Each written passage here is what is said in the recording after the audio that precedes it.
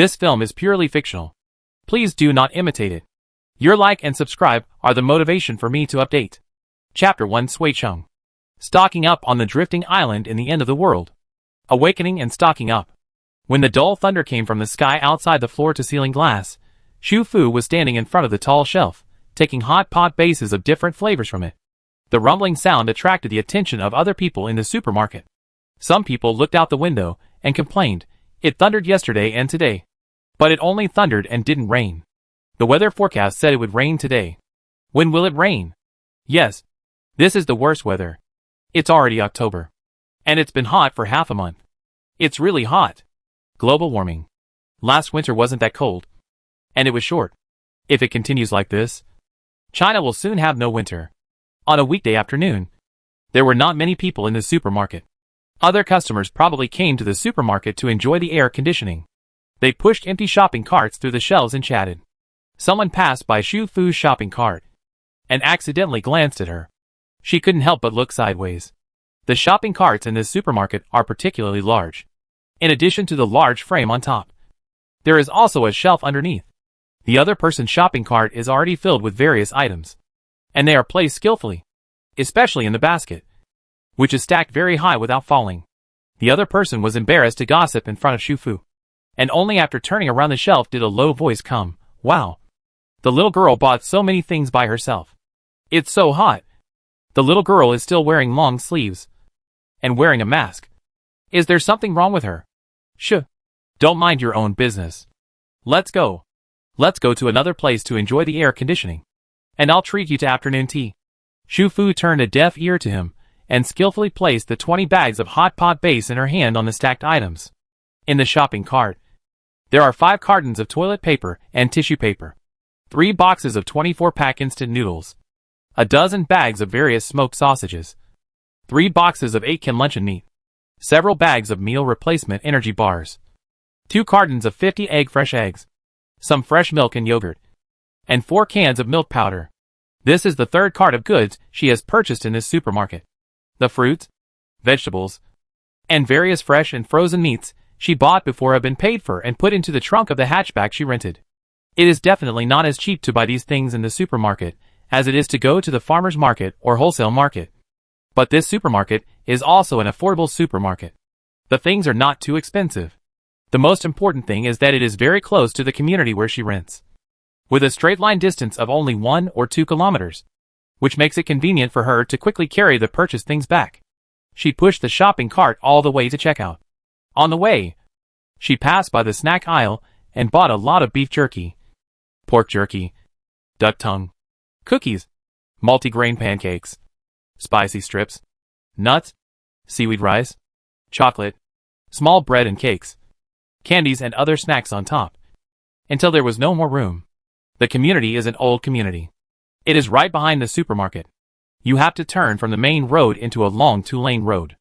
There are shops of all sizes on both sides of the lane. Breakfast snack shops, hardware stores, water stations, noodle shops, small convenience stores, barbecue restaurants, fast food restaurants, milk tea shops, home appliance repairs, mobile phone stores. The community's access control is equivalent to no access control. The barrier is always raised. It is very large inside. There are 20 to 30 residential buildings. Many of them were built at different times. The building appearance and apartment types are also completely different. The building she rented was close to the wall. The building was very long, without unit doors. It was a fully open building with 2 staircases. The rightmost western staircase was an external safety staircase. The other staircase was in the center of the building and was a built-in stairwell. Her home was on the highest floor, the 5th floor, on the left east side. If she had to climb the stairs to carry the things in her car back home, she would be exhausted. Fortunately, her destination was only the battery garage at the bottom of the building. The garage was not big, only about 7 or 8 square meters, with a floor height of about 2 meters. There were no windows, and no people could live there. It was used to park the residents' battery cars, bicycles, express cartons, etc., because she had signed a 2-year lease before. The landlord saw that she was single and a young girl, and gave her the key to the garage when she rented the house. She backed the car directly to the battery garage, got out and opened the door, and quickly transferred the large shopping bags in the car into the battery garage. She didn't do much exercise, and she would never stand if she could sit, and she would never sit if she could lie down.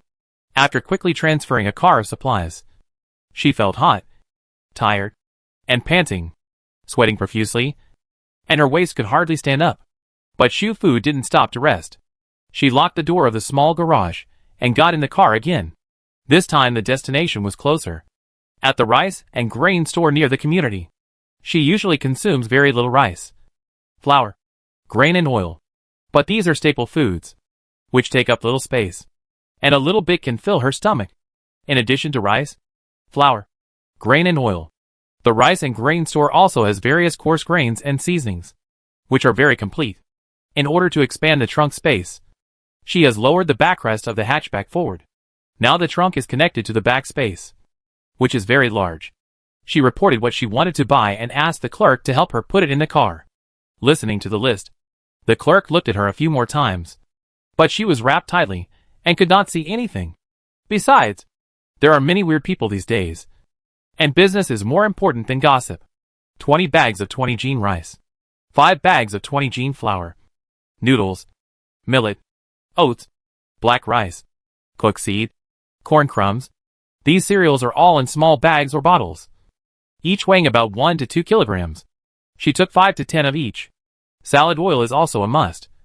4 per barrel. She took 15 barrels. Salt, chicken essence, sugar, soy sauce, pepper, chili powder and other seasonings. She asked the other party to directly prepare 3 large cardboard boxes.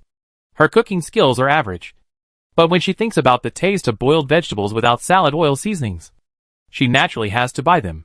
While the clerk was helping her move things to the car, she was not idle. She continued to take out her mobile phone and continued to place takeout orders at several large supermarkets nearby. She bought from multiple channels and did not waste a minute. She did not even choose the one-day or half-day delivery. She directly chose the one that was delivered immediately. The takeout order can be delivered directly to the door.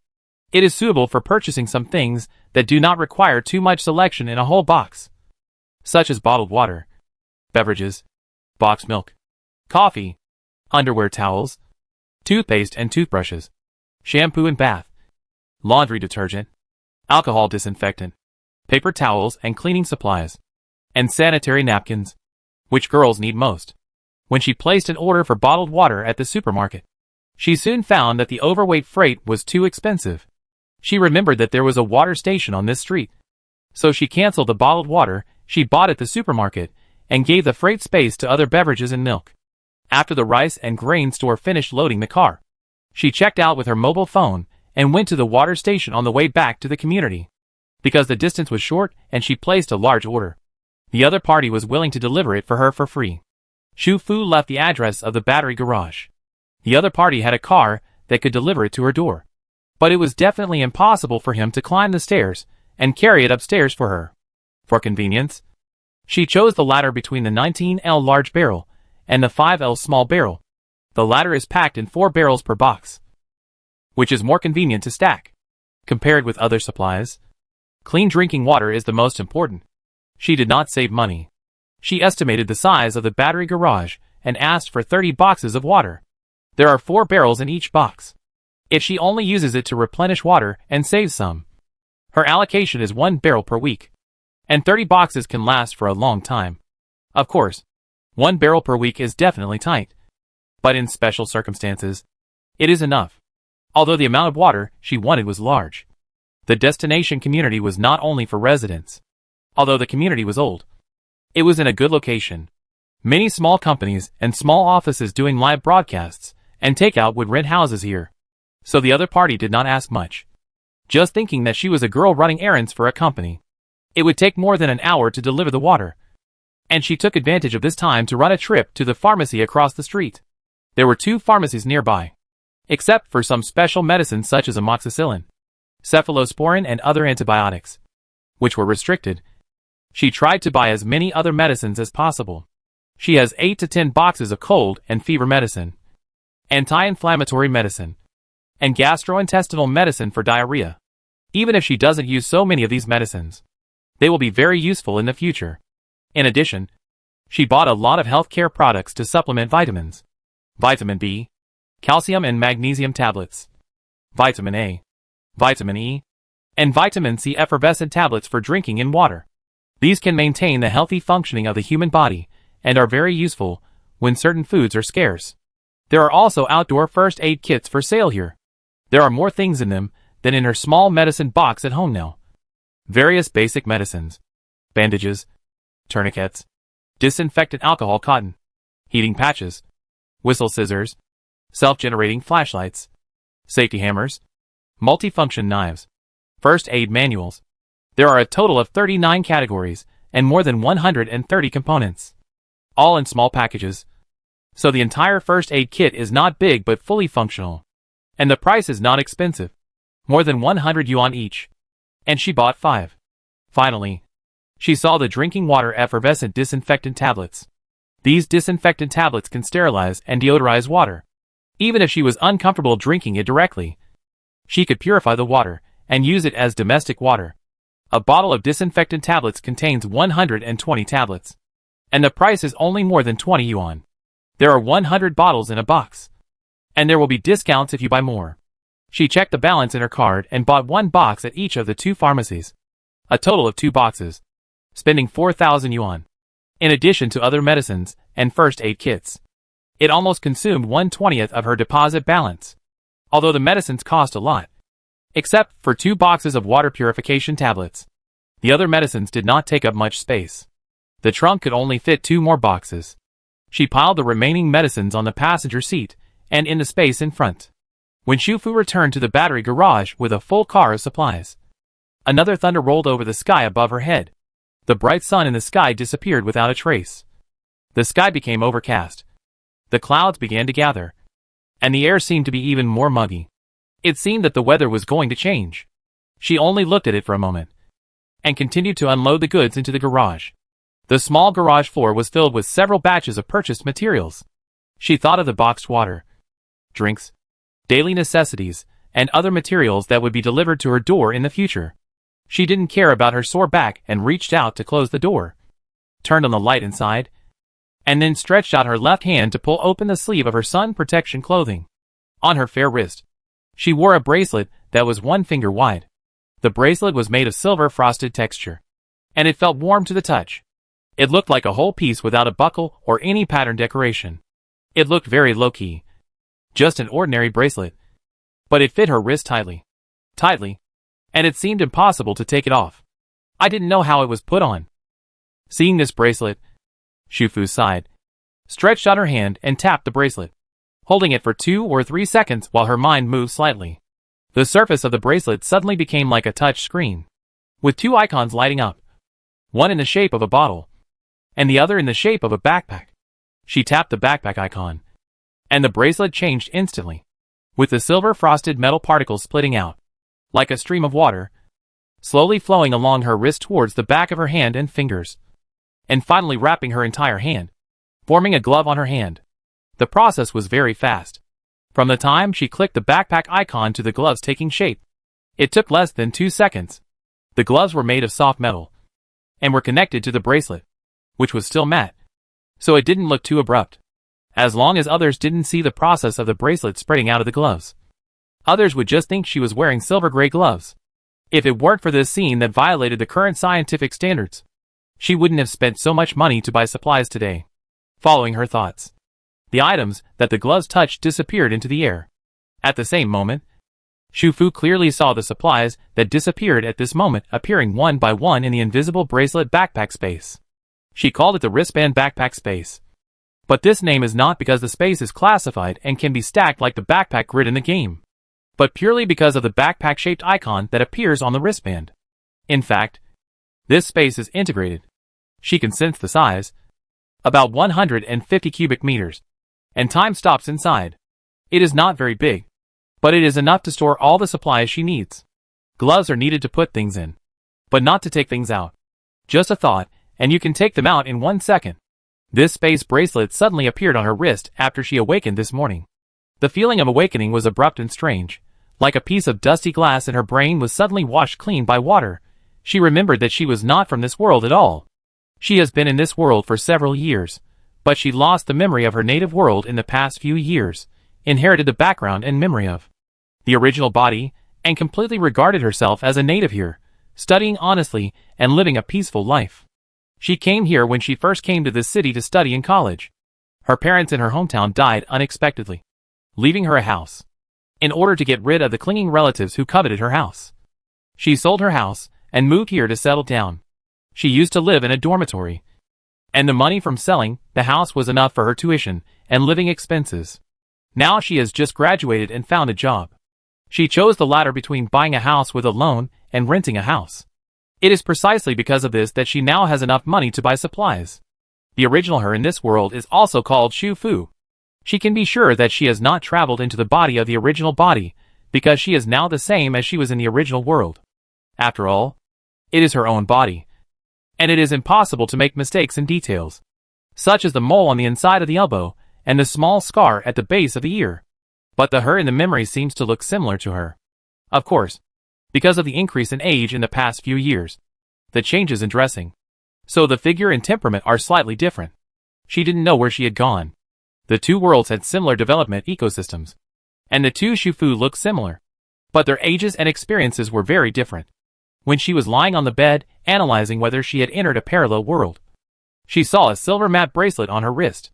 Before going to bed last night, her wrist was still empty. She touched the bracelet and accidentally unlocked it, then touched the bottle-shaped icon, and then a familiar glass bottle appeared on her hand. The glass bottle was only the size of a palm, like a mini version of an ordinary wine bottle, but the bottle was colorless and transparent. The bottle mouth was sealed, and there was a pool of blue water inside, which looked like the color of the sea. There was a small raft floating on the water, and there seemed to be a small flat-top cabin on the raft. When she shook the bottle, the blue water would move, but the raft would always float steadily on the water and would not sink. It was like a drifting bottle decoration that could be bought at any time on Taobao. She wanted to unscrew the cork but failed, and a line of words appeared on the bottle. Unsinkable drifting island house has not yet been activated. Looking at this line of words, she was struck by lightning. Unsinkable drifting island house. This is clearly the setting in the cartoon she wrote. Good news, she is a screenwriter. She has just written the plot outline of the whole story. Bad news, this is a doomsday disaster survival adventure cartoon. Chapter 2 Sui Chung. Ghost Wall and Heavy Rain. This is the first project that she, a third-rate screenwriter, is responsible for alone.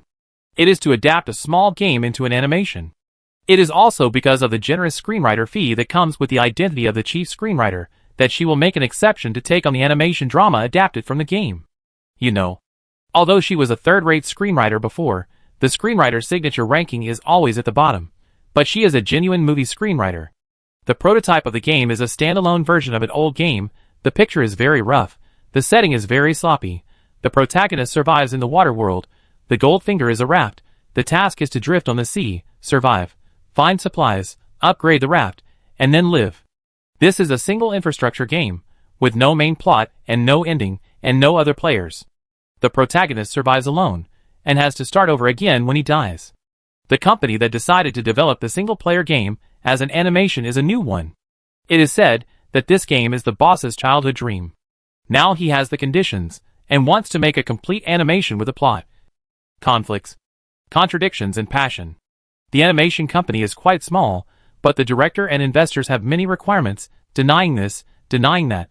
XXX is not allowed to write, O is not allowed to write, asking her to add cheats, add plots, add conflicts between characters and tasks, enrich disasters, upgrade the intensity of the original Pure Water World disasters again and again.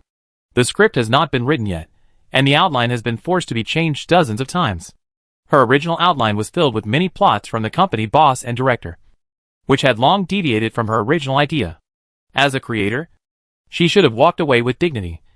But as a working dog, she had to accept it. Her parents also died in her native world, and she had to rely on herself for everything. She was not qualified to say no. The 26th version of the outline was finally passed, and the animation company also attracted an investment.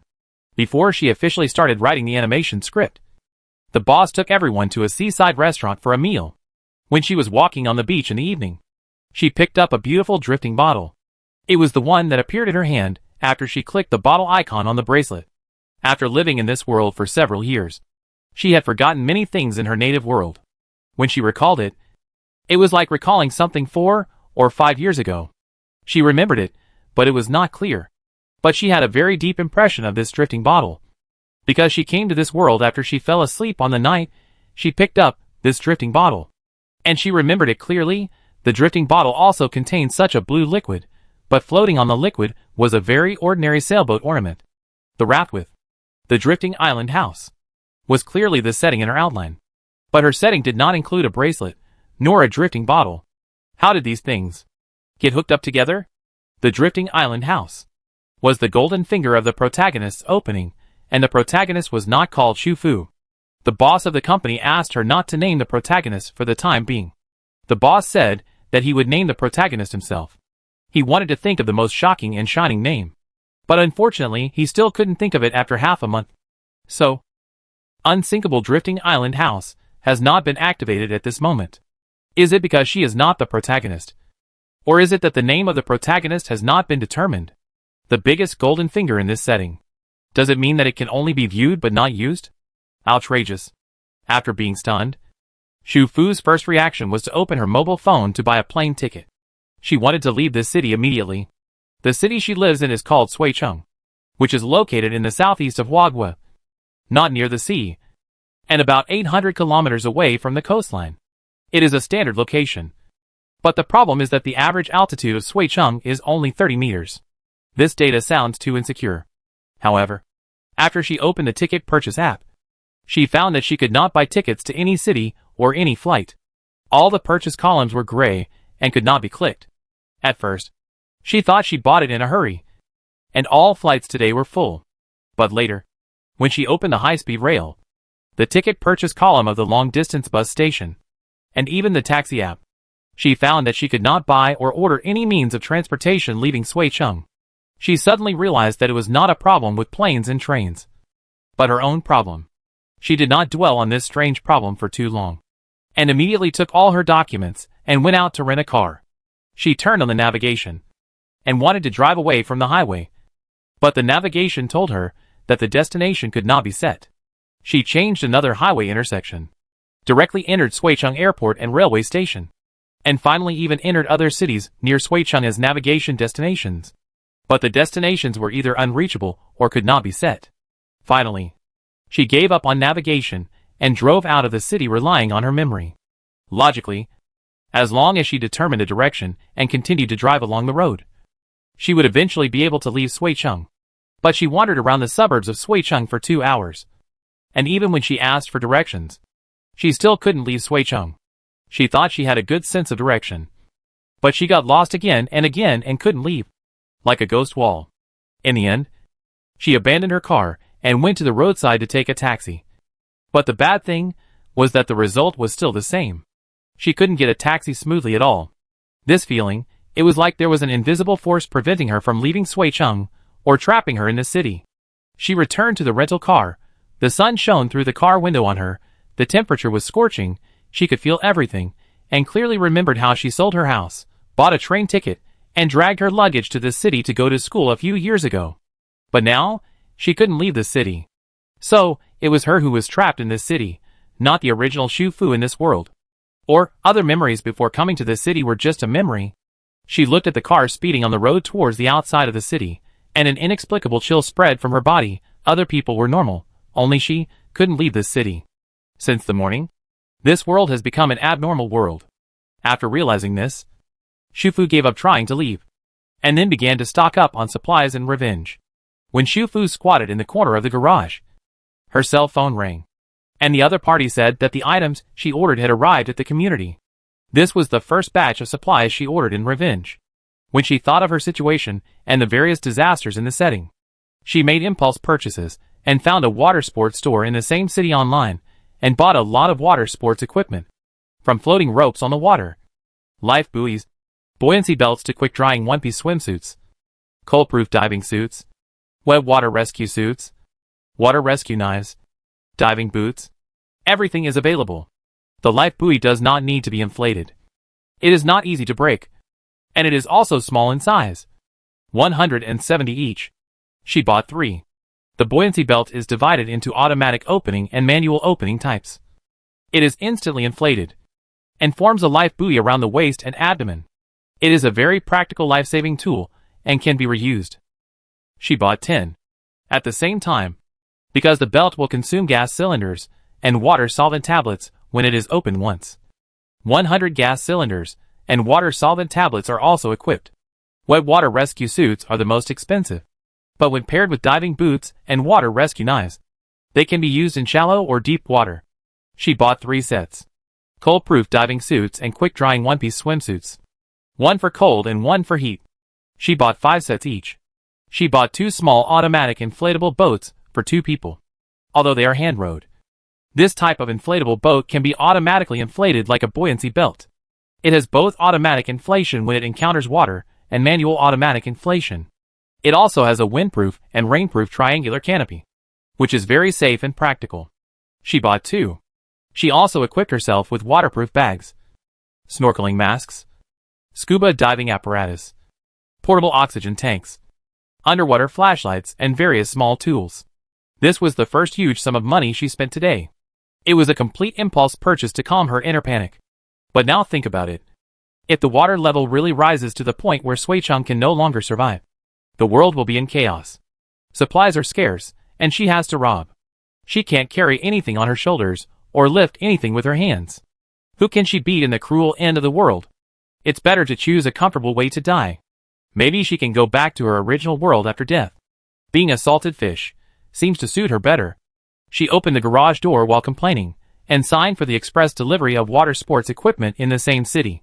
Water sports equipment sounds big, but most of them are inflatable and can be stored in the smallest state before use. The largest automatic inflatable boat after opening is only the size of a handheld boat bag of more than 1.5 meters long. All the things add up to 8 waterproof travel bags of various sizes, which can be completely put in the garage.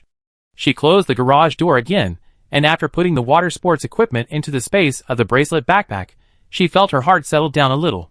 More than 30 minutes later, the water station clerk drove a 3-wheeled battery car to deliver water.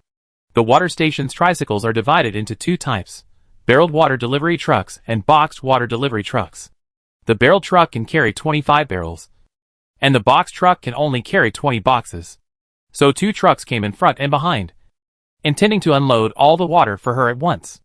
At this moment, there were only a small number of paper towels from the supermarket, a few large bags of snacks, and a few bags of rice and other supplies in the garage. Shu Fu saw that the boxed water on the second car was also full, and because the boxed water could be stacked, there was still enough space in the garage. So she asked if the remaining 10 boxes on the other car could also be unloaded to her. The other party was originally going to deliver water to other places after delivering here, but there was no reason to refuse business. So he called the boss, got a positive reply, and moved the other 10 boxes of water in the car into the garage. Shu Fu transferred the balance to the boss, thanked him, and looked back at the 40 boxes of pure water in the garage. And his heart was a little relieved. It was a weekday afternoon.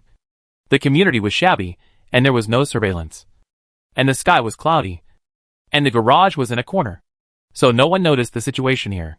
Shu Fu left 4 or 5 boxes of water in there for temporary storage, and put the rest into the space of her wristband backpack. She symbolically carried a few rolls of tissues and 2 large bags of snacks, then locked the door and went back to her residence. She took the internal stairwell in the middle of the building. There were 5 floors plus the height of the garage, so she had to climb 6 floors in total. She just graduated in the summer and moved here a few months ago.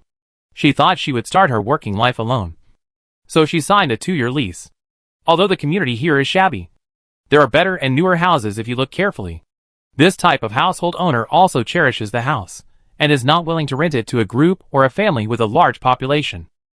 For a female college student like Shu Fu, who just graduated and lives alone, he is naturally happy to rent it to her, and even gives her a small discount. The house is not big, less than 60 square meters, with 1 bedroom, 1 living room, 1 kitchen and 1 bathroom. It occupies the easternmost corner of the building. Outside the north-facing gate is a full-length corridor. There is no wall on the north side of the corridor, only a fence. The open kitchen and dining area are at the entrance of the house. The bathroom is on the left, and has a window facing east. The narrow bar table separates the dining room and the living room. The living room faces south and has a small balcony with a glass sliding window. Because the floor is high and the sun is bright, it is very convenient to dry clothes. The bedroom is in the southeast corner, with a window facing south. The whole house is not transparent from north to south. The kitchen window is next to the door, a long window. Because there is a walkway outside, the lighting is not very good, and the lights have to be turned on during the day. In addition, for safety reasons, anti-theft bars are installed outside the window. Looking out from the inside is like being in an iron cage. But compared with the disadvantages, there are more advantages. Compared with other buildings near the community, the floor is higher. The small balcony has good light, and it is in the shape of a convex rectangle, with a wide field of vision, and you can see everything around you. The original house had few furniture, and the owner agreed that she could renovate the house without changing the house type. Now the wallpaper in this house is all new. The curtains are also new. There are not many furniture, but they are basically brand new discounted items that she found little by little from the furniture market. And the whole house is a log forest style. And the layout is warm and comfortable. Shu Fu originally planned to buy more things.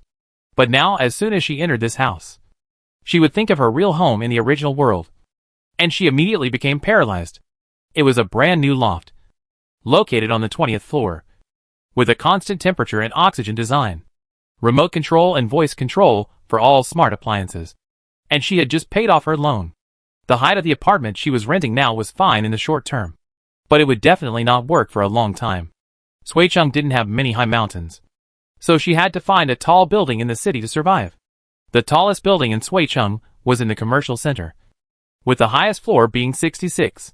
She should be able to survive there for a long time. But she had to stock up on food and drink, and many things needed to be purchased online or in the city. So it was definitely more convenient to stay in this house for now. The room was stuffy and hot. She casually threw the things she brought into the room into the space of the bracelet backpack, turned on the air conditioner in the living room, took off her sun protection clothes, went to the tea machine, poured a cup of pure water and drank it all, and laid down on the sofa, emptying her mind in revenge, until the phone rang. A new batch of supplies was delivered. And then she got up mechanically. All the ordered goods were delivered to the door. She asked the other party to deliver the lighter and smaller items directly to her door. For heavier items such as boxed drinks, milk coffee, milk tea, coconut water and items purchased in large quantities, she left the address of the battery garage, and then went downstairs to meet them. In the next 3 to 4 hours, she ran up and down 8 or 9 flights of stairs. She didn't even realize how much she could buy. In addition to food and cleaning supplies, she even bought 10 power banks. Because it was cloudy, it was completely dark at around 6 o'clock. When she came out of the garage after collecting the things for the last time, it was raining heavily outside. The rainstorm finally came. Fortunately, an umbrella was also on her shopping list.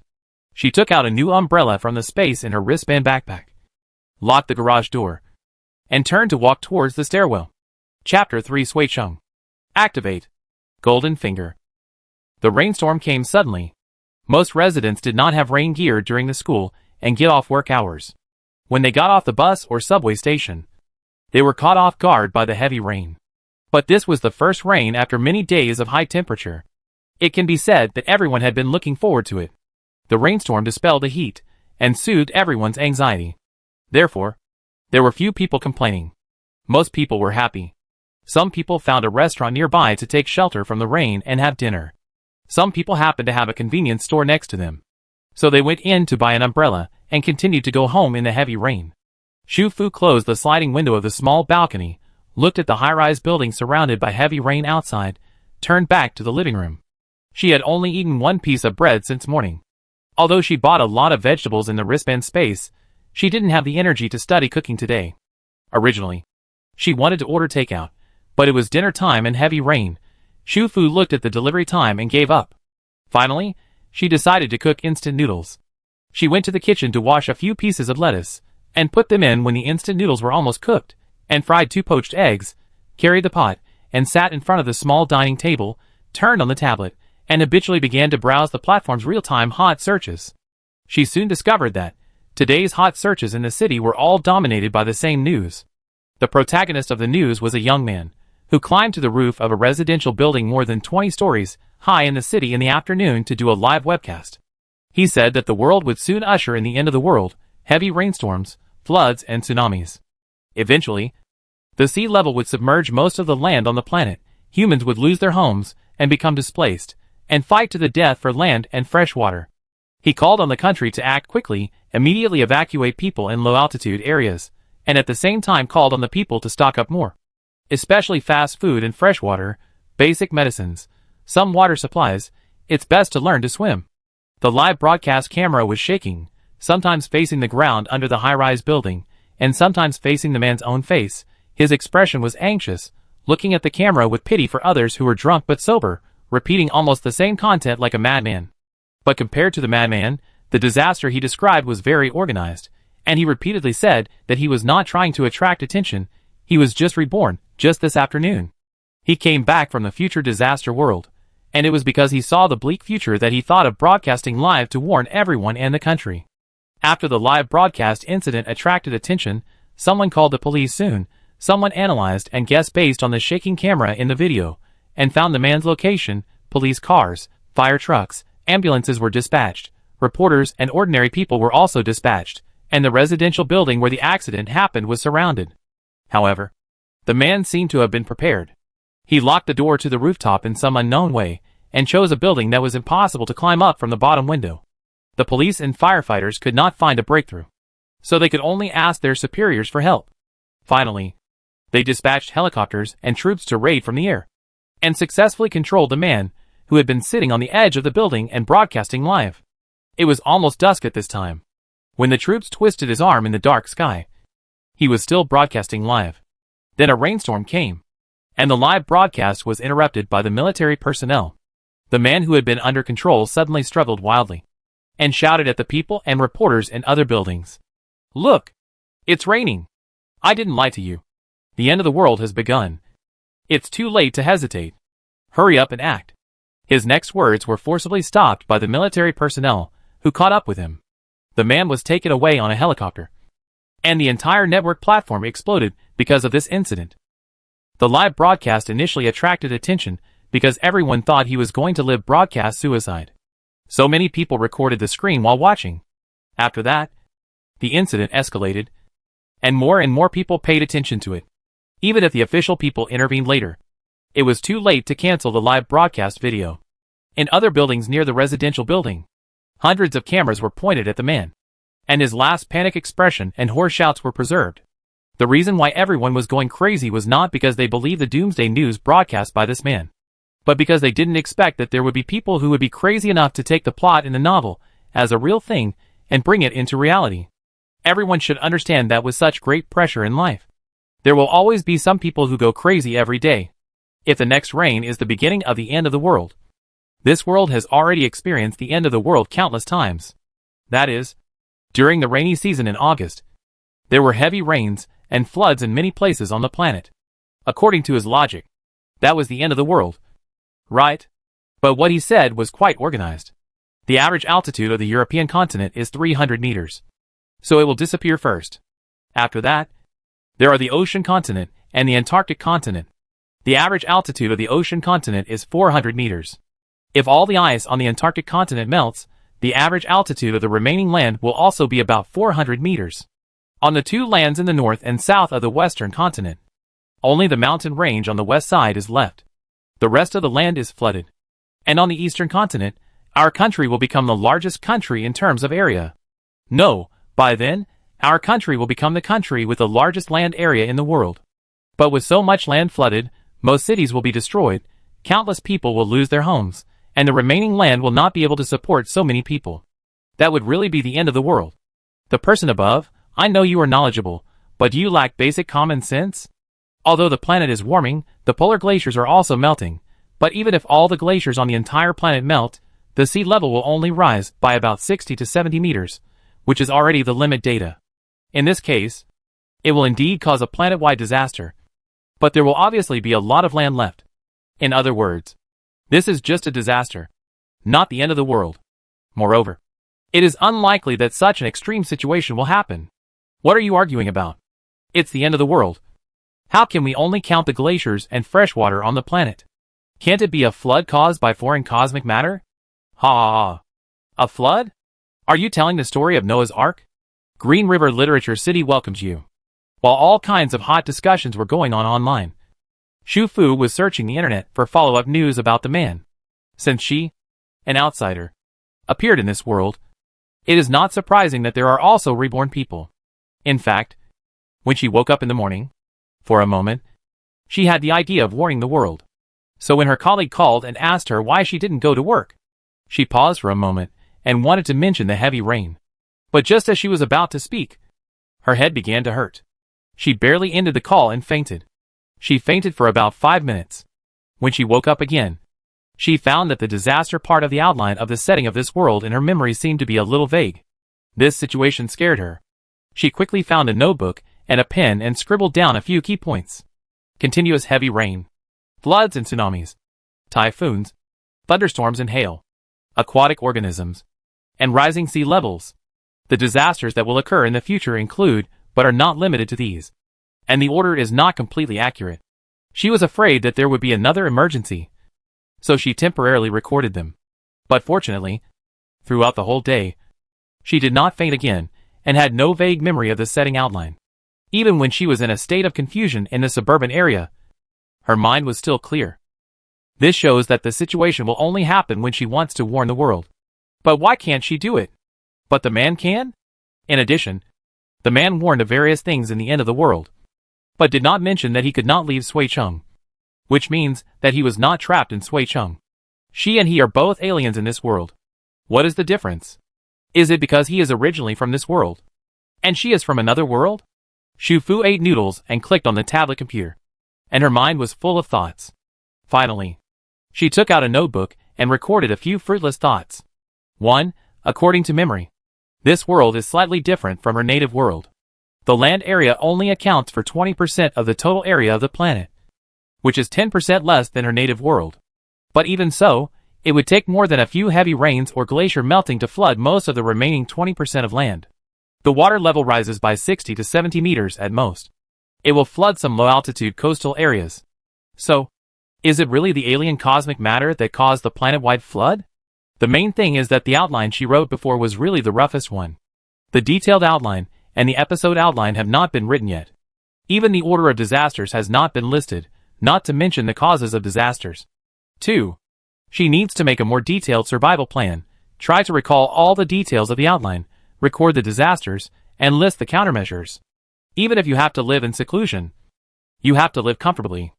After all, you have the golden finger of the bracelet backpack space, which cannot be wasted. If you can't survive, choose a comfortable way to die. Death is not scary, but life is worse than death. 3. It is known that there are time travelers and reborn people in this world. Under the calm appearance, are there more time travelers and reborn people hiding?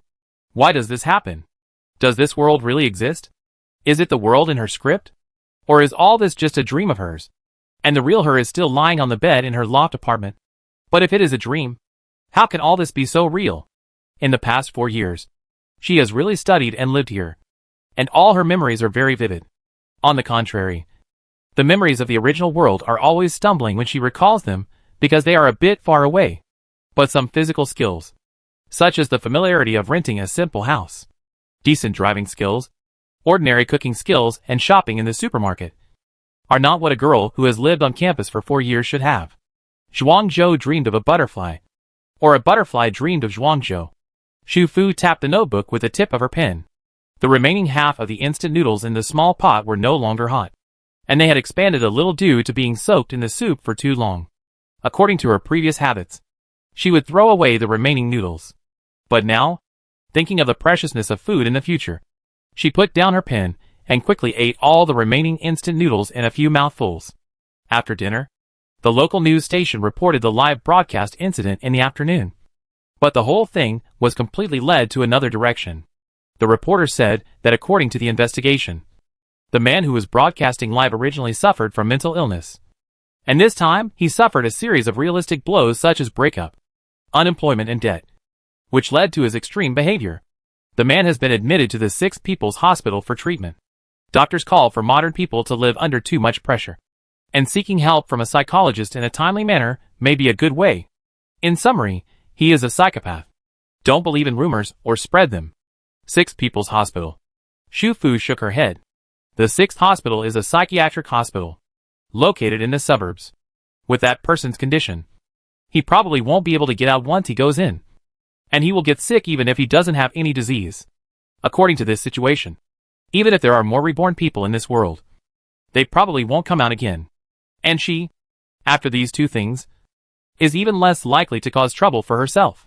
She turned down the volume of the TV news, sat down at the desk next to the sliding door of the small balcony in the living room, listened to the sound of rain outside, and opened the webpage to search for keywords. Sui-chung started in September, and the weather, which should have entered autumn, still maintained high temperatures, ranging from 35 to 40 degrees Celsius on a daily basis, and even more than 30 degrees Celsius at night.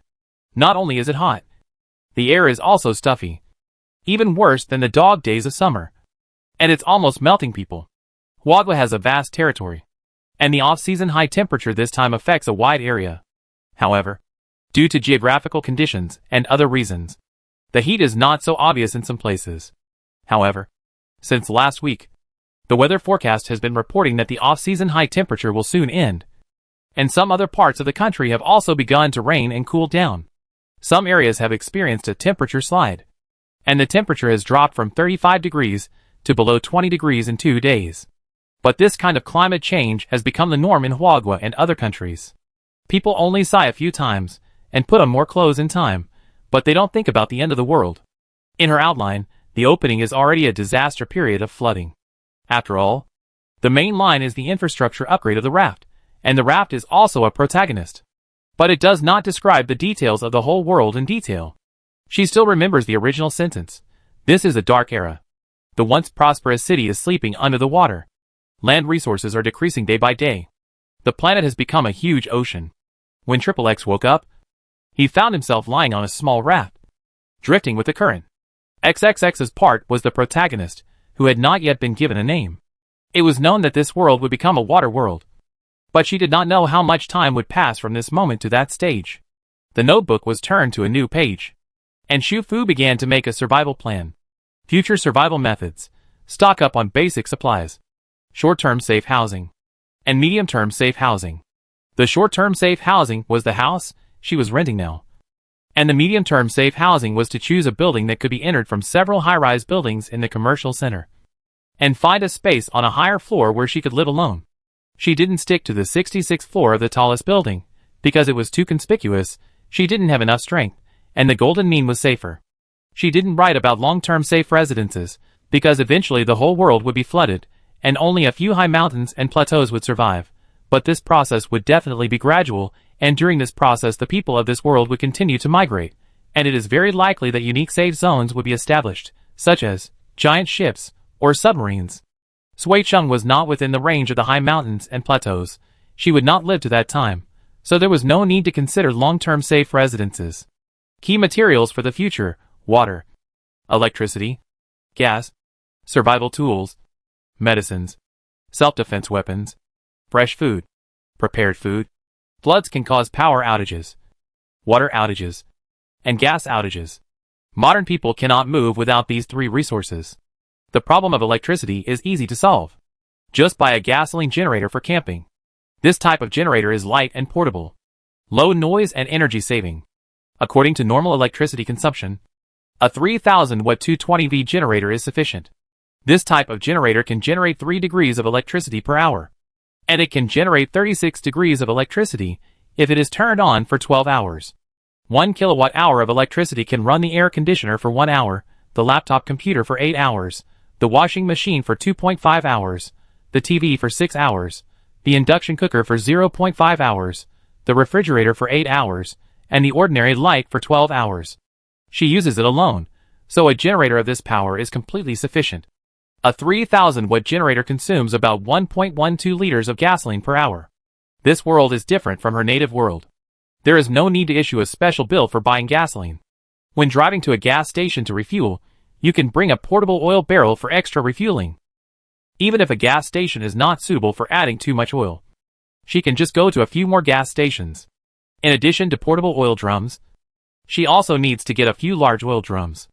Large oil drums have a capacity of 200 L, which is more space-saving than portable oil drums. Stocking 4 to 5 barrels of gasoline can last for a long time. If there is electricity, you can use an induction cooker to cook, but you also have to stock up on gas tanks. And you have to consider special circumstances. Accordingly, you have to stock up on gas stoves, alcohol tanks, solid alcohol and matching pots. These things can be bought at camping supplies stores. She plans to go there tomorrow. The outline does not mention the temperature of the end of the world. But in the end of the world of catastrophic nature, the climate is definitely disordered. And both high and low temperatures may occur. There is no heating in Shuicheng. And the variable frequency air conditioner cannot work normally when the temperature drops below -15 degrees. In addition to cold-proof clothing and electric heaters, 2 more stoves can be prepared for heating, compared with the wood stove that needs to prepare firewood and build a special chimney for ventilation. It is more convenient and safer for a clumsy person like her to use a kerosene stove, which can be used in a normal room with air circulation. There is a noble stove that is very popular in the Middle East. It is light, durable and powerful. It weighs only 3.5 kilograms. The oil tank of this kerosene stove is about 4 L. It can be used directly for 18 to 20 hours after being filled with special oil. The indoor temperature rises quickly. You can also boil water and cook vegetables with the top cover. It is especially convenient for hot pot. The price of special oil is not expensive. It costs 2 yuan per hour. Xu Fu checked the information and wrote a plan. He compared prices online and chose a store with high cost performance and bought 2. He also bought 50 barrels of special oil from 2 stores. A total of 1,000 L. They were all delivered to the door within 48 hours. In the end times, supplies are scarce. Fresh ingredients are definitely scarce. She really doesn't want to eat canned food. Forget about indoor planting with nutrient soil and hydroponic boxes. She is a clumsy person, and it is highly likely that she can't grow anything. In addition, space and time are still.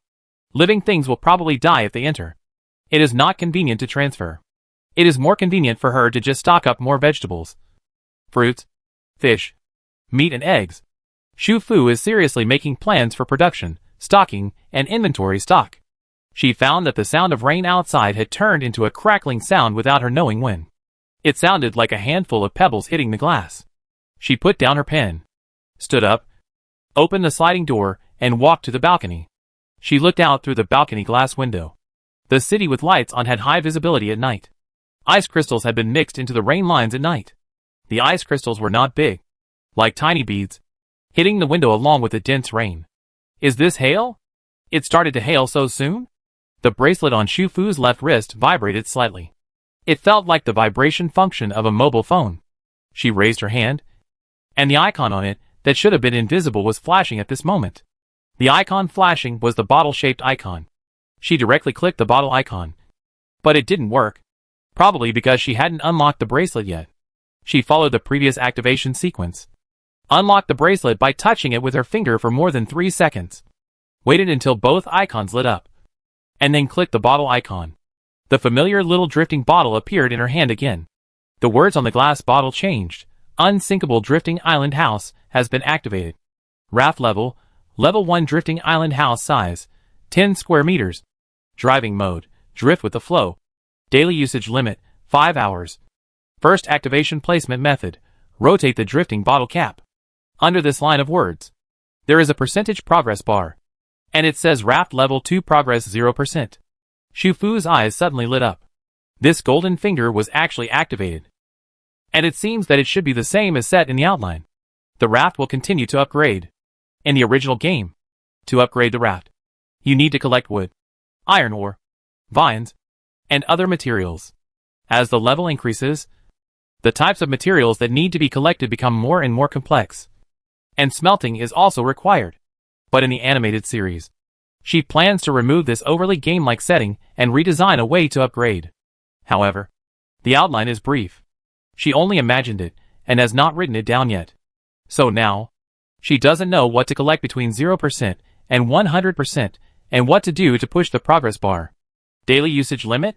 What is this? She doesn't remember writing such a detailed setting.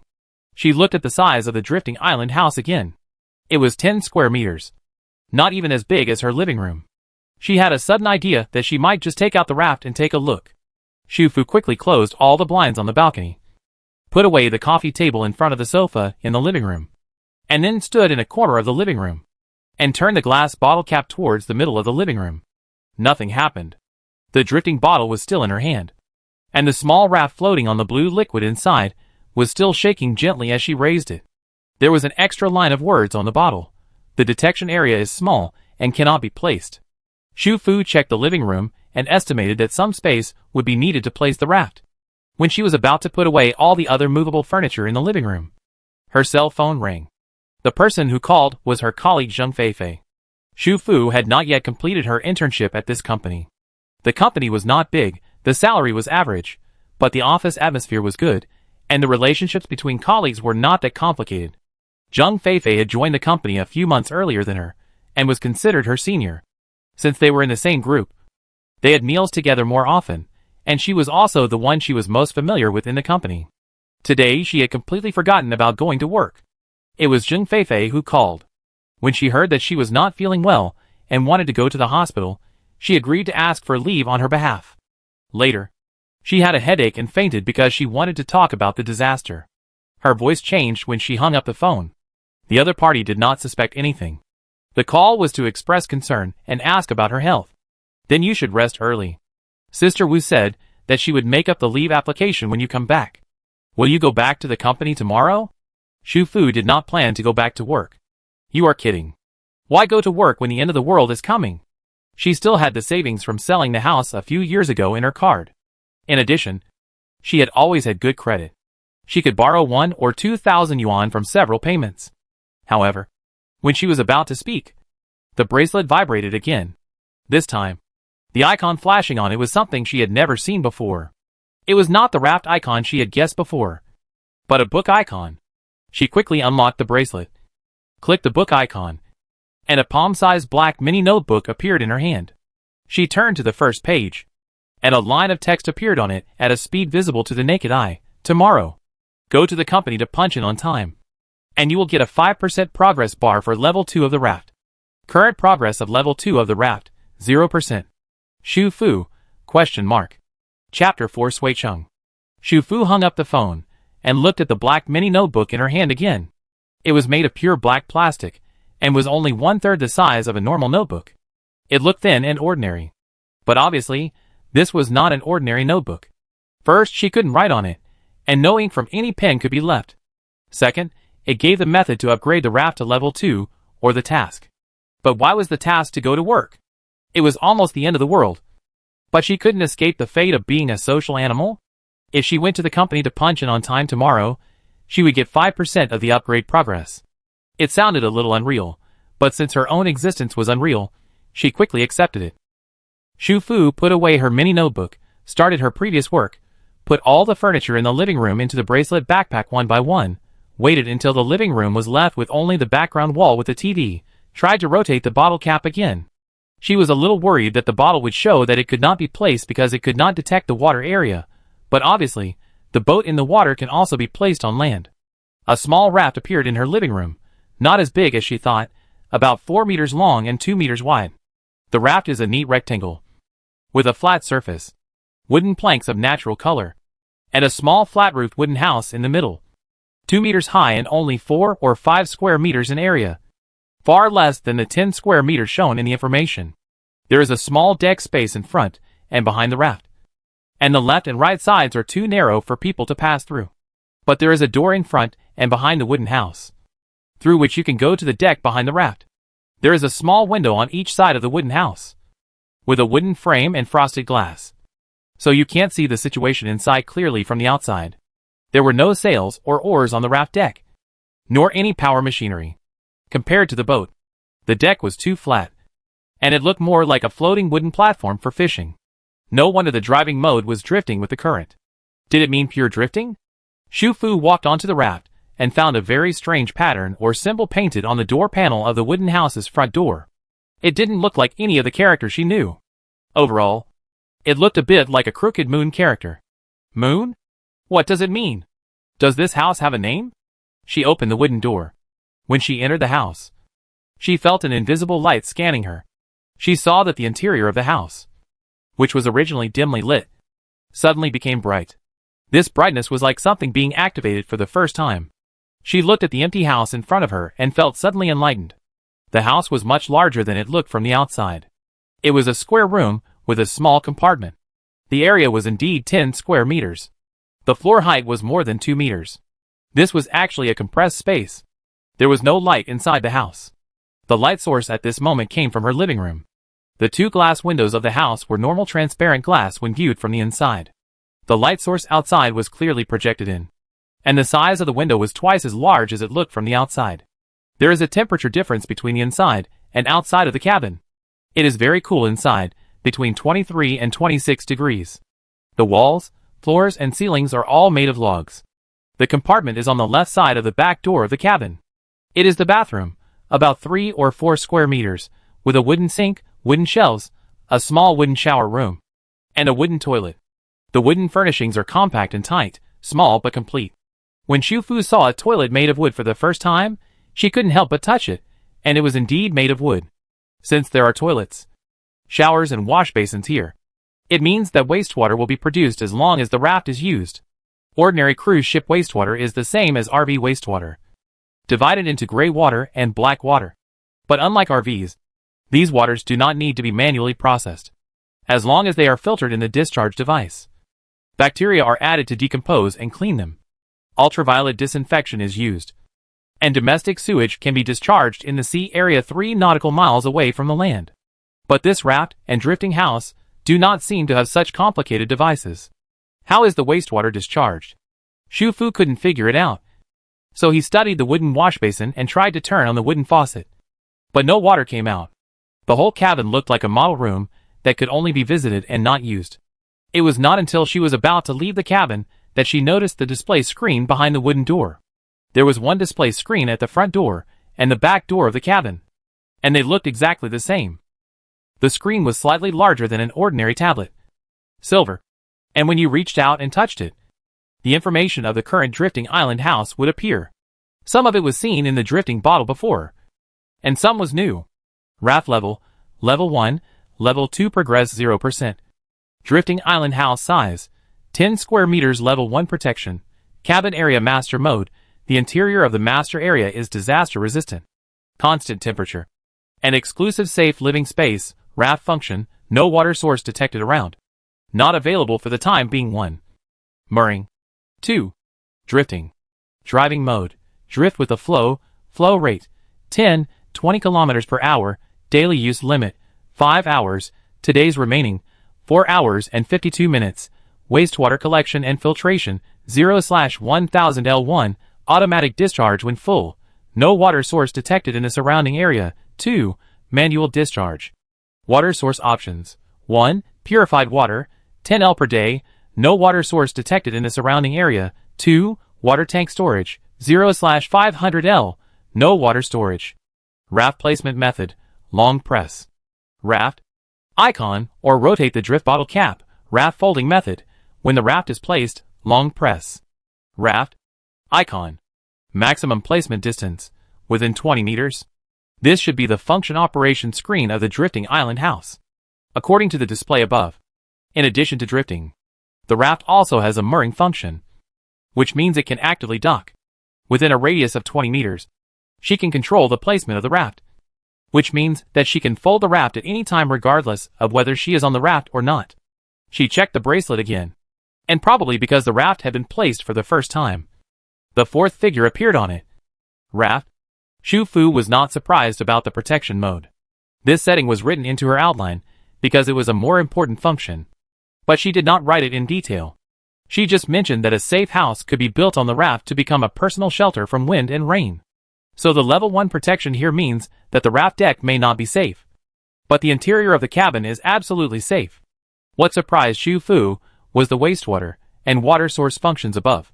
She didn't expect it to be so detailed. She reached out and touched the screen, and found that like a tablet, some selectable functions would pop up the next level of the directory. When she clicked on manual discharge of wastewater collection and filtration, a new font popped up on the screen, No wastewater was detected to be discharged. And no water source was detected around.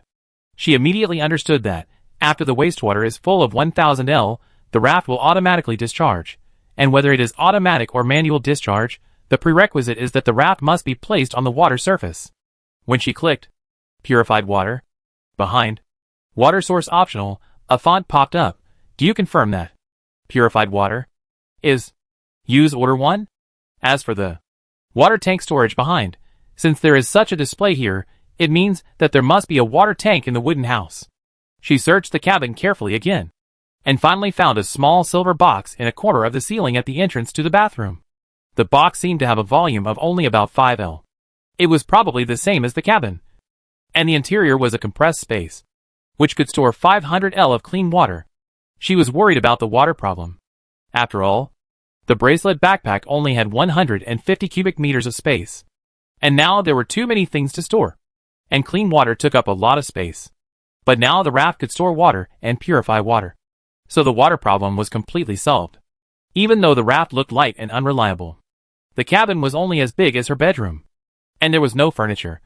But she felt safe when she stood in it. The biggest disaster in the future would be water. Floods, tsunamis, storms, and rising sea levels would eventually cause Sui Chung to sink underwater. Now with this unsinkable drifting island house, as long as she stocked up enough supplies, she might be able to survive in this world for a long time. She returned to the function screen, set the water tank to use order 1, and then began to experiment. She took something out of the bracelet backpack, and the item was successfully taken out. She went into the bathroom and took out a bucket of purified water. She wanted to check how to store purified water. Then she found that when purified water appeared near the water tank, the text would appear on the screen. Drinkable purified water detected nearby. Would you like to store it? She pressed the store button, and the purified water in the bucket disappeared. The screen showed 5/500 L purified water. She thought about it, walked out of the cabin, and went to the kitchen to get half a basin of water, then took some garbage such as plastic bags, and re-entered the cabin. The basin was close to the water tank, and the screen showed text again, clean water detected nearby. Do you want to store it? The 3 words drinkable were missing, which was quite smart. Shufu did not click to save, and threw plastic bags and other garbage into the basin. Soon, the text on the screen disappeared. I understand. When it is determined to be non-clean water, it cannot be stored. She put away the basin, casually took out a shelf and placed it in the wooden house. Then left the wooden house and closed the door. And after lighting up the bracelet, she long pressed the raft icon, and the raft in front of her disappeared directly. After that, she clicked on the bottle icon, and the bottle appeared in her hand again, and the small raft was still floating on the blue liquid in the bottle. She shook the bottle up and down, left and right, and then put away the bottle and directly pressed the raft icon. When placing the raft this time, she could clearly sense that she could control the landing point of the raft within a certain range centered on herself. Inside the wooden house, the shelf was still in its original place. Not only did it not fall to the ground, but it did not even move. The shock absorption is good, Shufu praised.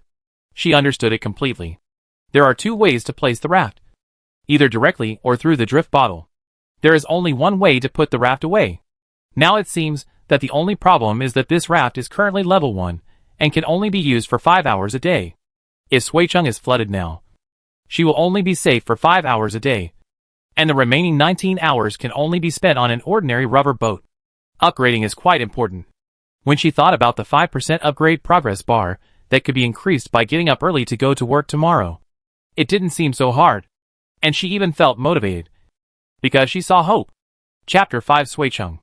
It was past 7 in the evening, and the raft had more than 4 hours of use left today, so it couldn't be wasted. Shufu first took a comfortable hot bath, changed into short-sleeved home clothes, found the 2 largest buckets in the house, cleaned them, and began to drain water in turn. When a bucket was full, it was stored in the wristband space. Then she went into the bathroom of the wooden house, took out the bucket, and stored water in the wooden house water tank, and so on. While waiting for the draining time, she began to sort out the supplies purchased today in the wristband space. She hadn't thrown away many of the large cartons from the previous home renovation, and now it was just the right time to help her organize the supplies. Vegetables, fruits, fresh frozen fish, eggs, various snacks, cooking oil and seasonings, beverages, instant noodles. canned sausages and other fast foods, medicines, water equipment.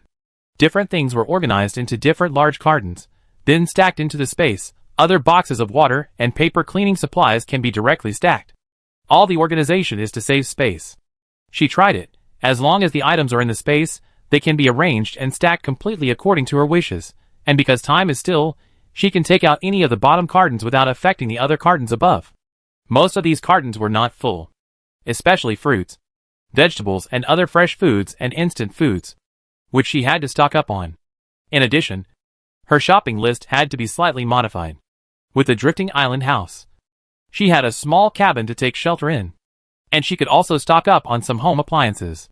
For example, considering that the clothes could not be dried due to the continuous rain, she had to buy a few sterilizing clothes dryers. Such dryers were not expensive. She had considered the drying problem before she found a house, and she checked online. They cost more than 100 yuan each, and they could be folded and stored when not in use, and they could be used as long as there was electricity. In order to make cooking easier, you can buy a few integrated hot pot machines. This is the most suitable for people like her who are not good at cooking.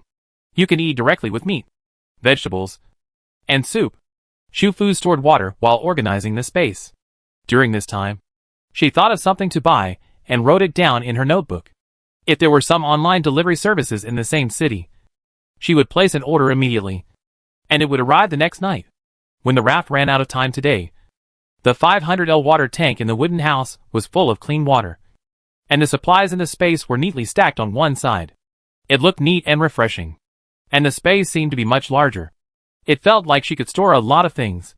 The hail outside lasted for more than half an hour, and then turned into heavy rain.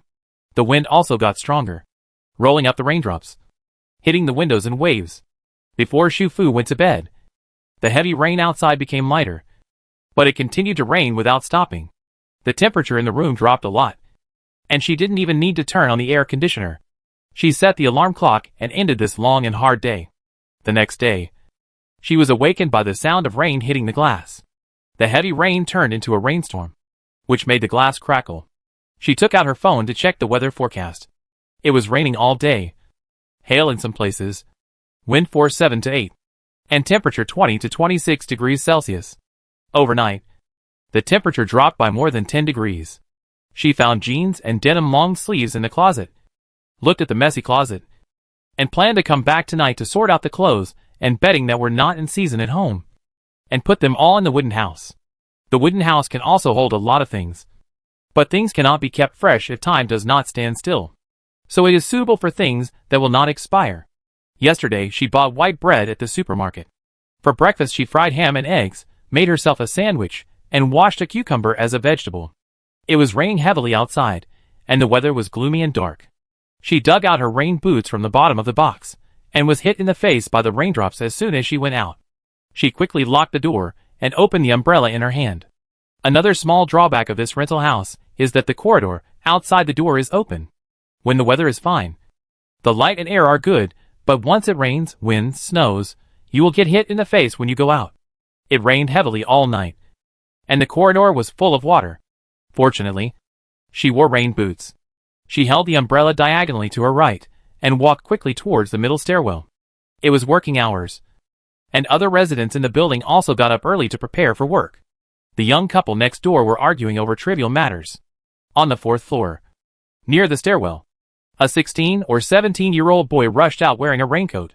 His mother chased him out of the door, waving the coat in her hand for him to take it.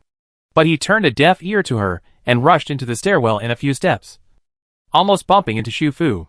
A child was crying in the corridor on the 3rd floor. It seemed that he was being scolded by his father for breakfast. Someone on the 2nd floor was making scallion pancakes.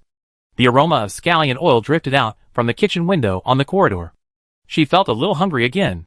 It was a very vivid and real world. Xu Fu did not treat herself badly. She got into the rented car and drove to the company.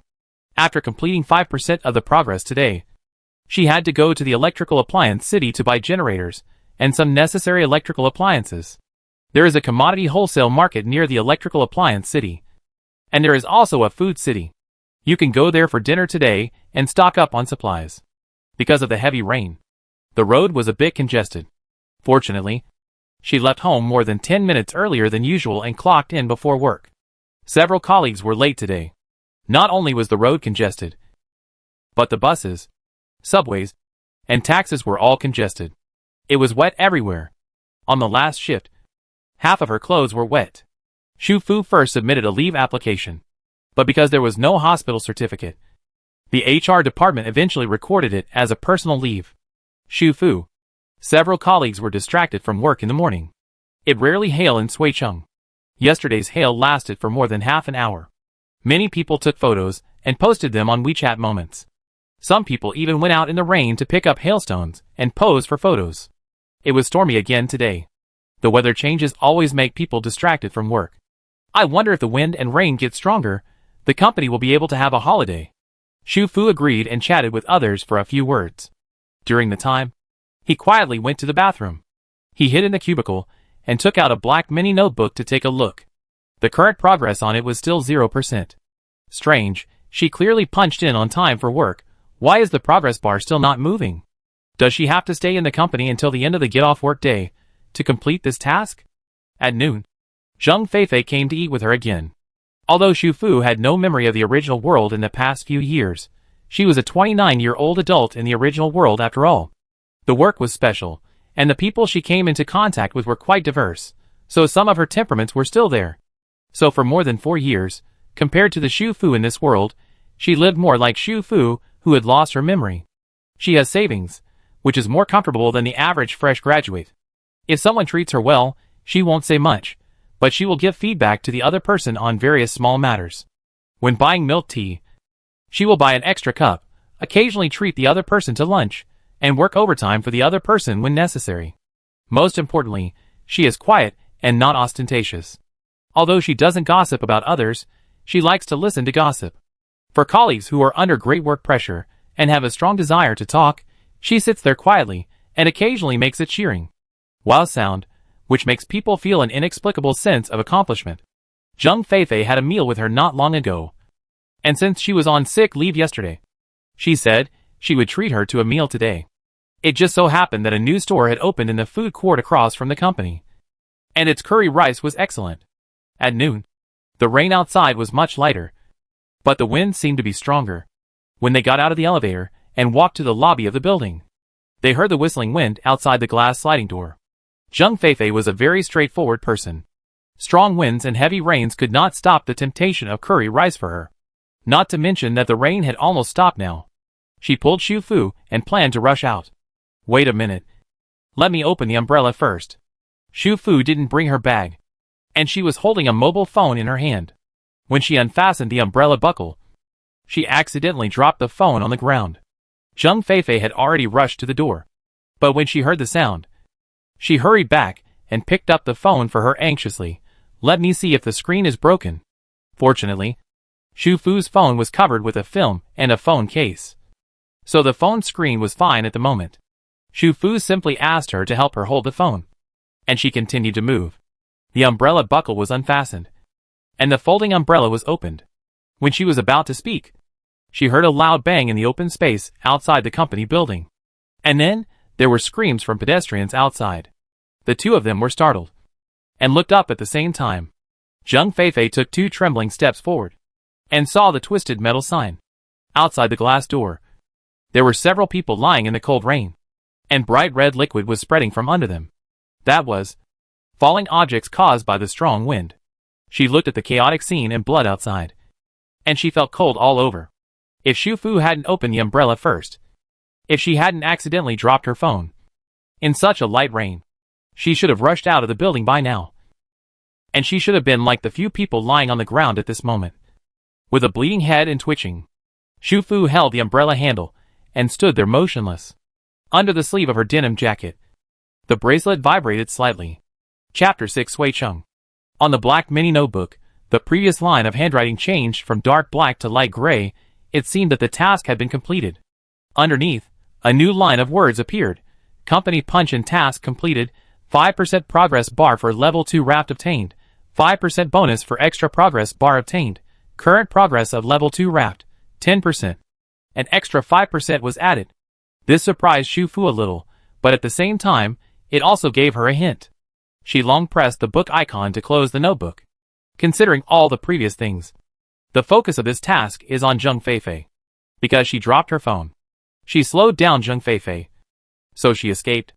On the other hand, if there was no 5% progress bar task, she would have asked for leave today according to her original plan. Zheng Feifei would not turn back because of her, and might have been hit by the falling glass. So a new question came up. If she did not punch in to complete this task today, what would be the result?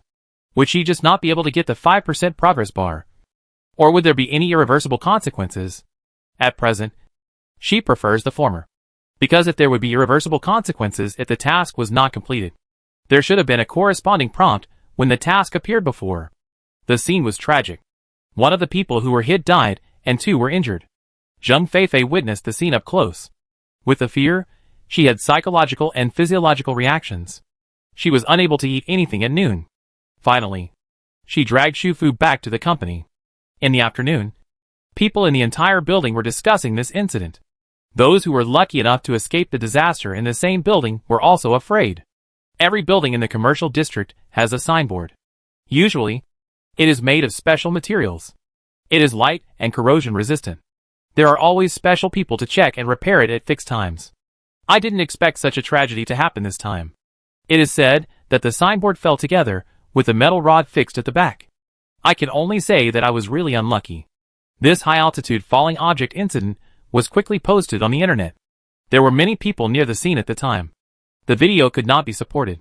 People who paid attention to this incident online found that there were more than one high-altitude falling object incidents today. Some residential buildings had sliding windows that were not tightly closed, and they were just ordinary glass. When the strong wind blew, the window frames hit the wall, and the glass shattered and fell. It just happened that there were few pedestrians in other places, and the heavy objects falling to the ground only scared the people passing by. Only here, because it was lunchtime for employees of various companies in the building. There were dense crowds of people. Although Xu Fu did not witness the scene up close, she was also frightened. This was different from the disasters that would happen in the future. It was full of unpredictability and unknowns. Life and death were only a moment away, and it was impossible to prevent it. She stayed in the company for an hour, and finally decided to take a leave in the afternoon. The 5% progress bar task had been completed, and she didn't want to stay here and waste time. Because of the accident, many employees in the building who witnessed the scene had different degrees of stress reactions, and some people also took leave, including Zheng Feifei. She even called her boyfriend and asked him to pick her up. After she left the company, she drove straight to the west of the city. When she passed the gas station, she went in and filled up the car with gas, and bought 530L portable oil drums at the same time. Then, naturally, she filled up all 5 portable oil drums at the gas station, and there was more than enough space for the oil drums to fit in the trunk. After that, the car passed a large auto repair shop. The car she was driving was rented monthly, which was much cheaper than daily rent. Because the car was a bit old and it was a hatchback, it only cost 2,000 yuan a month. She needed a car very much now, but she didn't want to waste money on buying one, so she planned to rent the car for a long time. After considering it, she drove the car to the auto repair shop and asked for a one-way film on the car windows. If only the car window film was applied, the whole work would take about an hour and cost more than 1,900 yuan. If the expenditure exceeds a certain amount, it can be paid in installments.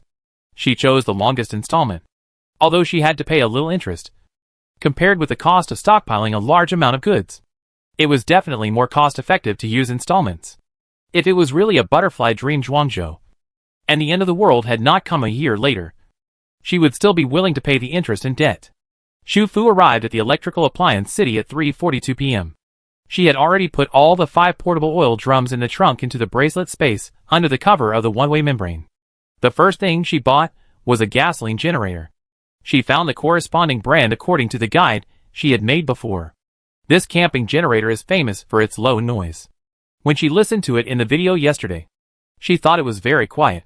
Today, she asked the store to try it on the spot. The quiet effect was better than she thought. She originally planned to buy 2 generators, but now the situation is different. She has more time to live. Considering the service life of the generator, it is about 15 years. In addition to the unexpected failure, she calculated the price and bought 4 directly. After that, I bought 4 hot pot and barbecue machines that are convenient for making cooked food. Then, 2 energy-saving self-cooking pots that can cook and make soup, 3 stewing cups for induction cookers, 10 energy-saving lamps that can be plugged in and out of the charger, 1 small double-door refrigerator, 2 microwave ovens, 2 ovens, 1 drum washing machine and 1 pulsator washing machine, 2 mobile phones with large memory, 3 tablets with large memory, 10 extension boards, 20 large capacity power banks, 3 heaters, 20 explosion-proof electric hot water bottles, 10 hand warmers. She has some home appliances at home now, and they are all newly bought, and she is buying them again for backup. For these appliances, the smaller ones were directly carried into the car, and for the larger ones, she left the address for delivery. Of course, the address left was the battery garage. She hesitated when passing the air conditioning store. The wooden house seemed to be able to maintain a comfortable constant temperature for the human body, but now the raft can only be used for 5 hours a day, and even if it is upgraded to level 2, it may not be used all day. In low temperature conditions, you can add clothes and use a kerosene stove for heating, but if you encounter hot weather, you have to rely on air conditioning. But the problem is, for a modern person like her with mediocre skills, she really can't install an air conditioner on her own. And she can't guarantee that she will be alone when she finds a temporary shelter. When others are hot, they will take out water to drink, and she will take out an air conditioner, install it. In the end, Shufu gave up. There is a cabinet and a vertical air conditioner in the living room and the room at home, both of which are newly bought. At worst, they can be dismantled and taken away. She planned to store more ice cubes in the space, and rely on ice cubes to prolong her life. With this thought, she returned to the refrigerator and freezer area and bought 4 household ice makers. The machines were not big and not expensive, more than 300 yuan each, and the total cost was 1,300 yuan. The heat problem was solved, but she would go to the commodity wholesale market to buy some cold-resistant materials needed for low temperatures. After leaving the electrical appliance city, she was hungry, thinking that she had not eaten lunch yet. She went to the nearby food city first. The food city was about 10 minutes away from the electrical appliance city by car. As soon as she stepped into the food city, all kinds of overbearing fragrances came. In an instant, she had only one thought in her mind. She wanted to stock up on delicious food. She wanted to stock up all the delicious food here in the space. Of course, she knew that this idea was unrealistic. It would be okay to buy from more than a dozen stores, and buy more than 10 or 20 copies from each store. If she really bought all of them here, it would still attract attention. Shufu didn't have lunch, but she was a little hungry at this time. She found a rice noodle restaurant nearby and ordered a portion of spicy beef rice noodles, and a portion of fried chicken steak to fill herself up first. Although it was a small shop in the food city, the rice noodle soup was fresh. The beef was soft and tasty, and the fried chicken steak was crispy on the outside and tender on the inside. It was surprisingly delicious. When she left, she took away 10 portions of spicy beef rice noodles, 20 portions of fried chicken steaks, and 20 portions of fried chicken wings. The food city and the parking lot are both on the first floor. The food city not only has restaurants, but also sells all kinds of food from all over the world. The second and third floors are wholesale markets. The floors are not high, but the single-story area is very large. People who come here for the first time will get lost if they walk around. So she was careful when she was stocking up on food, not to pick a store that was too close. Basically, there was no problem. On the way to the car to unload the food from the first store, she passed by a branded milk tea shop. Modern office workers, 2 magic weapons to prolong their lives, milk tea and coffee. In her original world, she worked a lot at home, so she bought a coffee machine, and usually only drank freshly ground coffee. After coming to this world, she has been considered a poor student in the past few years, so she drinks more milk tea and instant coffee. Milk tea tastes good only when it is made of original tea leaves and fresh milk. And it also needs to have 0-calorie healthy sugar. This milk tea shop happened to meet all the requirements. She bought 3 different flavors according to her usual taste. 10 cups of each, the largest cup size. Of course, 30 cups is far from enough. And the flavors of several different brands of milk tea shops are slightly different. Whenever she has the chance, she will stock up when she sees them. According to her living habits, such milk tea is not enough to drink no matter how much she stocks. But the space is limited, and she can't stock up all milk tea. So she put tea leaves, fresh milk, and milk powder without any additives on the shopping list. Green tea is suitable for brewing tea. Black tea is suitable for making fresh milk tea. And tea can provide nutrients and trace elements for the human body. And it does not take up much space. So it can be stocked in large quantities. After she borrowed the car to put the rice noodles and fried chicken into the space, she returned to the food city again. This time she chose a different door to enter. And just after turning a corner, she saw a tea shop by chance. Several tea shops were lined up in a row, with both green tea and black tea, and each one represented a different brand. She picked and chose, and bought Bilyuakun, Longying, Dahongpo, jasmine green tea, several types that she liked, and took 20 cans of each. A newly opened bakery, 50% off for the opening, mainly selling handmade toasts with various sweet flavors, coconut toast, pork floss toast, salted egg yolk cheese toast. One toast can be eaten by an average person for 3 or 4 meals. She took away 30 large toasts directly, with 6 flavors. Candy store, soft candy, hard candy, lollipops of various shapes and flavors. Shu Fu was attracted by the sweet smell when she passed by, went in, and weighed 5 or 6 candies of different prices. Candies of the same price, but different colors and shapes were packed in large transparent bags, a total of 10 bags, which looked very beautiful. Seeing the coffee shop, she remembered that she should stock up on 2 coffee machines. Just buy an ordinary Italian coffee machine. Italian espresso can be manually brewed into all kinds of coffee. The shelf life of roasted coffee beans is very short. After a long time, they will not taste good. So in the past, she would buy more after finishing them. But now she has space, so she can stock up on a few boxes. When it is stormy outside, she can hide in the drifting island house and drink a cup of coffee. Just thinking about it makes her feel comfortable. She tried the coffee in this shop and found that it tasted good. She immediately bought 10 bags of coffee beans with different flavors. Afterwards, the other party gave her the address of the online store, saying that she could buy directly online in the future, and that they would deliver to her door. This online store even sells coffee machines, which are also delivered to her door. Shu Fu placed an order online not long after leaving the coffee shop, ordering 2 fully automatic Italian coffee machines, 20 boxes of coffee beans of different flavors, 10 large bags of coffee beans in each box. She also bought a lot of zero-calorie healthy candy in this store, which is very sweet, 1 gram per stick, and half a stick is enough for coffee, and it can also be used for cooking. 40 pieces per box, small and space-saving. She bought a box, which contained 100 boxes. Beef and mutton specialty store.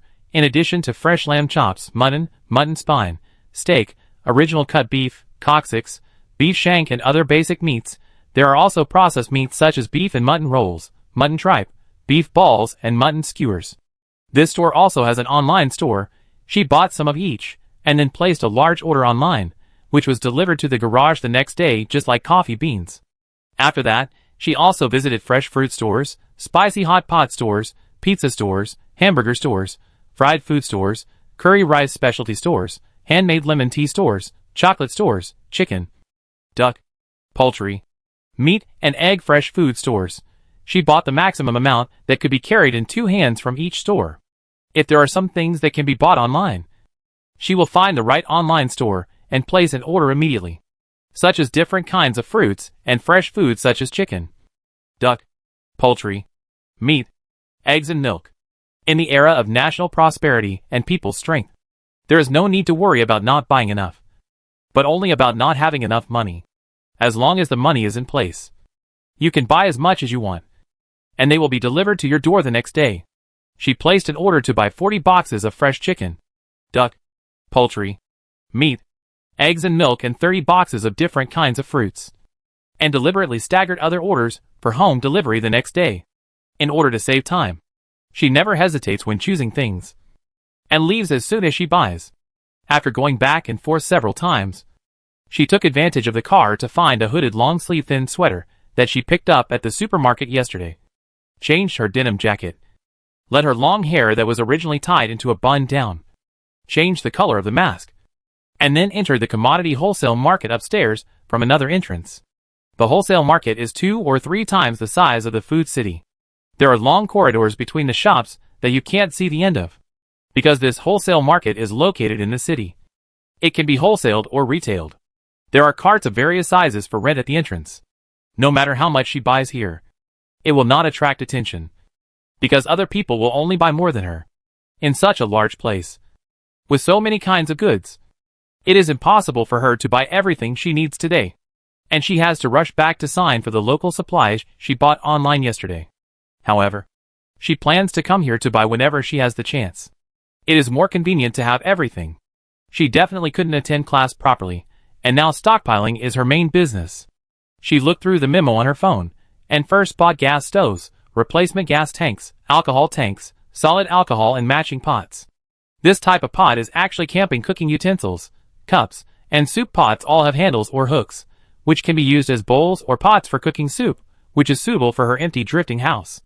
She also got a set of windproof, waterproof and warm tents. She also has an ordinary small tent at home, and this set is a backup, which is enough. Portable ignition tools are also very important. The lighter in the survival backpack is just an accessory. There are too few of them. She saw a windproof ignition spray gun here. It is handheld in size, and has a lock. It can burn through cans in 2 or 3 seconds. The spray gun is not expensive. The more you buy, the more discounts you get. She directly took away a box, which contained 100 bottles. After buying the spray gun, she thought of batteries. Although she bought a generator, many small devices cannot do without batteries, which are also consumables. Commonly used batteries are smaller in size.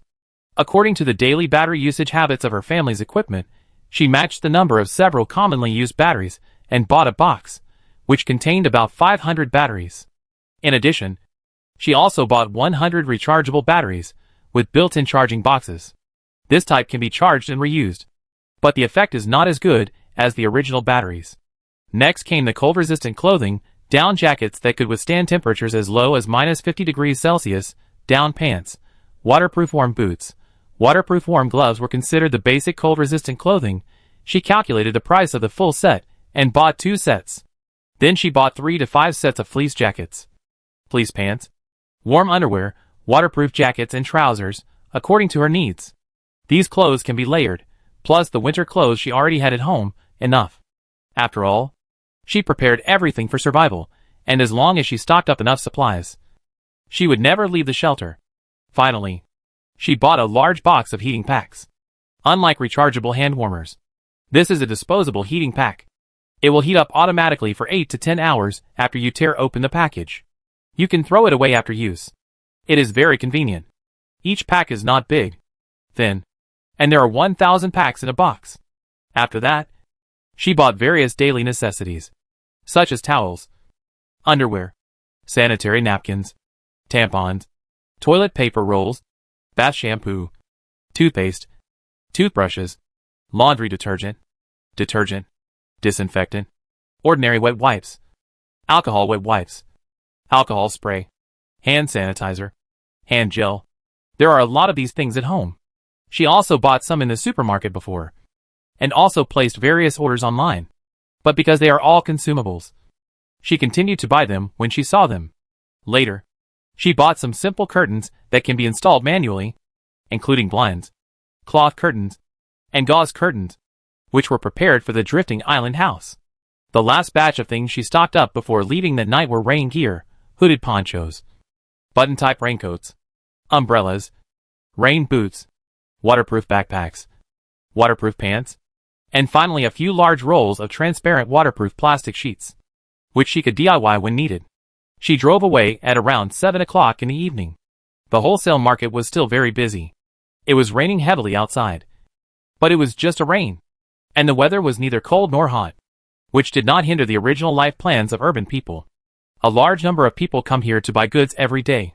Shu Fu's car is also full of various items that can be temporarily placed outside. She puts all the instant food or frozen fresh food into the space.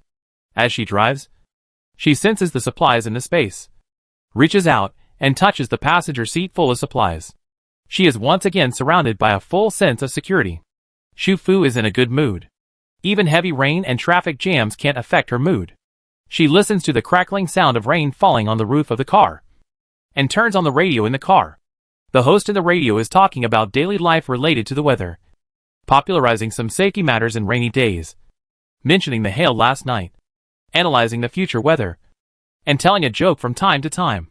Shu Fu took out a cup of pearl peach gum milk tea from the space, and drank it while listening to the radio. While listening with great interest, she felt her bracelet vibrate again. While waiting for a long red light, she turned on the bracelet, and the book icon on it flashed again. In the black mini notebook, a new font appeared. Check the group message at 18:04 within half an hour, accept the invitation, and you will get a 10% progress bar for level 2 of the raft. Current progress of level 2 of the raft, 10%. Note, if this task is not completed, 15% of the progress bar will be deducted. Shu Fu. It's outrageous. Can the percentage progress bar be deducted to a negative number? Chapter 7 Suicheng. This is the third day since it started to rain Saturday. Shu Fu turned off the alarm clock, forced herself to get up from the soft and comfortable bed, and walked towards the bathroom cursing. She rushed home last night to sign for a bunch of local express deliveries, sorted out the clothes and food that were not needed at home for the time being and put them in the drifting island house, and appropriately selected some uncommon furniture to put in, decorated the empty wooden house, installed curtains, and was busy until midnight. I thought I could sleep in peacefully today, Saturday, and continue to sign for online shopping express deliveries, but just after 0 o'clock, the bracelet vibrated again, and the second task appeared on the black mini notebook. Complete the breakfast check-in at Yaoji Bubble Wonton Shop between 6:30 and 7 o'clock today, and you will get a 5% progress bar for Raft Level 2, current progress of Raft Level 2, 10%. This is a very unfriendly task for her. Yaoji Bubble Wonton Shop is quite famous. There are 2 branches in Suicheng. There is also one near her school. It is an old shop. This one is also the closest to her now. It's a pity that this shop is more than 20 minutes away from her. Adding the time required for getting up, traffic jams, ordering food and preventing accidents, she has to get up before 6 o'clock. But this task, she still has to complete it now. After checking the message and accepting the invitation yesterday, she did not get the 10% progress bar, which means that the task is still in progress and has not been completed. She guessed that she would have to wait until Sunday, when she completed the appointment, before the task would be considered completed. She has no task experience now, and is not sure whether she can successfully complete this task. But she does not want to deduct 15% of the progress bar, and always feels that if the percentage is deducted to a negative number, something bad will happen. So the new task that appears at this moment is quite important, as long as the breakfast check-in is completed. Even if the second task fails, the percentage will not be deducted into a negative number. It is still raining outside. It is not particularly strong, but the rain is dense. The sky is extremely dark, and the whole world is wet. She checked the weather forecast. Cloudy and rainy all day. Local hail. Wind force 4 to 5. Temperature 13 to 18 degrees Celsius. Fortunately, the wind is not strong, but it is several degrees lower than the temperature predicted yesterday. A denim jacket can no longer withstand it. Shu Fu changed the short-sleeve t-shirt inside the jacket into a long-sleeve sweatshirt, and changed into thin velvet shark pants underneath, and still wore rain boots to go out. Saturday was early, and the traffic was not congested. She arrived 15 minutes earlier than expected. Yaji was open along 2 lanes. There were no parking spaces nearby. Generally, there were not many people who drove to eat breakfast. Occasionally, there were cars parked directly on the roadside. Shu Fu followed suit and found a place to park the car nearby. However, she kept in mind the mission time and sat in the car until 6:30, then walked to Yoji, which was 20 meters away, with an umbrella. This old store was open the earliest. It is not big. The boss and his wife run it themselves. The business is usually very good. They don't do takeout. She has been here many times during her 4 years in college. She is already familiar with the place and the boss and his wife. Occasionally, they would say a few words. When she was a senior, she seemed to hear that their daughter was also admitted to the same university, also in the West Campus. Because it was close to home, the boss lady was particularly happy. When she saw people from the school coming to eat wontons, she would always order more. "Oh, you are from Shaoyan School, right? I haven't seen you for a long time." Sure enough, the boss lady sitting at the counter taking orders and collecting bills recognized her. "Well, I graduated this year and live a little far away, so I didn't come. I wanted to eat again today, and I rushed here even though it rained." She ordered a bowl of bubble wontons and a soup dumpling. and asked the other party to put more green onions in the wontons. Bubble wontons are not traditional wontons. The skin is thin, the filling is very small, and they are wrapped in a special way. After the wontons are cooked, they float on the fresh and fragrant soup like bubbles. Every bite is delicious. In particular, the soup base of this restaurant is made from real pork bones. On this cold and wet rainy morning, one mouthful of hot soup makes you feel comfortable. Shu Fu was happy to eat, and did not complain about this task. After eating a few bites, he asked the boss to pack it up, saying that there was a family gathering, and he wanted to buy more to let everyone taste it. After that, I ordered 30 wontons, 20 soup dumplings, and 40 meat dumplings. I said I liked their soup the most. I asked them to pack the soup in the largest takeaway box. Although Yuji Old Store does not do takeout, many people come to take away. Most of the wontons and meat dumplings are taken directly from the box. I also pack wonton soup to take home. When eating, I boil it in water and heat up the soup. The little girl really takes care of our business.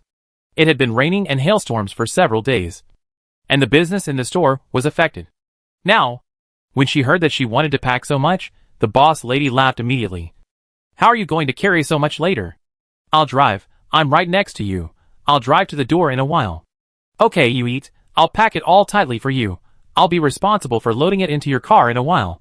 I guarantee it won't get wet." Seeing that there were no new customers coming in for the time being, she applied some disinfectant gel to wash her hands, went into the food delivery kitchen in the glass compartment, and helped others to serve the soup and pack it. When everything was almost packed, the boss lady's cell phone rang. She looked at the incoming call, answered it, and said directly, "Don't rush me. The store is busy. I'll be there soon." Yes, there were not many customers before, but someone came to pack it up. "Right? What's wrong with the rain? I've been eating here for 4 years. I just like your mother's wontons." "Yes, I went to the same school as you, and I graduated this year." "You stinky girl. You're so old, and you still want me to clean up every time you go home. You're so lazy." Although the boss lady was cursing, she always had a smile on her face. Shu Fu heard that the caller was the boss's daughter, probably because of the rain. The store was not busy. The boss was supposed to go to school, but now she was delayed because she took the takeaway order from her. At 6:55, Shu Fu finished breakfast and saw that the takeaway was almost finished. So she said something to the boss, and said that she would drive over first. It was a distance of 20 meters, and she could get there by just getting in the car and moving. The rain was still falling, crackling, much heavier than before, and it seemed to be mixed with hail. She opened the trunk, got out of the car with an umbrella, helped the boss lady hold the umbrella for the 2 shop assistants, and quickly and carefully placed the packed bags in the trunk. "Put the soup down there. Keep it steady. Don't worry." The boss lady was busy and gave instructions. The road was still the same as before, with few pedestrians, heavy rain all around, and the street scene was blurred. Suddenly, a huge rumble came from somewhere nearby, as if something huge had collided. The shop assistant holding the packed bag was startled, and the umbrella in the boss lady's hand was also crooked. The sound was too horrible. Just from the noise, it was clear that something serious must have happened nearby. A moment later, black smoke rose from the back of the building in front of the left. Even with such heavy rain, it still couldn't disperse the smoke. There were 2 more loud noises, mixed with the creaking of metal being squeezed and the sound of glass breaking.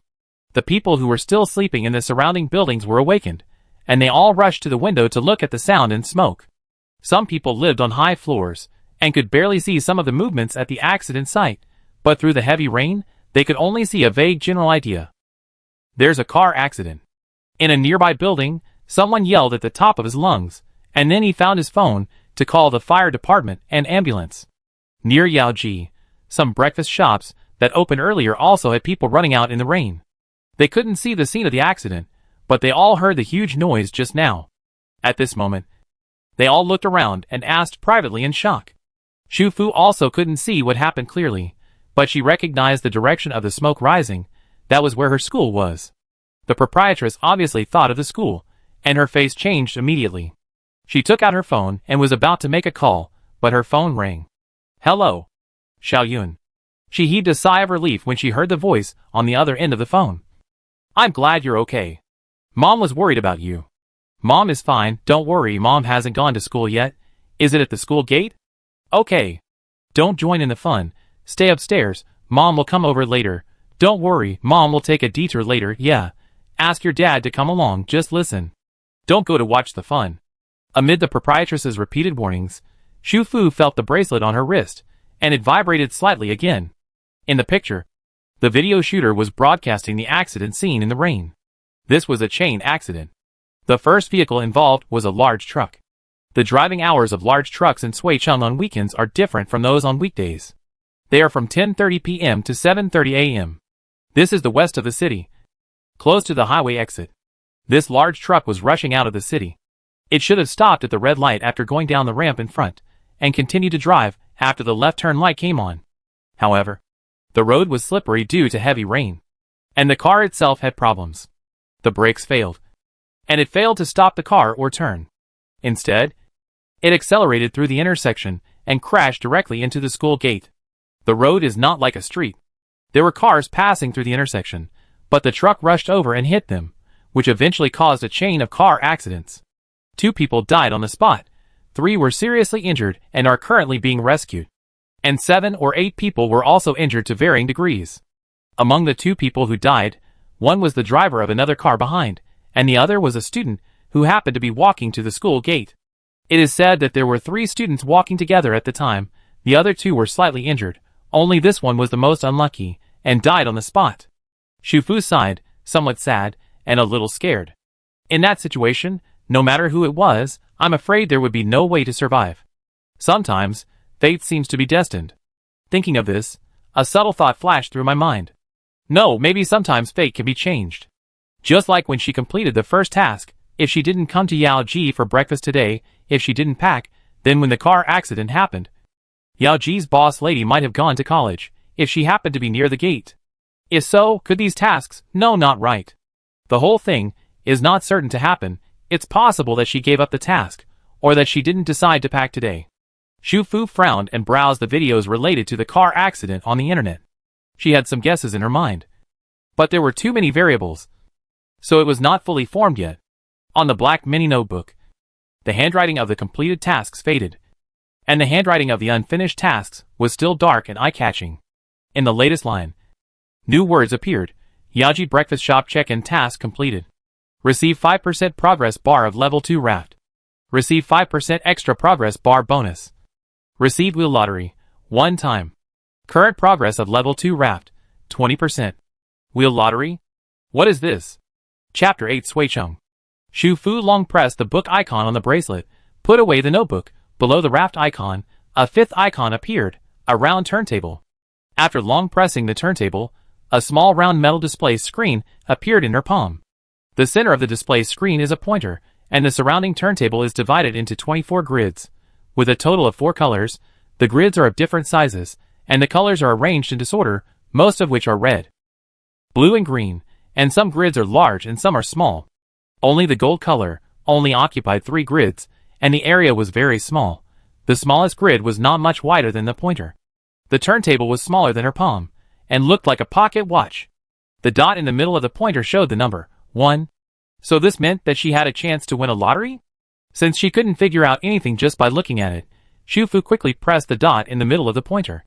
The thin metal pointer began to rotate, and the speed became faster and faster, and after about 10 seconds, it gradually slowed down, and finally the pointer stopped in the green grid. This grid is relatively large among the 24 grids. Shu Fu subconsciously realized that she probably drew a consolation prize. The pointer and all the grids on the turntable disappeared. The turntable surface was replaced by dark green, and a line of small words appeared on it. Congratulations on winning the 5th prize, unlimited power card, 24 hours. Note, must be used on the level 2 raft. Do you want to receive the prize? Yes/no. After she clicked yes, a green metal card the size of a playing card appeared in her palm, with a line of small words on it. Unlimited power card, 24 hours. Please swipe the card on the display screen of the raft, level 2, to use it. Shu Fu. Good news, after the raft is upgraded to level 2, it may have the function of self-generating electricity. Bad news, this prize raft cannot be used now. Shu Fu sighed, and put the power card into the wristband space. All day on Saturday, she completed the morning check-in at Yao Ji, and went to the hardware door and window store next to the community on the way home, and then she didn't plan to go out again. First, there will be many local express deliveries to the door today, and second, because of the progress bar task, she has some ideas that she wants to experiment with. As for going to the window and door shop, mainly because of the many falling objects in Shuicheng the day before, she wanted to strengthen the windows in her home. Add a layer of tempered laminated glass inside. Strengthen the window frame at the same time. And install sliding anti-theft windows outside. Tempered laminated glass is made of 2 layers of tempered glass with a middle glue layer, which is much stronger than ordinary tempered glass, because of the special properties of the laminated glass. It will not break and fall. The other party originally thought that she wanted to replace the windows, and said bluntly that it could not be replaced on rainy days. Later, when he understood that she wanted to install more, he immediately came to measure the size.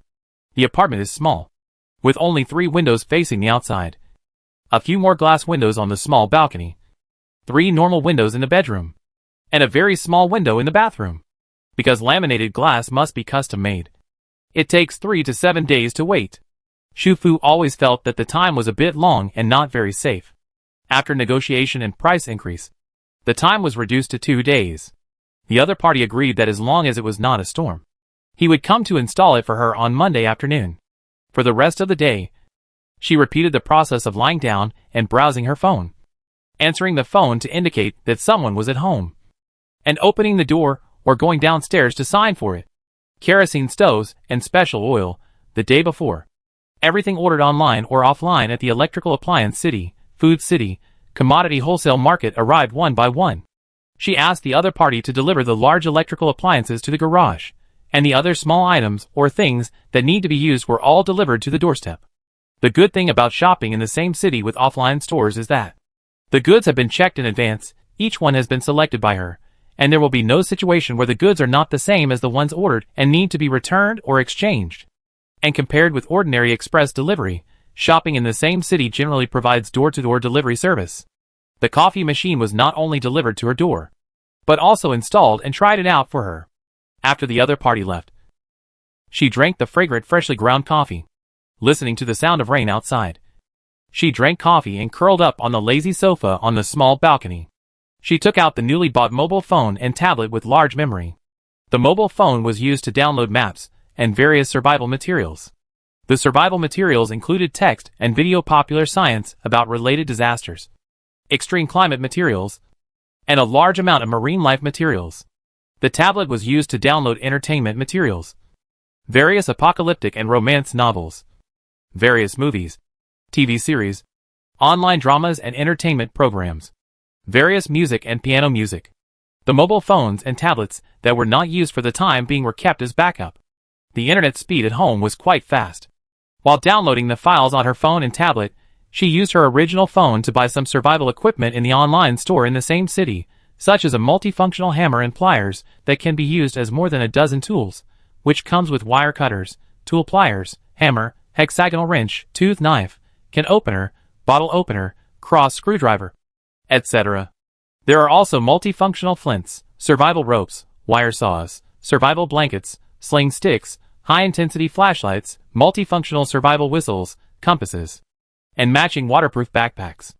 In addition, after researching and selecting, she bought 5 high-power nail guns, which she bought according to her own handheld strength limit. They can be used to drive straight nails into concrete brick walls. They are equipped with 2 large-capacity batteries, chargers, goggles, earplugs, and 1,000 straight nails per nail gun.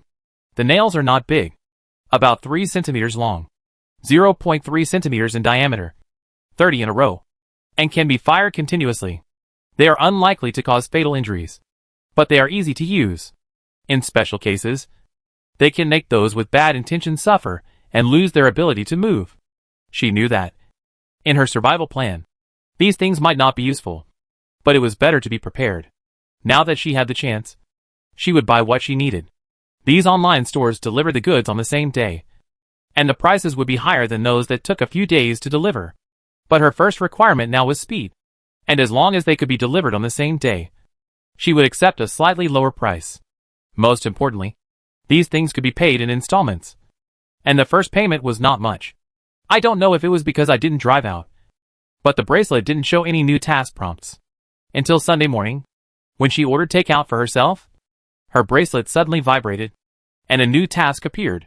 Reward the knight who worked hard to deliver takeout in the rain. And you will get a 5% progress bar for level 2 of the raft. Current progress of level 2 of the raft, 20%. Shu Fu was refreshed. It seems that even if she does not go out and does not contact acquaintances, tasks will still appear according to her life situation. However, compared with the previous tasks, this task is obviously much simpler. But there is still a 5% progress bar. If she still wants an extra reward, what should she do this time? The rain outside was heavy and light. She didn't order a particularly far order. Just on the street near the community, about 500 to 800 meters away. In addition to selling handmade pancakes, this breakfast shop also sells shengjian, hu la tang, tofu brain, century egg and lean meat congee, soup dumplings, rice cake and fried dough sticks, tea eggs. Shu Fu has become a habit. Considering the future, she will order 4 to 5 takeouts every day, and she will buy a lot every time. This time is no exception. She ordered all the dishes she likes. The knight delivered very quickly, and he was also very good at recognizing the house number. It took only about 20 minutes from the time the order was placed to the time the takeaway arrived. Because of the mission, she subconsciously looked at him a few times. The knight was very young, and he looked pretty good. He was wearing a brightly colored jacket for delivery men. This jacket was probably waterproof, so he didn't wear a raincoat outside. He wore a helmet on his head, but his cheeks and hair were wet from the rain. However, the 2 large bags of takeaway he handed over were well protected by him, and they didn't get wet by a few drops of rain. I don't know how he protected them. She thought about it. After receiving the takeaway, she gave the other party the highest tip on her phone, 50 yuan. This takeaway app seems to have an instant reminder for tipping. The other party had already left, but after walking a few steps, he turned around and looked at her with a confused face. Hello, did you click the wrong amount? No. Shu Fu shook her head. It was normal for the other party to be surprised. After all, her order was so close, the takeaway fee was almost free because of the discount on the platform, but she gave him a tip 50 times as much. She could feel the surprise and joy in his eyes. If nothing unexpected happened, this should be the most reward he had received since he became a delivery rider. The other party looked at her and said thank you to her seriously. Shu Fu only took out the pancakes and put the rest of the breakfast into the wristband space, and then heated a cup of milk for herself and waited quietly while eating the pancakes. About half an hour later, the wristband vibrated. Night reward task completed. 5% progress bar of raft level 2 obtained. And 1 turntable lottery obtained. Current progress of level 2 raft, 25%. Okay. She is not greedy, as long as she can get the progress bar smoothly, not to mention that the wheel lottery is also an extra reward. As expected, the lottery pointer still stopped in the larger grid this time, but the color of the grid is red. Congratulations on winning the 4th prize, 1 barbecue gift pack. She was a little surprised by the prize this time, whether it is a raft, a notebook, or a wheel. They are all black technology, similar to game equipment, appearing out of thin air, and disappearing out of thin air, and will not stay in the real world for too long. But this barbecue gift package is real food. Can it really be eaten? If it is real food, then this lucky draw wheel can become another source of food, which is of great significance in a certain sense. As it turns out, it can. After she received the prize, a 1-foot square cardboard box appeared on the dining table. It looked like an ordinary express delivery. But unlike ordinary express delivery, there was no other advertisement or trademark on the outside of the cardboard box. It only had the words barbecue gift package written on it. She opened it, and the contents were unexpectedly rich. 1 kilogram M9 marbled oxeye, 10 lamb skewers, 1 kilogram thick-cut pork belly, 10 oysters, 10 French-cut lamb chops, 10 chicken wings, 10 large prawns, 10 squid skewers, 1 kilogram vegetable and mushroom platter, and a number of seasonings and side dishes. The different types of meat were neatly placed on white paper plates, covered with transparent plastic wrap, with the name of the variety and weight on them, which was very similar to the semi-finished barbecue products in the supermarket's fresh food freezer. Among the seasonings and side dishes, garlic slices, hot peppers, lettuce leaves, barbecue powder, barbecue sauce are all available. Such a big barbecue gift package is enough for her to eat 5 or 6 meals. Now she only needs to take out an electric grill, plug it in, and eat barbecue directly. Suddenly, the pancake in her hand doesn't smell good anymore. On such a rainy day, if she hadn't had to go to an appointment at noon to complete the second task, she really wanted to hide at home and eat barbecue. The group message that day came from her college roommate group. She didn't change roommates in 4 years of college. And the 4 girls got along well. This kind of harmony is not about how compatible their personalities are, but that the 4 of them are all very normal college girls, with both advantages and disadvantages. But none of them are particularly extreme. During the 4 years of college, they naturally had some unpleasantness, but they also knew that they could not be too willful when living under the same roof. It was okay to have small conflicts, and they would be fine after 2 days. Zhang Tian led the game on Sunday. It was her birthday soon, and she said that she would not be in Suicheng on the birthday, so she celebrated in advance and announced an important news. Zhang Tian is a native of Suicheng. She comes from a good family.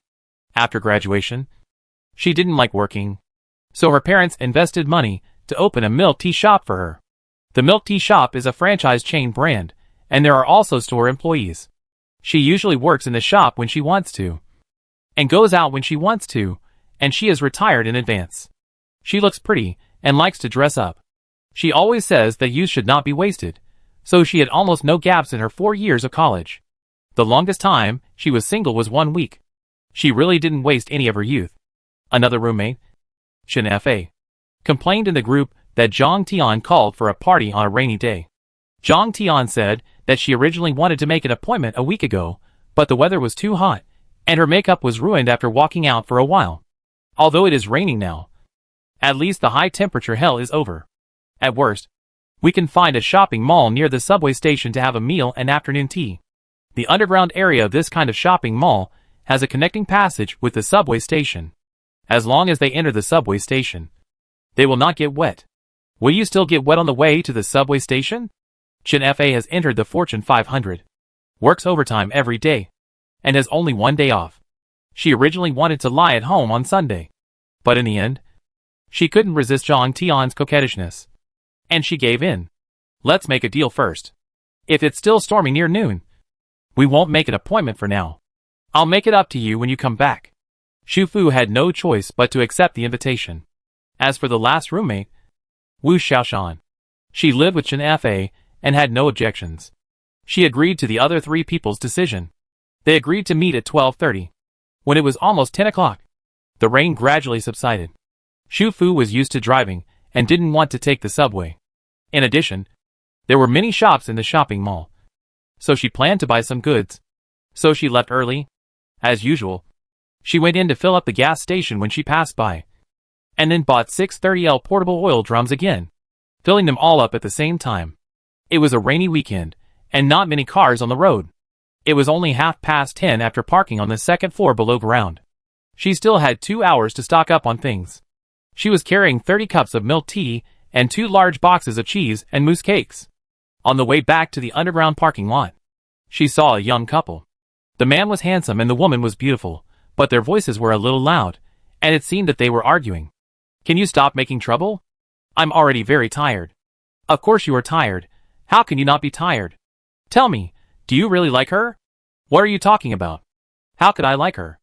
Although the content of the conversation was a bit explosive, Xu Fu was embarrassed to stare at others arguing, and walked back to the car quickly. As usual, she put the things she bought in the car first, and then got in the car herself, using the car as a cover to put the things directly into the bracelet space. When she returned to the passage again, the couple who had quarreled before had already hugged and kissed each other. Xu Fu, the girl, probably realized that they were still in public, and she was a little embarrassed to refuse. The boy was reluctant to leave, and hugged the girl's waist tightly, coaxing her, "There is a new karaoke upstairs. I heard that the private room there is very special." The girl said coquettishly, "You are so bad." Xu Fu, who passed by, she really didn't want to understand immediately. By noon, Wen Fa, Wu Xiaoshan and Zhang Tian arrived one by one. Xu Fu had already gone back and forth 7 or 8 times. A variety of ready-to-eat cooked food, snacks of varying sweets and salty flavors, a cart full of vegetables and fruits. In addition, she also placed an order for 40 boxes of goods at a store that specializes in selling all kinds of canned vegetables, rice topped with toppings, and dehydrated vegetables, and agreed to have them delivered to her door the next afternoon. The next afternoon? As long as it didn't rain too hard, the people from the door and window store would come, so she would definitely be at home at that time, and could receive the goods in the garage. Afterwards, she once again replenished a large number of sanitary napkins, underpants, replacement underwear, and comfortable cotton short-sleeved t-shirts, sweatshirts, sweatpants for day and night use. Considering the normal needs in high and low temperature weather, she bought a lot of facial cleansers, lotions, anti-crack moisturizers, moisturizing masks, several large bags of insecticide sprays, cooling oils, mosquito repellents, mosquito coils, electric mosquito coils, several sets of bed sheets, several blankets of varying thicknesses, some thick sweaters, and wool hats with strong warmth retention. Later, she thought of the signal problem during a disaster, and she also bought 2 satellite phones. Taking all aspects of the problem into consideration, all the things were put into the bracelet space under the cover of the car. Because of this wave of stockpiling, Shufu was in a good mood. When Chen Fa complained that Zhang Tian, the initiator, was 20 minutes late, she still kept a happy smile. "Why are you grinning like a fool?" Chen F was speechless. "Did you go crazy at work?" "No. I plan to resign next week." Chen Fa. "Really? I want to move to Shacheng to settle down. Do you want to come with me?" These words were mainly said to the other party. Shacheng is a big city in the plateau area west of Huaghua, and it is also her ideal migration city.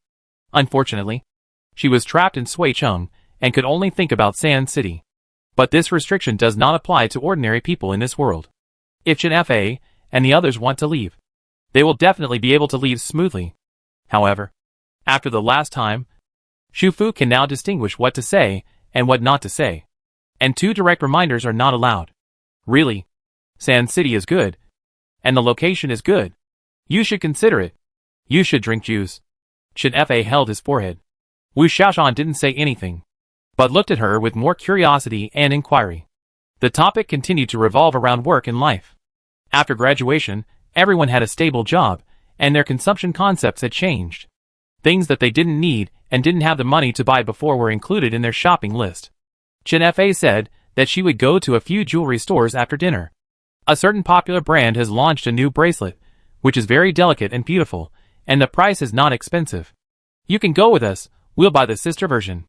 She held Shufu's hand, looking at her empty slender wrist and delicate white skin, sighing that it would be a waste not to wear a bracelet on such a beautiful wrist. Shufu looked at her wrist and was stunned.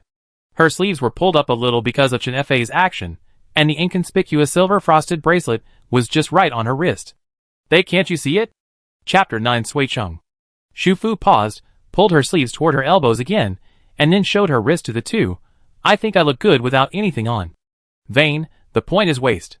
Wu Xiaoshan touched her wrist, her fingertips clearly brushed her bracelet, but her expression did not change, as if she did not notice anything wrong.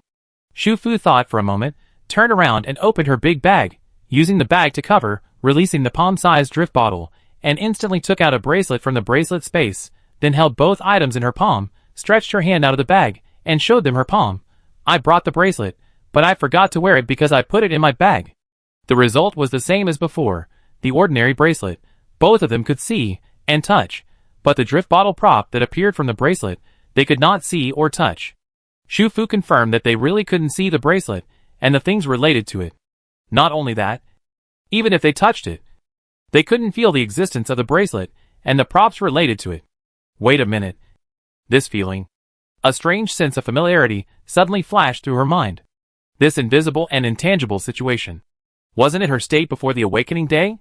Before, she always thought that she had awakened first, and then had this bracelet. But is it possible the other way around? The bracelet has actually always existed on her wrist. But because she hasn't awakened, she thinks she is an aboriginal. So she can't see the bracelet, and can't touch the bracelet. This sudden thought made her back numb. It felt like a butterfly suddenly glimpsed Zhuangzhou's dream. There was a strange feeling of briefly glimpsing the truth of the world. It seemed that some more fundamental truth was about to emerge. But she was just the butterfly now. Even if she glimpsed Zhuangzhou's dream, she could not understand those dreams. She didn't understand why she suddenly had this feeling. Wasn't this world her script world? How could there be a truth that she couldn't understand? The messy thoughts and doubts were temporarily interrupted by Zhang Tian's appearance. Zhang Tian finally arrived soon. Although it was raining outside, she was still dressed beautifully, wearing a short skirt and long boots. As soon as she appeared, she smiled apologetically, saying that she was late and that she must make up for it with this meal, so that they would relax a little. What important news do you have to tell them in person? Chen Fa pinched the other person's face while placing the order. Zhang Tian announced with a smile, I'm getting married next month. Xu Fu. With one sentence, she beat the other 3 girls at the table in seconds. After lunch, they met Zhang Tian's marriage partner in a shop where they were having afternoon tea. It was said that their meeting was a scene from a novel. He fell in love with her at first sight and did many stupid things for her. In short, although they had only known each other for a month, they were deeply in love. She would go back to his hometown with him to meet his parents next week. She would marry him and become a fairy tale-like happy bride in the golden autumn. The temperature has dropped quickly recently. It will probably be winter next month. Wu Xiaoshan suddenly spoke. Puff. Chen Fa spit out a mouthful of tea. Although Wu Xiaoshan usually doesn't talk much, she is the type who is amazing when she speaks. She is a logical thinker. She liked to write novels when she was in college. Now she works as an editor in a cultural company. Zhang Tian has long been accustomed to her. She leaned against the young and handsome boy beside her, smiled and retorted a few words without hesitation. Among all the people, only Xu Fu has not spoken since Zhang Tian's boyfriend showed up. She always wears a mask when she buys supplies, and she also changes her coat in the car during the period. And at that time, the other party's attention was all on her female companion, so she thought the other party should not recognize her. She thought about it, and couldn't bear it any longer, and said directly, I'm going to the bathroom. Chen Fa, you accompany me. Chen Fa. After Chen Fa, she sent a message to Wu Xiaoshan, and the 3 girls gathered in the bathroom. Chen Fa and Wu Xiaoshan were shocked after hearing what Xu Fu said. The 3 of them decided that they couldn't tolerate such a scumbag, especially when he cheated on her face, and although Xu Fu didn't take photos to leave evidence because she didn't know him, they felt that they had to at least tell Zhang Tian the truth. Finally, Zhang Tian was also called into the bathroom. Zhang Tian looked cute and spoke softly and sweetly. But that was just the way she wanted to appear. After all, she was not a little girl who was in love for the first time. And she had known Xu Fu and the others for so long. So there was no need for them to lie to her. Zhang Tian rushed to the table, picked up the milk tea on the table, and splashed it on his face. Tell me, what is so special about the newly opened karaoke room upstairs? The other party had a wonderful expression for a while. Shocked, angry and confused. And then reacted. Tian. Listen to my explanation. You must have misunderstood. Zhang Tian's questioning was too sudden. And the other party's expression had already been exposed when she was caught off guard. She was not stupid. And even if she had held on to the last bit of fantasy about their past, she now fully understood. Asshole. Accompanied by the rumbling thunder and the sudden heavy rain outside the window, Zhang Tian reached back and got another cup of coffee. The few customers in the store were shocked, and then they took out their phones and started taking pictures. Such a wonderful scene cannot be missed. It was an hour after the whole thing was over. The scumbag finally couldn't bear it anymore and still resisted. But it was 4-1, especially Chen Fa, who had practiced women's self-defense. The scumbag didn't get any advantage at all, and finally ran away angrily.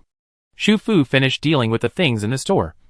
And after coming out, she found Chen Fa and Wu Xiaoshan, who were accompanying Zhang Tian near the direct elevator entrance. Zhang Tian was lying on the railing, crying loudly towards the glass wall. She cried loudly, and the sound of rain and thunder outside was even louder, which completely drowned out her voice. She cried several times, and found that she couldn't cry out loud enough to overcome the noise outside. So she became angry and started to curse. Chen Fa tried to comfort her at first, but later he felt that she was noisy. So he took out his mobile phone to take a picture of her, and showed her what he looked like now. Wu Xiaoshan covered her ears with one hand, and handed her a tissue with the other hand at the right time, asking Zhang Tian to wipe off her smudge mascara, and calmly advised her to change the brand of mascara next time, because this one is not waterproof. Xu Fu. Excellent. Talented. With all this noise, afternoon tea naturally couldn't continue. Besides, it was getting dark outside, and it was raining heavily. So everyone decided to go home first. With such heavy rain and Zhang Tian in such a state, Xu Fu said that they didn't need to take the subway home separately. She would send them home. Send? Chen Fa was puzzled. I rented a car. Chen Fa. You really went crazy at work. In Chen Fa's opinion, renting a car is even less cost-effective than renting a house. If you buy a cheaper car, the monthly payment is actually about the same as the monthly rent. That being said, the four girls still took the direct elevator down to the second floor below ground. The second floor below ground is the lowest floor of the entire shopping center. Both the second floor below ground and the first floor below ground are parking lots. But the parking lot on the first floor below ground occupies less space, and more space is given to the supermarket and food shopping area on the first floor below ground. In order to reduce the line of sight, her car was parked in a relatively hidden corner far away from the elevator entrance. This shopping mall is not big, and the garage is not big either. It has been open for a while, and everyone's novelty has worn off. There are not many people on weekends. In addition, the weather has been bad recently. Even though it is Sunday today, there are not many cars in the parking lot. There are not many supplies in the car. Even the portable oil drum has been stored in the wristband space by Xu Fu. She asked the other three to wait on the side, and then opened the car door and restored the back seat to its original state so that they could sit. When she just pulled up the seat, Xu Fu heard a strange sound. She turned around, and Chen Fa and the others stopped talking and listened with their heads tilted. What is that sound? It's so strange. It was indeed strange. Rumbling, a little dull, but mixed with some shattering sounds, as if something was washed away. And there was also a rushing impact sound. This is the sound of water hitting. Xu Fu's eyes suddenly widened. Not good. Get in the car. Xu Fu opened his mouth and shouted at the three girls. Before he finished speaking, there was a loud rumble, accompanied by a huge sound of shattering and collapsing. A wall at the right end of the parking lot was washed down by the surging water. The water rushed out, like a flood that broke through a dam, and immediately surged towards the parking lot. Get in the car. Xu Fu had already sat in the driver's seat. With the cover of the car body, she instantly took out 4 manually inflated life belts from the bracelet space and put one on her waist first. Outside, Wu Xiaoshan was the first to react. She pulled Zhang Tian and Chen Fa over, pushed them and herself into the back seat, and then slammed the car door. The car window was not open, and almost at the moment the car door was closed, the car drove rapidly. Driving out of the parking lot requires taking a detour. And driving directly to the elevator entrance? Wu Xiaoshan suggested directly. I want to do that too. Xu Fu gripped the steering wheel tightly, and quickly glanced at it with her peripheral vision. The elevator entrance was too close to the wall that had burst, and the turbulent water flowed there in a blink of an eye. Wu Xiaoshan also quickly discovered this situation, and immediately stopped talking, so as not to affect Xu Fu. Xu Fu threw 3 belts to the back row. Buckle one on each of you. This is a manually inflatable life belt. If you fall into the water, pull the rope on the right side hard. Ah? Zhang Tian was confused. But we are in the car. Chen Fa said, I can swim. Water that can collapse the wall. Swimming is useless. Wu Xiaoshan was the first to buckle herself, and said to the other two, hurry up. Don't be stunned. This is the second floor below ground. If there is a problem around, the water will flood here first. As she spoke, the water flow had already surged over. Xu Fu did not slow down when turning. The tires that quickly rolled over the water surface stirred up more than 2 meters of water. The water splashed on the car window glass, which scared the 3 people in the back row. Chen Fa and Zhang Tian quickly put on life belts for themselves. Remember, pull yourself up after falling into the water, otherwise you will be stuck in the car. This is why Xu Fu did not give them automatic life belts directly. If the car gets flooded, the belt will swell in 3 seconds when it comes into contact with water, and the 3 of them will probably be stuck in the back seat together. Don't be distracted, drive well. Chen Fa held the back of the car in front, and his heart began to beat rapidly. Xu Fu did not stop moving. Her eyes were fixed on the sign, and she quickly found the entrance to the lane leading to the basement. Zhang Tian, who was checking the situation outside, suddenly exclaimed, there is so much water. Water is coming down. The underground floor is also flooded. Not yet. Xu Fu looked at the depth of the water, accelerated again, ran through the water that was half a tire deep, and drove up to the passage on the underground floor. The upper and lower passages of the underground parking lot are all spiraling.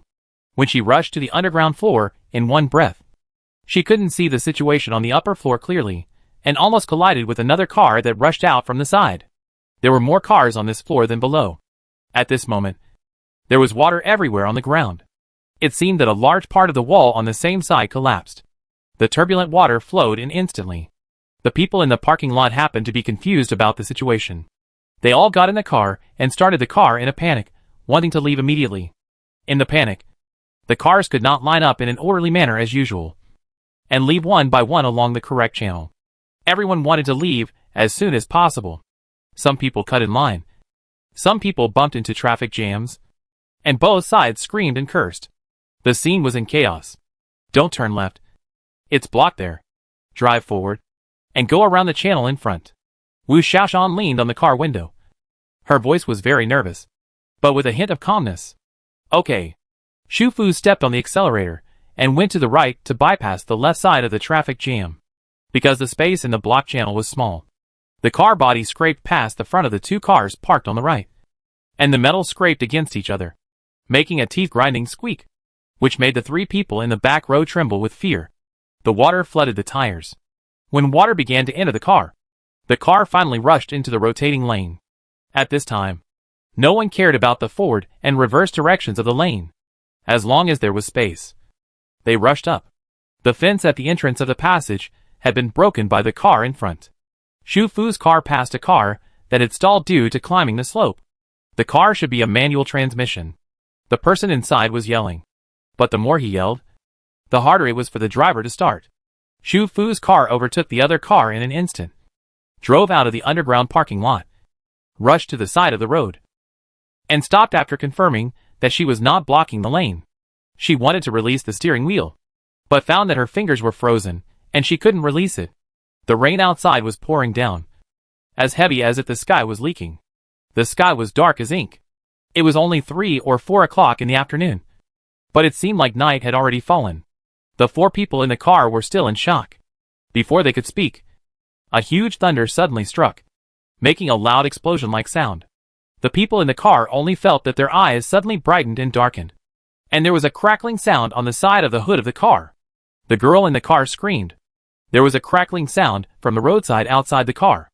Amid Zhang Tian's scream, Xu Fu released the brake, shifted the gear, and stepped on the reverse.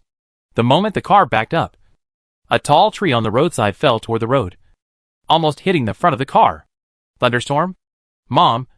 Mom! Don't move. Don't use your phone. Don't open the car door or window. Chen Fa grabbed Zhang Tian by his side. You really know how to pick a day for a party. Wu Xiaoshan's voice came faintly. Xiao Fu. You said before. Where are you going to move to settle down? Zhang Tian, it's all that bastard's fault. I want to break up. I want to break up even if I die. Xu Fu didn't say anything. After Zhang Tian finished speaking, she felt the bracelet on her left wrist vibrate. The mission was over. At night, when Chen Fa called, Xu Fu had just finished her shower and was experimenting with the bracelet on her phone. When she used her phone to take or record a wristband, a bracelet in gloves, a message in a bottle, a black mini notebook, and a raft, she could clearly see the bracelet, gloves, a message in a bottle, a black notebook, and the raft through the phone camera. But when she finished filming and opened the photo or video from her phone again, the bracelet, gloves, a message in a bottle, and the notebook were not in the picture. The only thing recorded by the camera was the raft. Does this mean that filming records are equivalent to other people's eyes, so bracelets, gloves, drift bottles, and notebooks cannot be captured?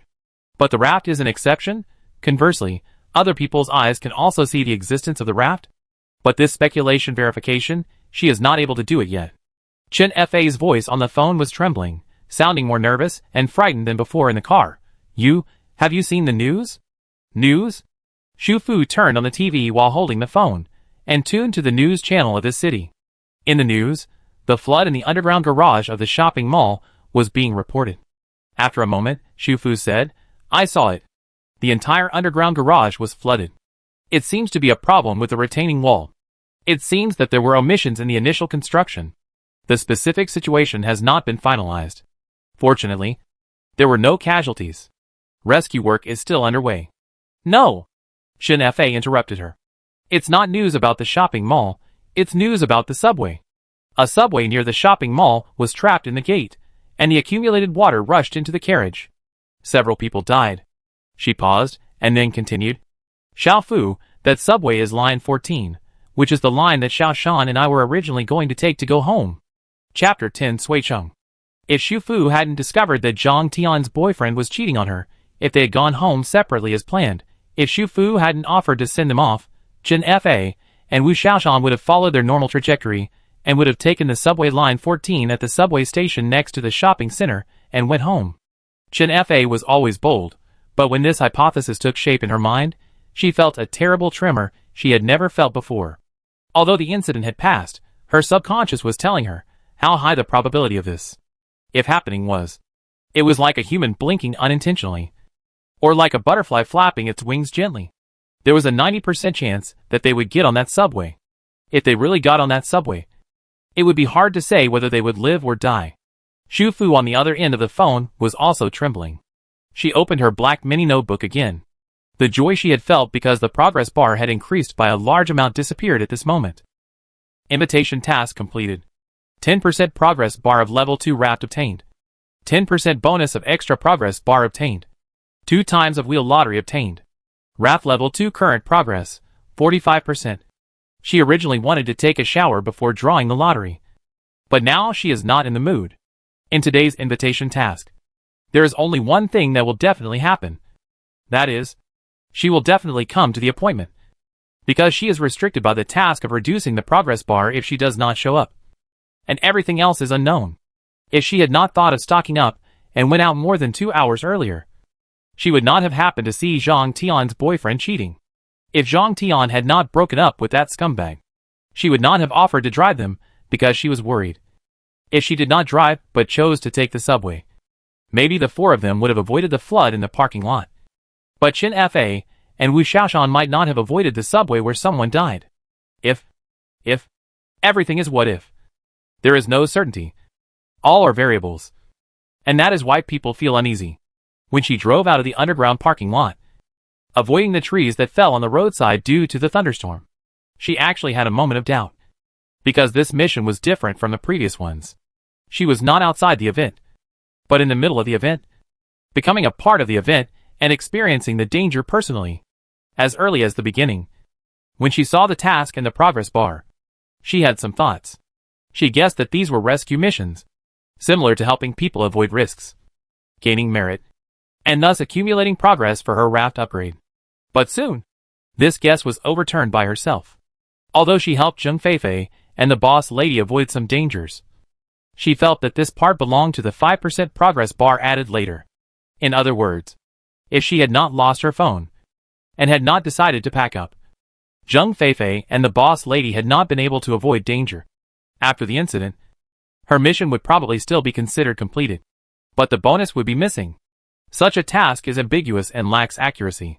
As long as the initial part is completed, there is no mandatory requirement for the result. It is definitely not a rescue task.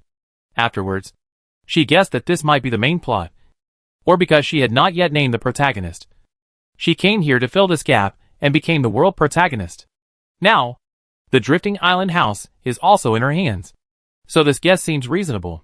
From this, it can be inferred that the world protagonist has luck, so he can lead the plot and help others avoid risks. Especially what happened in the underground garage today. Let her solidify this guess. But now Chen Fa's call has brought things back to square one.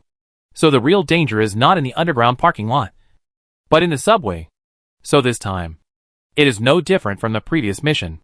She still cannot lead the plot 100%. Without this 100% absoluteness, this will not be the main plot. And she has not filled the role of the protagonist of the world.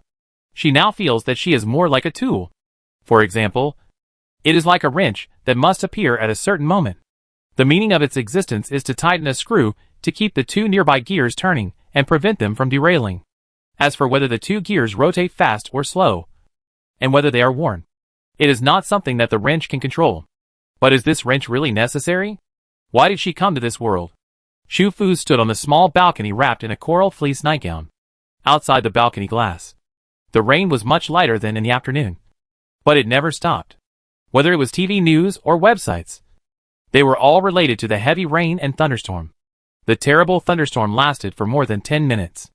Many trees and low-rise buildings in Shuicheng were hit, and some pedestrians who took shelter in the buildings were also injured. Shuicheng has never seen a thunderstorm. When the disaster came, many people lacked basic common sense and were anxious to avoid the thunderstorm. When they ran in panic, they were hit directly by the thunderstorm and fell into shock instantly. Some people were lucky and were rescued in time. But some people were alone when they encountered the thunderstorm and had completely stopped breathing when they were found. In the subway flood incidents and thunderstorm disasters caused by heavy rain, a total of 11 people died and more than 40 people were injured. In peacetime, this is a shocking number. But Xu Fu knew that this was just the beginning. After 9 o'clock in the evening, the rain outside the window became heavier again, with the sound of rushing water. Even with the window closed, the air was filled with damp and cold water vapor. Xu Fu sorted out the supplies purchased today in the wristband space. As usual, she put some non-food items with no expiration date in the drifting island house. When she put away the raft and returned to the living room, she felt a little cold. In fact, the temperature was not particularly low, hovering around 10 degrees at night. But because of the rain, there was cold and damp air everywhere. It was a bit too much to use the air conditioner or the kerosene stove at this temperature. She finally took out the heater.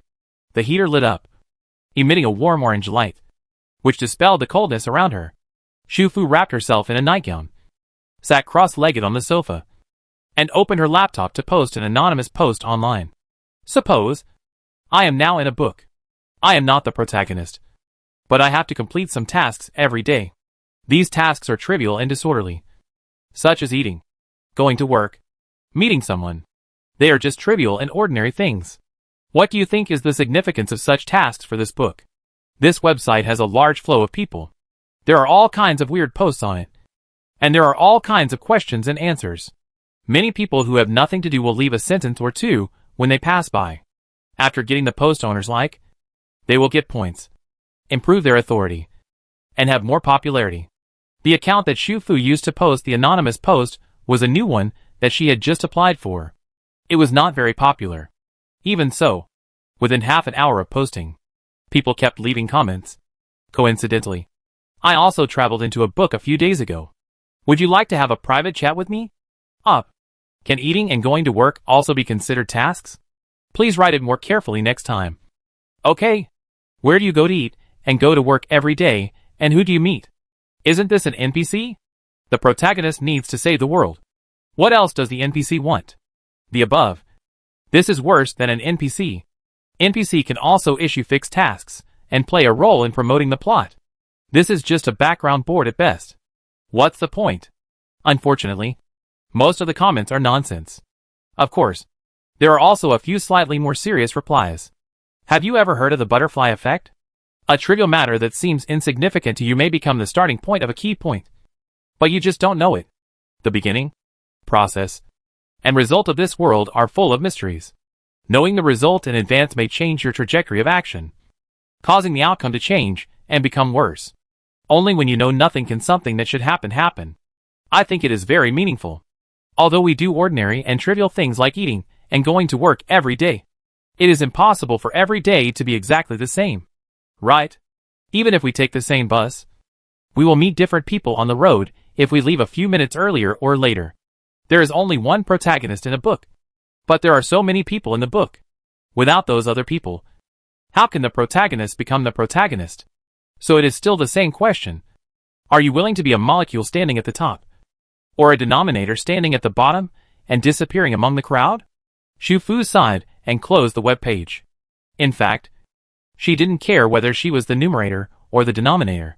What she cared about was that she was afraid that she would be assigned the task of becoming the numerator when she knew nothing about it. But she would miss some important things that should have been completed without knowing it. The task was full of non-absolute uncertainty. Any slight idea would lead to different results. In the delivery rider task, she did not get any extra bonus.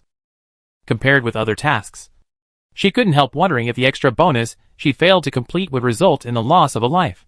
Once every subtle thought and choice involves human life, the thoughts and choices will become heavy, and these things will become an invisible net, covering her head, making her feel constrained and at a loss. This feeling is very familiar. Just like when she wrote a script in the past. Writing characters and plots is the creative process of the creator. On the basis of a theme. It requires great creative freedom to better play and write fuller and more realistic characters and plots. But if there are too many voices around, investors, directors, producers, actors, everyone interferes with the creation in a self-righteous way, want to make changes, want to add things of their own subjective will, those rules and regulations will only make the creators feel helpless and at a loss, even fall into self-doubt, which will make the characters stiff, and the script dead. Shufu's mind is a little confused, all kinds of thoughts fill her mind, her thinking becomes fast and chaotic, there is no way to stay and think deeply about a problem, because too many thoughts will confuse herself in the end. Even she herself does not understand the original intention of these ideas. Can't think about it anymore. She decided to stop, checked the doors and windows again to see if they were closed, turned off all the lights, and went back to the bedroom to sleep. Because there was no clock in task this time, she asked for leave on Monday. The reason was simple. She was at the scene of the underground flood yesterday, and she was so frightened that she still hasn't recovered. Zheng Feifei. Should I say, this luck is unmatched, but why do I feel a little envious? After all, since last week Suicheng has been raining, and there are strong winds and hail from time to time, and there was even a thunderstorm yesterday, and the temperature kept dropping. It was cold and wet outside. She didn't want to go to work in such weather. She just wanted to stay in her warm and comfortable home. Unfortunately, although it was still raining today, the raindrops were much lighter, and the wind was not strong. According to the weather forecast, it was estimated that in 2 or 3 days, the heavy rain would be over. In this case, the company would never give them a holiday. She didn't even dare to ask for leave like Xu Fu. She had asked for leave many times in a row recently. Although they were all sick leave, they were all recorded as personal leave. The supervisor must have taken note of it. No matter how legitimate her reason for taking leave is, it will be included in the score when the year-end assessment is conducted. Zheng Feifei asked a few questions about the situation. Besides comforting her, she also asked Xu Fu to work as much as possible. She and the other party got along well. I really didn't want her to be fired at the end of the year. Xu Fu sent a voice message. I have to rest when I need to. It's not impossible to take a vacation when the weather is so bad. I plan to buy more food and daily necessities with the food delivery app, and stay at home to recuperate in the near future. Zheng Feifei sent a text message. I envy you. But I can't do it. Xu Fu sighed. She could only hint at this. She replied with a hug emoji, and then continued to focus on driving. It was impossible for her to rest at home after taking a leave. It was rare that the rain was light today, so she went out early in the morning to buy gasoline. She planned to run all the gas stations with her home as the center before the people from the door and window store came to install tempered glass in the afternoon. The car could not take much gasoline, so her main destination was the portable oil barrels at different gas stations. She bought the maximum oil barrels that could be placed in each car, and then filled up the oil barrels and left. After a night's rest, she had forgotten all the inexplicable emotions she had yesterday. She was just like that. No matter how outrageous the situation was, she would just adapt to it. She was also very good at using other methods to divert her attention. In short, she didn't waste time, since the outcome of each mission was uncontrollable. And she couldn't find the most perfect method. She could only follow the few rules in the mission as before, and then follow her heart. Her heart was the most important. She couldn't have it all. No matter what the outcome was, at least this was her most genuine choice. As for herself, whether she was in the real world, was she Zhuangzhou, or Butterfly, whether there was someone watching her outside the world, it was impossible to find the answer at this stage. In that case, let's just leave it like this for now. She did what she could, and left it to fate. Chapter 11 Suicheng. At 3 p.m., Xu Fu returned home before the people from the door and window shop came. She went to 15 gas stations in total that day, and bought 630L portable oil drums at each gas station, and took away 180L of gasoline. At 15 gas stations, she bought a total of 700L of gasoline, not counting the oil drums, and spent nearly 20,000 yuan on gasoline alone. She had not used a car or been to a gas station in a few years since she came to this world. The various restrictions on gasoline in the native world were deeply rooted in her mind, causing her to become anxious when she went to the 4th gas station today, fearing that when she was halfway through refueling, someone would come out and say that she was hoarding gasoline, and call the police to arrest her. But in fact, no one cared about her at all. But she was still very careful, trying to choose gas stations that were scattered around, and every time she emptied the portable oil drums in the car, she would go to the nearby underground parking lot and stay for a while.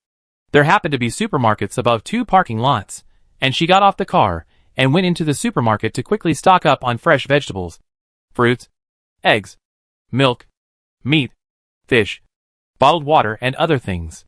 She didn't even take the time to eat when she was hungry. She would just take out a piece of bread from the space and eat a few bites to get by. The farthest gas station happened to be near the agricultural wholesale market, so she went there directly and bought a lot of vegetables and fruits, fish, shrimp, crab, seafood, various cooked and stewed dishes, side dishes, dried seafood, fresh and frozen beef, mutton, pork, dumplings, tribute balls, fish balls, and other semi-finished products.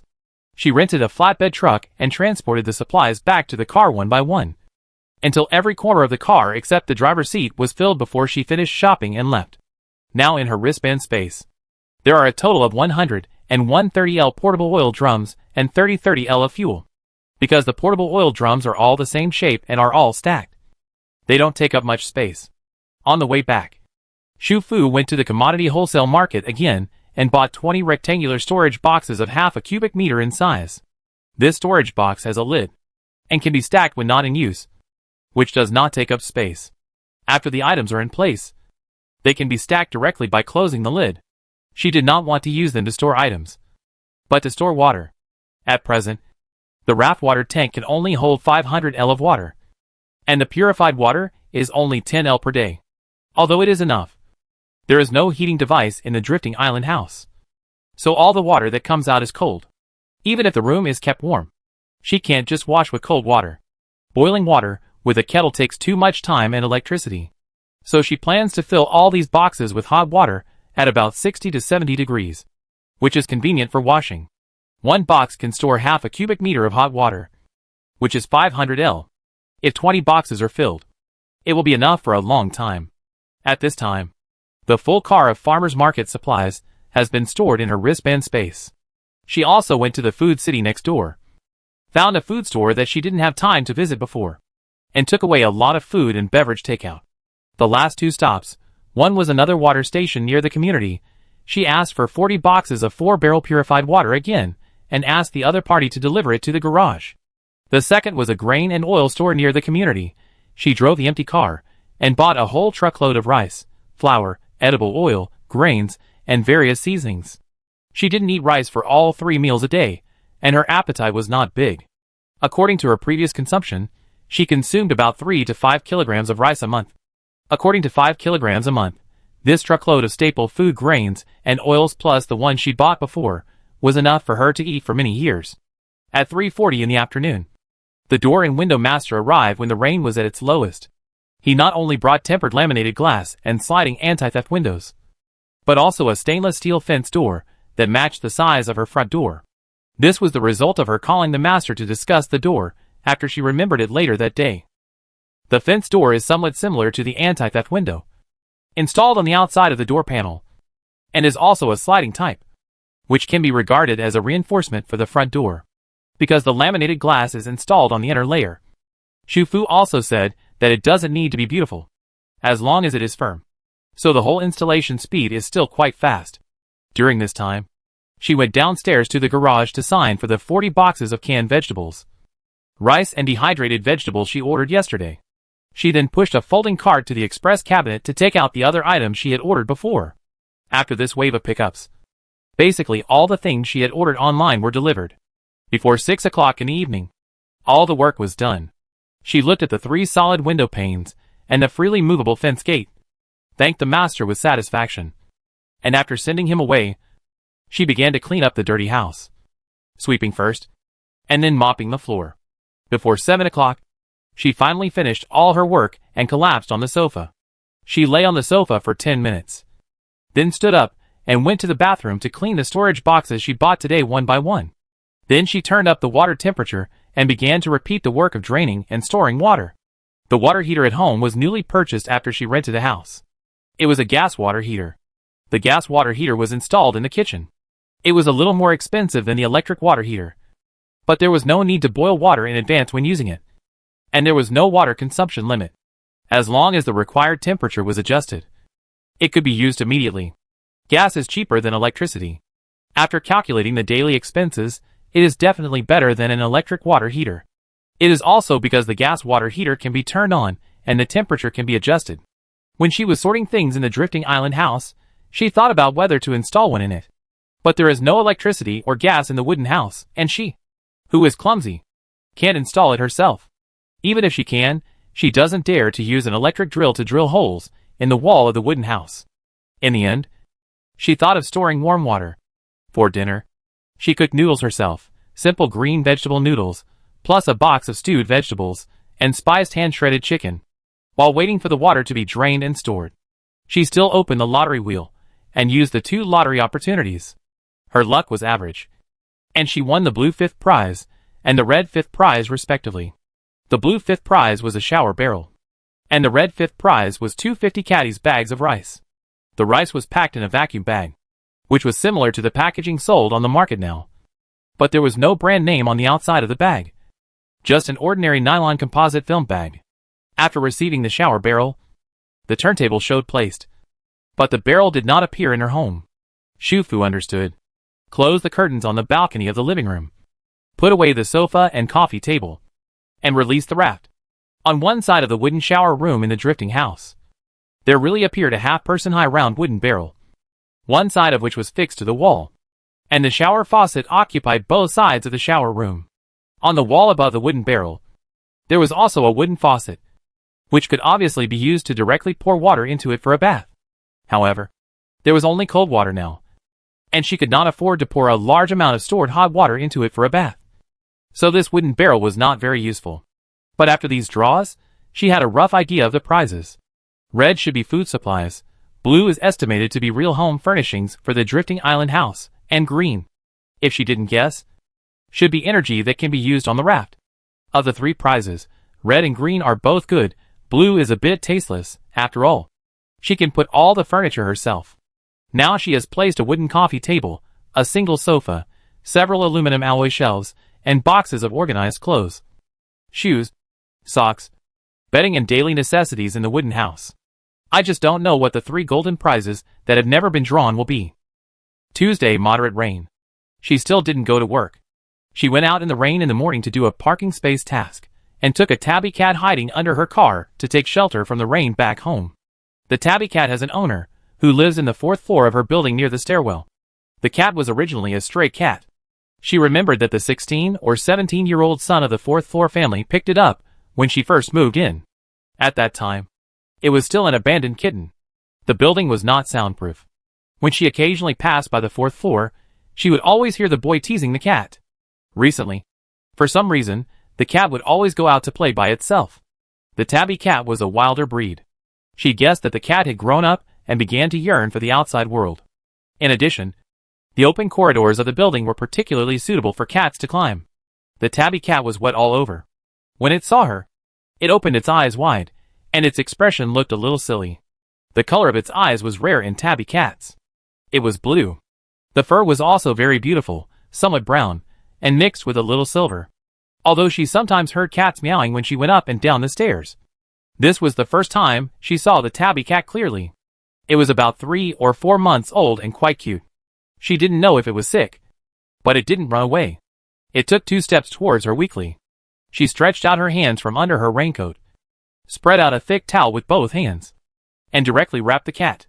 The tabby cat meowed, and seemed to want to struggle. "Don't move." Shufu wrapped the tabby cat in the towel a little tighter. "Take you home." Probably because the towel was dry and soft. The cat didn't struggle anymore, and lay there obediently, meowing twice. When she brought the cat over, the people in the house were arguing about the missing cat. The son said he would go find it and go to school after finding it. His studies were important in high school, so his mother was naturally angry when she heard it. While scolding him, she said she would go out to find it, and told him to go to school. The boy said he didn't believe it on the spot, saying that she didn't want to keep it in the first place and hoped it wouldn't go back. After Shufu knocked on the door, the boy's father came to open the door. She had met the father of this family 2 or 3 times, and she had the impression that he was a taciturn man. When the other party saw the cat wrapped in a towel, he seemed to frown. The boy was very happy, and called out little Guy in surprise. He rushed over to take it from her hand, and thanked her. I don't know if it was because the boy was a little hasty. The originally obedient tabby cat struggled a little, and called out twice. Thank you. The boy's mother also came over and thanked her, and her expression also didn't show much happiness. Shu Fu didn't say much. She didn't care whether others thanked her or not. She just did it. As she said before, any choice should only follow her heart. As she walked into the stairwell and went up the stairs, she heard the boy's mother urging him to go to school, saying that he was already late and that he would take an exam in a few days, and asked him to do well in the exam. The boy responded absent-mindedly, as if he had discovered that the tabby cat was sick, and said that he would take it to the hospital, which caused his mother to start scolding him again. And the tabby cat's slightly hurried cry was also mixed in. Such a simple task, in exchange for a 5% progress bar and a chance to draw a lottery. Congratulations on winning the 4th prize, front door eaves. Do you want to receive the prize? Yes/no. This time it is a blue prize, which is 1 level higher than the previous blue 5th prize shower barrel. Shu Fu released the raft. On the top of the front door of the cabin, there was an extra rectangular wooden eaves facing outward. The eaves were the same height as the cabin, and the same width, extending outwards about half a meter. There was a square pillar of log color on each of the outer corners on the left and right sides, and a wooden fence about 1 meter high between the pillars on both sides and the cabin. Originally, the raft outside the cabin was empty, and people standing on it had to be careful not to step on empty air and fall out directly. But now there is an extra eaves with a fence. At least when she stands at the door of the cabin, she will not fall into the water directly because of the shaking of the raft. It seems that this blue prize is also good. She can place the furniture by herself, but she can't do this kind of fixed home decoration by herself. In the afternoon, when the rain became lighter, she took her ID and went out, drove to a nearby bank, left 5,000 yuan in the card as a backup, and withdrew the rest of the cash. 5,000 yuan plus her borrowing function on various platforms is enough to support her online shopping expenses for a period of time. It will take some time for Suicheng to go from the disaster period to the overall evacuation period, and she has to keep cash to deal with the situation when there is a problem with the network. After that, when the city is completely submerged in water, the water city will become an empty city. Whether the money is in the bank or in the hand, it will be useless. Thinking of an empty and quiet water city and a picture of herself, Shu Fu sighed. She could already sense the loneliness in advance. The moderate rain mixed with the light rain, and it continued to drizzle for 2 days. Shu Fu did not go out again. She placed orders for various takeouts delivered to her door every day, including Sichuan cuisine, sushi, milk tea, desserts and bread. There were also vegetables, fruits, fish and meat from the supermarket, milk, yogurt, various carbonated drinks, snacks and fast food, and daily necessities. On Thursday afternoon, moderate rain turned into heavy rain. The sky was like Sunday again, as if it was leaking. The rain was dense and fast, rushing to fall from the gloomy sky. Towards evening, Suicheng residents received a thunderstorm disaster warning on their mobile phones. After the painful lesson of the last time, Suicheng subways, buses and taxis were all suspended. It was the time when people got off work and school. Those who had not left the company and school could only stay indoors and wait temporarily. The few pedestrians who happened to be outside took shelter in the nearest sturdy buildings. All the private cars on the road had their windows tightly closed and slowed down. On several roads where parking was available, car owners even chose to pull over and wait anxiously for the thunderstorm to pass. When the first thunder flashed across the sky, Shu Fu had already checked all the doors and windows of her house, and then released the raft in the living room and went directly into the drifting island house. The house didn't suffer much damage during the last thunderstorm, but it's better to be safe than sorry. Since she had a safe wooden house for 5 hours a day, she naturally had to use it. She pulled down the main power switch in the house. There was no light in the house. It was dark. In this light, even if the curtains between the living room and the small balcony were not drawn, you couldn't see inside. So she didn't close the curtains. There was a rechargeable energy-saving lamp on the wooden coffee table in the wooden house. The light was warm. At this moment, it was on. The faint orange-yellow light filled the whole wooden house. When standing outside the wooden house, even if the main lights were on inside, the light could not completely penetrate through the frosted glass. You could only see a little bit of very faint light. Due to the limitation of the living room, the raft can only be placed vertically in the room. The front door faces the direction of the small balcony. After the door is closed, from the inside of the wooden house window, you can only see the walls of the living room on both sides. The dark living room reflects the lightning of the thunderstorm outside, which flickers, accompanied by the shocking thunder, hitting people's eardrums, and people who hear it are terrified. Shu Fu thought that this thunderstorm would pass quickly like the last time. Even if it was more serious than before, it would not last more than half an hour. But an hour has passed, and the dazzling flashing lightning in the dark sky outside has not stopped. Chapter 12 Suicheng. A dazzling huge electric arc cut through the night, and exploded from the air, just like the arcs of light that flashed and scattered in a transparent sphere during an electrostatic experiment, and burst out fine spider web-like patterns. But now, it was the sky above people's heads that kept bursting out dazzling arcs. The electric arcs carried extremely dazzling light, and when they flashed, the night sky looked like daylight, and the sky seemed to be split into different shapes by the bursting electric arcs. People hiding in the buildings looked through the glass windows, and saw the terrible scene outside that they had never seen before, and their hearts were full of fear. Under the roar of nature, they only felt that they had become extremely small. Suicheng's high-rise buildings are generally equipped with lightning protection facilities, such as lightning rods, lightning strips, equipotential bonding terminal boxes, surge protectors, etc., with different names and appearances. But the principles are similar. Although these facilities are called lightning arresters, they are actually lightning inductors. When lightning strikes a building, they quickly divert the current generated by lightning hitting the building and conduct it to the ground through the building's steel bars. Under normal circumstances, such facilities are sufficient to protect buildings in thunderstorms. But this protection is not 100%. For example, the layout of lightning protection facilities is unreasonable. The building uses metal external drainage pipes, and the external wall is installed with metal wires with sharp tips because of the air conditioning bracket, which are easy to attract lightning. What's more, what happened in Suicheng today was not ordinary thunder and lightning. Some people were afraid, and naturally some were excited. After all, such a scene is rare in one's lifetime. There were many people standing in the building with their mobile phones and shooting outside. In a building in Suicheng, the video host Xiao Zhou tried his best to capture the most terrifying thunderstorm through the glass and heavy rain. Brothers and sisters of Huagua, let me show you a new sight in Suicheng. Lightning. See? This sky is flickering like a spider web. It is definitely not a special effect, but a real thing happening right now. Don't worry. In thunderstorms, it is dangerous for people to carry metal conductors in the wild. As long as you are indoors and not charging, there is basically no problem playing with your phone and making calls. That's because I am a scholar, so I still have some basic knowledge. All large electrical appliances in our home are also disconnected from the power supply to ensure safety. I will take you to witness this rare spectacle that is rarely seen in a century. Look! That lightning is so close. Oh my God! It's so beautiful. It's purple-blue. However, the beautiful lightning he mentioned cut through the night in an instant and landed on the roof of the building where he was. The lightning was too close, and the window was not shielded by steel bars. The extremely strong electromagnetic waves generated a huge current on the mobile phone near the window. The person, who was still holding his phone and trying to take pictures to get likes, felt a sharp pain in his palm. The phone in his hand suddenly became hot and burning.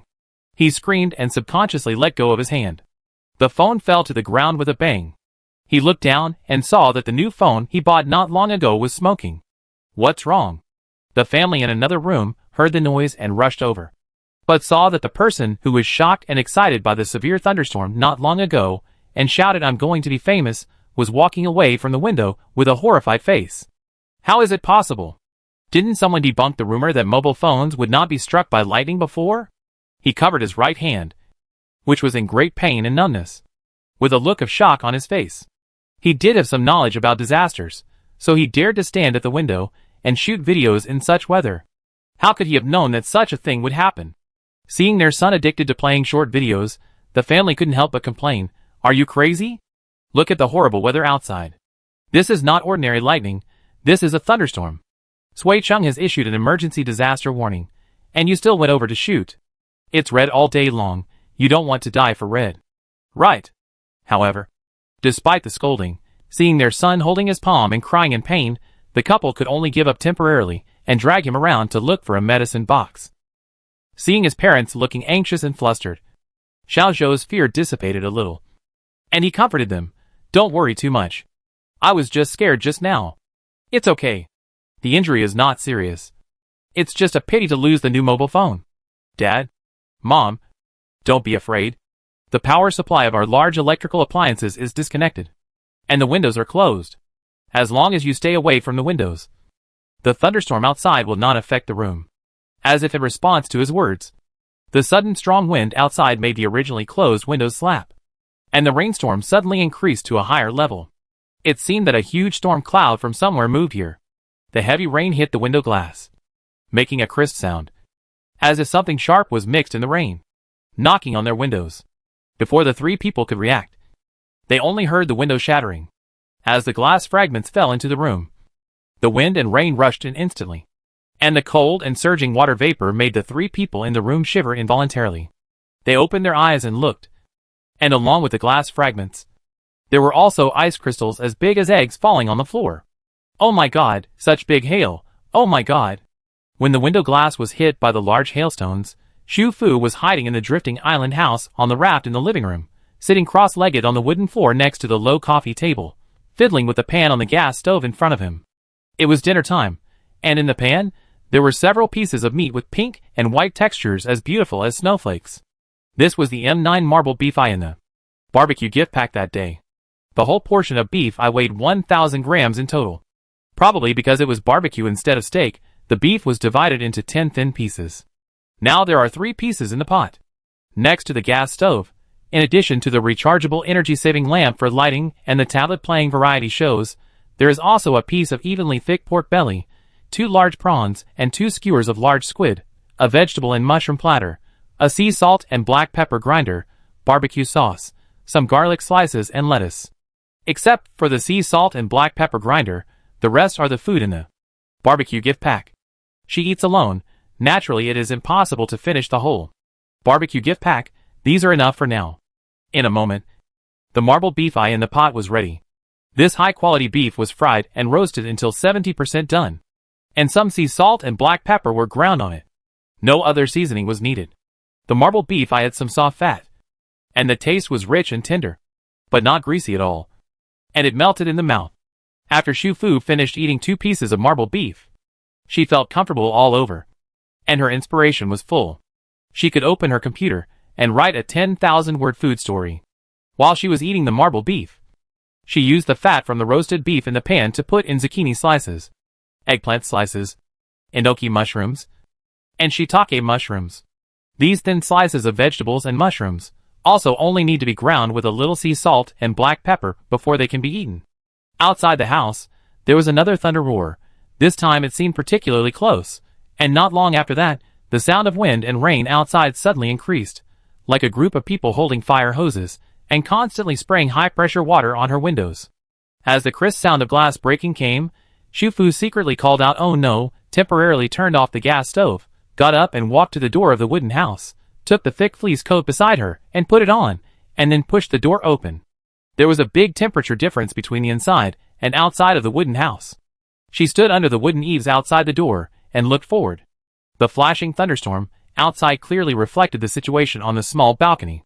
The outermost ordinary glass of the balcony window was broken into several pieces, as if it had been shot. Fortunately, the tempered laminated glass installed on the inner layer was intact. In the extremely harsh climate, it still protected her small home and kept the storm and hail out of the building. Xu Fu was a little relieved and a little scared. Fortunately, she acted quickly and reinforced the doors and windows. Otherwise, with such a big hail today, the glass windows facing the outside of her house might not be saved. In this kind of weather, naturally no one would stay outside. The broken glass would not hurt anyone. But the problem is that without the glass to block the wind and rain, the strong wind in this kind of weather would bring rain and hail back, and the furniture in the house would be damaged. If the wind and rain continued all night, the rain would keep pouring back, and she would not be able to sleep in the house at all. But now, Xu Fu turned around with peace of mind, re-entered the cabin again, and continued her dinner. The zucchini and eggplant slices were very thin, and they were cooked after a while of medium heat roasting, sprinkled with sea salt and black pepper, and tasted tender and juicy. Not to mention the roasted pork belly. The meat slices with a perfect ratio of 3 fat and 2 lean are roasted until both sides are browned, sprinkled with sea salt and black pepper to slightly enhance the flavor, then dipped in barbecue sauce, wrapped with lettuce, and put a garlic slice in, and then put the whole thing in your mouth. The crispness of the lettuce dilutes the greasiness of the roasted pork belly, and the garlic slices are also a magic weapon to relieve the greasiness. In this way, the fat and lean pork belly is left with only the unique crispy and charred aroma and salty and fresh meaty texture of roasted meat. Xu Fu calculated his appetite accurately and did not take out too many ingredients. After eating all the meat and vegetables on the coffee table, he leaned back with satisfaction and lay down on the floor of the wooden house. The rain outside was noisy, and the constant temperature and oxygen in the drifting house were much more comfortable than the constant temperature and oxygen created by technology in her native loft apartment. She didn't feel cold just lying on the wooden floor. If it weren't for the fact that the wooden floor was a bit hard to sleep on, she felt that she could sleep like this at night. After a moment of yearning, she woke up again. Now the raft is only used for 5 hours a day. It's impossible to sleep. Even taking a nap feels wasteful. She still has to move up the progress bar as soon as possible. Unlocking the level 2 raft and increasing the use time of the safe cabin is the right way. But the appearance of the progress bar task seemed completely random, and it was not something she could decide. Xu Fu thought of this, and allowed herself to change to a more comfortable lying position. At nearly 8 o'clock in the evening, the thunderstorm and hail that had lasted for 2 or 3 hours gradually stopped. But the strong wind and heavy rain still did not stop. Without the dazzling arc of lightning, the night sky of Suicheng was as dark as ink. Many buildings were installed with ordinary glass, and they were not spared from the hail. Most of the buildings with people spontaneously cut off the power, or turned off the lights. Looking out from the window, the whole Suicheng seemed to be immersed in a dark water curtain. Many street lamps on the street were also broken. When the dim street lamps went out, visibility was even lower. Everyone could only imagine the scene outside at the moment from the noisy rain and the window frames whistling in the wind. There were also many unlucky guys. In the following time, they were busy taking emergency measures to plug the broken windows of their homes, hoping to block the rain pouring in like a stream from outside. Outside the window, the sounds of fire trucks and ambulances could be heard gradually. In peacetime, people would call firefighters for help even if their cat ran to the windowsill of the outer wall of a high-rise building, or their fingers were swollen and painful because they couldn't take off a ring that was too small. What's more, this thunderstorm and large hailstorm that raged for 2 or 3 hours. Even if Suicheng issued a thunderstorm warning in time, some people didn't pay attention at all and were injured for various reasons in the disaster. Even some people who were originally safe at home had various accidents. Some people were scratched by broken glass pieces after being hit by hail because they were too close to the window by mistake.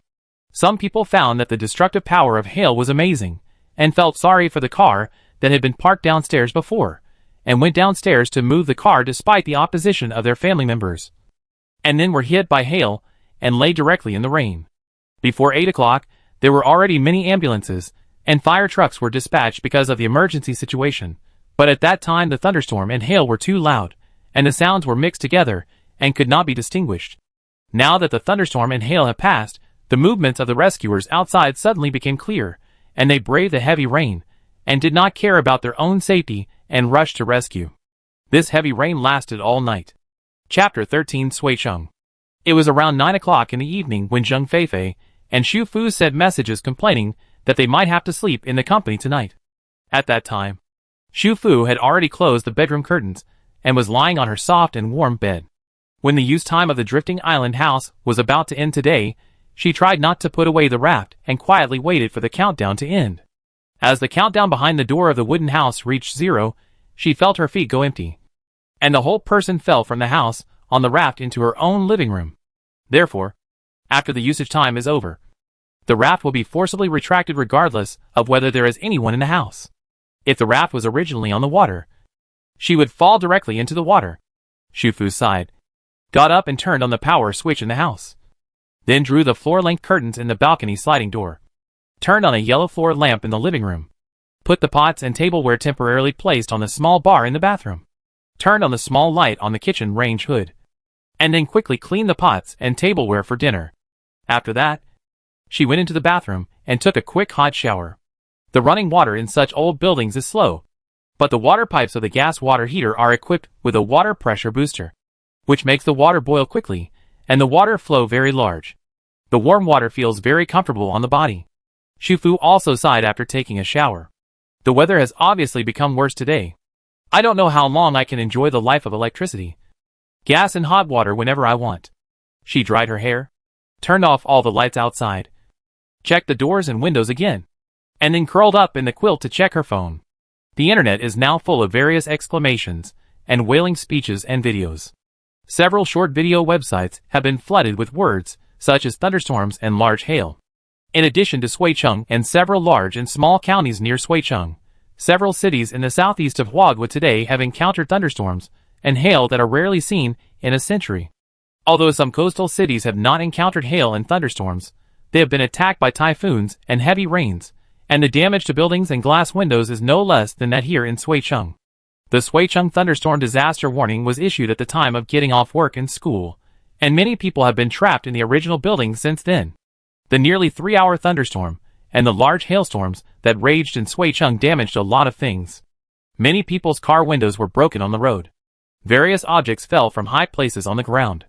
In addition, there were still strong winds and heavy rain outside. Transportation facilities had been suspended. Many people simply couldn't go home under such circumstances. Zheng Feifei sent a message.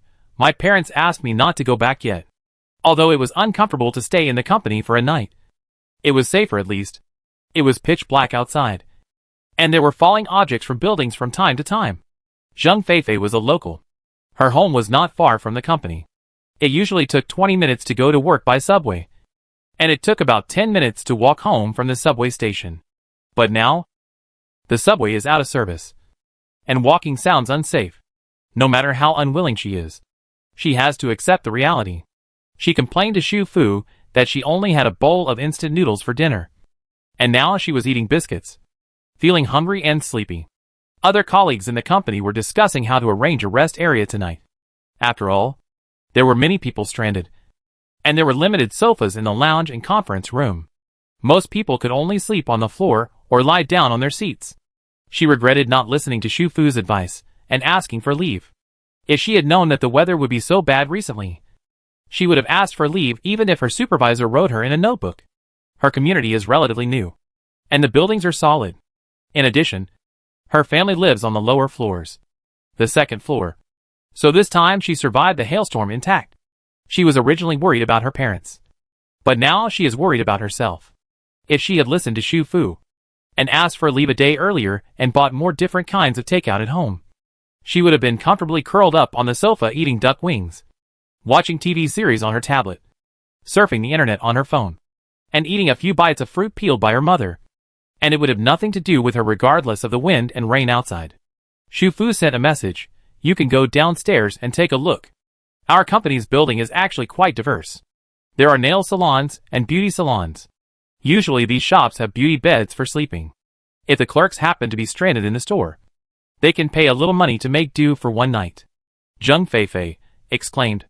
Why didn't I think of that? She blew Xu Fu a series of kisses. Xu Fu smiled and told her to call 1 or 2 female colleagues to come with her at the end, bring mobile phones and power banks, and not take the elevator. Mobile phones can be used as flashlights. Power banks ensure that mobile phones have power, and it is safer to take the stairs in heavy rain. At the same time as sending messages to Zheng Feifei, Wu Xiaoshan in the roommate group also sent a message, and soon after her, Zhang Tian also sent one, with a smile emoji. Both of them posted videos. Wu Xiaoshan and Shen Fei were not so lucky. Although the conditions of the shared house were better than those of Xu Fu, the house was on the 4th floor, and the window glass was ordinary glass. It could not escape the hailstorm. 2 pieces of glass were broken in the south-facing living room window. Now the rainwater was leaking all over the floor. The living room was in a miserable state.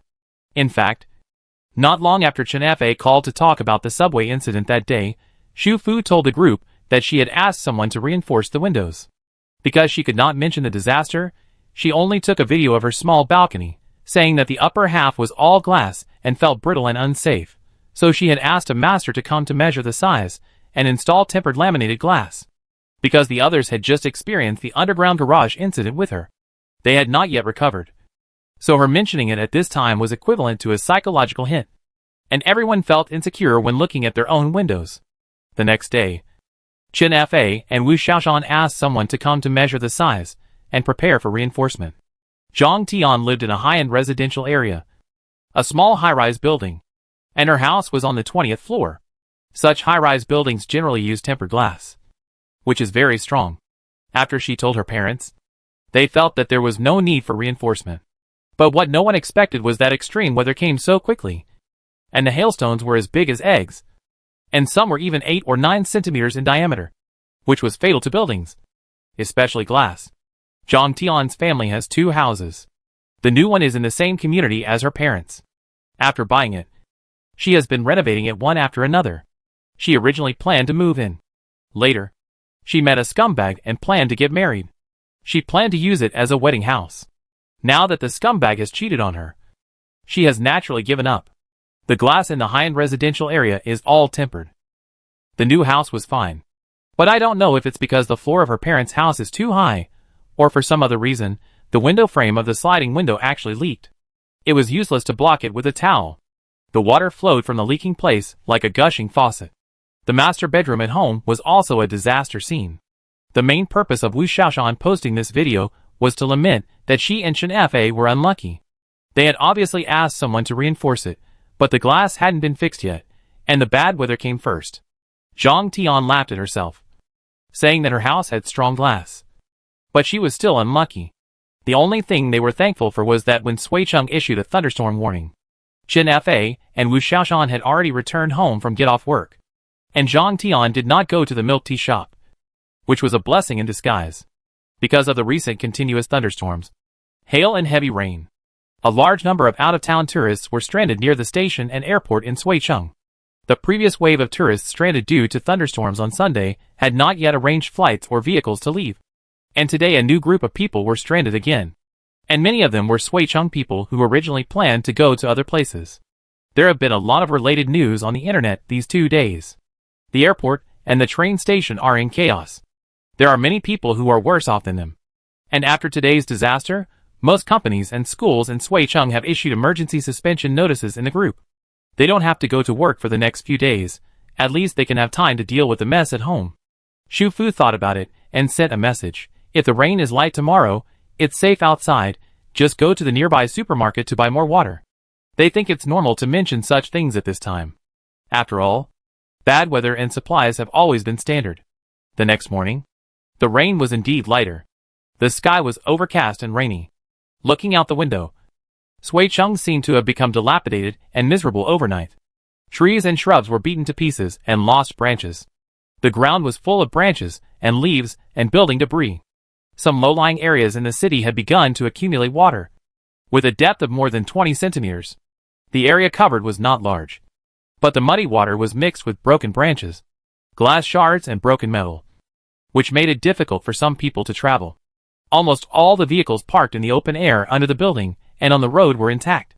Some had broken windows or dented roofs. Some people could not see the condition of their own buildings, but through the windows they could see the condition of the building opposite the community, which was shocking, except for the first and second floors, where some windows were still intact. The glass windows of every household on other floors were shattered to pieces. Some windows even had their frames knocked off, revealing a bare black hole, which was temporarily blocked by the people inside with cabinets. Of course, not all residents on the lower floors were lucky. Some people had trees growing not far from their windows. The broken branches directly pierced the windows of the lower floor houses under the influence of the strong wind. The broken glass and branches and leaves made the house a mess. The people of Suicheng, who had no experience in dealing with hail, were dumbfounded. How could they start to deal with this tragic situation? In just 1 week, some people began to miss the previous heat. Although the daily high temperature of 35 to 40 degrees was very torturous, now everyone has a car to travel. Whether it is a private car or public transportation, there is air conditioning as long as you get in the car. At work, in school, and in all kinds of commercial places, the air conditioner is turned down very low, as long as you don't deliberately go outside in the heat wave. The hot weather will not affect anything. But now, work and school are suspended. And everything is forced to stop. This damn weather is too scary. When will this damn rain end? Some people clean up the mess at home while watching the local TV news to pay attention to the developments outside. Some people are worried and frantically complain online to seek comfort. But they are frightened by pictures and videos in various posts that are more terrible than the disaster around their homes. You know, thunderstorms, hail, strong winds, and heavy rains will also bring many related disasters. High-rise buildings in cities are generally relatively solid, and most of the broken ones are glass windows or temporary awnings. In suburban counties, many houses are built by themselves, and many people's homes have collapsed in half. And there are problems with water pipes and wires. Mud and rock flow. Muddy mountain roads are blocked, and traffic is stagnant. Even more unfortunate are farmlands and greenhouse vegetable fields. Crops are damaged by hail.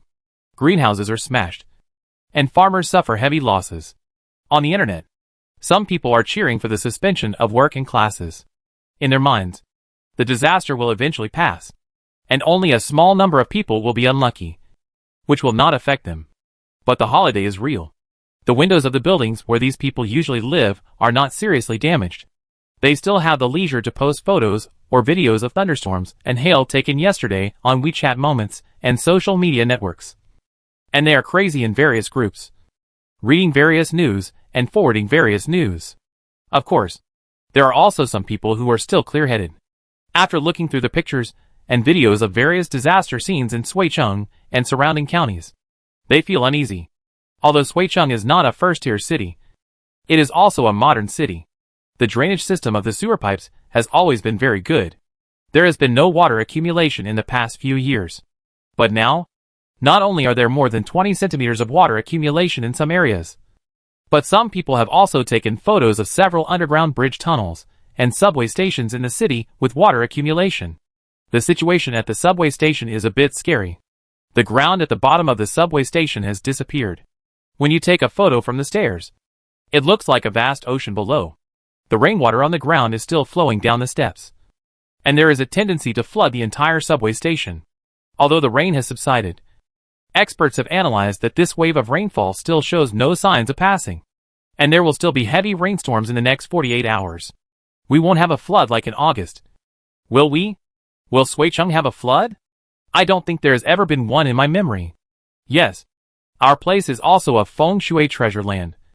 No earthquakes, no floods, no typhoons, and no hail. Upstairs, except for the earthquake, we seem to have encountered all the disasters you mentioned this week. How can we have encountered all of them? At most, hailstorms. Typhoons are not so gentle. Floods are not so bad. There are only a few low-lying places with water accumulation. Isn't this normal? Most places are still fine. No, I think I have to go out. Go to the supermarket to buy more food and drinks to keep at home. If something really happens, I won't be so panicked. Is the supermarket open today? Aren't they closed for work and school? Supermarkets are a livelihood service industry. Even if some private grocery stores and small supermarkets are closed, medium and large ones will definitely be open. After all, they are needed for daily life. If they are closed at this time, where can people buy vegetables?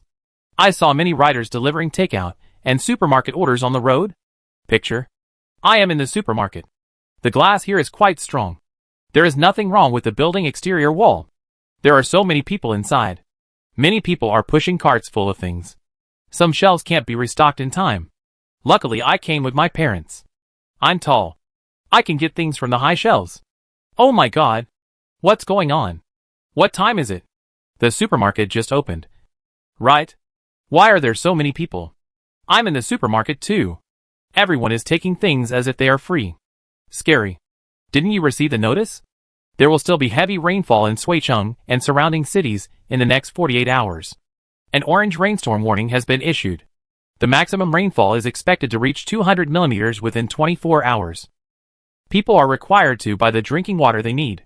Don't go out for the next few days. Some low-lying areas with accumulated water have already started evacuation. Why didn't I receive it? And how is the signal there? My internet speed is intermittent. Did the hail yesterday damage some network-based stations? Same. My signal is not good either. Just climbed up. Those who didn't receive the evacuation message are lucky. There was water near my home last night. Everyone evacuated this morning. The rainfall reached 200 millimeters. If I remember correctly, how much rainfall was there in the previous few days? 60 or 70. I remember that the highest rainfall in one day was 58 millimeters. Oh my God, what would 200 millimeters of rainfall look like? No, I have to ask my parents to go to the supermarket right away. Shu Fu did not join the rush to buy. She had almost stockpiled everything she needed. The space was limited. She couldn't stockpile all the rice and vegetables she would need for a lifetime. The food and water supplies in the space were enough for a long time, not to mention that she still had the lucky draw. She would definitely do the tasks to upgrade the raft progress bar. There would be opportunities to draw in the future, which would more or less replenish the supplies. So at this time, she didn't plan to go out and grab supplies from others. She was just a little worried about the progress bar tasks later. Will she be prompted to go out when she couldn't go out because of the storm outside? Sure enough, 20 minutes later, the bracelet vibrated, and a new raft progress task came. Chapter 14 Suicheng. Confirm the integrity of the rented hatchback within 1 hour, and you will get a 5% progress bar for level 2 of the raft. Current progress of level 2 of the raft, 50%. It's okay, but it's just in the community, not completely out of the house. Taking advantage of the light rain, she put on a warm thick fleece coat and shark pants, and put on a raincoat and rain boots outside, and went downstairs. The car she rented was also parked in the open air. The property management in the community is very poor, and many cars are parked randomly. She only rented the car for a week, and she didn't have time to rent a parking space, usually parked next to the driveway downstairs. It can't be seen from the south window, but as long as you walk out of the door, you can see it by standing on the north corridor. Yesterday, because of the progress bar task, she moved the parking space, and now she can't see the car from the upstairs. After the big hailstorm yesterday, she also saw various pictures and videos on the internet, and she didn't think her car would be spared. Sure enough, the left side mirror of the car was smashed crooked, and there were several dents on the front hood where the paint had fallen off. The front windshield was the worst, with a huge crack in the middle, probably because she had just applied a car film. The car glass has not fallen off yet, but the cracks are like spider webs covering half of the windshield, and the glass looks shaky and may break at any time. When she first rented the car, in order to facilitate stocking up, she turned off the dashcam in the car. Otherwise, she could have removed the memory card in the dashcam like other car owners in the community and checked the whole process of the car being attacked by hail. In fact, there is still space in her wristband space, enough to store this hatchback. But it's fine to collect the supplies in the car under the cover of the one-way film. If she really wants to change the car in modern society, she doesn't have the courage to challenge it. Moreover, there will be heavy rainfall of 200 millimeters tomorrow and the day after tomorrow. She has a hunch that after this heavy rainfall, the waterlogged area in Suicheng will expand rapidly. By then, even the community and the road will be flooded, and the car will definitely not be able to drive. She also thought about finding a parking lot on the upper floors of a building and parking the car there. As for whether she will have the opportunity to use it again in the future, that is another matter. However, the supermarkets nearby have been built for many years. At that time, it was popular to open the garage in the basement, and it was rare to open the garage on the upper floors of the building. After thinking about it, I finally had to give up. The outdoor temperature was still around 10 degrees. Probably because of the high humidity in the air, a gust of wind blew, and it was particularly cold. There were quite a few people in the community now, many of whom came out to check their cars, including cars and electric bikes. Yesterday, a thunderstorm suddenly hit, and many people hurried home, and did not have time to park their electric bikes. Now they found that all the cars had suffered, especially the electric bikes, and even the dashboard was broken. The branches, glass shards, and building debris made the whole community look messy. Many of the glass windows of other buildings were riddled with holes, and so was the building she rented. The windows on the south side were in a miserable state, but the north side, because they were all open corridors without windows, looked less miserable. When Shu Fu turned the corner, she saw a cat lying there motionless. It seemed to be a stray cat that was hit by hail and died. She subconsciously thought of the tabby cat on the 4th floor, who loved to go out to play. She didn't pay attention when she went downstairs just now, and she didn't know if the family had taken good care of the cat. If the cat still sneaked out to play in this weather, it would be really stupid. Shu Fu pulled the brim of her raincoat lowered her head, carefully avoided the broken glass on the ground, and quickly walked around the building. From a distance, she saw a lot of people blocking the stairwell in the middle of the building. Someone in the crowd was making a loud noise, seemingly arguing. The building had no units, and was very long horizontally, with more than a dozen households, and 60 or 70 households on the 5 floors. Xu Fu had only moved in for more than 2 months, and she could hardly remember all the residents in the building, except for a few specific households that looked familiar to her. For example, the households on the 5th floor, which were on the same side of the corridor as hers, the family of 3 with a cat on the 4th floor, and the family of 4 with a mother-in-law, son, daughter-in-law, and a granddaughter on the 3rd floor, and the family on the 2nd floor that cooked very delicious food, and the family on the 1st floor that lived right below the household on the 2nd floor. At this moment, in the crowd, the quarrel was between the 2 families on the 2nd and 1st floors. She remembered these 2 families because she had passed by them on her way to and from get off work before, and saw them quarreling several times. But most of the quarrels were from a distance. She had heard other neighbors who were there to join in the fun talk about it. And the reason for the quarrel was not a big deal. At first, it was because the family on the 2nd floor always slept very late at night, and did not pay attention to the impact, dragging chairs or making heavy objects fall to the ground, shaking the ceiling downstairs. The old man on the 1st floor was awakened from his sleep, and felt that his heart was not good because of the shock. After the 1st floor responded, the 2nd floor was fine for a few days, but it started again soon. The 1st floor was not happy with the 2nd floor, and started gossiping about the 2nd floor, saying that a man and a woman were young and didn't get married, but just lived together, didn't learn well, had no quality, had poor living habits, didn't respect the elderly and loved the young, etc. The 2nd floor was happy after hearing this. Not only did they not restrain themselves at night and made banging noises on the floor, but also started throwing garbage out of the south window. The south is a balcony, and some people like to hang clothes and quilts outside, especially in a location like the 1st floor, where there is only a garage below, and the floor is low and the lighting is poor. So they need to hang them out to get more sunlight. It's okay to throw away some dry garbage, like paper towel scraps, occasionally. They also pour out the leftover tea leaves and leftover coffee, which ruined the things drying on the 1st floor.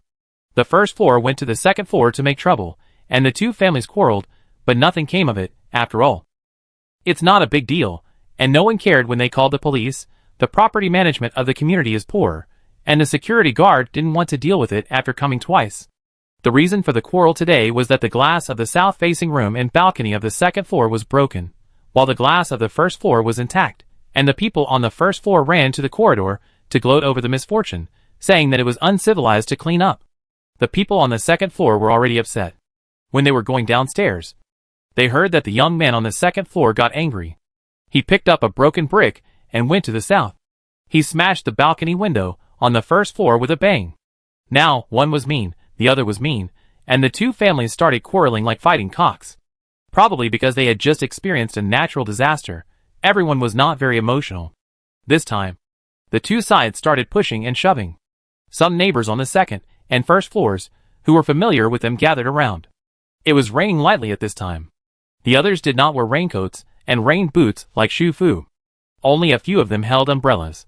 Some of them tried to stop the fight, and some watched the fun, blocking the entrance and exit of the stairwell. Xu Fu didn't want to participate or watch. She tried several times, but couldn't squeeze through the crowd. Someone in the crowd who was trying to stop the fight was pushed by the 2 angry people and fell out. The man was tall and fell suddenly. The person next to him was holding an umbrella and didn't react to pull him. He fell backwards and got stuck in the bushes beside Xu Fu. She looked over subconsciously and recognized the other person's face. "Is it you?" She had seen that person once before and was quite impressed. Because of the progress bar task, she gave him a red envelope of 50 yuan at that time. Later, when she was thinking about the progress of the mission, she had doubted the other party's safety. But now she saw that he was alive and well, and she was relieved for some reason. "Brother." On the side, a boy about 13 or 14 years old walked around the crowd and hurried to pull him. "Are you okay?" It would be fine in the past, but now the ground and bushes in the community are full of building debris and broken glass, and he is afraid that he will get scratched. The bushes were beaten by hail and heavy rain. and the broken branches seemed to have hooked the other party's clothes. The boy didn't pull the young man up for a while, and the latter stretched out his hand to the bushes to borrow strength. But Xu Fu held his elbow in time, and helped the boy to pull him up. "Be careful, there's broken glass down there." Xu Fu gestured. The two brothers looked sideways. Under the bushes that the young man wanted to use for support, there were not only broken glass, but also broken iron pieces.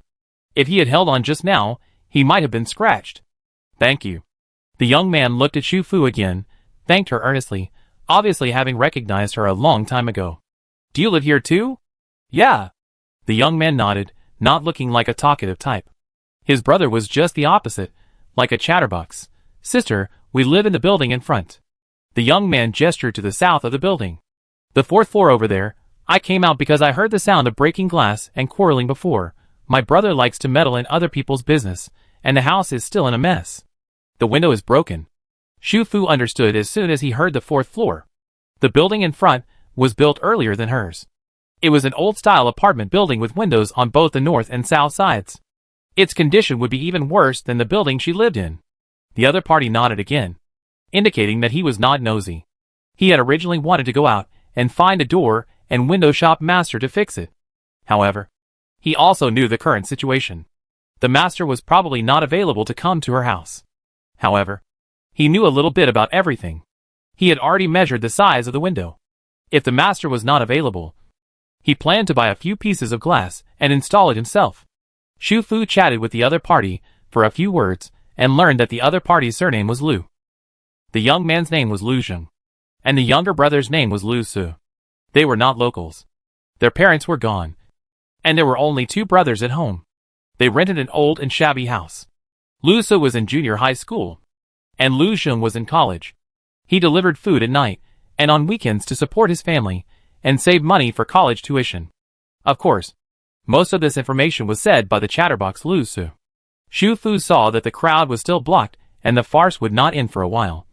So she planned to go directly to the other side of the building and go up from the outer stairwell. Before she left, she paused for a moment and said to Lu Zheng, "Don't just buy glass. You can also buy some steel plates and wood boards. You don't have to worry about whether it looks good in special cases. Tempered laminated glass needs to be customized. Ordinary glass will still break if it encounters extreme weather after repair. In an emergency, you can nail all the windows in a typhoon-proof mode." Lu Zheng was obviously someone who listened to advice. He looked at her seriously with his clear eyes and nodded at her. "You were right. Thank you for reminding me. The new notice from the Meteorological Bureau has also come out. Orange rainstorm warning. And you can buy more drinking water." "A new notice?" Lu Su was stunned when he heard it. "How come we don't know?" Xu Fu gestured to the other party with her mobile phone, and Lu Su hurriedly took it out to check. But Lu Zheng thanked her again, and said that if she needed any help, she could just give him a call, because the food delivery platform had his phone number anyway. Xu Fu could only call the other party on the takeaway platform, and the other party had to call through the software. She thought about it, took out her phone, and added the other party's WeChat directly. When Xu Fu turned to leave, she faintly heard Lu Su's curious voice behind her, asking what the takeaway phone number was. Lu Zheng seemed to say something, and then she heard Lu Su's low cry, saying it turned out to be that sister, and the rest of the words became MMM, which seemed to be covered by Lu Zheng and taken away. Xu Fu walked to the outer stairwell at the other end of the building, and just stepped on the first step. The bracelet on her wrist shook slightly. Complete the task of confirming the integrity of the hatchback within 1 hour, obtain 5% progress bar of level 2 of the raft, obtain 5% bonus of the extra progress bar, obtain 2 times of the wheel lottery, current progress of level 2 of the raft, 60%. In addition to the extra bonus, there are actually 2 chances to draw the lottery this time. Xu Fu felt that. She seemed to have grasped a little rule again. After noon, the rain got heavier again. Looking out from the balcony window, the residents who were talking and noisy in and out of the community all retreated to their homes. The originally noisy community became empty and quiet again. Only occasionally cars or electric vehicles returned home from outside the community in the heavy rain. Some of them might be coming back from the hospital, or they might be coming back from shopping in the supermarket. As for other residents in the community, she guessed that they must be like her at this moment, standing indoors and watching the heavy rain outside. Others did not know that the disaster had come. Now Suicheng Airport was closed, and trains, buses, and other passenger transportation were all suspended. However, as long as there was a chance, they could leave the city and seek refuge elsewhere. She knew that the end of the world had come, but she could not leave the city. She did not know who was more miserable. In this kind of weather, some food delivery must have stopped, even if there were still riders working outside in the wind and rain. The speed of receiving orders would be very slow. Shufu knew that she had to take care of all her meals from today on. Fortunately, she had a lot of cooked food, takeout, and braised dishes in her wristband space. She just needed to plan it properly. She only had some toast and milk in the morning, so she planned to cook something at noon. Anyway, she couldn't go anywhere now, and had plenty of time. She turned on her tablet, and picked a warm and funny slow variety show from the downloaded variety shows. She put it on the tablet stand in the kitchen, and started playing from the first episode. Then she turned on her phone, and found what she needed from the various downloaded recipes, and started cooking. She made herself a simple chicken, mushroom, potato, and cheese-baked rice. The chicken was chicken breast, which she took out of the freezer and thawed shortly after getting up in the morning. The chicken breast was diced and marinated with black pepper and sea salt. The mushrooms and potatoes were diced and blanched in boiling water, and a box of rice from the wristband space was taken out.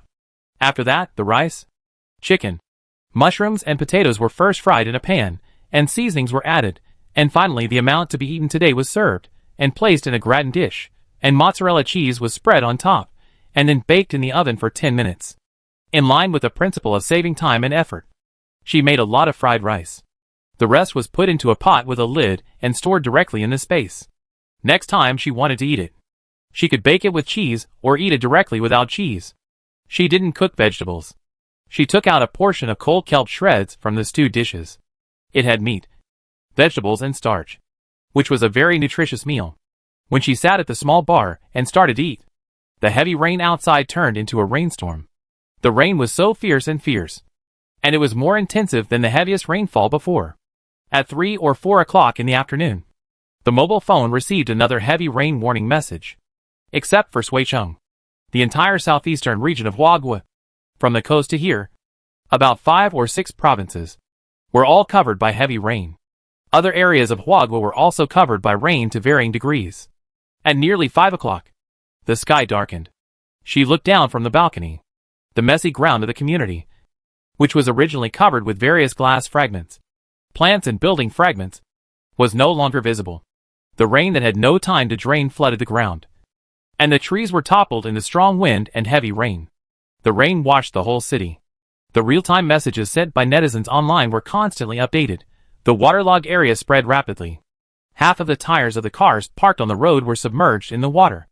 No one came to repair the windows, so they had to remove the door panels of the room and nail them shut. The internet speed was not very good. Some of the messages were texts with topics about Suicheng. Of course, there were also many videos and pictures. There were many people in the emergency room of the hospital.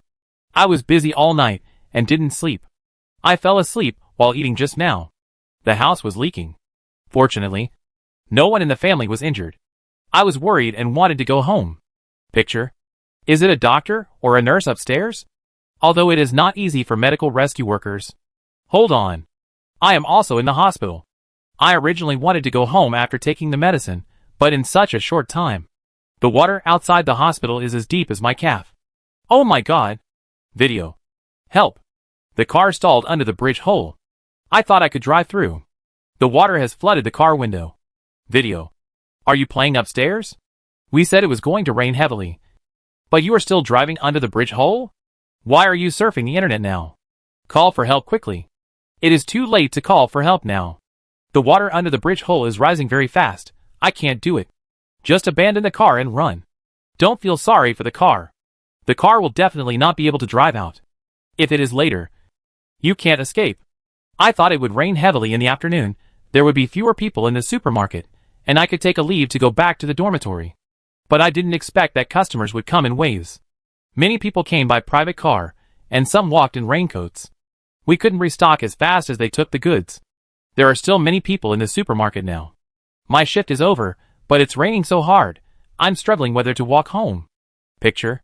Picture. The comments below this supermarket post are all persuading people not to go back. After all, There are a lot of supplies in the supermarket. Except for the inconvenience of taking a shower or sleeping, there is everything you need. It is definitely safer to stay in the supermarket. But most supermarkets in Suicheng are located on the lower floors, or even the basement level. And few are located on the upper floors of buildings. Therefore, many people are advising this person to buy more supplies at the employee price, and to return to the dormitory quickly, or to look for the direction of the customers' homes and take a ride. After all, if the floors are too low, it is easy to accumulate water, and it is not very safe. Oh my God! A huge billboard just fell down from the shop across from us. A car happened to pass by. The car and the people were hit. Now the people seem to be trapped in the car. Video. Ah, I am also nearby. I have called for help, but I don't know how long it will take for someone to come. Video. My shop is here on Puzhou Road. This area was flooded in the morning. Now there is a river on the road outside. Several sewers are flooding. Video. Just now, a passerby was almost washed away by the water. Luckily, he was saved by a delivery man. The video above is so scary. Is the store flooded too? Thumbs up for this delivery man. But who is still ordering takeout in this kind of weather?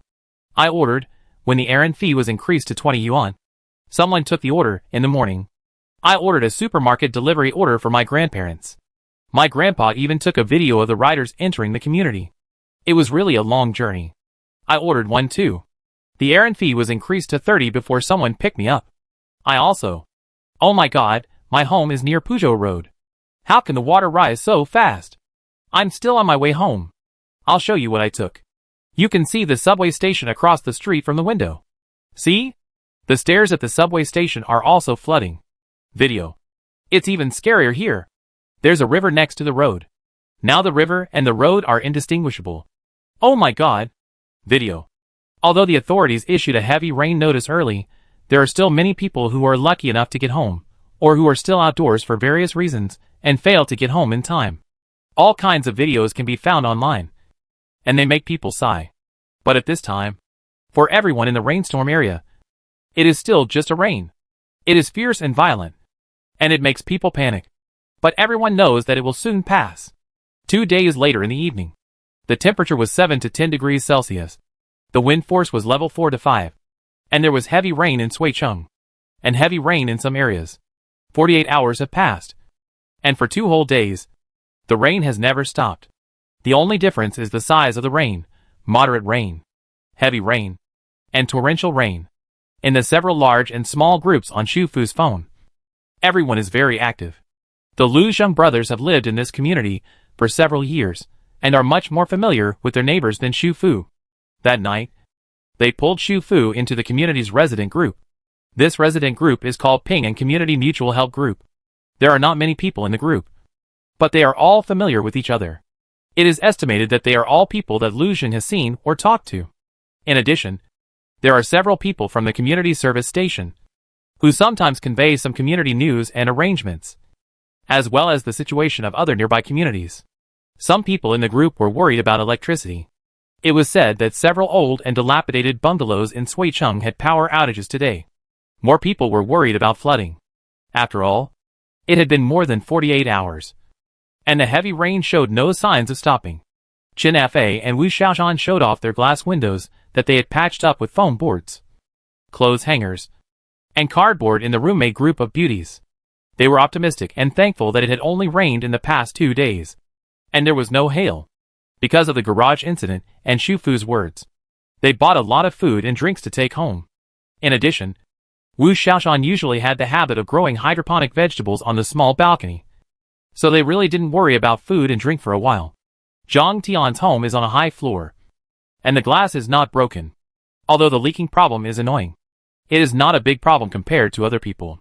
She is just a little worried about her milk tea shop. The shop is not located on the upper floor of a shopping mall, but on the first floor. The decoration and machines will be ruined if they are soaked in water. In addition, she originally bought a ticket this Wednesday to go back to his hometown with the scumbag to celebrate his birthday and meet his parents. It rained lightly on Wednesday, and all public transportation was operating normally. If she hadn't found out that the scumbag was cheating on her on Sunday, she would probably be stuck in his hometown and couldn't go back. The scumbag threatened her after failing to make peace, asking her if she really wanted to break up, saying that if she really wanted to break up, there would be no turning back. Everyone in his family knew that he was going to take his fiancée back, because they had planned to get married next month, and they had already booked wedding photography and wedding travel.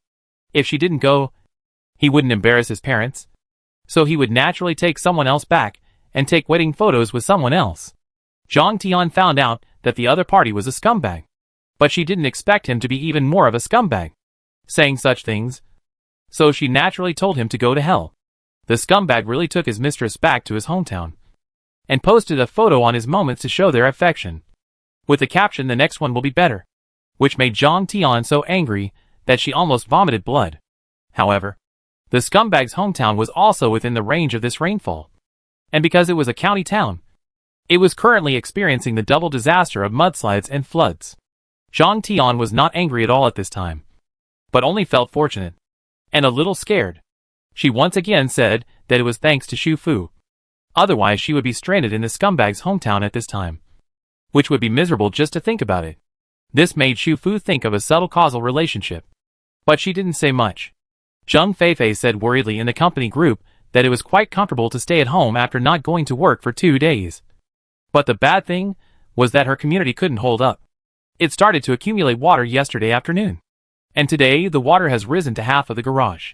Her community is in a slightly higher area in Suicheng, and the drainage nearby is good, so when other areas started to accumulate water, it was fine. When the water began to accumulate yesterday afternoon, many people braved the rain to move the cars parked in the underground garage to the ground, and parked them crookedly. But now the water level in the entire community is almost over the waist, and these cars are still doomed. Now, she is worried about another thing. If the rain doesn't stop tomorrow, the water will flood the first floor. Our house is on the second floor. Zheng Feifei's community and Xu Fu's community have similar basic floor structures, with an additional garage under the first floor. The difference is that Xu Fu's is a battery garage, while hers is a car garage. The drainage system near Xu Fu's community is far worse than that near Zheng Feifei's home. Now the water level is about to flood the garage. But Xu Fu's home is on the 5th floor, and Zheng Feifei's home is on the 2nd floor. If the water level continues to rise, no matter how solid the community buildings are, the water will definitely flood into the house. The people on the 1st floor of Xu Fu's home have long been unable to sit still. They have repeatedly looked out to check the water line, and then called the rescue phone. However, there are many non-high-rise bungalow areas in Suicheng that are in worse conditions. Many hospitals are also facing flooding. Rescue will definitely be given priority to more urgent places. Zheng Feifei wailed in the group and sent a separate message to Xu Fu. "I should have listened to you when you said yesterday. I will just pack up and take my parents to live in a nearby apartment hotel." There is a shopping supermarket diagonally across the road from her community. The supermarket is on the 1st floor, and the upper floors are shopping malls, shops and restaurants. There are also several apartment-style hotels further up. The lowest floor of the hotel is also on the 5th floor. But when she mentioned it to her parents yesterday, they all thought she had her head stuck in the door. "It's just been a few days of heavy rain, and you have to pack up and leave home? What have you been watching recently? Kid, are you crazy? Didn't I say that the rain will be over in 2 days? It's just accumulated water. When you were a child, Suicheng was flooded twice. Just like now. The streets and alleys are full of water. Our house is said to be on the 2nd floor, but it's actually the 3rd floor. The garage is low, and the 2nd and 3rd floors are high. If even the floor we live on is flooded, what will Suicheng be like? Do you think it's a science fiction movie?" Zheng Feifei was scolded by her parents and had to give up. But today, watching the water line climb all the way to the middle of the garage, she was really a little panicked. She saw other people in the community go out. The water was above the waist of an adult. She wanted to go to the hotel across the street now. Was it too late? From the bottom of her building to the opposite road, the distance was not long, but not short. There were all kinds of construction waste on the road, and there were probably messy potholes. Besides, it was cold and rainy outside.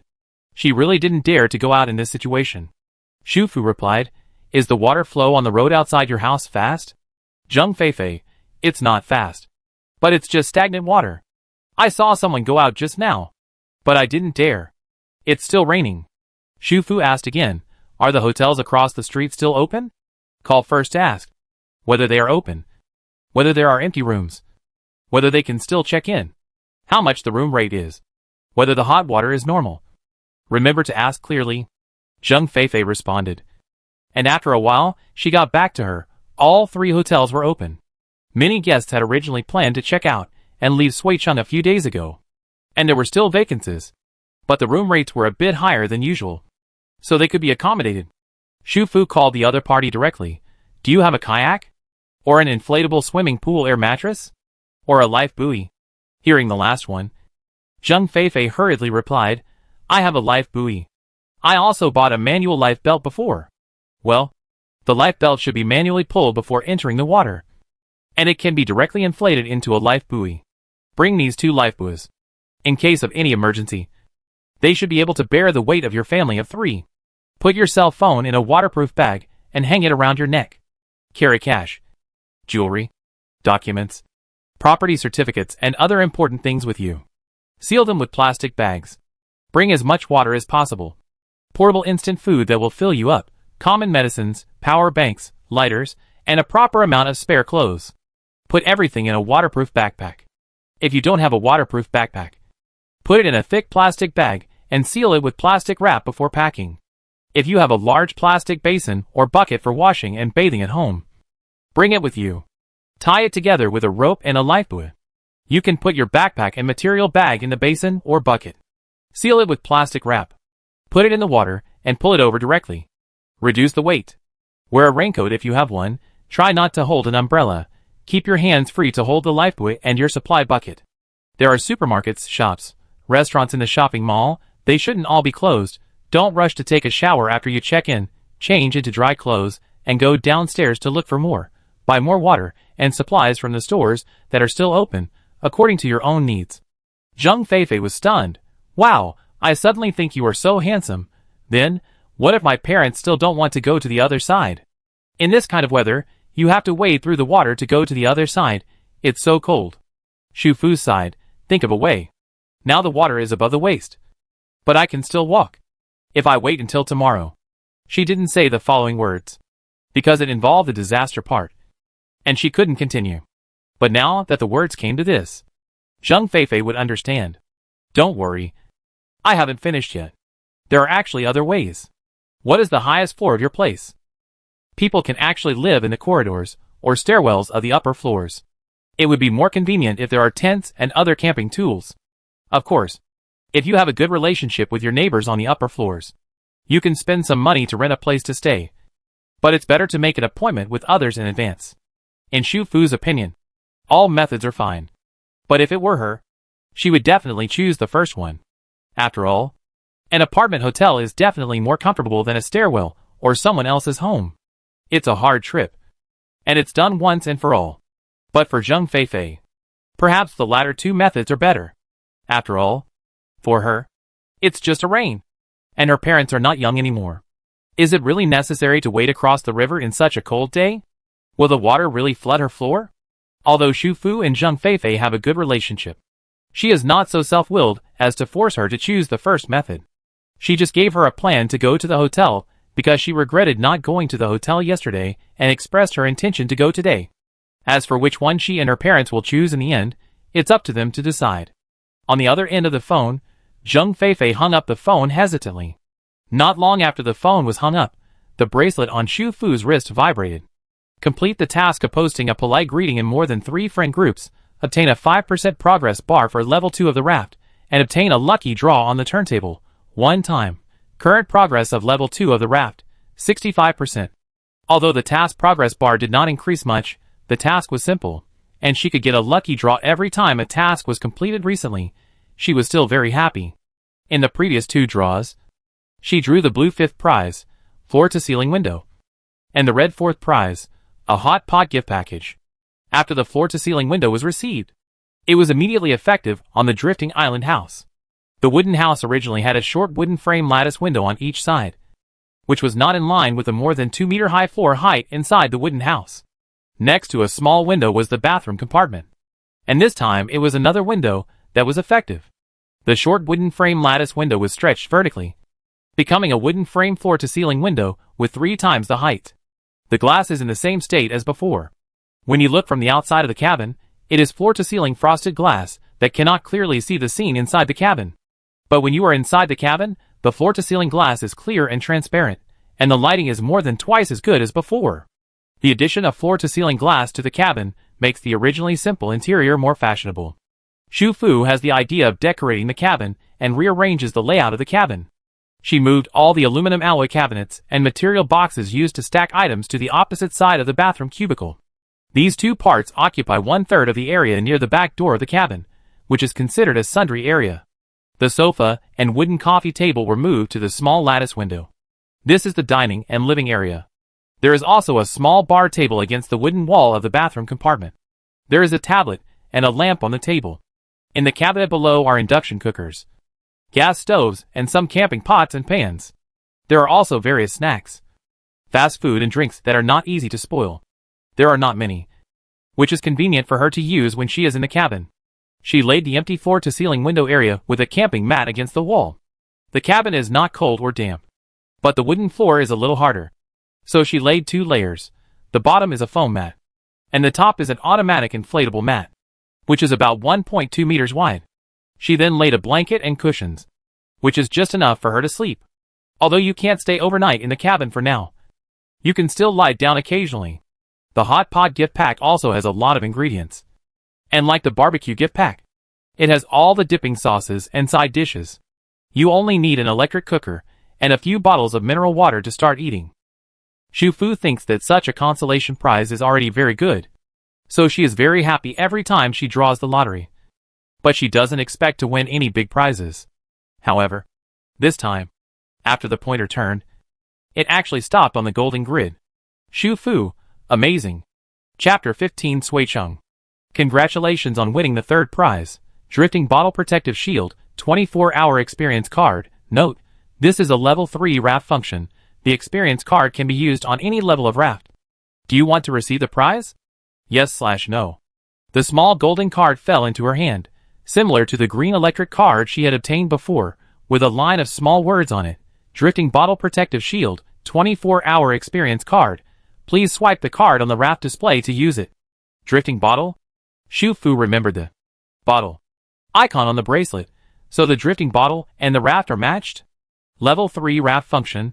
This line of words means, when she upgrades the raft to level 3, she can completely unlock the drifting bottle protective shield. But she remembered that the raft itself has its own protection, wooden house area, master mode, disaster resistance, constant temperature, xenophobia. Since the drift bottle protection is a function that can only be unlocked by the level 3 raft, it is naturally impossible to overlap with the existing protection function of the level 1 raft. What kind of protection function will this be?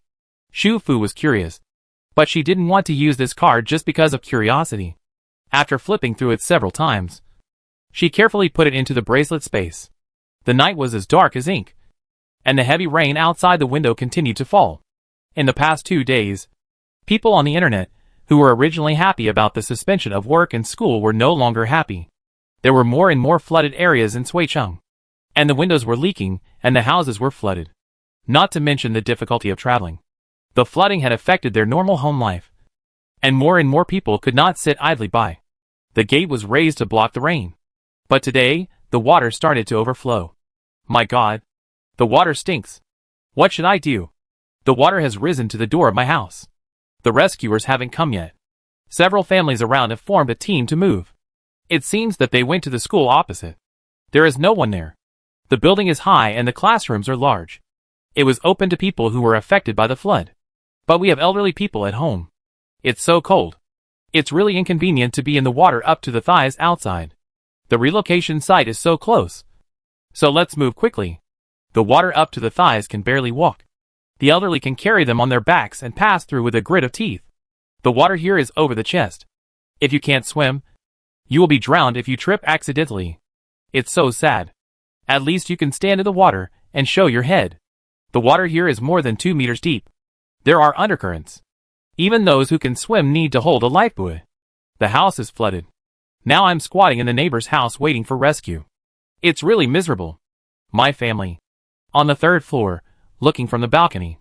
The community has become a lake, shivering. Isn't this really the end of the world? My house is on the 7th floor, except for the leaking windows. Everything else is fine, but I don't know how long the rain will last. How are we going to buy food after we finish eating? And how are we going to throw away the garbage? Every household has accumulated several bags of garbage in the corridor outside our gate. Our house is on the 11th floor. There is a supermarket downstairs. Just now I wore a diving suit and waded through the water to grab a lot of instant noodles and chocolates. Private supermarkets raise prices privately. The things are ridiculously expensive. The diving suit is thick enough. It's not too cold. I came back to take a shower and change clothes. Fuck. There was a power outage. It was a series of twists and turns. The whole family had just moved into a hotel at the intersection, which has 10 floors at the highest, and has a generator, so we don't have to worry about power outages, and the room rate was 50% off. Thanks to the rescuers for coming in time with the speedboat, I'm very grateful. My mom brought rice and various vegetables, meat and eggs from home when she moved, and then found that there was only a kettle in the room. Awkward. The room rate was 50% off? We also moved to a nearby hotel. Why was it not discounted and twice as expensive as usual? No, I want to expose this hotel that made money from the disaster. You can see all kinds of news on the internet. This rainstorm covered too wide a range. The situation in coastal cities was worse than here in Suicheng. All kinds of unexpected disasters came, and the rescue work was more difficult to carry out than planned. What was rescue aid is currently leaning towards coastal cities, where there are many buildings and dense populations. Many cities that have never been hit by typhoons have been hit by continuous wind and rain, with damaged buildings and collapsed floods. A large number of people need to be relocated. In contrast, the situation in Suicheng is not particularly urgent and is still in a state of self-rescue. In the early morning, Xu Fu was awakened by the sound of the bracelet vibrating. The vibration of the bracelet is far less obvious than that of the mobile phone, but because the bracelet is tightly attached to the skin of the wrist, every time it vibrates, it feels like a slight electric current flowing through the skin, and it feels very clear. She unlocked the computer and clicked on the notebook icon. A small black notebook appeared in her palm. The font on it glowed faintly in the dark, and each word was clearly visible. Check the latest disaster warning, and you will get a 5% progress bar for level 2 of the raft. Current progress of level 2 of the raft, 65%. The task seemed to be getting easier and easier. Xu Fu put away the notebook and took the phone from the bedside table. On the silent phone screen, there was a series of disaster warning messages. The eye-catching yellow triangle prompt mark made people nervous. Attention all citizens. Suicheng, Jiancheng, Wucheng, Zhongzhong County, Dong County, Shanxi County, and many other places have upgraded the orange rainstorm warning to the red rainstorm warning. The rainfall in the next 24 hours will exceed 250 millimeters. Attention citizens of Suicheng. Suicheng has started traffic control. Flood prevention and disaster relief evacuation work in low-lying waterlogged areas is still in progress. Please take all measures to prevent rainstorms. Xu Fu looked at the time. It was more than 4 o'clock in the morning. There was still a noisy sound of rain outside the window, and it seemed that there was the sound of other people talking downstairs. The bracelet did not vibrate, which meant that the mission was not over. She thought for a moment, took the thick velvet robe at the end of the bed, wrapped it up, and left the room. After leaving the bedroom, the voices downstairs suddenly became clearer. There were several voices, which sounded a bit chaotic, with high and low voices, and the emotion sounded a bit excited. The residential building was not soundproof, and the corridors on each floor were half open. The residents in the corridor could hear any movement. If people on the 5th and 4th floors were talking, she would have been woken up long ago. Now she listened to the distance of the noise. It seemed to come from the 2nd and 3rd floors. The voices gradually turned into noise, and some crying mixed in, becoming more and more harsh, and there was even the sound of something being thrown.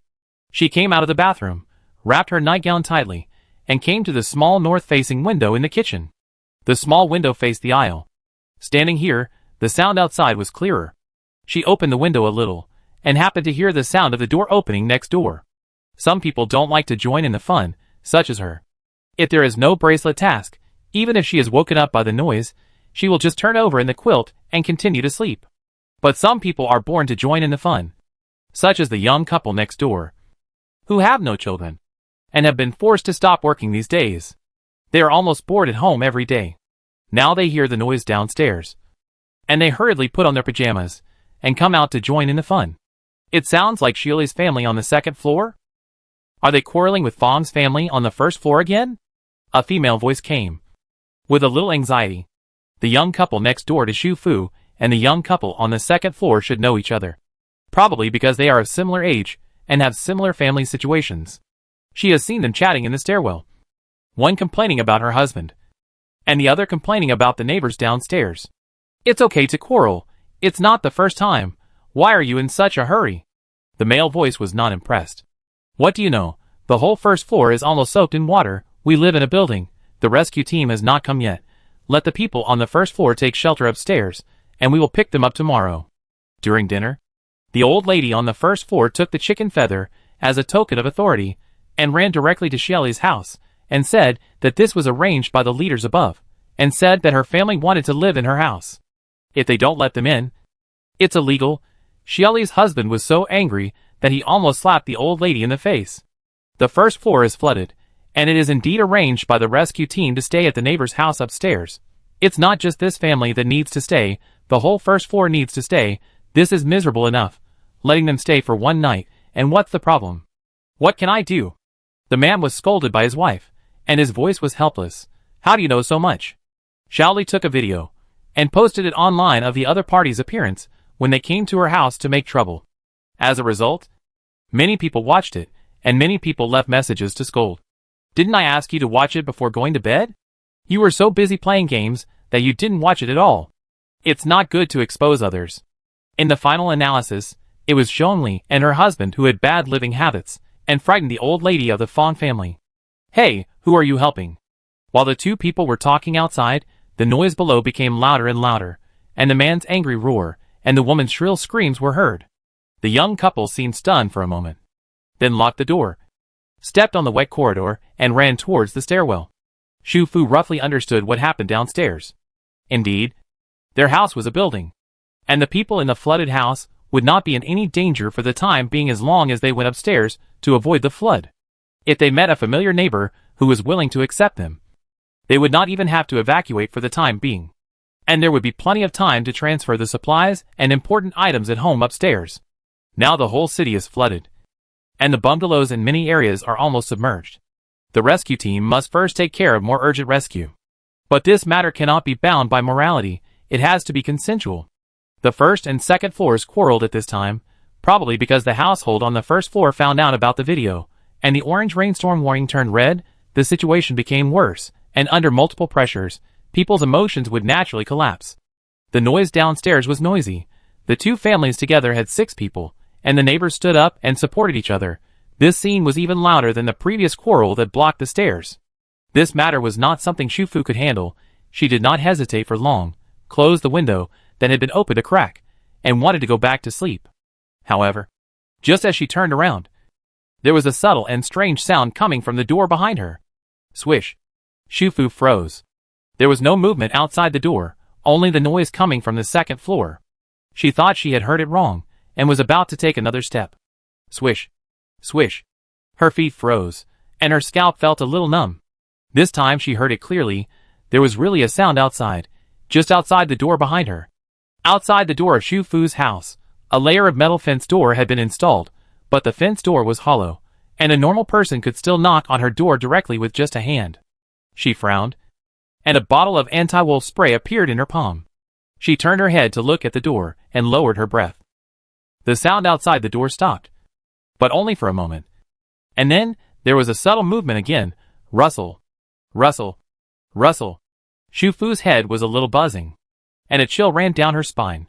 It was past 4 in the morning, and everyone was attracted by the movement on the second floor. Even if someone came to see her at this time, they should have made a normal knock on the door. What does this mean now? Mystifying? She had never encountered such a thing before, and she was a little scared and a little angry. In the end, she walked behind the door with light steps and looked out carefully through the peephole. She had seen many similar incidents, and she was a screenwriter, so all kinds of horrific scenes appeared in her mind. It was raining heavily outside, and the night was dark. She had a habit of leaving a night light on the floor of the bathroom wall, so she had not turned on the light since she got up. Her eyes had already adapted to the darkness. Now she could see the corridor outside clearly. There was no one outside the door. There was no one in the corridor either. She stood still for a moment. And just when she was about to give up, the sound rang again. Still a subtle and strange ripping sound. Shu Fu was really annoyed, and kicked the door directly. With a bang. She suppressed the slight noise that made her scalp numb. However, soon, she heard a new noise coming from outside, accompanied by the piercing sound, meow. Meow? Shu Fu, the person who was almost scared to death, was furious at this moment. She opened the door, and the fence door outside was closed well. But at the bottom of the fence door, a round cat head was stuck between two fences. It was not known whether it wanted to come in but couldn't, or it was stuck and couldn't get out. Shu Fu soon found out. As the door opened, the blue cat passed through the metal fence and walked directly into her home. Meow. The blue cat made a coquettish sound. But before it could completely enter the door, it was grabbed by the back of the neck and lifted up. Shu Fu snorted and laughed, looking at the cat in her hand that she had saved once. She felt like a witch full of malice at the moment. She laughed a series of strange laughters. Little guy, are you trying to scam me? Meow. It seemed uncomfortable being carried and struggled with its paws. Why are you being cute? Shu Fu said in a bad tone. But she changed her hand position, held it in front of her, and shook it gently. Tell me, why are you running to my place when you are not sleeping? Don't think that I will always send you home just because you are cute. I am not a cat lover.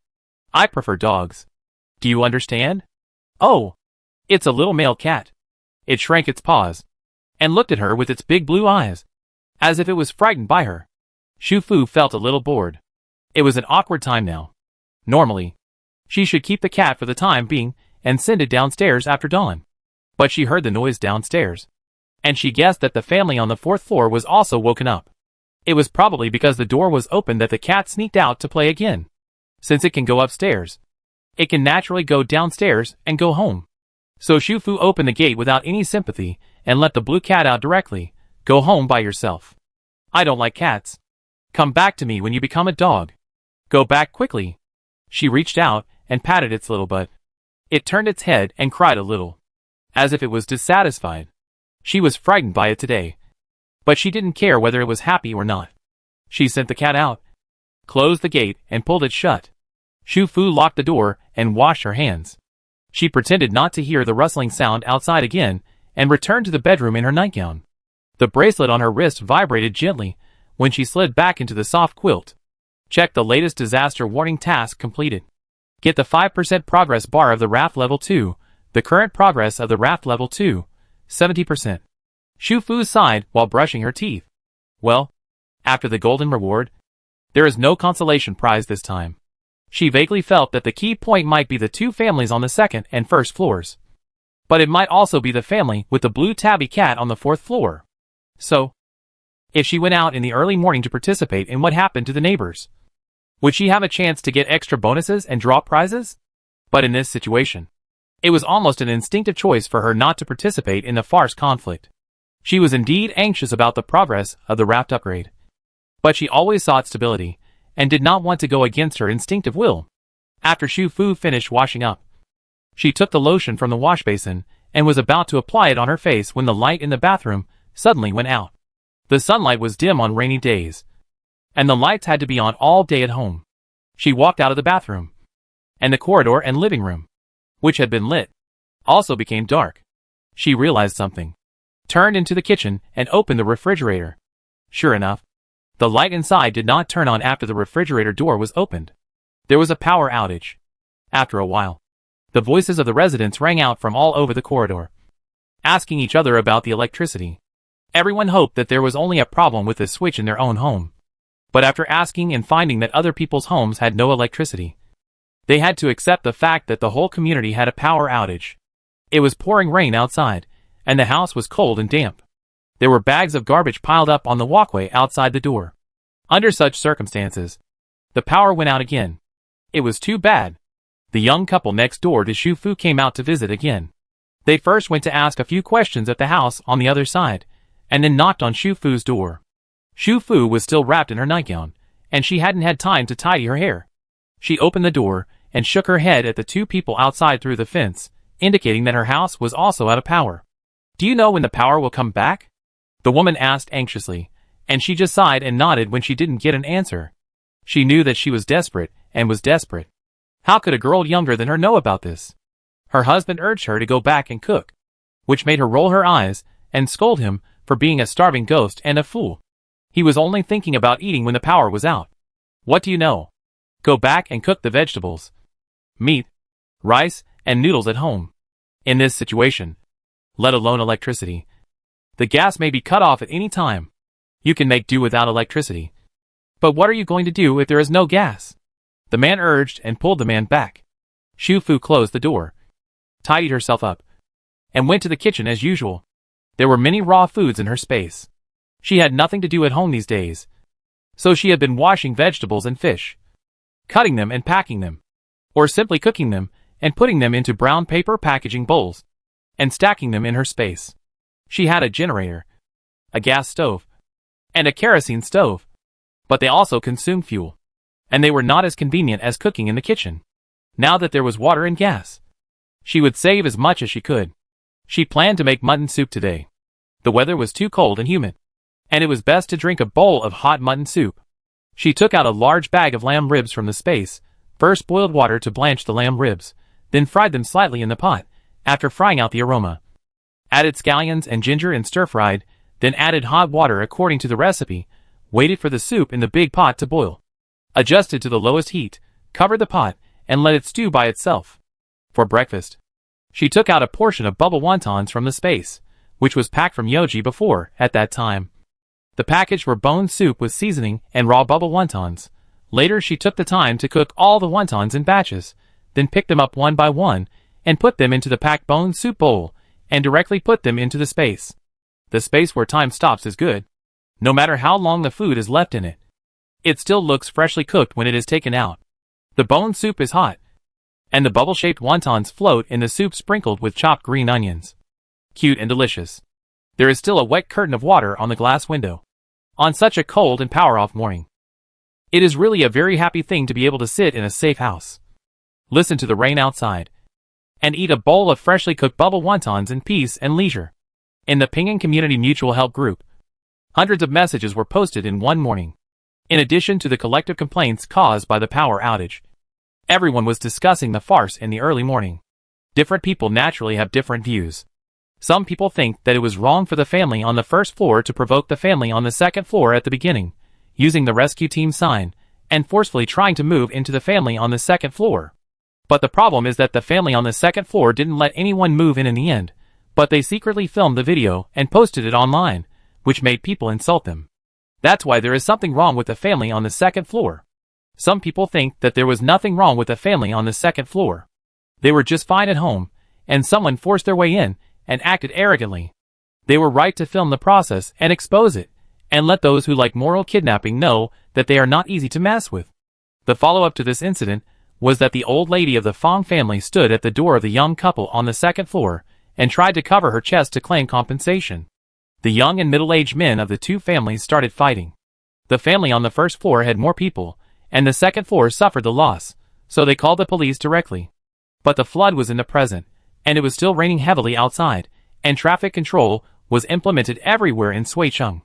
A rehabilitation and nursing center located in the suburbs suffered a landslide due to its geographical location, and the mudslide collapsed part of the building, and the whole hospital needed to be evacuated. Several circuits failed, causing a major power outage in the nearby area, and emergency repairs were being carried out. Crisis events occurred frequently in various parts of the city, and many people were struggling on the line between life and death, and no one would care about such friction between neighbors. This matter will probably have to wait until the rescue team arrives today before it can be dealt with, but the feud between the two families is definitely formed. In addition to the relevant information about this matter, the rest are some messages from residents on the lower floors asking for help. The first floor of the community has been completely flooded. If it were summer, it would be fine, but in such cold weather, normal people simply cannot live in the water, so they beg familiar residents in the same building to take them in temporarily. However, such messages for help received few responses. It is one thing for everyone to chat and gossip with neighbors in the group, but it is another thing to really let them open the door and accept neighbors to move in. Xu Fu saw that Lu Zheng was the first to respond, and accepted a family from the same building. That family had 2 children. both of whom were relatively young. Later, the community service station sent a message saying that the rescue team would probably come to Ping'an community for evacuation after noon. In addition to evacuating residents on the lower floors, they would also distribute supplies to residents on the upper floors, mainly life jackets and drinking water. If there were some people living on the upper floors, but with special circumstances at home, such as the elderly or patients, they could also be evacuated together if they needed to. Probably because the time of taking in neighbors was not long, some people finally spoke up and accepted neighbors from the same building. The two families in Shufu's building who had a fight in the early morning were not in this group, and it was unknown what happened next. When it was almost noon, the community called again, and Shufu heard the surprise shouts outside. She immediately connected the two used power banks and the 3 tablets and 2 mobile phones that were not 100% charged to the power supply, then turned on the freshly ground coffee machine and made herself a cup of raw coconut latte, espresso with coconut milk. Although there are many different flavors of coffee products purchased from outside stores in the space, they are all disposable cups with straws, which are convenient to use, and 1 cup less per drink. If conditions permit, she still prefers to make her own coffee. While drinking coffee, she watched variety shows on the tablet. Her hands did not stop moving. She blanched the cut white radish slices in water and put them into the fresh and thick mutton soup. She also peeled and washed 2 iron sticks of yam, cut them into sections, and put them together. Turn to medium heat and cook for more than 10 minutes. Finally, sprinkle with garlic leaves and black pepper powder. A large pot of fresh, fragrant, rich and nutritious yam and radish stewed mutton soup is ready. She served the mutton soup for lunch and put the rest of the big pot into the space. Then she looked at the big pot of curried potato beef, the big pot of bamboo fungus chicken soup, the big pot of oxtail bone radish soup, and the big pot of silver carp head vermicelli soup. Suddenly she found a new problem. Her pots were not stocked enough. And, as the number of various soups and cooked food in the space increased, she gradually felt the mess inside. Although time stopped, things would not be knocked over if they were placed randomly, but they would be knocked over if they were not careful when taking them out. She thought she should assemble the simple storage cabinets she bought online before, put them into the space, and use them to sort and organize various cooked food, takeout and drinks that are easy to knock over when taking them out. After noon, several speedboats of the rescue team entered the community in the heavy rain, which attracted the surprised shouts of the household owners. There were few people on the speedboat, but many supplies. They drove directly to the corridor on the first floor and climbed over the fence. Some people assisted in the evacuation, while others began to unload supplies from the speedboat and distribute and record them. The supplies were distributed according to the number of people in each household. In addition to a life jacket or an uninflated life buoy for each person, there was also a bottle of water. The contents were all instant food, instant noodles in a bucket, self-heating rice, bottled mineral water, ham sausage, and so on. The ground of the corridor on the first floor has been flooded, so the distribution of materials is carried out in the corridor of the stairwell on the second floor. Some residents on the upper floors received the materials, but were unwilling to leave. They gathered around the rescue team members to ask about the situation outside. For example, where are these evacuees going? Why are they only evacuating the lower floors? Are the people on the upper floors not evacuated? Another example, Shuicheng has issued a new red warning for heavy rain. How long will this rain last? When can everyone return to normal life? All kinds of questions. The rescue team members are simply regarded as a life-saving straw. But these questions, except for where to evacuate, the other party can't answer them at all. Some of them hadn't slept for 1 or 2 nights. Many of them were just selected from the people who had been evacuated before, because they were good at swimming and were young and strong. They were temporarily selected to join the rescue team. They were exhausted just by assisting in the rescue work, and they had no time to figure out the questions asked by the residents. Every time they arrived at a community, someone would ask the same questions repeatedly. At first, they would reply a few words and explain the reasons. But after so many times, they were exhausted both physically and mentally. They simply answered the temporary resettlement place after evacuation and told that only residents on the lower floors and residents with special needs were evacuated. The rest just said they didn't know. If they were asked again, they would let the other party take the things and go back to wait for news, and not block the aisle to affect others to collect supplies. Some residents seeing that they could not get any information, were dissatisfied, but were still happy to receive the supplies. After all, they were free. And there was also a life jacket. Some people took the supplies home.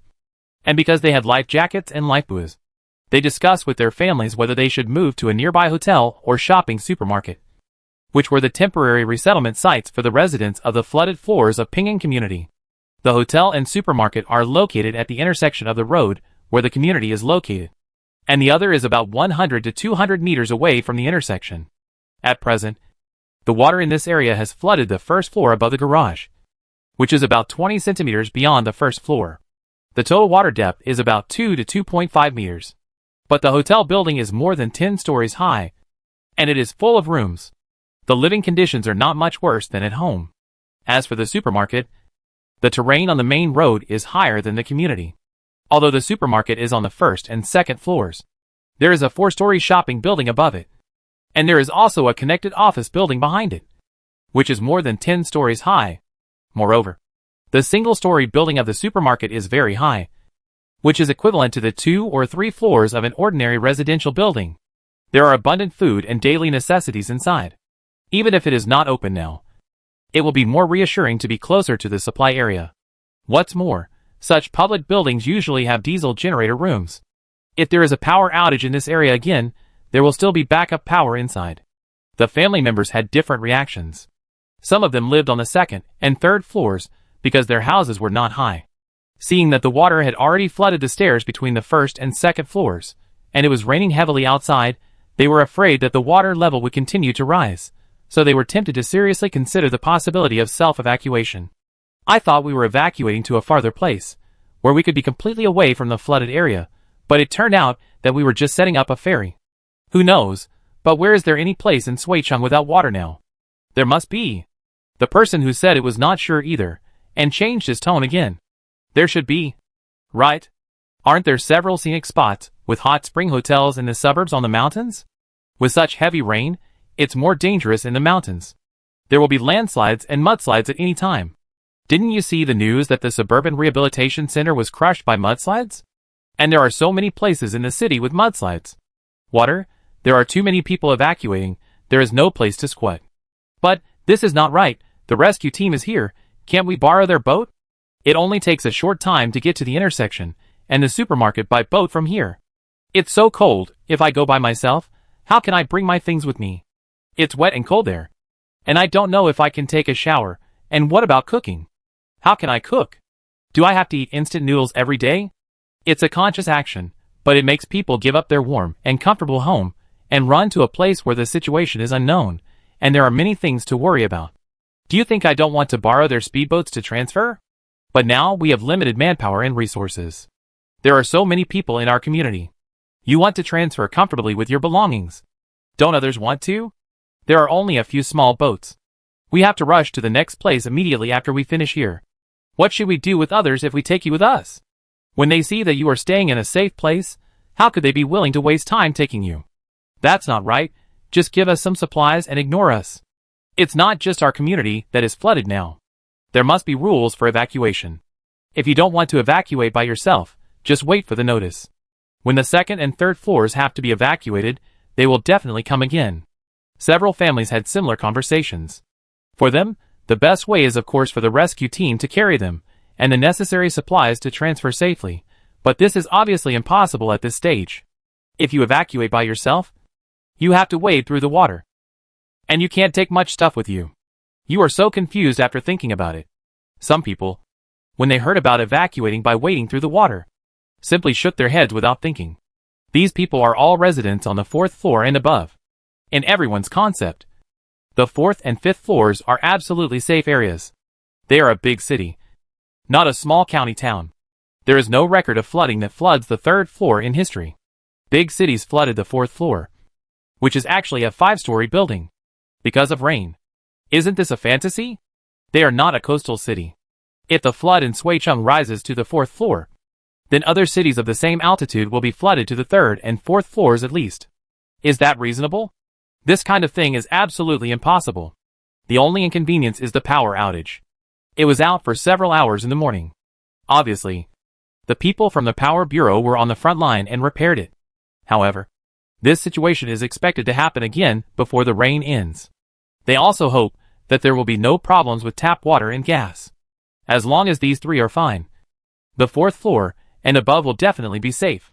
Some people, although they have no idea of implementing it, have raised questions. You said, the rescue team members don't know us.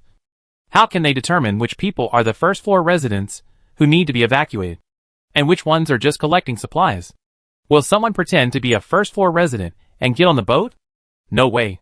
Those who are evacuating now can't live at home, if they are not forced to do so. Who doesn't want to stay at home? Who else would be so bored as to pretend to be a flooded family? As it turns out, there really are people.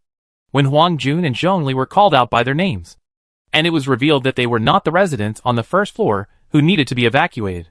They were wearing masks, holding the hoods of their raincoats, and sitting on one of the assault boats used by the rescue team to evacuate. They were certainly not the residents on the first floor who needed to be evacuated, but they lived on the second floor. After weighing the pros and cons, they decided to pretend to be residents on the first floor and join the evacuation team.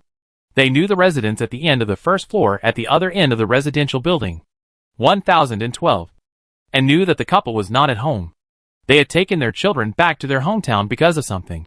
So, after receiving the supplies, Huang Jun and Zhongli went back and quickly packed their backpacks, and went up to the third floor from the stairwell in the middle of the residential building. They went through the corridor on the third floor, went directly to the external safety stairs at the other end of the building, went down to the first floor, and then waited from the corridor on the first floor to the assault boat docked outside the corridor on the first floor. This residential building is particularly long horizontally, and there is a stairwell in the middle, so there is an assault boat outside the fence of the corridor on both sides. When the rescue team evacuated the residents, they only counted the house numbers of the residential building. They pretended to be residents of 1012, and because there was no duplicate declaration, they were directly allowed to board the boat. It was raining outside. The speedboat was not big. Each family evacuated with supplies and wrapped in raincoats. They were all in a mess. No one would even bother to figure out whether the person next to them was a neighbor on the first floor. The speedboat had even turned around smoothly and was ready to leave. However, the speedboat at the other end of the stairwell also evacuated at about the same time and passed by. Among the family that had piked with the second floor in the early morning, someone recognized Huang Jun. Although he was wearing a raincoat hood and a mask, he had a bruise next to one of his eyes. That bruise was caused by him when the two of them were fighting. He reacted immediately. Aren't Huang Jun and Zhongli from the second floor? Why did they evacuate together? He might not have such a reaction ability at work normally, but now it involves a family on the second floor, and he immediately turned into a detective. In the moment of passing by, he even figured out the psychological behavior and motives of the characters. He shouted loudly. The speedboat where Huang Jun and Zhongli were really stopped. After questioning and verification, the two were sent back to the corridor on the first floor in full view of the public. The two looked at the smug expressions of the family on the first floor and were furious. Fong Dugwang. Are you sick? How did we bother you? How wicked are you to do such a thing that hurts others and does not benefit yourself? Huang Jun stood in the cold water on the first floor corridor, almost up to his knees, and shouted at the people on the assault boat. The other party was still laughing, with a look on his face. I just want to do something that hurts others and does not benefit myself, and I am happy to do it. If it weren't for the presence of the rescue team, Huang Jun would have rushed up to fight. But now, he could only suppress his anger. What bad luck. I got soaked. Zhongli was also furious. The water was too deep. She got soaked even with her rain boots. The cold water soaked her pants and socks. It was cold and wet, and she felt very uncomfortable. We are just retreating to the intersection. We are not going directly to other cities where it is not raining. We still have to pay for the hotel. Is it necessary to be so proud? Let's go. Let's go back and change our wet clothes. Huang Jun took Zhongli's backpack and waded with her towards the stairwell. He looked at the muddy flood water under his feet, but he was not optimistic. This time, the rescue team was able to come in time to evacuate the residents on the first floor. When it is the second floor's turn next time, will they really be able to arrive in time? He thought of something and immediately said, By the way, do you have a sister you know and her husband who also live in this building? Yes. Which floor? Her home is safe, the top floor. Shu Fu locked the door in her raincoat, stepped onto the wet walkway. And when she passed the next door, she heard laughter and two female voices coming out of the small kitchen window. Why pay? We are all friends, just stay here. I can't do that. Actually, the second floor is fine now, but I just feel uneasy. Don't think too much about it. Just think of it as a guest at my house. It's lively. How could there be guests on such a day? She didn't ask any more questions, but lowered her head to look at the blue tabby cat in her arms. It huddled outside her raincoat, seemingly not liking the cold and hard touch. It was looking up at her, and when she saw him looking at it, it called softly. Shu Fu smiled. That's right. On days like this, cats are so bored that they run out to play every day, let alone people.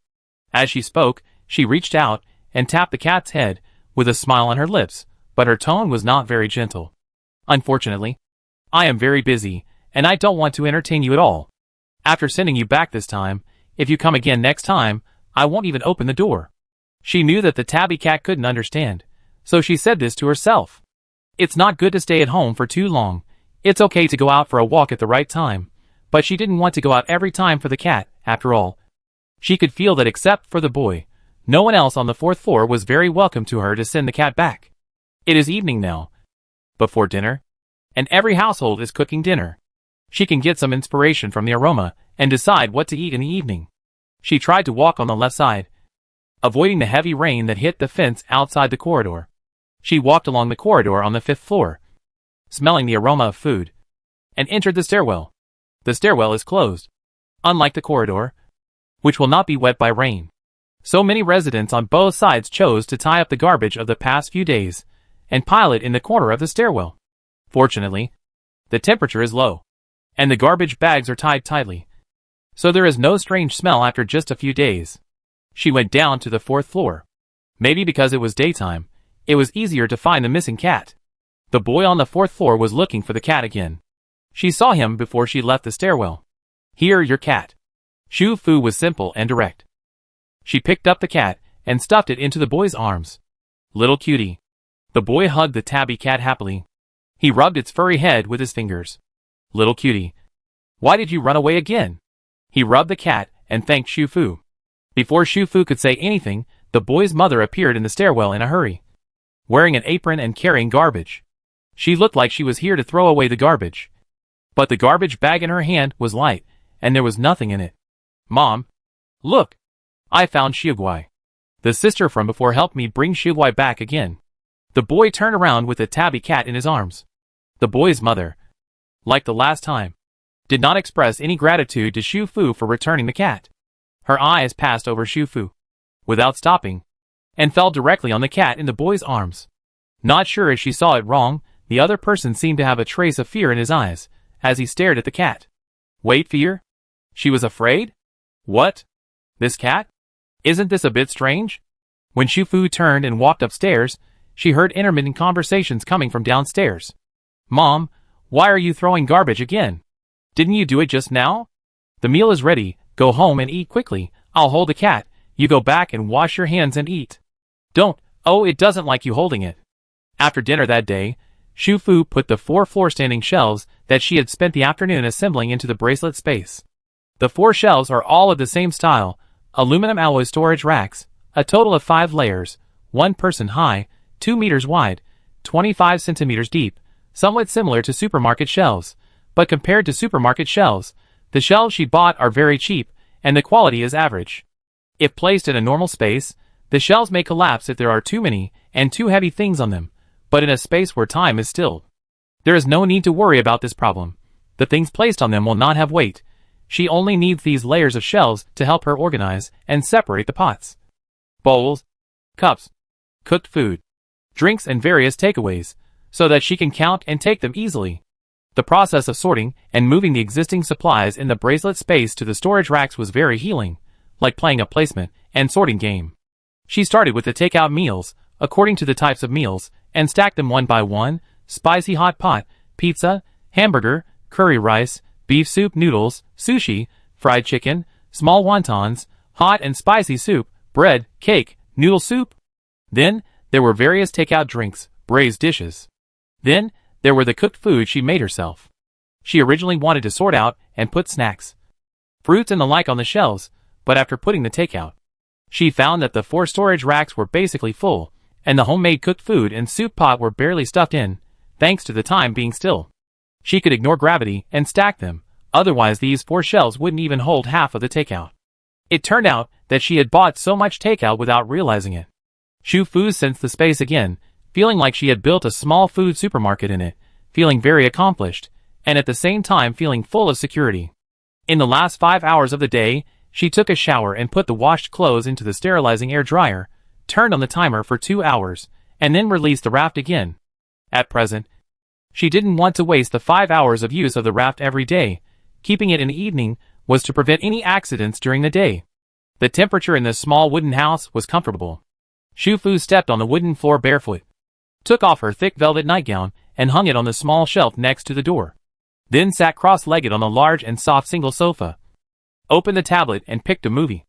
Opened a box of slightly spicy duck feet. Took out a bottle of cocoa milk.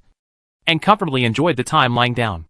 At 5 minutes to 12, she walked out of the small wooden house wrapped in a thick velvet nightgown. And immediately shivered twice because of the temperature difference between the 2 sides of the space. The room temperature in the living room was only about 5 or 6 degrees. The sound of rain outside the window was much more dense than in the evening. After the raft was put away, she reached out to turn on the floor lamp.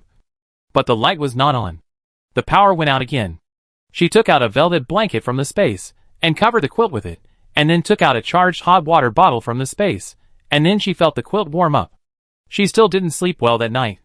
It was raining too hard outside, and the sound of rain hitting the window made a huge noise. When it was almost dawn, while Shu Fu was sleeping in a daze, there were many other noises in the noisy rain outside. Oh no!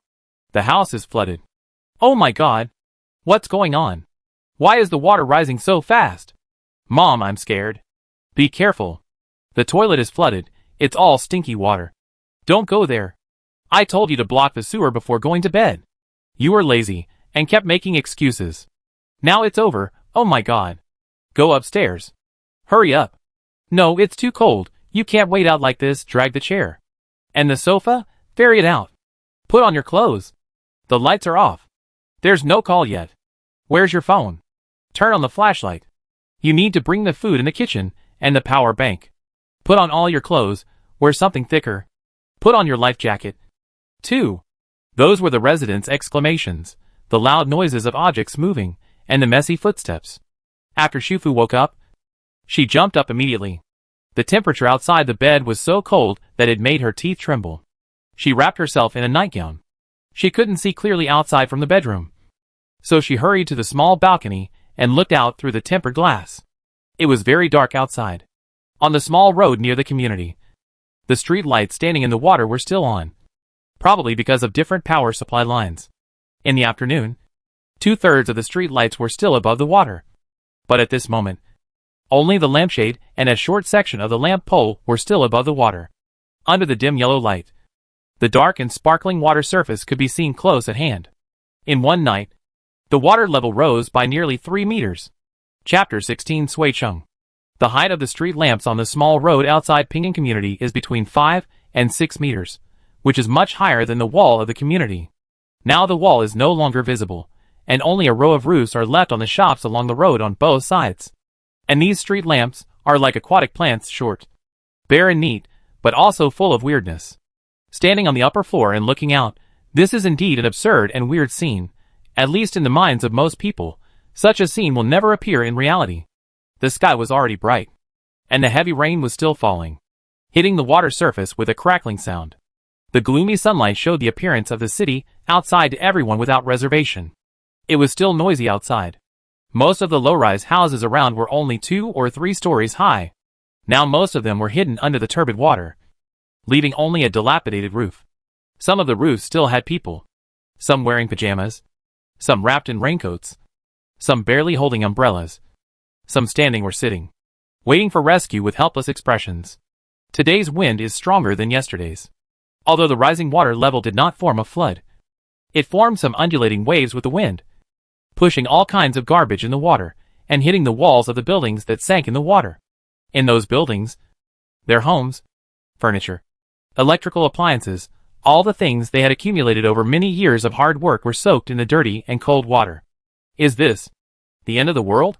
On major communication platforms, many people tried hard to browse the network that was sometimes available, hoping to learn about the situation and news outside in this way, and at the same time calm their inner panic. But on the internet, there is also chaos at this moment. This is the end of the world. This must be the end of the world. Do you remember the news about a live broadcast of a person jumping off a building? The man said, there will be heavy rain, floods, and tsunamis, and finally the sea level will rise, submerging most of the land on this planet. The end of the world is really coming. That man is not crazy. Although this rain is terrible, we also evacuated from home to a temporary shelter. But it's a bit far-fetched to talk about the end of the world. Right? What about the live broadcast news of people jumping off buildings? How come I don't know? In the face of disaster, it's better not to exaggerate. Pay more attention to the notices of the streets to which your community belongs. Help will come at any time. Pack up the necessary items and wait for rescue. The water level in our river has risen sharply. It seems that someone was washed away by the water in the middle of the night yesterday. My house is in a small high-rise building at the back, and it seems that the people washed away by the river are from the shop in front. Now the rescue team has come. It seems that the water flow is too fast. The people are probably gone, but the bodies have not been found so far. I don't know if it's true. The above person should be talking about the same place. Right? I am in the shop in front.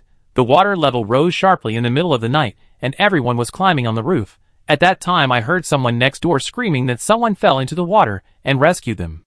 Oh my God, it's so scary. Of course, there are also positive news on the internet. The worst situation is in the county and town. There are few tall buildings in those places.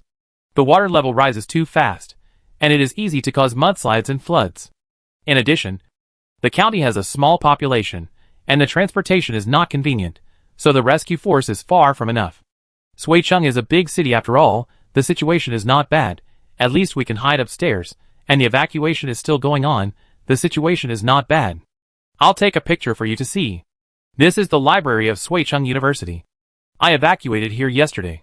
The community where I originally lived was all 2- and 3-story bungalows, because the terrain is low. They have all been flooded. Suicheng University is located at a relatively high altitude. The water layer is relatively shallow at present. This library is located on a platform. The platform is 2 stories high. The water has no impact at all. The central main building is 12 stories high. It has a backup generator and a lounge. The building is also very solid. The glass windows are not damaged. The rescue team distributed supplies. During the day, everyone played chess and cards in the chess and card room. It was quite lively. Under this video, there are a series of replies such as I want to go in Hindi. There are also some messages circulating in the chat groups in the same city. I live on the 18th floor. I was envied by the residents living on the lower floors in the same community, especially the first floor. There is no garage downstairs in our community. The first floor is a garden room. They were the first batch of evacuees. They were said to have moved to the West City Stadium. But today, a resident who settled in the stadium said that they seem to be arranged to evacuate out of the city. To the west of Suicheng is Sangka Province, Ningqing, Shanyangqing, Zhancheng, and even Lianqing, which is farther away. Although it is also raining there is no flood problem at present. We should all evacuate there. In different chat groups, you can see several similar messages. Some people have a wide range of friends, and they act as porters, carrying messages everywhere. In the Pinyin Community Mutual Help Group, some people also forwarded such messages. Strictly speaking, this is good news. Suicheng is currently suffering from severe floods. The rising water level has broken through the psychological defenses of many people. The second floor, in fact, the third floor, has accumulated water up to the thighs. People on the second floor have evacuated upstairs. They either temporarily live in the homes of neighbors they know and have a good relationship with upstairs, or simply make do with cushions and chairs in the stairwell. But the stairwell is small after all. Even if the garbage originally piled there is moved, it still can't accommodate many people. And the open corridor is hit by rain, making it impossible for people to live there. During this period, Xu Fu's door was knocked once. Her house is on the outermost side of the top floor, farthest from the stairwell, and she is not familiar with anyone in the whole building. The person who knocked on the door didn't know the situation in her house at all. and couldn't even judge whether there was anyone there. He just wanted to stay there with the idea of trying it out. This house is small, without a porch. Next to the door is the kitchen area with a dining room. Across the bar table is the living room. As long as you look through the window or open the door straight, you can see the situation of these two areas in the house. So since the flood began, the small window in the kitchen facing the corridor was completely closed, and the blinds were drawn during the day and at night, and a layer of blackout curtains was added outside. The knocking sound from the other party went from slow to rapid. The sound was high and low. Sometimes it meant someone was there. Neighbors hoped to help each other, and sometimes it said that there was a child at home. If it wasn't for the child, I wouldn't bother others. In the end, even the people in the next door were alarmed. The hostess and Zhongli, who was staying at their house, opened the door. Zhongli looked unhappy and asked the other party not to knock on the door again. No one responded after knocking for so long. Either no one responded or they just didn't want to pay attention. The other party knocked on this house before knocking on Shufu's door. Because someone was already staying there. They couldn't stay there. Seeing the two of them speaking, they hurriedly asked if they knew the situation of Shufu's house.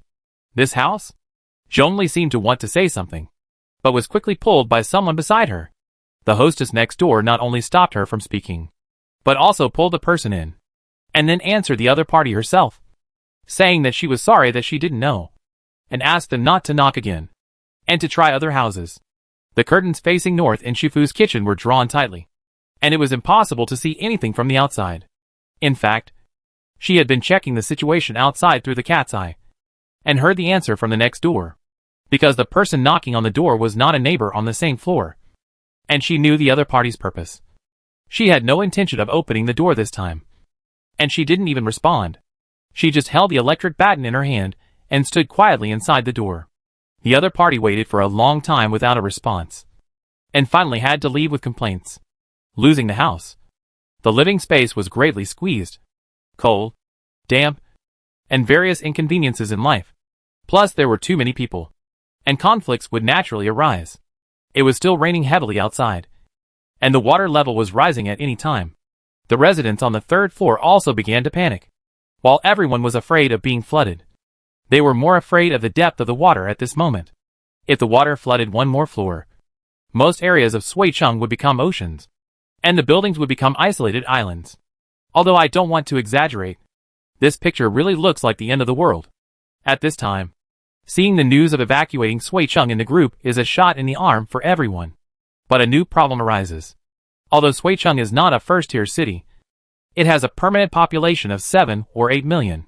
If we start evacuating outside the city now, with so many people, when will it be our turn? Will the floor where we are located be flooded before the rescue team arrives? At noon, 2 assault boats arrived at the flooded road area outside the community and took away the residents, who had been waiting on the eaves for nearly 8 hours. Some of the other residents in Ping'an community, who were forced to move upstairs due to the flood, noticed the appearance of the speedboat and immediately shouted in that direction. The movements of these people quickly attracted the attention of other residents, and everyone ran out from the stairwells, where they were temporarily staying, and their neighbors' homes. They had almost no time to put on rain gear, and regardless of the heavy rain outside the corridor, they lay on the corridor fence and kept waving and shouting in the direction of the speedboat. The sudden shouting of the residents startled Shufu, who was reading an e-book in the house. She did not go out, and could not see the situation outside from the south balcony. So she ran to the small window facing east in the bathroom, and soon saw the speedboat gradually moving away in the heavy rain. 2 floors below, the voices of the residents had become hoarse. But no matter how they shouted or waved, the people on the 2 speedboats in the heavy rain outside the community seemed not to hear them, and soon drove away with the people on the 2 boats, until the shadows of the 2 speedboats turned around the building and completely disappeared from sight. The residents in the building gradually stopped shouting. The heavy rain soaked them all, and cold rain kept dripping down their hair and cheeks. But their mood at the moment was colder than their bodies. The sound of rain was indeed noisy, but with so many people shouting together, and the building was high up, the 2 speedboats could not have failed to hear the noise. But the people on the boats had no intention of turning back. Didn't they say that they would continue to arrange for the transfer of other people above the 2nd floor? What does this mean now? Are they not going to take care of us? Everyone turned back to the stairwell, all wet, wrapped in towels or blankets handed by their families. but they were still shivering with cold. If they didn't change their wet clothes, they couldn't stop the cold at all. Is it because we live in a building, and the water hasn't flooded to the point where people would die? That's why they didn't come to pick us up. Someone trembled and guessed. This was an outrageous guess. But at this moment, it was the most likely answer that everyone could think of. But if this is true, then it means that Suicheng. No, not just Suicheng, but all the cities that have been hit by heavy rain, hail, thunderstorms, typhoons, etc., have fallen into an extremely bad situation. If everyone's restlessness before was mostly due to anger and dissatisfaction with the slow action of the rescue team, then at this moment, the helplessness and worry began to magnify in this restlessness. The rescue team was not slow, but simply too late to rescue. Fortunately, before the situation became chaotic, everyone's mobile phones received several notifications in the evening. These were several official evacuation notices. The notice stated that within 6 days from now, Suicheng officials will arrange for all residents to evacuate. The evacuation time, evacuation direction, and evacuation destination of different areas and streets are different. The overall evacuation will be carried out in a progressive relay transfer. At present, some high-lying areas in the suburbs of Suicheng have not suffered from floods, or have not been greatly affected by floods. The buildings in these places have all become official resettlement points, as the first stage of transitional shelters, to accommodate batches of people evacuated from the city. When the second batch, the third batch, and so on, people gradually evacuated from the city. The first batch of people continued to evacuate to other resettlement sites far away from the flooded area, leaving the previous shelters empty. This method is mainly to solve the huge number of people in the city who need to be evacuated. In the temporary resettlement sites, the authorities will provide drinking water, medical supplies, and electricity to help people survive the flood. The authorities called on the public to stay calm, not to spread rumors. Be prepared to carry backpacks with them, and wait for rescue to arrive in an orderly manner. At the same time, the authorities provided a website, which is a real-time disaster rescue information network. The evacuation time, direction, and destination of Suicheng, surrounding suburbs, and nearby county towns can be checked from it. Since many areas of Suicheng have power outages due to power failure, the residents are reminded to record their evacuation information with pen and paper in time after checking. At present, the Wi-Fi in the areas where the power is cut off in Suicheng is unavailable, and the traffic signal of mobile phone cards has also been affected. Suicheng officials are trying their best to keep the mobile signal in the flooded areas. People who don't have enough data don't need to worry. Currently, telecommunications companies have opened unlimited data packages for free to people in flood-stricken areas of China. Just call the telecommunications company that your phone card belongs to and follow the steps to activate it.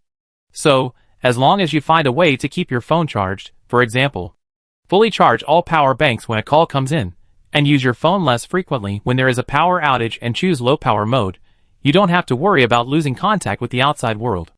If some people have the conditions to evacuate on their own, and have simple boats, such as rubber boats, they can also organize their own evacuation and go to official shelters closer to home. This official shelter is different from the previous temporary transfer point. After considering various aspects such as flooding, terrain height, and convenience of later evacuation, it was reselected and planned. There are previous temporary transfer points, but there are also many new shelters. All shelters are open to all people. People who go there on their own will be assigned to the progressive transfer team according to their arrival time. The areas for evacuation in batches and at different times are clearly divided, down to the streets and communities. Ping'an community belongs to Zhongchao Street, Xiqing District, Suicheng. It is on the outskirts of the city, and there are many high-rise buildings in the entire Zhongchao Street. The evacuation time is scheduled between 1700 hours and 1800 hours on the evening of the third day of the 6-day evacuation. The evacuation direction is an industrial plant in the suburbs of Suicheng. There are several hills nearby, and the terrain is high, but the plant is also some distance away from the mountain. It is relatively safe at present, and many people can be accommodated inside.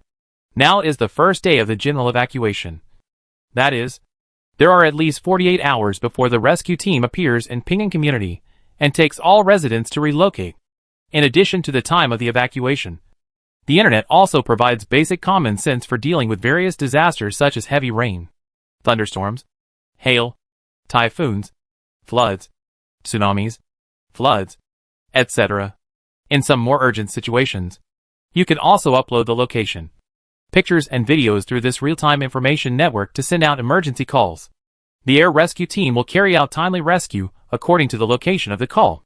However, this function is only for life-threatening emergencies.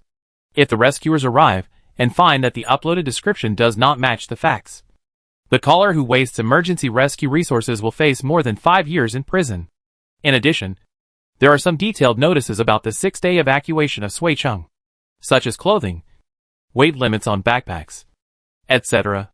Evacuation of all residents of Shuicheng? If such a notice was made half a month ago, it would be impossible to imagine. And no one would believe that because of a rain, the whole city would be evacuated. That night, almost everyone's topic revolved around the evacuation. In the Pingyang Community Mutual Help Group, not everyone was satisfied with the evacuation arrangement, because the evacuation direction to the nearby area was all industrial factories. But there were always people who wanted to go to other official shelters for different reasons. For example, the Luzheng brothers. They knew that the official shelters were only temporary settlements, and they would continue to evacuate to cities that were not hit by floods. The industrial plant area would move to cities southwest of Shuicheng, but their hometown was Pincheng, northwest of Shuicheng. Pincheng was also on the list of cities to be evacuated. They still had relatives in their hometown, and a small house, which was a way out for the brothers to prepare for their future life events. Instead of evacuating to a strange city and continuing to live in a shelter, they might as well go back to their hometown to take shelter for a while. At least that was their own home, comfortable and secure without having to bear extra expenses. But if you want to return to Pincheng when all passenger transportation such as airplanes, trains, and cars has stopped, you cannot evacuate to the industrial plant in the early stage, and you have to move to other official shelters. There will be several shelters in Pincheng in the future. But like some other people, they are now trapped here, without boats such as rubber boats, and have no control over the direction of transfer. Among Shufu's friends, Zhang Tian's family is undoubtedly the best. Everyone riding the assault boat can only carry a backpack weighing less than 5 kilograms, which means that in addition to important documents, mobile phones, and power banks, they can only bring 2 bottles of water and some instant food at most. And they can't bring many clothes. Others are concerned about when the rescue team will come, but she is more concerned about the trade-offs during the transfer. Zhang Tian's home is on the 20th floor. The building is solid and well-equipped. At the same time, the high-end community is equipped with independent power supply lines and backup diesel generators. For her, the only bad news is that another house in the same community was broken into last night. There are surveillance cameras installed outside the door and inside the house. The water level rose sharply last night. She accidentally thought of it and turned on her mobile phone to check, and found that a group of strangers had moved into her newly decorated house that she had not lived in for a few times. Although there was no fresh food in the house, it was fully stocked with rice, flour, oil, instant food, and various daily necessities. And now, it was all destroyed by a group of strangers. She was so angry, but because the community was also flooded and she couldn't get there by herself, she discussed with her parents and called the police directly. But under the current circumstances, no one responded. This day, she discovered something new, and saw a few familiar faces in the surveillance of the new house. Some of the people in the group turned out to be friends of her father. Originally, they were not very close, but were dinner friends. They lived in the villa area next to their community. When the water level just rose, they called to ask if her father could temporarily go to their house to take shelter. But Zhang's mother disagreed, and she also disagreed. Her father thought that the other party was mostly men, and it was inconvenient for them to live in his house, and they could move to a shelter. So he politely refused. But Zhang's father didn't expect that the other party not only knew that he had another house in the community, but also knew the house number. And this time he didn't even ask, and broke into the house directly, and brought a group of people with him. Zhang Tian was extremely angry when talking about this. This is an acquaintance. He is usually a brother to my father. But he broke into people's houses illegally just a few days after the flood. He is simply a robber. So Zhang Tian didn't want to move to the shelter. Her home is very safe now, and the situation in the shelter varies. Places with too many people are often prone to chaos, not to mention the living conditions and situations. She said that the food in her house could conservatively sustain their lives for another half a month, and they could stay at home. After half a month, Sui-chung would have returned to normal. So where would they need to move? Shu-fu didn't know how high the water level in Sui-chung would rise in half a month. But she knew that Sui-chung would never return to normal after this heavy rain. So she immediately replied and suggested that Zhang Tian follow the evacuation. Under the disaster, although the large group has many people and many mouths, it is easy to cause chaos. But this is a natural disaster, not a man-made disaster like the zombie virus. And now is only the early stage of the disaster. As long as the state machinery is still running, the large group will always be safer than individuals away from the crowd. Unless the other party has a golden finger like her. But even if she has a golden finger, if she can leave Sui-chung, she will move with the main force. In special times, stay low-key in the crowd, with a golden finger that can give you unlimited confidence. If conditions permit, give yourself a small meal, until you go to a safe area, regain your private and safe space, and then resume your comfortable life. This is the right choice. Not only her, in the roommate group, Chen Fa and Wu Xiaoshan also immediately persuaded Zhang Tian not to leave the group. Their communities were not so stable. Like Shu-fu's, there had been several quarrels and fights. They also had a lot of food stored at home, so it was safe to stay at home. However, the only thing separating safety from insecurity was a thin layer of door panels. If something really happened, the door would not stop anyone. In the end, Zhang Tian and the others decided to evacuate Sui-chung according to the official transfer plan. However, their communities belonged to different areas of Sui-chung, and the distance was far, so the evacuation time, direction, and shelter were also different. If they want to meet again, they have to wait until after this natural disaster. In fact, this is just what the other three people think. In Shu-fu's place, it is unlikely that they will meet again, because she is the only one who cannot leave the city, as if she is fixed in a barrier. As for whether she will participate in the official evacuation operation, she has not decided yet. From the irreversible results, this behavior is a bit unnecessary. The official resettlement point is in the industrial plant area in the suburbs. She has checked it online. The conditions there are good. The workshops and warehouses are tall and solid, without windows. There are 2 and 3 floors inside. The single floor is very tall and has a large space, which is very suitable for taking shelter. She can go now, but when the next evacuation starts from the suburbs, she will not be able to go with them. After leaving her current home, the shelter she finds later will definitely not be as safe and comfortable as her current house. Moreover, the water level in Sui-chung is about 5 to 6 meters, and it will take some time before it reaches her floor. So it is not the time for her to move as planned. Then, stay in the wooden house. Shu-fu rolled on the soft and hard floor, leaned sideways to take a crispy kumquat from the ice bowl on the floor next to her, and made a decision secretly. Fortunately, she spent money like water to stock up before the disaster. Now is the harvest season of autumn, when the market has the most fruit varieties. Crispy kumquats like this are her favorite, and she stocked up a lot of them. Kumquats make a crisp cracking sound when you bite them. The surface is crispy, and the inside is sweet, soft and juicy. It is completely sweet, without a trace of sourness, but sweet and not greasy. It is extremely refreshing, crisp and sweet, and delicious. After Shu-fu decided on something, she never hesitated. She opened her tablet and played a variety show as background music. She took out her mobile phone and called the telecommunications company to activate a free unlimited data package. Then she started to check the disaster-related information online. The internet speed was still not very good, and there were various lags. She checked the disaster news around the world, and the attitudes of the people, and used them to speculate on the progress of the end of the world. The progress of her Wrath Level 2 upgrade was stuck at 70%, and there had been no new tasks in the past 2 days. She was a little worried that the end of the world was progressing too fast, and the Wrath level could not keep up. She had made up her mind secretly that the next new task, she must strive to get the extra progress reward. Probably because the temperature in the cabin was suitable, and the light was soft, she fell asleep, holding her phone without realizing it. When she woke up again, it was because the raft had been used for a long time, and was automatically folded up. She fell directly from the warm and comfortable soft floor to the cold living room tiles.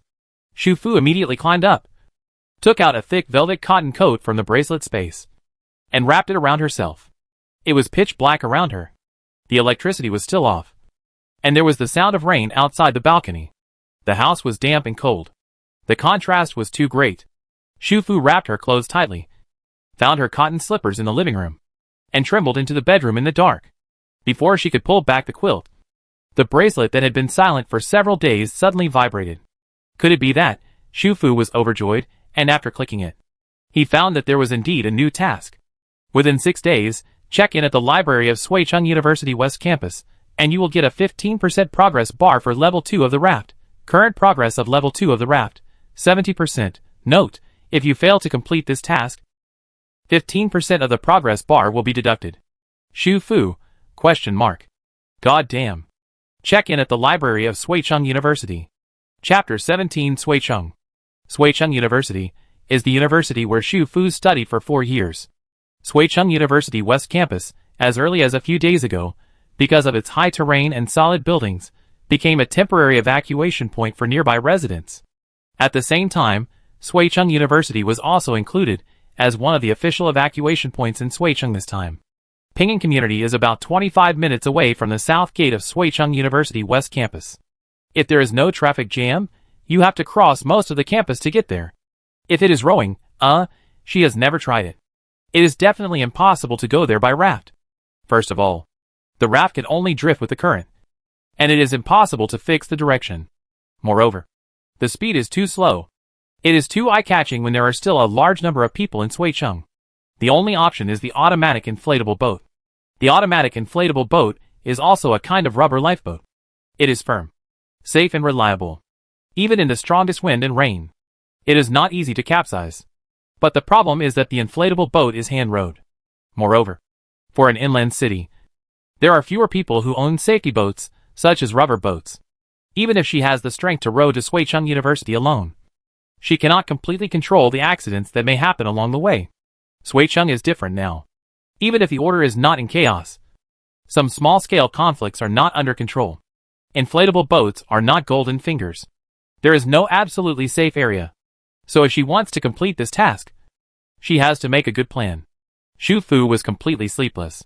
She first went to the bedroom window and pulled the gauze curtain, blackout curtain and outermost curtain tightly.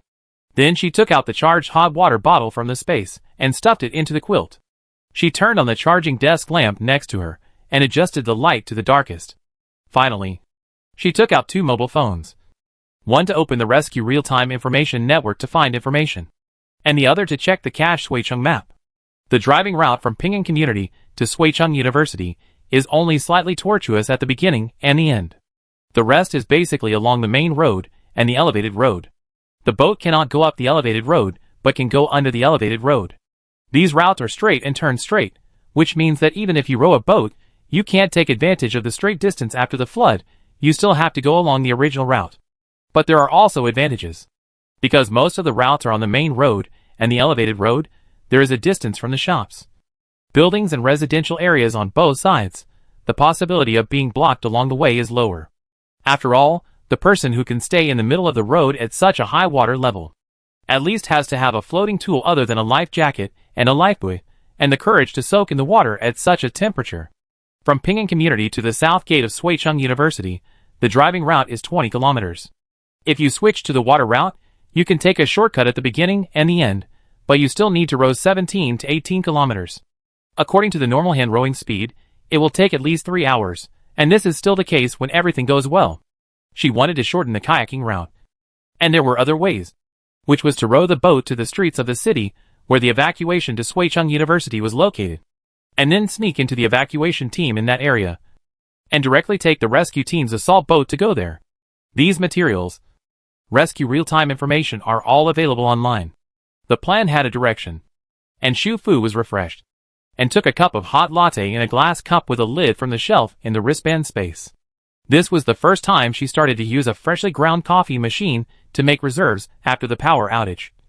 And she used all the large and small glass cups, thermos cups, and tea cups at home, while drinking coffee to refresh herself. She continued to check, however, before she found the street in the urban area where the Suicheng University West Campus belonged. She found another useful information. The final direction of evacuation after the Suicheng University West Campus was Pincheng. northwest of Suicheng. Pincheng. Isn't this the hometown that the Luzheng brothers wanted to go back to? Xu Fu took a big sip of coffee, put the glass on the bedside table, turned off the light beside her, wrapped herself in a thick velvet coat, got out of bed and went to the window. She opened the curtains and leaned over the glass window to look at the residential building opposite. The Luzheng brothers lived in the building behind. Because of the power outage, the whole community was dark. There was also a flickering warm light coming through the gaps in the glass windows of some houses that had been temporarily repaired. It looked like candles. From this, she couldn't tell whether Luzheng and his friends had slept or not. But she didn't want to wait until tomorrow. She was mainly worried that they would find a temporary partner who could go to other shelters with them during this period. She was also worried that the other party's phone battery would not last too long. So, she turned on her phone and saw a text message from Luzheng. Have you decided to follow the rescue team to the industrial plant on the evening of the third day, or are you still looking for someone to go to Pincheng together?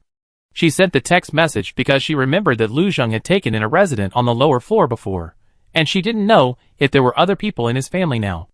Luzheng replied quickly. Perhaps because of this incident, he was still awake so late.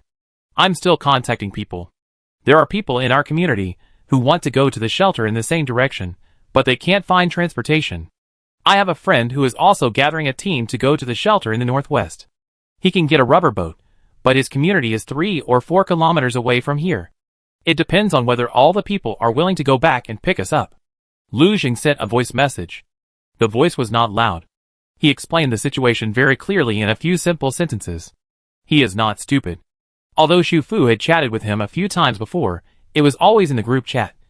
And then he sent a private message because there were some things that were not convenient for group chat. This time is different. It is midnight now, and the question asked is very pointed. Xu Fu, is it convenient for you to talk? Xu Fu, if not, you can send a text message. Xu Fu, it's like this. Xu Fu is still typing. Luzheng sent another voice message after a while. The volume is a little lower. Convenient, they are already asleep. I am in my brother's room. What's wrong with you? Do you also want to go to the shelter in the northwest? I was just chatting with my friend. I asked him. It's okay to add a girl. As long as they are willing to take a detour, we can go together. Xu Fu looked at the long string of words that she was about to finish typing, but gave up and used voice instead. I want to go to the shelter in the northwest, but not all shelters are okay. I want to go to the west campus of Suicheng University. When she saw that the final evacuation city of the west campus of Suicheng University was Pincheng, she understood who the general target was in this progress bar task. So she didn't beat around the bush and spoke directly. After sending this message, Luzheng called directly. He said in a low voice that it was no problem for the two brothers to go to Suida with her. Because the final evacuation city, there was also Pincheng. But now his friend's team had not yet been formed. So he was not sure about the ship's route. There were several official shelters for the final evacuation to Pincheng, although they were all in the same direction. But they were also several kilometers apart. The other party actually wanted to go to another shelter. Xu Fu thought for a moment. Does their rubber boat have a boat engine installed? If the other party has, she can take Luzheng and his brother to the other party's location and meet them, use the floating rope on the water to connect the other party's rubber boat, build a wind boat, untie it when they are almost at the right place, and row to Suida by themselves. The boat engine is probably the only omission in her stocking list. In fact, she thought about this issue after buying the inflatable boat, but that night, the unsinkable drifting island house was activated, and her focus was on the raft, compared to the inflatable boat she'd bought before. It became dispensable. It's fine to have a spare. I didn't think about upgrading the accessories. No. Luzheng was a little embarrassed. Because the rubber boat is larger for 10 people, and there is no power to hang up, my friend wanted to gather more people to row the boat together. Xu Fu, do you have to go to Suicheng University? Yes, I graduated there. I want to go there to find someone. On the other end of the phone, Lu Su's voice suddenly came, also in a low voice. Sister Fu Fu, my brother also studied at Suicheng University, also in the West Campus, so you are alumni. He just became a sophomore this year. You are studying. Brother. Can we go to Suida with Sister Fu Fu? We can also evacuate back to our hometown from there. And we can also meet your classmates. No. I can also tell Sister Fu Fu. After that, there was a muffled pulling sound. And finally Lu Su said ouch softly. And the phone returned to Lu Zheng's hand. sorry for what happened just now. About the shelter. Shu Fu interrupted him neatly. It's like this. I can also get a rubber boat here. But it's a small one. And it can only accommodate the three of us. And it also needs to be rowed by hand. If you are willing, we can go directly to Sueda. The double-person automatic inflatable boat can only carry 2 people. But she is a girl and light. And Lu Su is a child. Plus the backpack he needs to carry. It can barely accommodate 3 people. And no more. Really? Lu Zheng's voice was full of surprise. If he could row directly from his own community, it would be the best. After the surprise, the two quickly discussed the preliminary plan. The first is the time for self-evacuation, which cannot be too early, because there are still many people in the community who want to evacuate to other shelters, but they have no means of transportation. Shu Fu's boat is still a boat no matter how small it is. In this situation, it is better not to set off in advance in public. So they set the evacuation time to the morning or afternoon of the 4th day. First, according to the weather forecast, the wind and rain will be slightly smaller that day, which will not cause too much hindrance to boating. Second, it is more than 12 hours later than the rescue team, and the people in the community should have basically evacuated. The second is the upper limit of the weight of the materials to be carried. This is Shu Fu's job. He has to give them a rough number. Another benefit of self-evacuation is that you don't have to stick to the 5 caddies backpack limit per person. And you can bring more necessities. Finally, Shu Fu asked them if they had enough food, and if their phones could last until the 4th day. Because they had to rely on their phones to keep in touch. And they couldn't just shout across the building. There's enough food. And the phones can last. 2. Thanks to your reminder that day, Xiaosu and I went to the supermarket to buy supplies that day. And we got 5 power banks. All fully charged. Which is enough for the phones to last until we get to the official shelter. The two sides communicated smoothly. And then they just had to wait for time to pass. Because she went to bed late the day before. She didn't turn on the alarm the next day and woke up naturally. The room temperature seemed to drop a few degrees. She took out her phone to check the weather forecast. Heavy rain. Local torrential rain. Wind force 5 to 7. And temperature 3 to 8 degrees Celsius. The temperature dropped. Although it was not very obvious. But after not seeing the sun for many days, the temperature would definitely drop. The water level outside rose a little. Not as fast as the previous night. But the lampshades on the small road outside were basically submerged in the water. The windows of the second-floor house opposite were also basically covered by the water. And it was almost flooding the 3rd floor. This was when there was a garage downstairs. For a normal building without a garage, the water level was already approaching the 4th floor. She saw people standing in the windows of several houses on the 3rd floor opposite, always alert to the water level below. The rain was still falling, and the water level continued to rise. Although they were reluctant, they were ready to move upstairs. It was not very noisy outside. At present, only the residents on the 2nd floor of this building were moving upwards, except for those who went directly to live with their good neighbors. The rest of the people stayed in the stairwell for the time being. Even if someone occasionally needs to use the toilet or kitchen, most of them go in and out on the 3rd and 4th floors. Only 2 households on the 5th floor near the stairwell have had their doors knocked on. Except for the last time when she moved to the 2nd floor. Her room has been very quiet so far, mainly because it is too far from the stairwell. It is probably inconvenient for those who stay in the stairwell. Of course, another reason for the quietness is that the entire community will be evacuated tomorrow evening. Although the disaster is terrible. As long as the state machinery can function, and the people know that the suffering is only temporary, the situation will naturally not be in chaos. Even because they accepted the fact of the citywide evacuation, and understood that everyone would eventually start from the same starting line regardless of whether they lived in high or low places. The residents who temporarily lived in the stairwells stopped complaining and making noise, and each used their brains to solve their life problems. Some did not bring much food with them, so they spent money to buy it from other people's homes. It was a bit expensive, but in special times, the requirements for 3 meals a day were not high. As long as they were hot and full, it was fine. When they were really hungry, rice with rice sauce could be considered a meal. Even if most people's homes were without fresh vegetables and fruits, they still had a lot of frozen meat, rice, noodles and instant food. These things were heavy, and they could not be taken away during the evacuation. It was better to make some money now. At least they could take the money with them. Some people find it troublesome and are unwilling to help others cook. But if they have a gas stove at home, they will rent or sell it to people who bring food, and let them cook it themselves. As for going to the bathroom and normal simple washing, everyone also does their own thing, and can always make do with it. Therefore, there is no big chaos. Only some small conflicts caused by daily trivial matters, which are not a big deal. The garbage produced by every household every day is really piled up, so they can only tie up the garbage bag tightly and throw it in a corner far away from the accommodation area. The electricity still hadn't come back, and the room was very dark. Shu-Fu took out a camping light from the wristband space. This camping light can use dry batteries, and can also be charged by solar energy. If you dim the light, it can be on standby for a long time. She watched with the light of the camping light, and planned what to do today. She didn't know how many days it would take to complete the mission at Suicheng University, and whether she could come back smoothly afterwards. In short, she had to be prepared for both situations. Everything at home had to be packed up, and she planned to put everything that could fit into the wristband space, and then close the doors and windows, in case she came back soon, and she could live here for a long time.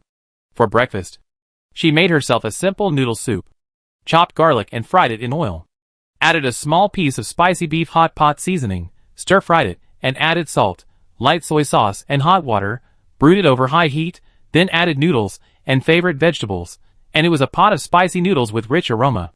Because the minced garlic was stir-fried, and the all-purpose hot pot seasoning, even if there was no meat in the noodle soup, it was fresh and fragrant, and the taste was rich. It was almost 11 o'clock at this time. This was breakfast and lunch. She took out the leftover hand-shredded chicken stewed vegetables from the shelf in the space, and supplemented the meat appropriately. It was still cloudy and rainy outside the window. There was a power outage in the past 2 days, so neither the washing machine nor the dryer could be used.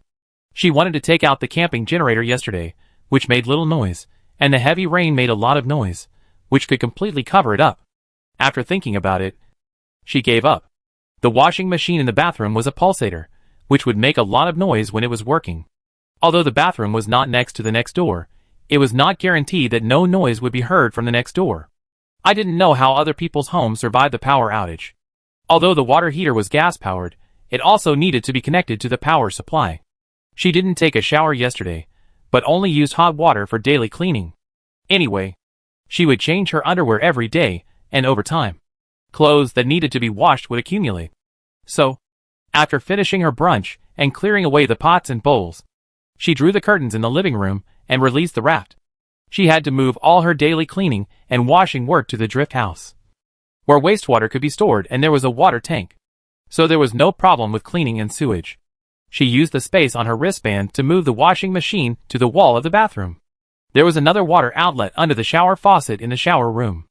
As long as she used a water pipe to connect this outlet to the water inlet of the washing machine, the problem of water source for washing clothes would be solved. There is a floor drain in the corner of the bathroom, which can be directly connected to the drain pipe, and the sewage will be automatically discharged from the floor drain into the wastewater tank. The dryer was also moved next to the sink, and a rechargeable and plug-in table lamp was clamped on the mirror in front of the sink, and then she took out the generator. She opened the usage video, and followed the steps taught by the store owner before. Check the fuel tank, add gasoline, connect the plug, turn off the circuit breaker, turn on the generator switch, and started the generator one by one. Just like the effect seen before, this camping generator is really quiet. After a while, she observed the voltage change, confirmed that it was normal, turned on the circuit breaker, and then began to connect the power cord of the home appliance. After confirming that the washing machine, dryer and light could be used smoothly, the matter came to an end. The bathroom of the wooden house was very small, and it was basically full after putting these things in. She checked around and moved the laundry basket and small storage rack from her own bathroom in. This storage rack was only 30 centimeters wide and 1 person tall, and it was narrow enough to fit everything. The shelf is made of metal, and its quality is better than the one she put into the space. It was originally used to store bathroom supplies, but now most of the things on it have been stored in the wristband space. The shelf has 6 layers, and the bottom grid is larger. These 6 layers of grids, half are used to store bathing and cleaning supplies, and half are used to store kitchen cleaning supplies. After this tidying up, there are only a few things left in her own kitchen and bathroom, which feels like the amount of things you would put when you stay overnight at a B&B. As for all the food and drinks, she had already sorted them out, and put them into the wristband space, and the food in the refrigerator was also emptied after the power outage. Then, she walked out of the cabin bathroom, and began to put things in the cabin living room. There was a folded thin blanket on the floor bed next to the French window, and a 4-drawer light clothing cabinet was placed against the wall at the end of the bed, which contained some underwear, socks, t-shirts, home clothes. There was a bedside table next to the head of the floor bed, and a table lamp was placed on it. Next to the bedside table is the door to the wooden house. The wall on the other side of the door is still empty. She moved the small bar table, and all the things on it that were originally leaning against the wooden wall of the bathroom compartment here. Fortunately, the bar table is not big, and does not affect the opening of the door. Afterwards, in front of the empty wooden wall, she moved the refrigerator at home in. Putting it in this position is to facilitate connecting the power of the generator when it is used in the future. There is also an empty space next to it. She also placed a vertical water dispenser. The water bucket of this water dispenser is at the bottom. The upper table can heat and keep the teapot warm, which also needs power. There was still some space next to the standing water dispenser. She didn't have any other suitable table at home, so she put a wooden dining chair with a backrest, and placed a freshly ground coffee machine on it. After all the basic daily necessities were arranged, she left with satisfaction, put away the raft, and began to check and organize the remaining things at home. She was busy until about 4 o'clock in the afternoon. When she was about to cook dinner, someone knocked heavily on the door of her house. She leaned towards the peephole through the door, and outside the stainless steel fence stood the young couple next door to her. Chapter 18 Sui-chung. Shu Fu remembered that someone wanted to stay with her before, and the response of the hostess next door when she kept knocking on the door outside. So she turned off the camping light and went to open the door. She only opened the door a crack, and stood in the crack, blocking the view inside. As soon as the door opened, the smell of fried cakes came from the corridor. She didn't know which family was cooking. She asked the other party, "What's the matter?" She opened the door even smaller than last time. But the other party didn't care much. He smiled and said to her, "It's like this. Sister, you live alone, right? We will evacuate at this time tomorrow. I want to ask if you want to join us." Maybe because she was busy in the afternoon, she didn't have time to check some messages in the residents group. Those were messages from people who evacuated first. If someone asked, someone would say it if they wanted to. The first thing to pay attention to is the evacuation order. Don't fight or rush. Please queue up spontaneously to board the boat.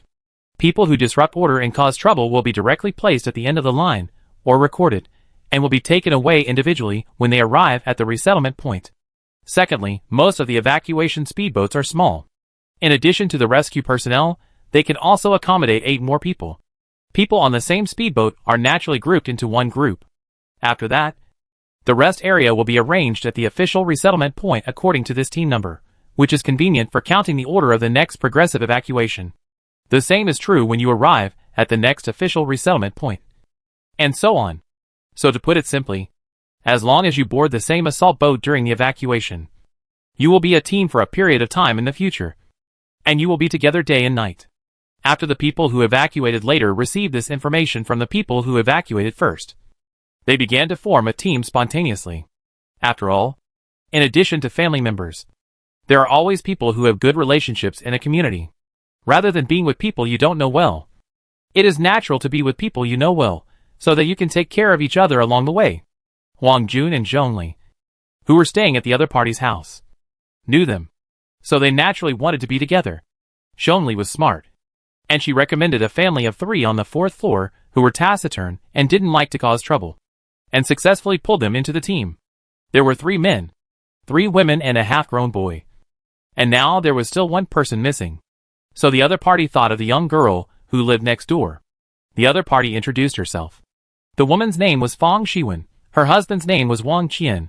Shu Fu had moved here a while ago, and this was the first time she had talked to her for such a long time. Fang Shiwen was pretty, and she spoke directly, and didn't like to beat around the bush. Besides, she had obviously helped her to send away the person knocking on the door last time, so she had a good impression of her. If Shu Fu was really just an ordinary disaster victim, she might have agreed. But now, she could only refuse. The other party obviously didn't expect her to refuse. After all, the ratio of men to women in this team was just right, and they were neighbors. She didn't understand why Shu Fu refused. "Why don't you want to? You don't want to leave?" Do you think the water won't flood to the 5th floor? After all, Fong Erwin had thought of this before. I know your windows have been processed, very solid, and it's safe to stay in the house, but everyone has left, and it will be unsafe for you to stay here sooner or later. Besides, instead of teaming up with someone you don't know, it's better to join us. I know you live alone and are very alert, but we are not bad people. Didn't we help you out before? Thank you, sorry, you should find someone else. Xu Fu had no way to explain, and didn't want to continue chatting, so she said politely, and then closed the door. Hey! You little girl, I haven't said anything yet. Fong Xiwen's voice was shut out of the door. She was still talking. Her husband seemed to pull her back. She said a few words to him, but he finally pulled her back. Xu Fu thought the matter was over, unexpectedly. An hour later, the neighbors knocked on the door again. This time, the young couple who lived next door also came, but Fong Xiwen was the first one. Her husband Wang Qian didn't come. The young couple stood behind her. The other party first introduced the young couple, and then talked about the same thing. During the period, they mentioned another family of 3 in their team, saying that she actually knew them. The one with a cat on the 4th floor.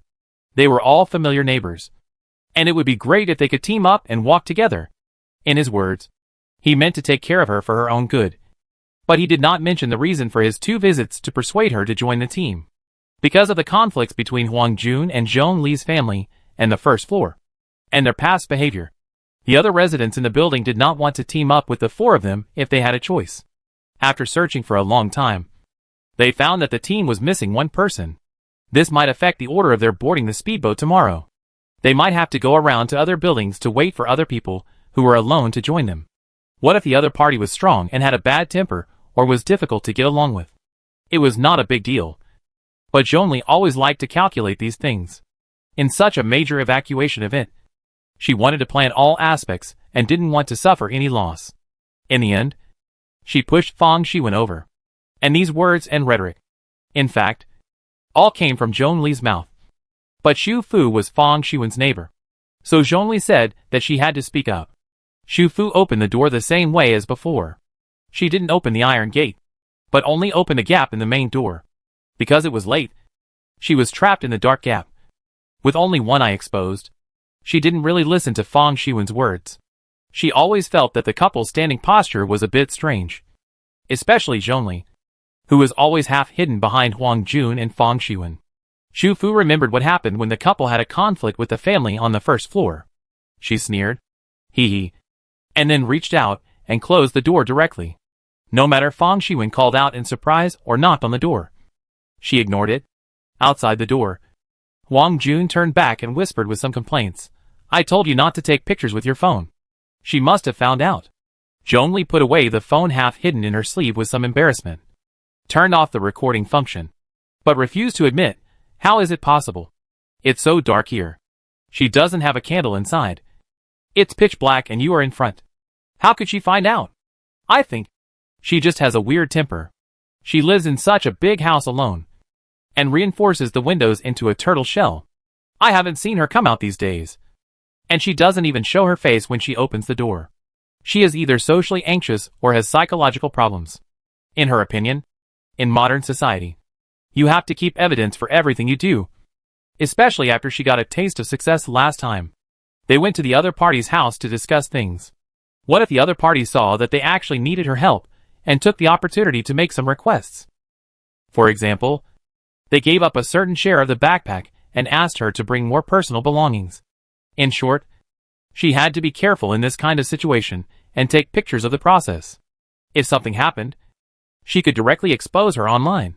Although Fong Xiwen felt that it was not good to say this to others.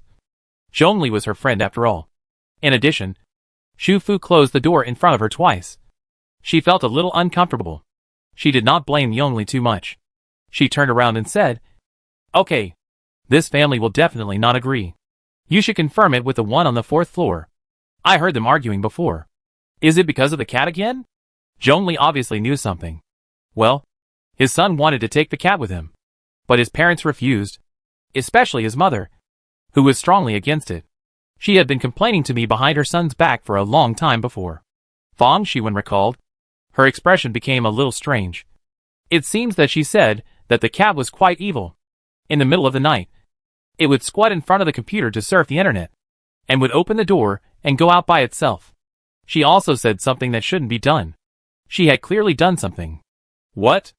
Zhongli was puzzled. I don't know. She didn't finish. But these words are mysterious and nonsense. His son will definitely not believe them. Can you believe it? This sounds like an excuse for not wanting to take the cat with you. Let's go downstairs now. So that the cat won't do anything weird. The voices in the corridor gradually faded away. Inside the door, Xu Fu, who was still standing in the same place, turned on the camping light again. The next evening, the evacuation of Ping'an community began.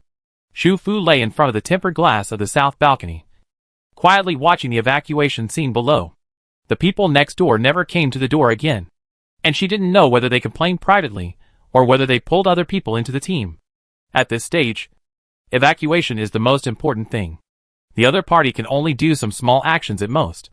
It is impossible for them to do more excessive actions. After all, they still hope to successfully board the rescue team's assault boat.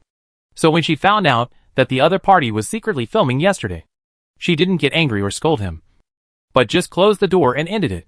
But before dusk, when the people next door left with their backpacks to line up downstairs, Fang Shiwen was left behind alone and came to her door again. The other party didn't know whether she was inside or not, so he knocked on the door gently, waited for a while, and didn't get a response, and said I'm sorry about yesterday, and then left and went downstairs. Xu Fu didn't know why Fang Shiwen came to apologize. After all, they were really not familiar with each other. Zhongli was her friend, and she was not the one who took the secret photo. But this apology still made her feel a little relieved. In addition to their community, several other communities nearby also evacuated at about the same time. One after another, assault boats broke through the rain curtain under the expectant gaze of the crowd, and quickly cut through the water with people on board, probably to be able to flexibly travel to every corner of the city. The assault boats were not large, but there were a lot of them. This was not something that could be achieved by the rescue force of Suicheng alone. It should be external reinforcements. After some people whose mobile phones still had power sat down on the boat, they began to hold up their mobile phones in waterproof bags to record this rare disaster evacuation scene in a century. The city submerged by floods, the turbid water surface with floating construction waste, the gloomy sky, the heavy rain that continued to fall, the assault boats breaking through the waves, the people on the boats wrapped in raincoats and life jackets, the familiar buildings that gradually disappeared behind the boats. In just 2 weeks, the city has become bizarre, and the familiar streets in the impression have been submerged under the water. There were still many people in some high-rise buildings around. The buildings they were in were taller, and it was not time to arrange a large-scale evacuation. Even through the glass, the people on the assault boats could feel the envy and vague uneasiness in those eyes. Even if they knew they would evacuate, but as long as they had not left for one day, watching the people in other districts evacuate, they still felt uneasy, for fear of being left behind by the large group of people being transferred. The evacuation of Ping'an community and nearby areas lasted from dusk to late at night. The entire community was basically empty. After these 2 days, the water level had flooded the houses of the residents on the 3rd floor, reaching an unprecedented terrifying depth. Except for a few people who were 100% sure that other boats would come to pick them up and go to other resettlement sites. Other people in this area, even if they wanted to go to other resettlement sites, eventually boarded the rescue team's assault boat. On the morning of the 4th day, Xu Fu set the alarm clock and woke up very early. In addition to electricity, the gas and water in the house were also cut off one after another. She took out hot water from the space to wash up, and then took out a bowl of beef ramen to enjoy the last leisurely meal time in the near future. After breakfast, she changed into warm, light and sweat-wicking base clothes, put on a fleece coat that was easy to take off, put on a warm waterproof jacket on the outside, and changed her shoes into professional non-slip waterproof boots. Then, she put all the things left outside, including air conditioners and mattresses, into the wristband space, and then took out the waterproof backpack and the handheld boat bag with a self-inflating boat that had been sorted out. The things in the waterproof backpack were all selected by her. There was a small outdoor portable first aid kit, a portable electric kettle, and a large capacity folding water bottle filled with pure water. The electric kettle was foldable, and as long as the location had conditions, it could heat water at any time, and it was not impossible to cook instant noodles. The folding water bottle has an opaque body, so you can't see the remaining liquid and color inside, and it's light in weight, which makes it more discreet than bringing a mineral water bottle directly. In addition, there are several buckets of instant noodles, several bags of vacuum-topped rice, a bag of ham sausage, a bag of dried fruits and vegetables, a can of chocolate beans, canned granular candy, a bottle of vitamin C effervescent tablets. These are all ready to eat after opening the bag, and the instant noodles only need to be poured with hot water and wait for a few minutes, so it's not complicated to eat. In terms of supplies, I brought a box of disposable underwear, a bag of compressed towels, a single sleeping bag that can be wrapped in it to sleep at night, a large capacity power bank with full power, a raincoat, and several disposable tableware. These are all things that are in plain sight. Some of them take up a lot of space and cannot be taken out of the space temporarily. But most of them are not very important. Even if they are really lost, it doesn't matter. She checked the house again to make sure nothing was left behind. Then she checked all the windows and made sure they were closed before sending a message to Lu Zheng. After a while, the other party replied. Xu Fu put on the safety life jacket distributed by the rescue team earlier on the outside of the waterproof jacket, pulled up the big hood of the jacket, put on the backpack, and walked out of the house with the boat bag. She carefully locked both doors and walked along the quiet corridor to the stairwell. After a few days, the stairwell became extremely dirty, with all kinds of garbage piled in the corners, and the ground full of daily necessities that residents could not take away. The last few steps from the 4th floor to the 3rd floor had long been submerged by the turbid water. She took out 2 waterproof shoe covers that were longer than her knees from her jacket pocket and added another layer of equipment to her waterproof boots. The water on the 3rd floor had already reached below her knees, and the shoe covers could barely block it. However, she needed to be careful when walking. If she moved too much and stirred up the water, the shoe covers would also get water. She walked slowly to the corridor on the 3rd floor, brought up the boat bag in the rain, followed the instructions she had seen before, threw the boat bag toward the water outside the corridor fence, and then pulled the rope outside the boat bag hard. After the boat bag was opened, the cylinder inside quickly inflated the rubber boat, but in just over 20 seconds, a small hexagonal rubber boat was inflated, and a triangular tent automatically arched up on the top. Compared to the normal 6-person inflatable boat, this boat is smaller and has fewer accessories inside, but the basic things, such as repair tool bags, paddles, flashlights, smoke signals, whistles, warming equipment, small first aid kits, are all there, but they are extremely simplified and belong to the primary low-profile version of the sea lifeboat.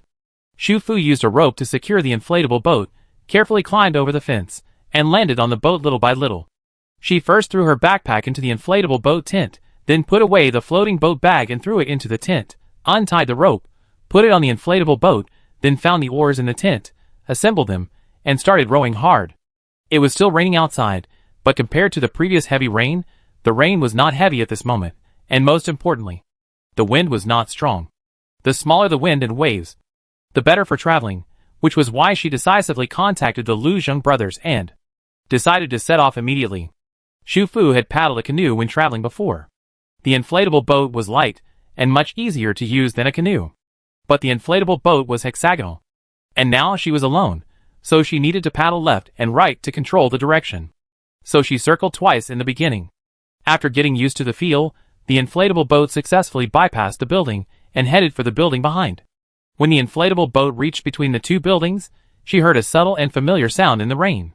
She turned her head and saw a familiar little figure on the windowsill of a household on the 3rd floor on the south side of the building where she lived. The blue-eyed tabby cat was curled up on the narrow windowsill, wet all over, as if trapped, unable to get up, and afraid to go into the water, squatting in the rain and shivering. I don't know if it was because it saw her, but it was calling out to her in a low voice at this moment, looking so pitiful. Xu Fu. She immediately pulled down the brim of her jacket hood, wanting to pretend that she didn't see it and paddle away directly. But when she paddled a little, the cat's cry became shrill, and it kept meowing in her direction.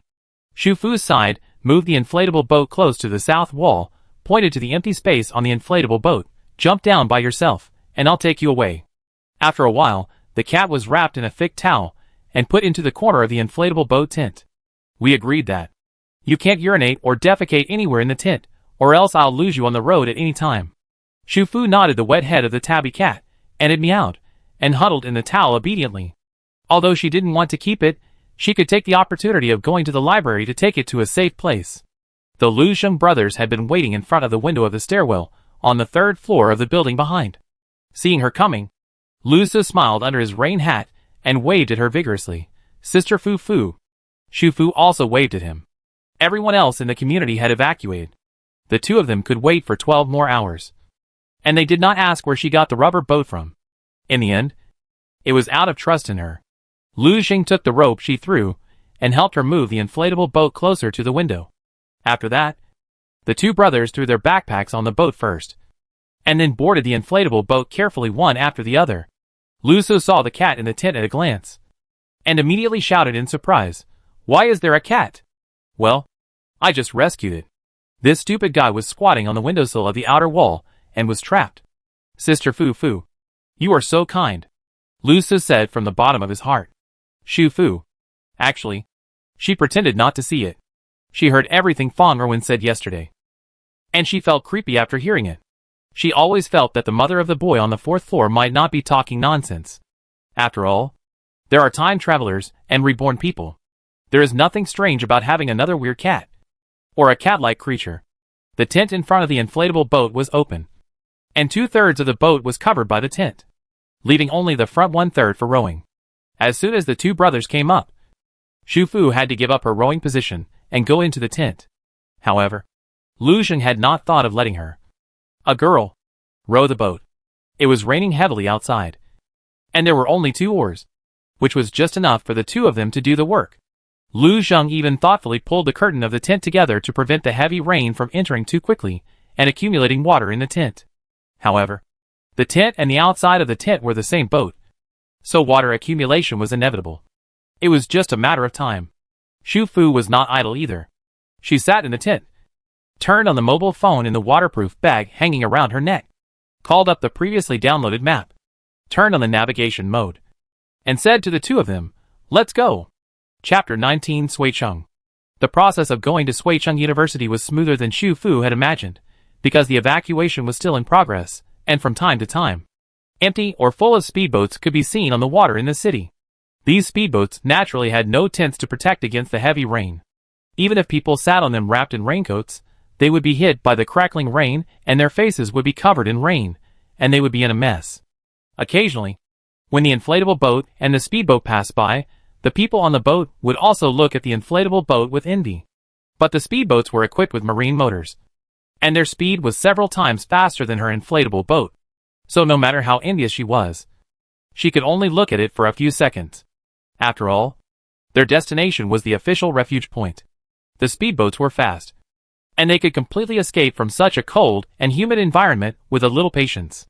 At this moment, Shu Fu was somewhat glad that her inflatable boat did not have a marine motor installed. After all, with a canopy and a motor, it would be too conspicuous and easier to be targeted. The speedboats and rescuers traveling on the water in the city invisibly restricted the order in the city. However, in such a large-scale evacuation operation, there would always be undisciplined people scrambling to get on board, and chaos was inevitable. At the beginning of the journey, when the inflatable boat passed through several narrow streets, it could clearly hear the noisy noise coming from behind the nearby buildings, like a dispute, mixed with screams and cries. Such a small inflatable boat, anyone with a discerning eye could see that it could not carry many people, but someone would still suddenly open the window, shout in the direction of their inflatable boat, ask them where they were going, and say that they were willing to pay, and ask them to take them with them. Shu Fu had been observing the reactions of the two brothers Lu Zheng. She still remembered that Lu Su said that his brother was very nosy when they first met, and when the first floor of the community was flooded before. It was Lu Zheng who took the lead in the group to accept a family to live in his home. But compared to the helpless Lu Su who was disturbed by the screams, crying and begging of others, Lu Zheng looked much calmer and more sober at this moment. "Don't be sad. The rescue is still going on, and everyone will be rescued. You have to help people to the best of your ability. You can't help anyone now. The most important thing is to focus on the present." With Lu Zheng's comfort, Lu Su regained his expression and put all his strength on the oars in his hands. The inflatable boat moved quickly on the ups and downs of the water, turned out of the nearby streets, and entered the wide main road. The originally spacious main road became endless due to the surging water level, like a gray lake with surging waves. The commercial buildings on both sides of the road were like aquatic buildings, standing silently in the water. There were no cars or pedestrians around. The prosperous streets of the past and the bustling scene were gone. All the cars had become scrap metal sunk to the bottom of the water, and people were hiding in these high-rise buildings, waiting for the rescue boat to break through the rain curtain and take them away safely. The main road continued forward to the end, which was the elevated section of Suicheng. The height of the elevated section was more than 10 meters, and the overall terrain was higher than the section they had passed before. Although the flood turned the elevated section into a short-legged bridge, there was still about 4 meters of space between the elevated section and the water surface below, which was enough for ships to pass safely. The rain flowed down through the gaps in the bridge deck, forming a waterfall-like water curtain, falling on the water surface below, stirring up huge water mist, and the water surface swayed, like a stream flowing in the mountains. They had never thought that one day they would see such a scene in the city. The inflatable boat is very stable. It will not capsize even if the water shakes. When passing under the viaduct, as long as you are careful not to enter these gaps, you will not get wet. During this period, Shu Fu wanted to replace Lu's boat, but the two brothers took good care of her and refused directly. Sister Fu Fu, don't be polite. Thanks to you this time, we can go to the Sui to shelter smoothly. As long as we get there, we can evacuate home smoothly later. Lu Su wiped the rain off his face. His eyes were almost blurred by the rain, but he still smiled at her optimistically. You don't know. They originally said that they could pick up our rubber boat, but later they said something new. They said that those who joined did not agree to take a detour. But if we are willing to pay 3,000 yuan per person for the boat fare. Lu Su felt that the other party was too calculating. For the same trip, they could directly earn 9,000 yuan by picking up the three of them. Although they had agreed to take the inflatable boat of Shu Fu, Lu Zheng felt that he still had to keep a record. Besides, they were also gathering people, and there was no final conclusion, so he did not completely deny it. As a result, before the day was completely bright, they changed their statement. Don't complain.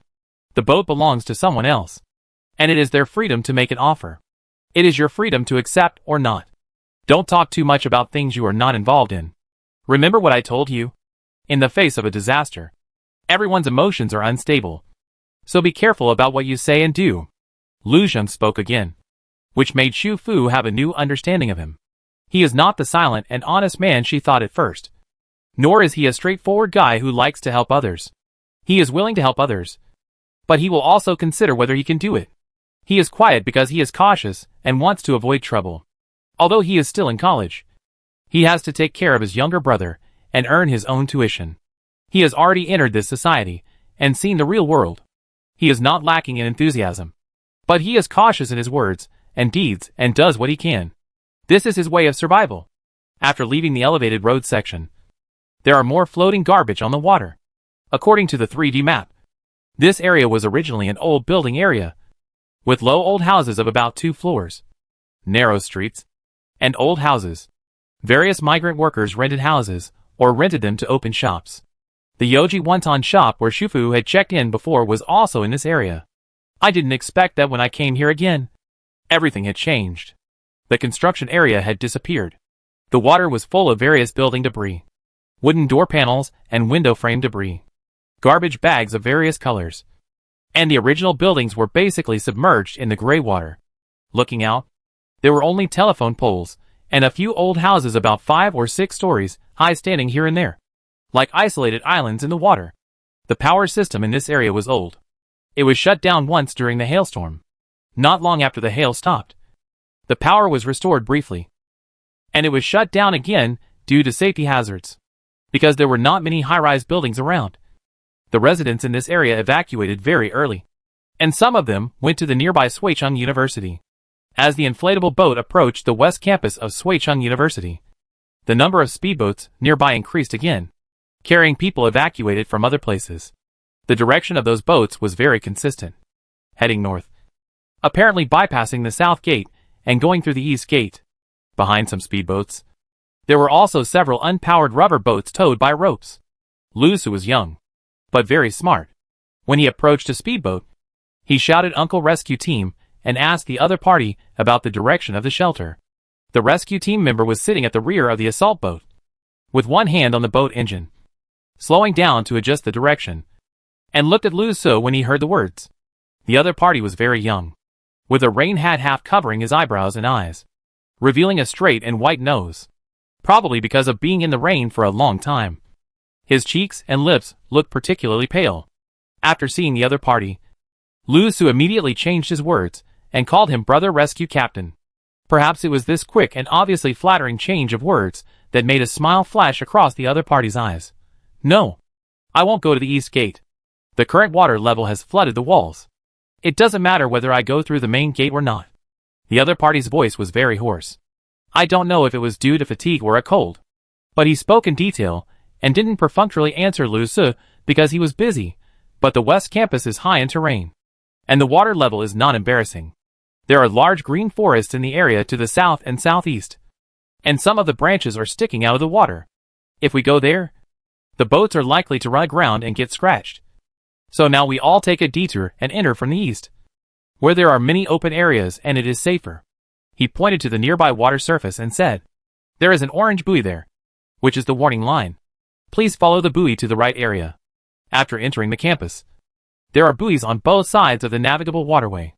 Just follow the buoy to the middle position. Thank you, Rescue Captain Brother. In order to thank him, Lu Su stretched his head forward a little and was drenched by the heavy rain. He wiped his face casually and paddled hard again. Shu Fu also stuck her head out while the other party was explaining the situation of the West Campus. Observing the surrounding situation, on the interface of the mobile phone in the waterproof bag, there was an enlarged map of the West Campus. Even though she had studied here for 4 years, now she was floating on the water in an inflatable boat, and she could no longer recognize the surrounding road conditions. She could only rely on the map and navigation. She was looking for the location of the library on the map, and then told Lu Xun where to go next. Go to the library? On the assault boat in front. The rescue team looked back again. Yeah. Lu Xun nodded, looking at the other party with bright eyes. Brother Rescue Captain, is your boat also going to the library? In the West Campus, there are many large, solid and tall buildings. In addition to the library, the dormitory area and the teaching building have also been opened as official shelters for the evacuated people to stay temporarily. The other party seemed to have heard the implication of Lu Su's words, and stretched out his hand to Lu Su. Is there a rope on the inflatable boat? Throw it over, and I'll take you for a ride. The library of Sui University West Campus is located in the center of the entire campus. This is the old campus, and the buildings have been uniformly renovated. The original library was relatively small. During the renovation, a famous architectural design was invited to make it a T-shaped building. In addition to the central main building, there are 2 wings on the left and right. Part of the exterior wall adopts a curved design. Because there are many glass walls, all double-layer tempered glass is used, which is extremely strong. The whole building stands on a tall platform. The entire platform base is about 6 meters high. In addition, the campus is located at a high location. Therefore, the high platform where the entire library is located has basically not been flooded. At this moment, it looks like a huge ship standing in the water. The central main building of the library is 12 stories high, and the left and right wings are 10 stories high. The height of each floor from the first to the third floor exceeds 4 meters. Now everyone's shelter is above the 3rd floor. Even if the flood really floods into the library, it will not have much impact on the refugees. With such a reassuring height, it is no wonder that some people uploaded videos and pictures before. The platform is very large. Other assault boats avoided the steps on the platform and drove directly from the flood area to the platform. After docking, they quickly unloaded the refugees on the boat, and then quickly left to continue to the next area to perform the evacuation mission. Shu Fu's inflatable boat was small and shallow, so after arriving with the speedboat's downwind boat, the 3 thanked each other and paddled directly in the direction of the steps. When they ran aground, there were only 2 steps left to the platform. The 3 people quickly got off the boat, carried their own bags, unpacked the oars, and threw them into the tent. Shu Fu picked up the tabby cat with a towel and stuffed it into Lu Su's arms, then opened the air valve of the inflatable boat and let the boat deflate by itself. She and Lu Xun each dragged a corner of the inflatable boat, braved the heavy rain, and stepped directly over the underwater steps and rushed to the platform. It was still raining heavily outside, so the registration entrance for refugees was placed in the lobby on the 1st floor of the library. There were many people here. Noisy. Talking. Asking. Crying children. And the sound of tidying up rain gear and clothes. It was a little chaotic. According to what they had agreed before, the three people did not rush to register and collect supplies, but avoided the crowd and found an empty area in the side corridor with familiarity, and first dealt with a more eye-catching inflatable boat in their hands. Both valves of the inflatable boat were untied. But deflation was different from inflation. Without a cylinder to inflate strongly, the deflation speed was very slow, and it was necessary to use external force to press to exhaust all the air in the inflatable boat, so that it could be folded according to the instructions and put back into the boat bag. However, in order to reduce the load of this inflatable boat, the gas cylinder is very small. It is useless after one use. If you want to use the instant automatic inflation function next time, you have to replace the gas cylinder. Shufu naturally has replacement gas cylinders, but they are a little heavy, and she doesn't want to carry them with her. Brother Lu Zheng also doesn't think she will evacuate with a gas cylinder on her back. After all, the backpack space is limited. Moreover, even the boat bag is a bit leaky now. It is easy for people to take it away if it is placed in the shelter. You can't carry it everywhere. Right? That would be too troublesome.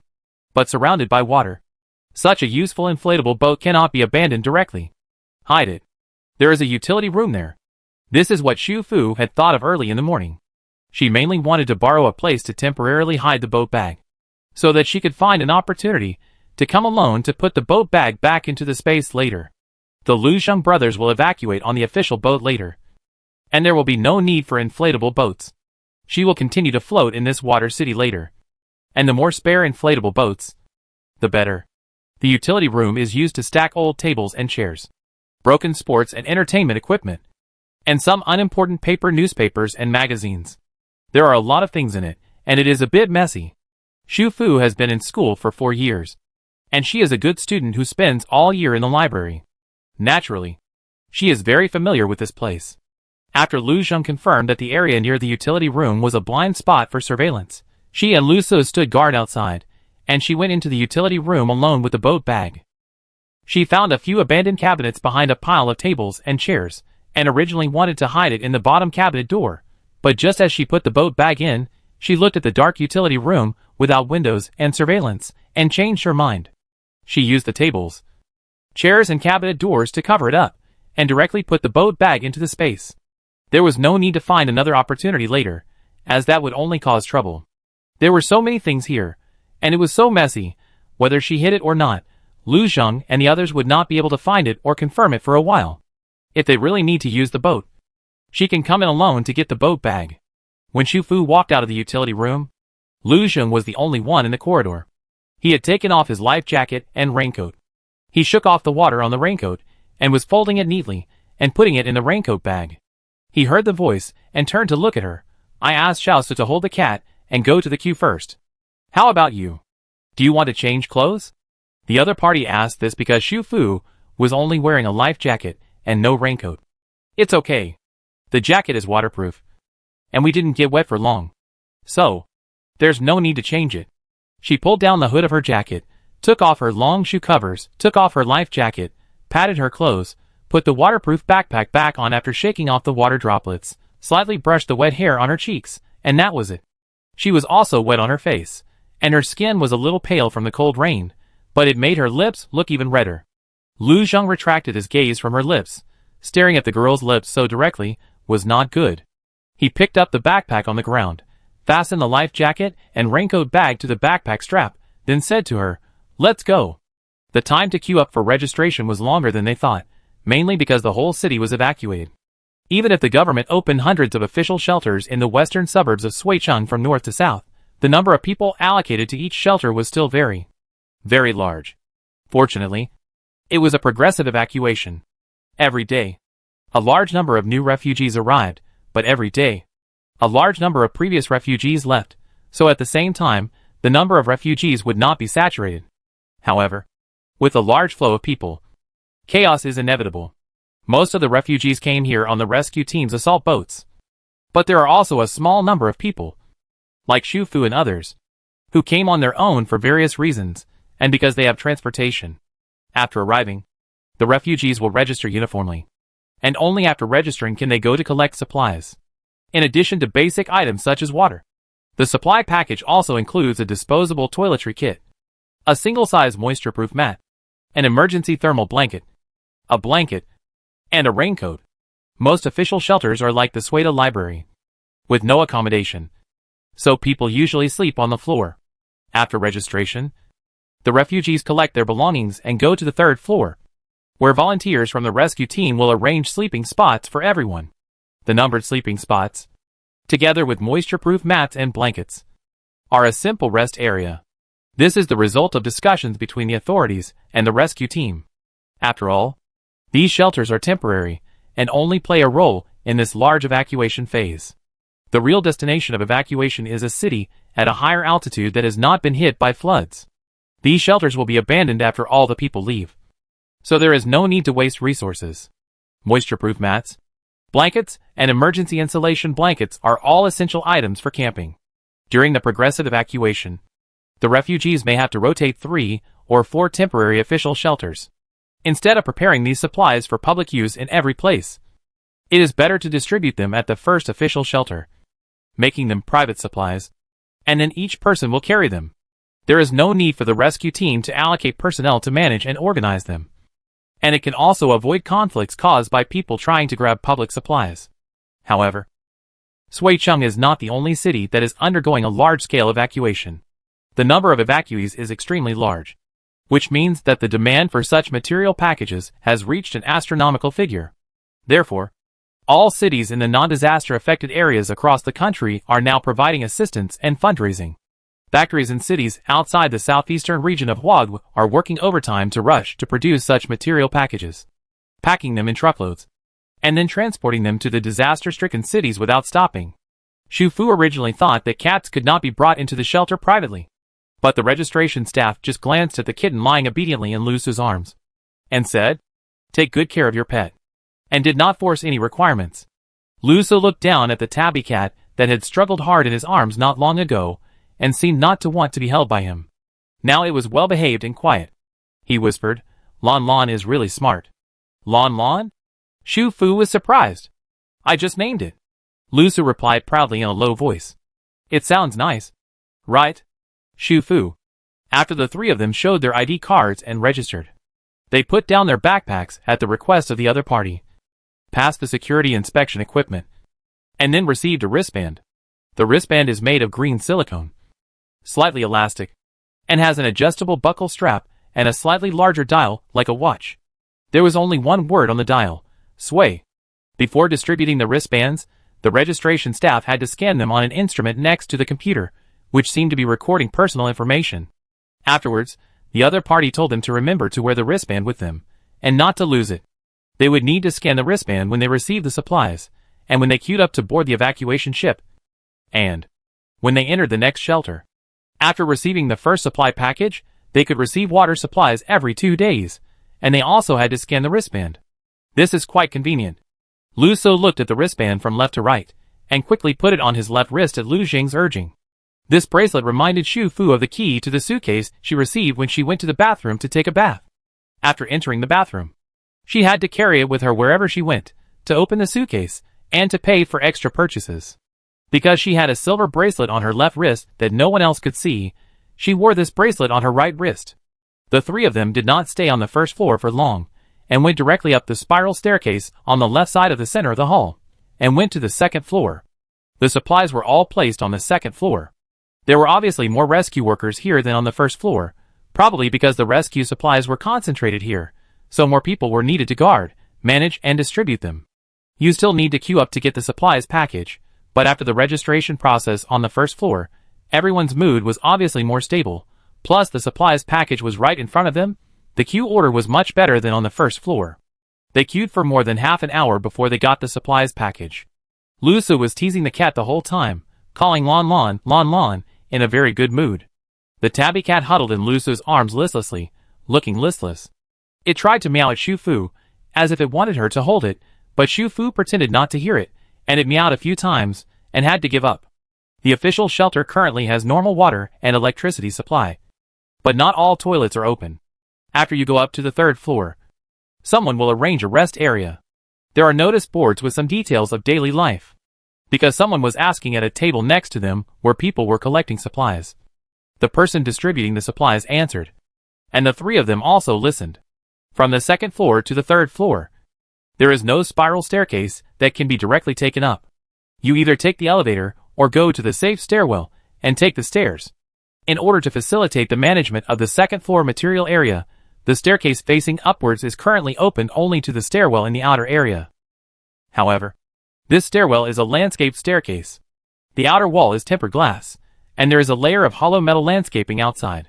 The stairwell is also much more spacious than ordinary safety stairs, and can accommodate many people going up and down the stairs at the same time. Coming out of the stairwell on the third floor, the first thing you see is 2 rows of temporary tables, and behind them are several young boys and girls with rescue team signs, who are not wearing rescue team clothes, and do not look like rescue team members, but students of this school. Before Shu Fu finished thinking, she heard a surprised voice from behind the table. Lu Zheng. Lu Zheng was a student at Suida. Before coming here, Lu Su had said that he would take refuge here, and he should be able to meet other students. They didn't expect it to happen so soon. The one who called out Lu Zheng's name was a young girl with short hair, a lovely round face, a rescue team volunteer badge on her chest, a notepad and a pen in her hand, and she rushed to Lu Zheng with a happy face. She was Lu Zheng's classmate, named Yao Ruoyun, because her home was very close to Suida, and it was a low-rise residential building. She evacuated to the school's temporary resettlement point with her parents not long after the thunderstorm. After that, this place became an official shelter. She came early, and she was a student of the school. She had been helping the understaffed rescue team with logistics, so she had not left yet. This time, seeing Lu Zheng, Yao Ruoyun was obviously very surprised. While leading them to other rest areas upstairs, she got close to him and asked about his situation. She asked why he hadn't told the classmates that he was coming here before. She also asked how he got here. It was obvious that she knew that his home was far away from here, and the evacuation direction was not here, because Lu Zheng had to work and take care of his younger brother. He rarely lived on campus. In addition, he was financially constrained and had only been enrolled for a year. He rarely played with other classmates. He did not mention his visit to Suida in the group. However, Yao Ruoyun had obviously liked him before. When she saw him suddenly, she was surprised, and her personality made her very enthusiastic even though he was as quiet as usual. She still talked about a lot of things. For example, many students who lived on campus from other places were basically taking shelter in the dormitory area. They did not know many classmates in the library, and most of them were from the local area. After knowing that the terrain was high and the situation was better here, many people moved here with their families. In the past few days, the progressive evacuation has begun, and some students have left Suicheng with their families. But there are still some people, such as her, who temporarily joined the rescue team as a volunteer and did logistics work. If it weren't for this, we wouldn't have met this time. Which floor are we going to? Seeing that Yao Ruoyun had been leading them up, Lu Zheng couldn't help asking. The 6th floor, Yao Ruoyun said, looking around, pulling his sleeve and leaning over to him, lowering his voice. There are several lounges there, which are a little benefit for those of us who stayed as volunteers. My parents, several other classmates and their families were there. There were sofas in the lounge, there was a water bar, you could charge your phone, and the conditions were not much worse than the dormitory area. If you come here, of course you have to live with us, and then we can evacuate together. Thank you. Lu Zheng seemed to be not used to the other party's sudden approach. After listening, he thanked him and quickly distanced himself from the other party. After that, he looked back at Shu Fu, who was following behind him, and asked, "Can we live with my other classmates?" Hearing this, Lu Su, who was walking in front, also looked back at Shu Fu. Yao Ruoyun also turned her head. Because Shu Fu didn't speak the whole time, she had always thought that she was just a fellow traveler who happened to come with Lu Zheng on the same boat. She didn't expect Lu Zheng to ask her opinion first, and he used the word we. Although Yao Ruoyun was carefree, she was a girl after all. When she heard the word we, she felt a little unusually close. Lu Zheng was very handsome, with clear eyes, and he was the kind of gentle, handsome man who didn't look aggressive. He has good grades, and unlike other boys of the same age, he doesn't hang out with others randomly, nor does he have the arrogant and showy personality. This kind of introverted and calm personality is actually very attractive. Yao Ruiyun likes him very much, but he doesn't live on campus, so she can't find a chance to interact with him. Now she suddenly sees him getting close to a strange girl, and she feels a little uncomfortable. When Xu Fu heard Lu Jing call out Yao Ruiyun's name before, she felt a little familiar, but she couldn't remember why she felt familiar. At this moment, she was thinking about the mission. Seeing Lu Jing turning back to ask her, she nodded directly. She had arrived at the library for such a long time, and there was no movement from the broken notebook. This mission was probably not that simple. She must stay, and she couldn't join the subsequent evacuation team too quickly. After she nodded, she looked at Yao Ruiyun again, wanting to look at her again, trying to recall the reason why she felt familiar. But the latter turned her head back at this time, and her expression did not look very happy. The little girl is a little repulsive to her? Xu Fu is an adult with rich interpersonal experience after all. Although the other party is controlling her, it is not obvious, but she still noticed it. Xu Fu glanced at Lu Jing's back again. Is it because of him? Because of this, when Yao Ruiyun opened the door of a lounge in the corridor on the 6th floor and told them that this room and the other two next door could be lived in, Xu Fu wondered if she should live separately from them. After all, she was here to complete the mission, and it didn't matter where she lived. But before she could say this thought, Yao Ruiyun's attitude towards her changed 180 degrees. At lunchtime, Yao Ruiyun's mother came out of another lounge to boil water for instant noodles and saw her daughter leading people over. She hurried over to greet them. Her eyes fell on Xu Fu and paused for a while, and suddenly pulled her in surprise. Xu Fu looked at her and finally understood why she felt that Yao Ruiyun's name sounded familiar. Chapter 20 Suicheng. Yao Ruiyun's mother is the proprietress of Yaji Wonton Shop. Senior sister? So you are my mother's lifesaver. The girl with round face, but taller than her, rushed to Xu Fu and hugged her enthusiastically, so hard that she almost fell down. Xu Fu. She stretched out her hand to support the wall of the lounge, and then barely withstood the other party's enthusiasm, and said helplessly, "What help? I am just an ordinary customer who went there to eat wontons." "You are you? If you hadn't gone there to eat wontons and packed so much that day, my mother would have probably come to school at that time, and if she happened to walk to the school gate." Yao Ruiyun's bright voice suddenly weakened. The car accident that day was on the hot search for 2 days. It was a sudden disaster. The scene was very tragic. Later, the family of the deceased learned the news and fainted. Now everyone basically only has one child. From birth to college, a child has spent a lot of effort to cultivate. Suddenly losing the child is simply unbearable. Yao Ruiyun was just glad that her mother escaped the disaster at first. But then she started to be afraid for some reason, and even had nightmares for 2 consecutive nights. In the dream, her mother did not postpone going out because the store was busy. She left the store and rushed to school at her urging. She was also a victim of the car accident. She even witnessed the scene of the car accident with her own eyes. Her mother lay on the ground silently, her hands and feet bent at a weird angle, and bright red blood flowed all over the ground. The dream was too terrible and real. The sense of horror and self-blame and guilt that came after knowing it later could not be dispelled at all. She asked for leave to go home, and slept with her mother for 2 nights before she slowly recovered. Later, she heard her mother talk about the customer who came to the store to eat wontons that day. In fact, he was also from her school and had just graduated this year. Every time she came to eat, she would leave after eating in the store and never take away food. This time, she didn't know what happened, but she took away so much food at once. It was because she was busy with this business that she was delayed in going out. It was like it was destined. Thanks to her, Mom escaped a disaster. Hua Qiong patted her baby daughter's back and felt lucky in her heart. If she really died in this car accident, how would her baby daughter live in the future? She might be trapped in self-blame, guilt and regret for the rest of her life, and suffer endlessly.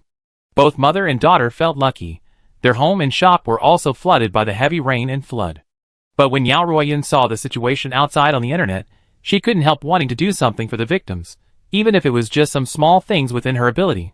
It was precisely because she sincerely helped the people who came to take refuge that she was selected as a volunteer for the rescue team, and the family has not left yet. If not, given the time when their family came to the library for shelter, they should have joined the subsequent evacuation team and left Suicheng. It would not be such a coincidence that they met her mother's savior again. So this is a destined fate. Yao Ruiyun, who was still feeling lucky, that she could meet the boy she likes because she stayed as a volunteer not long ago, has completely transferred this luck to Shu Fu. After all, this guy is her mother's lucky star. Be close to Lu Zheng? It's okay, what's a man? Just take it if you like it. So Yao Ruoyun, who was still clinging to Lu Zheng 5 minutes ago, hooked Shu Fu's arm affectionately with one hand, took her bag with the other hand, took her to the quietest corner of the lounge, helped her lay out the moisture-proof mat and blanket personally, and chattered about various precautions at the shelter, and her enthusiastic appearance was far better than that towards Lu Zheng before. Lu Zheng, who was completely ignored standing at the door. Lu Su, who was stunned for a long time, scratched his head, looking for the right adjective to say. Brother, your classmate, is so warm and welcoming. Lu Zheng smiled, reached out, and stroked the hair on his brother's head. The original evacuation time for Yao Ruoyun's family and the other classmates was the day after tomorrow, which was the morning of the 6th day of the city's evacuation.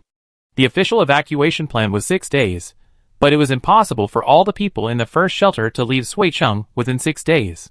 The evacuation work was estimated to last until the 8th or even 9th day according to the number of people. However, by then, people will only leave the shelter but not enter, and it will not be as busy as it is now. Volunteers like her will not stay until the last batch to leave. Yao Ruoyun told them that the subsequent evacuation is still very humane. Many people who are scattered with their families in various places in Suicheng are trying to gather in the same evacuation direction. For example, the elderly and young people who have already started a family, even if they have to temporarily take refuge in a completely unfamiliar city. They must stay together as a family. Therefore, after the people in the city evacuate to the first stage shelter, they will not be forced to set the time for the subsequent evacuation. Afterwards, volunteers will count the evacuation intentions of the new refugees. One type is to follow the official arrangement completely, according to the arrival time at the shelter. According to the number of the 8 people in the group, they will be evacuated in order. This type of people usually stay in the shelter for 1 to 2 nights. Depending on the situation of the boat on that day, the evacuation time is usually in the morning. The other type is to delay the evacuation. They will report the evacuation after their relatives and family members arrive, and then be assigned to the evacuation team according to the same process. Now Yao Ruoyun and several other classmates are using the latter method. But in the shelter, not many people choose the latter method. Most people want to leave the flood area as soon as possible. Not every family has the conditions to gather together. Anyway, it is just a temporary evacuation for a few days. Everyone can keep in touch by phone. They will come back after the flood in Suicheng recedes. Almost everyone believes that the flood will recede soon. The water level rose 2 to 3 meters one night before, which scared many people. But since that day, the water level has obviously slowed down. This shows that the previous incident was just an occasional emergency. There may be something wrong with the drainage system or the city. I think so too. It feels very likely that the flood in Suicheng will recede after we all evacuate Suicheng. I think so too. Then why are we going through so much trouble to evacuate now? Isn't it enough to just stay in a taller building? Actually, I think it's pretty good here. I can help the rescue team every day, and I feel more at ease when I have something to do. After all, it was arranged by the government. Everyone has left. And you won't leave? I heard from the people who evacuated later that, in addition to electricity, water, and gas have also been cut off in many places in the city. At night, the wind and rain outside the library became stronger again.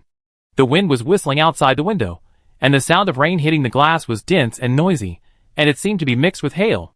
The bad weather and low visibility at night forced the rescue work to be suspended, and the volunteer students also rested early. Several of Lu Zheng's classmates couldn't sleep. They turned on a camping light that could be used both as a charger and a plug-in. They moved their beds and sat in a circle to play cards and chat. Shu Fu couldn't sleep so early either. She was standing in front of the window, staring at the heavy rain outside. Although she wasn't sure when the mission would be completed, she knew very well that every time there was a high progress bar, there would be some unexpected disasters. She couldn't predict anything, so she wouldn't force herself to save someone in this mission. But she hoped she could be more alert.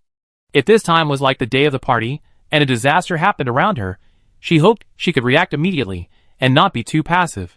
Perhaps her frowning and silent look was too deep, which was noticed by Yao Ruoyun, who misunderstood something. So after the invitation failed, she came over and hugged her, and forced her to join the group chat. It's okay to not play cards. It's very cold at night, and it's warm if everyone gets closer.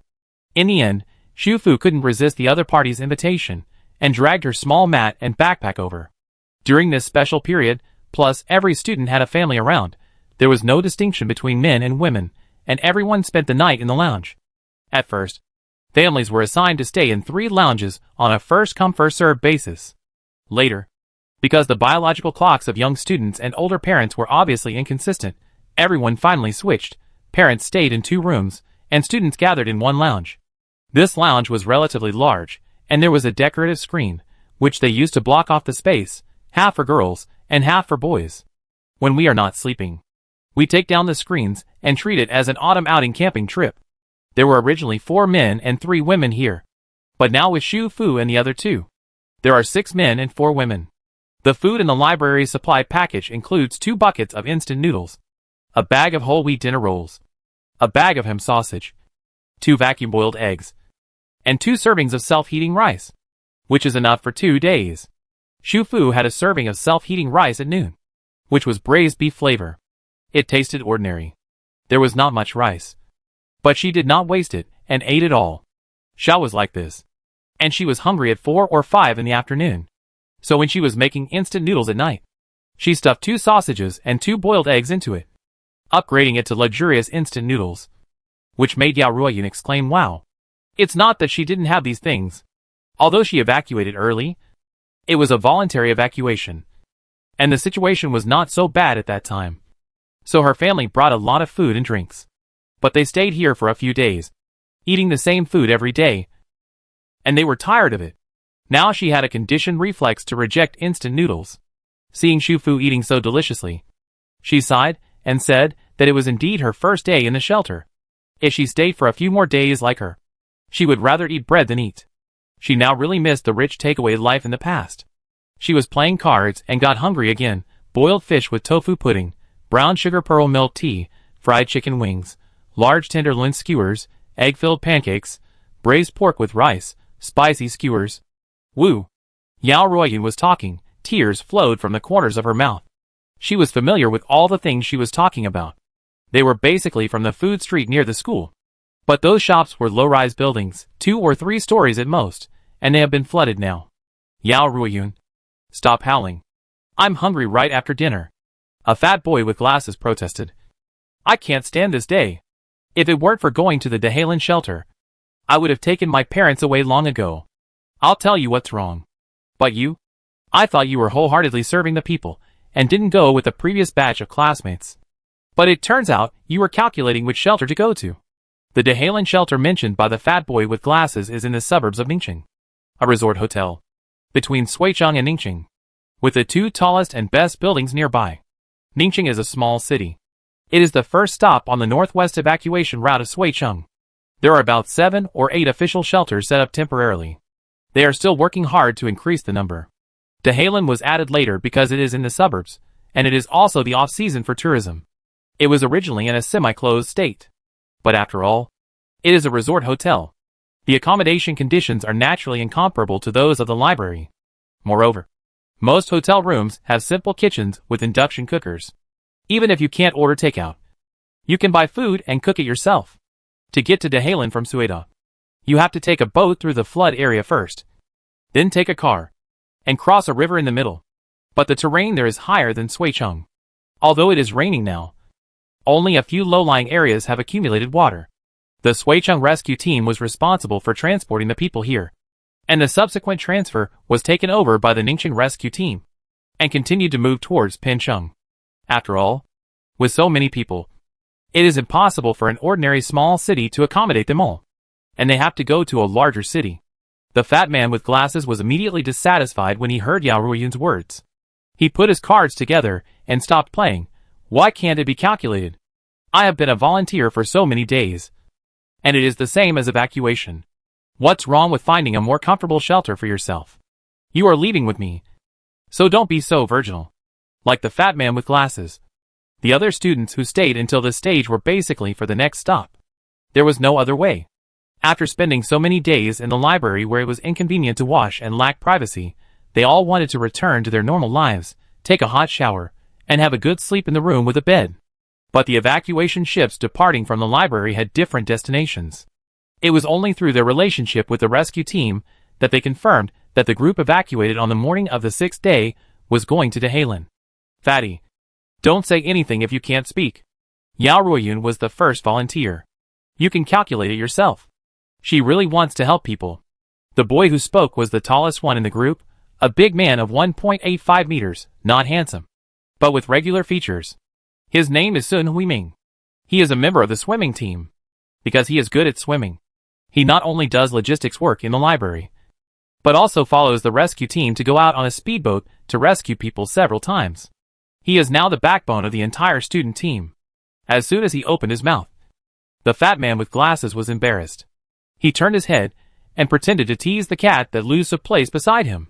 The tabby cat meowed, dodged his hand, and jumped onto Lusa's bed. Lusa picked it up and carefully took out some cat food wrapped in paper towels from his backpack. This was in the evening.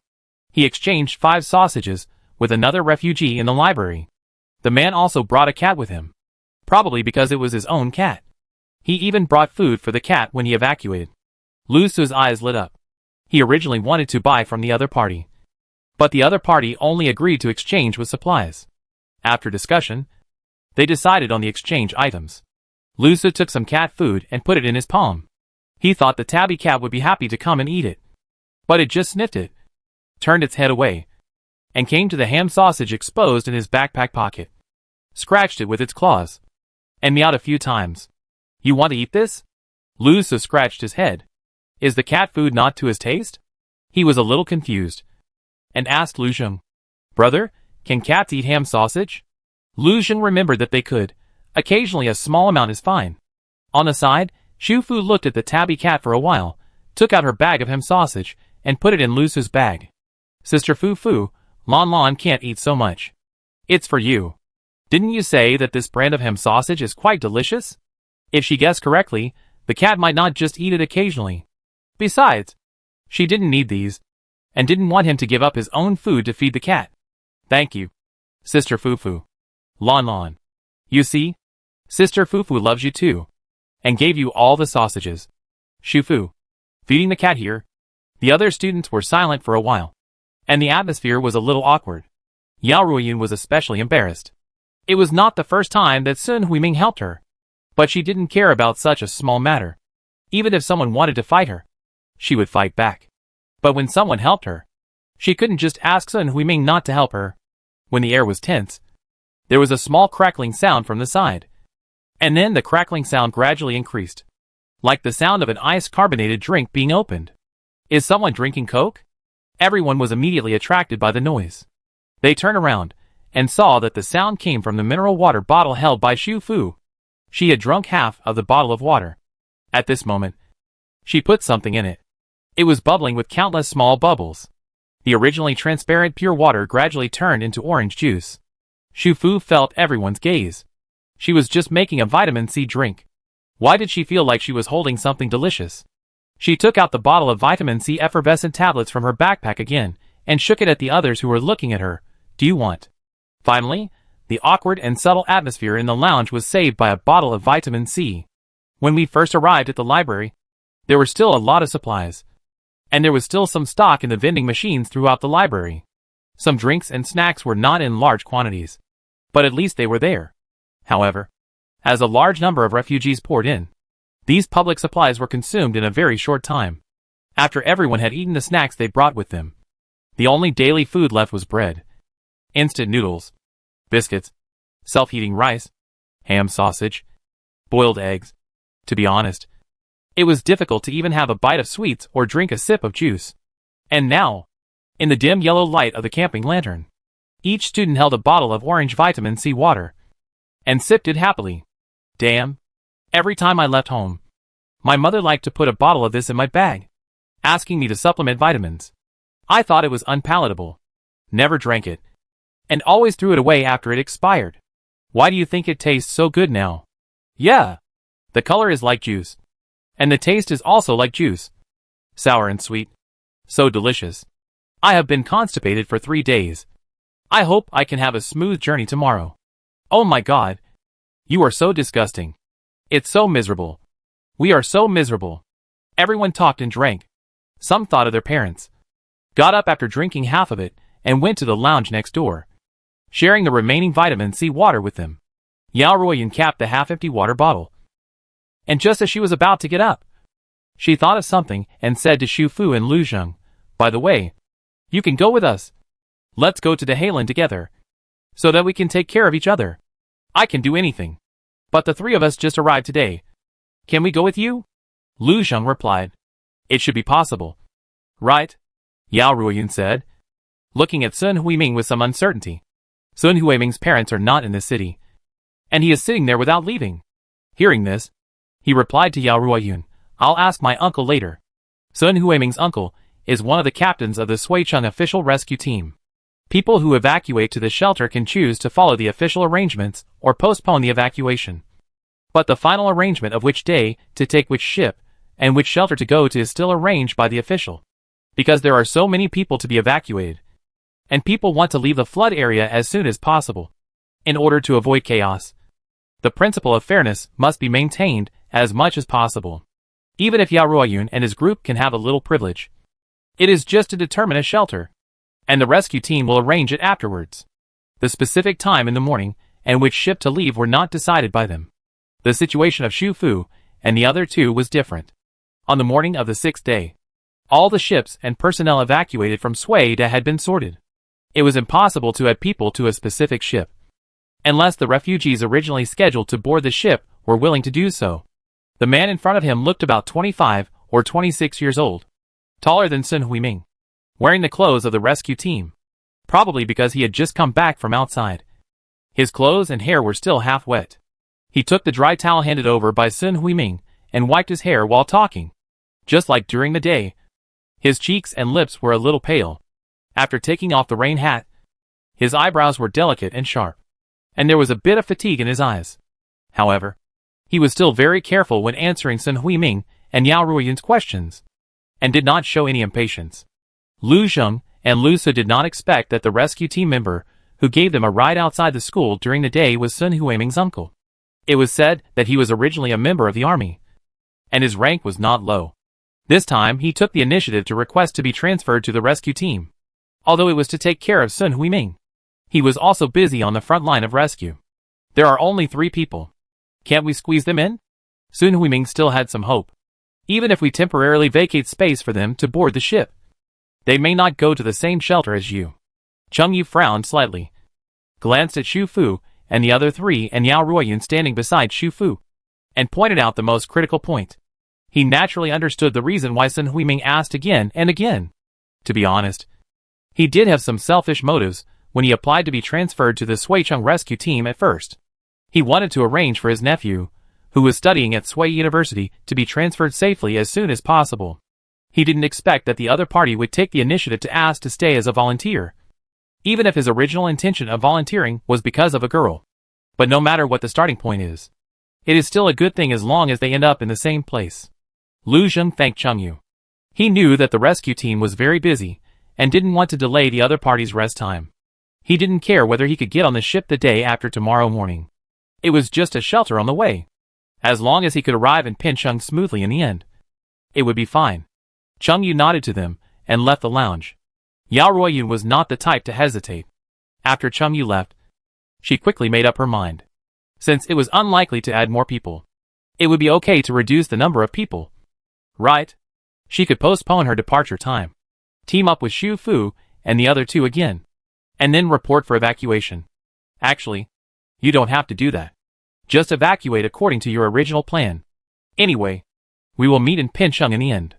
Lu Zheng's words were interrupted by Yao Ruoyun hugging Xu Fu. "No trouble. No trouble at all. Ah, you're not going to Pincheng? What a coincidence. I'm not going either. How could it be? My mother will definitely agree. My father listens to my mother. Anyway, I will be with you all the way, since it's decided. Let's rest early. We'll sleep together tonight." Yao Ruoyun hugged Xu Fu affectionately, not noticing that Lu Zheng was talking to her at all. "You also brought chocolate? Eating this late at night? Ah? Is it for me? Then, that's so embarrassing. Do you want to wash up?" Yes, It's still necessary to clean up. Okay, let's go together later. Wow, you actually brought disposable underwear. Thank you. I'm embarrassed to say it, but I really haven't changed for 2 days, mainly because of this horrible weather. It's extremely humid. It won't dry completely after washing. I can't turn on the air conditioner to save electricity. I can't even find a hair dryer. I'm almost going moldy. Lu Zheng. For some reason, I felt that I heard something I shouldn't have heard. Brother, I feel like you are a bit redundant. Lu Su said, looking down at the cat in his arms, happily picked it up. Lon Lon, shall we go wash up too? I know you like Sister Fufu, but you are a little male cat. Remember not to run to the girls' bathroom to peek later. Cat. The next morning, Yao Ruoyun's decision surprised the other students, and there was some silence. Seeing this, Yao Ruoyun immediately said that this was just her personal matter, and she would not force others, and they could leave as planned. If the evacuation is delayed, they will not be able to go to Dahelan. And naturally, the others do not want to reschedule. However, Sun Huiming on the other side quickly said, I will postpone it too. And go with you.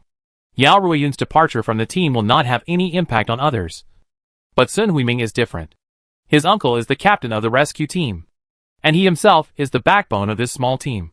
To put it bluntly, with his swimming ability, if something really happens on the way, having such a swimmer with rescue experience around will greatly improve the safety index.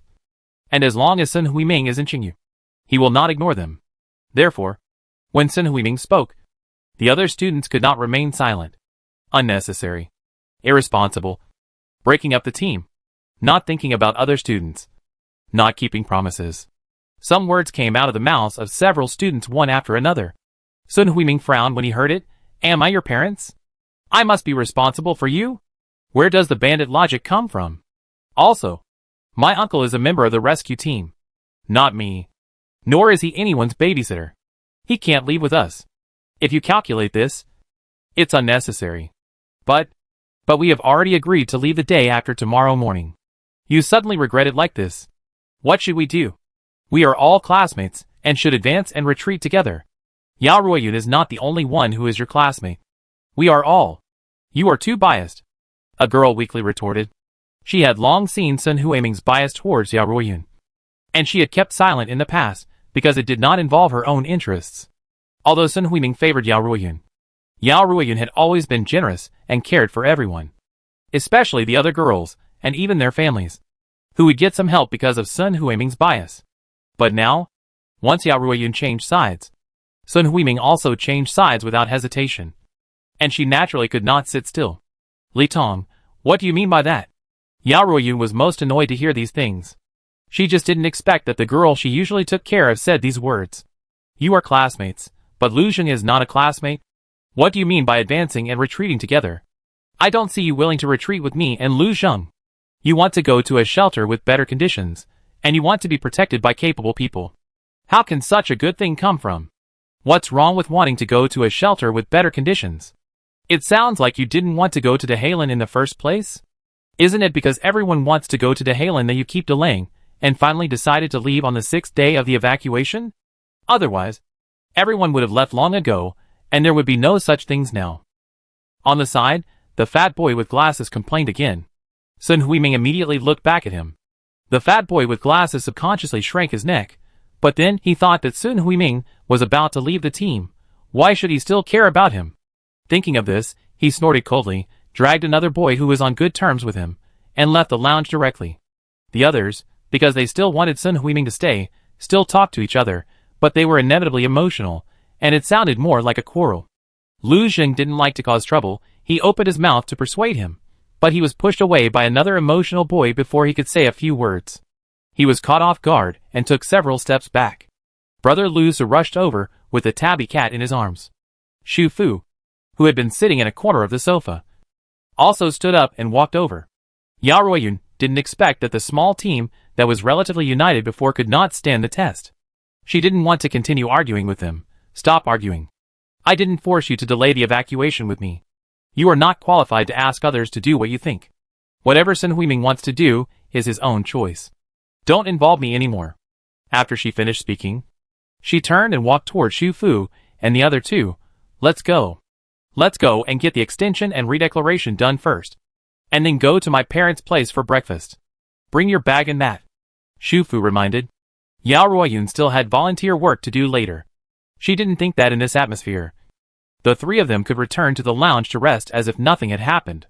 The four of them picked up their backpacks, quickly rolled up the mats and stuffed them into the supplies bag, and walked out together. The student team was temporarily separated. Yao Ruoyun took them to the lounge at her parents' place. The mats were not too big, so everyone could squeeze in.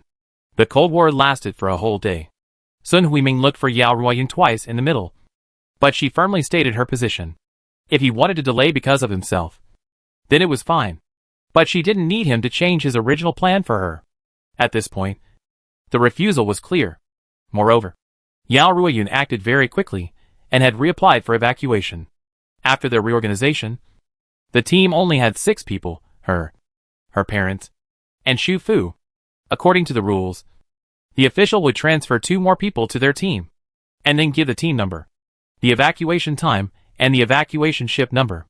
If Sun Huiming wanted to go with him, he would have to find his uncle to find a way. If he really insisted to this point, Yao Ruoyun felt that she could not control him, so she did not want to ask more questions. I thought the incident was over. But who would have thought that something unexpected would happen that night? Their student team was reported. The fat boy with glasses was responsible for the incident. He was upset for the whole day and complained to another boy in private. Someone from another student team at the shelter heard it. The other party was not a volunteer and did not know anyone in the rescue team, so the evacuation was completely in accordance with the official arrangement. The place they went to was said to be a factory building outside Ningxing. Comparing the factory and the resort hotel, even the dumbest people know which one has better conditions. They originally thought they were unlucky, but now they heard that Fatty had actually arranged to go to the resort hotel. They were furious, so they filed a complaint. When Shu Fu learned the news, the official decision had already been made.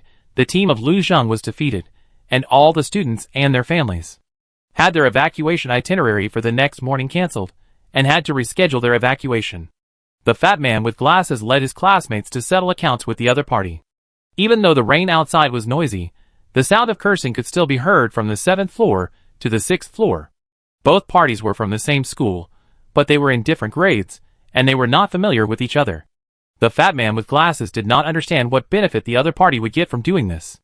What's more, even if the fat man and his classmates had impure intentions, they had been volunteers for so many days, and were busy every day. The evacuation arrangements were random, and they did not squeeze out other people's quotas, but just to get some benefits for themselves. How could they bother the other party? But the other party was not afraid at all. What's the point of settling accounts with them? At most, they were ordinary citizens who saw injustice and reported it enthusiastically. Seeing injustice and reporting it enthusiastically. These 8 words are really touching. Afterwards, the quarrel escalated and turned into physical pushing and shoving. This gave the other party an opportunity to report again.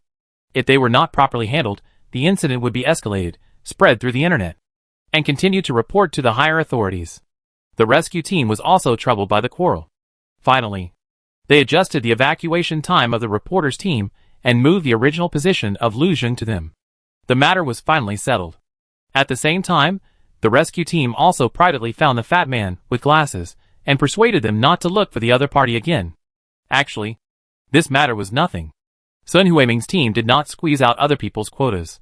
But the fact now is that they let the cat out of the bag. And the other party took video evidence. There are so many places in the country suffering from floods at present, and the eyes of the people across the country are watching.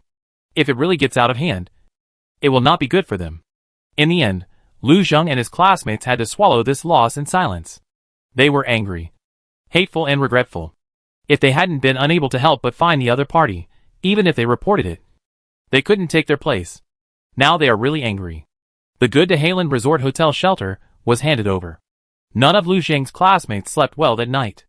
Anger and regret made them toss and turn, thinking about the quarrel with Yao Ruoyun and others over this matter during the day, and even accidentally pushing Lu Zheng. They felt it was not worth it. When it was dawn, someone knocked on the door of Shu Fu's lounge. The leader was Li Tong, the fat man with glasses, and another boy who accidentally pushed Lu Zheng yesterday. They came to apologize, because there were other parents in the lounge. The 3 of them hesitated, and it took a while for them to say their apology clearly. A day and a night had passed since the incident, and Yao Ruoyan was no longer angry. After all, everyone ate and slept together here, and worked as volunteers together for so many days. So there would always be a friendship of sharing weal and woe. People are so strange. When they are angry, they think of the other person's shortcomings, and always speak ill of each other subconsciously, wishing that they would never have anything to do with each other again. But once the anger has subsided, the past friendship and the other person's strengths will come to mind. Shu Fu had just woken up, curled up in her sleeping bag, and gently touched the tabby cat sleeping against her sleeping bag, and then carried it to Yao Ruoyan's bed. She didn't stand up, quietly looking at the young students at the entrance of the lounge with embarrassed, guilty and smiling faces. Due to professional habits, she likes to observe the people and things around her, especially watching such life. Because she is not the protagonist, her heart is very stable, and she will not feel lonely because she cannot participate. She likes the freedom of being alone, but also likes this bustling world. At around 8 o'clock in the morning, the lifeboat that was supposed to carry Lu Zheng and his classmates set off.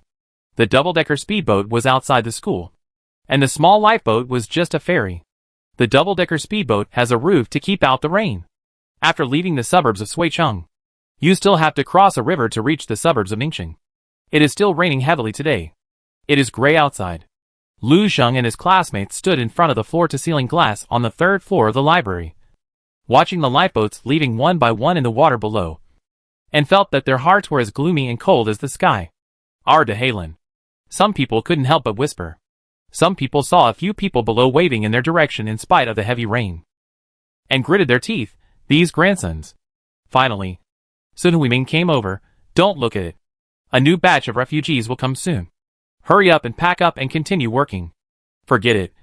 It's better to leave late, and go to whichever shelter you are assigned to. Maybe we will have good luck. Some people also encouraged everyone again. At this time, everyone thought that the matter was over. However, 2 hours later, the rescue team members of the entire library, or the entire Sui University West Campus, received an emergency order at the same time. Except for the rescue team members, who had to stay in the shelter, all other team members quickly equipped themselves and boarded the assault boats. The mission of evacuating the people in the city was completely stopped, and the assault boats turned around and headed for the northwest suburbs of Suicheng. What happened? What happened? Such a big commotion startled the refugees in the library. Everyone stood up, gathered in front of the window to look, and asked each other, but they could only see each other's blank expressions. Sun Huiming reacted quickly. He rushed downstairs and saw Chengyu, who had just laid down to rest after working all night, running out while putting on his equipment. Uncle, what happened? Can I go with you? He ran upstairs, followed by Lu Zheng and the fat boy with glasses. Something happened during the evacuation. We have to rush to rescue people. You volunteers don't have much experience. Don't follow us. You can't help. Stay in the library. Chengyu didn't have time to explain the reason. He just said this sentence and ran out with his long legs. Not long after, the anxious refugees found out the reason why the entire rescue team took emergency action on the internet. The Huijiang Dam has burst. Chapter 21 Suicheng. Huijiang River is located at the junction of Suicheng suburbs and Ningxing suburbs. The terrain on both sides is different. The first stop of this evacuation is to cross Huijiang River and arrive at Ningxing suburbs. The water level of Huijiang River nearby has always been gentle. In addition, this flood did not affect the banks of Huijiang River. The previous evacuation has always been safe. No one thought that Huijiang Dam would suddenly burst. Breakage is different from dam collapse. Dam collapse is just a gap in the dam. Dam collapse means the collapse of the entire dam. The defense line is completely broken.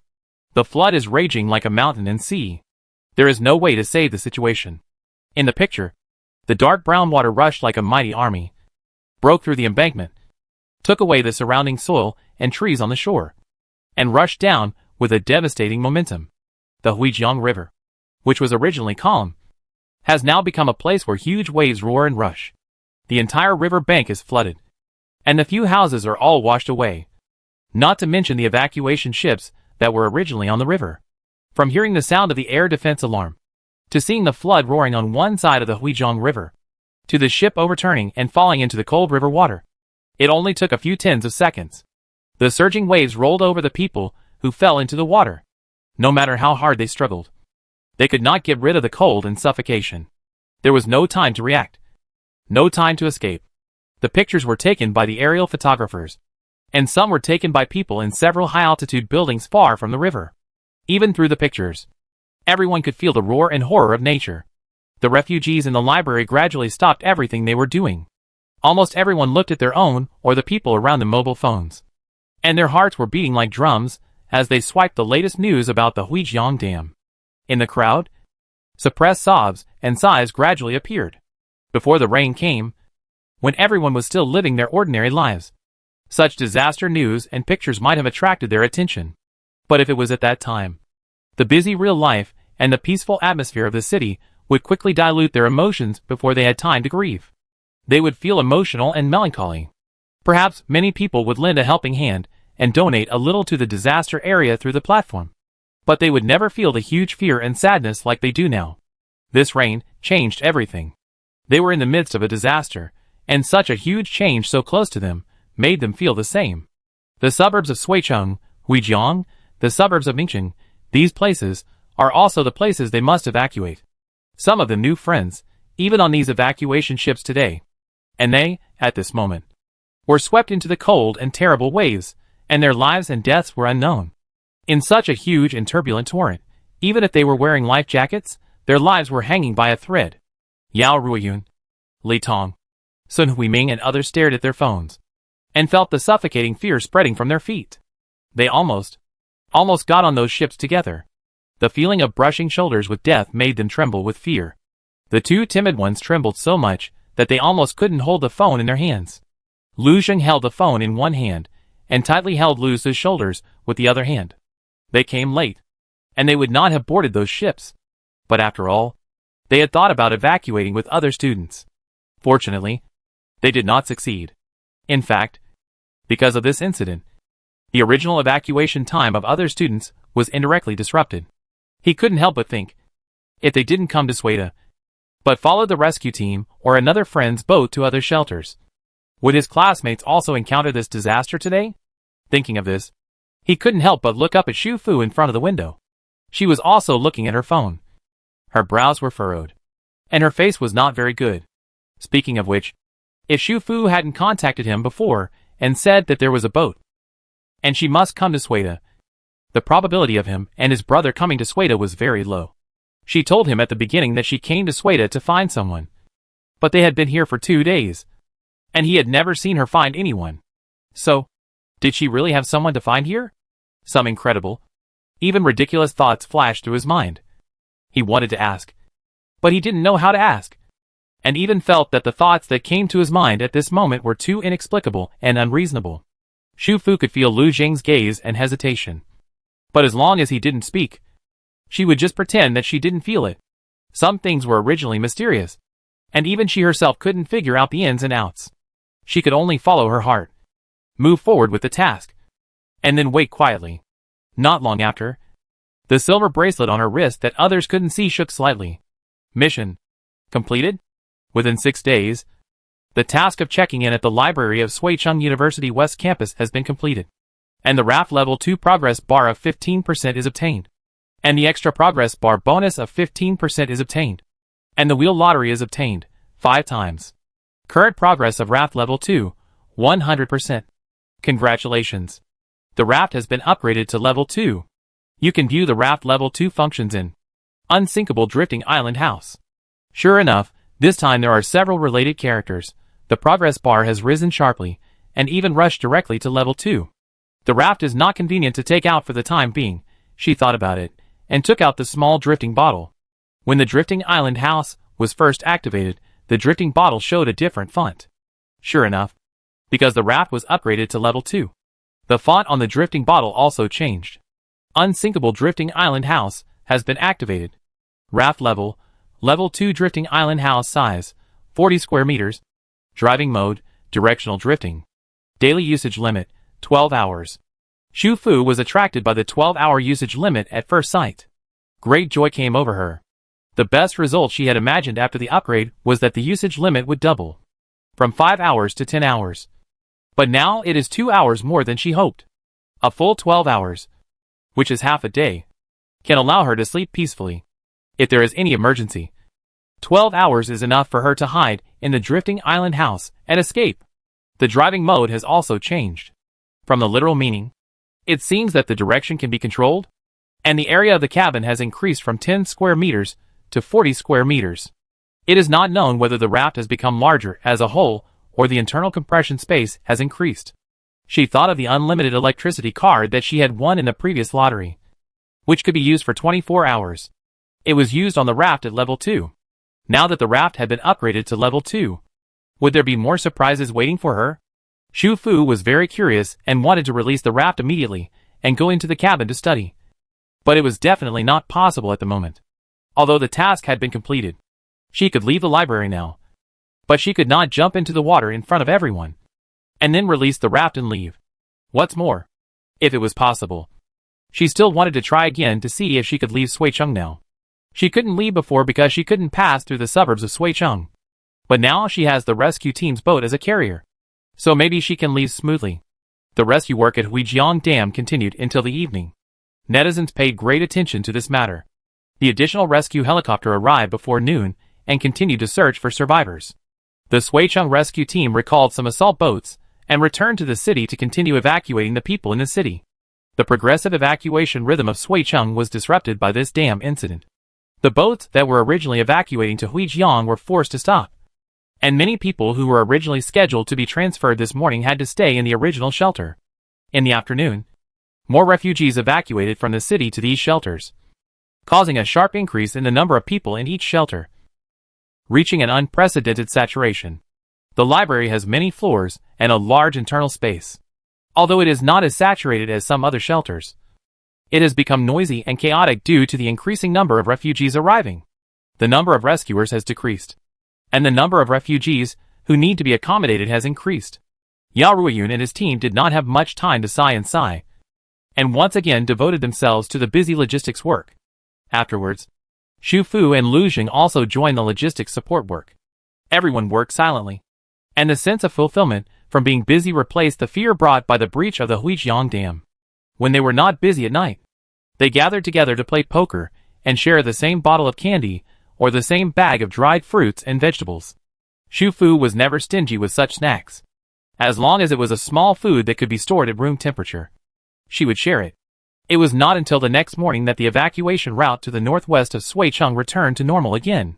However, after this breach, the water level on both sides of the Huijiang River rose sharply, and the low-lying areas that were originally only slightly flooded were completely submerged. The flood has not receded for a day and a night. Now the river surface in this area has merged with the waterlogged areas on both sides. The heavy rain is still falling, and the water level is still rising. There are still many survivors missing since yesterday. According to the current flood situation and water flow speed near Huijiang River, the possibility of these people surviving is extremely low.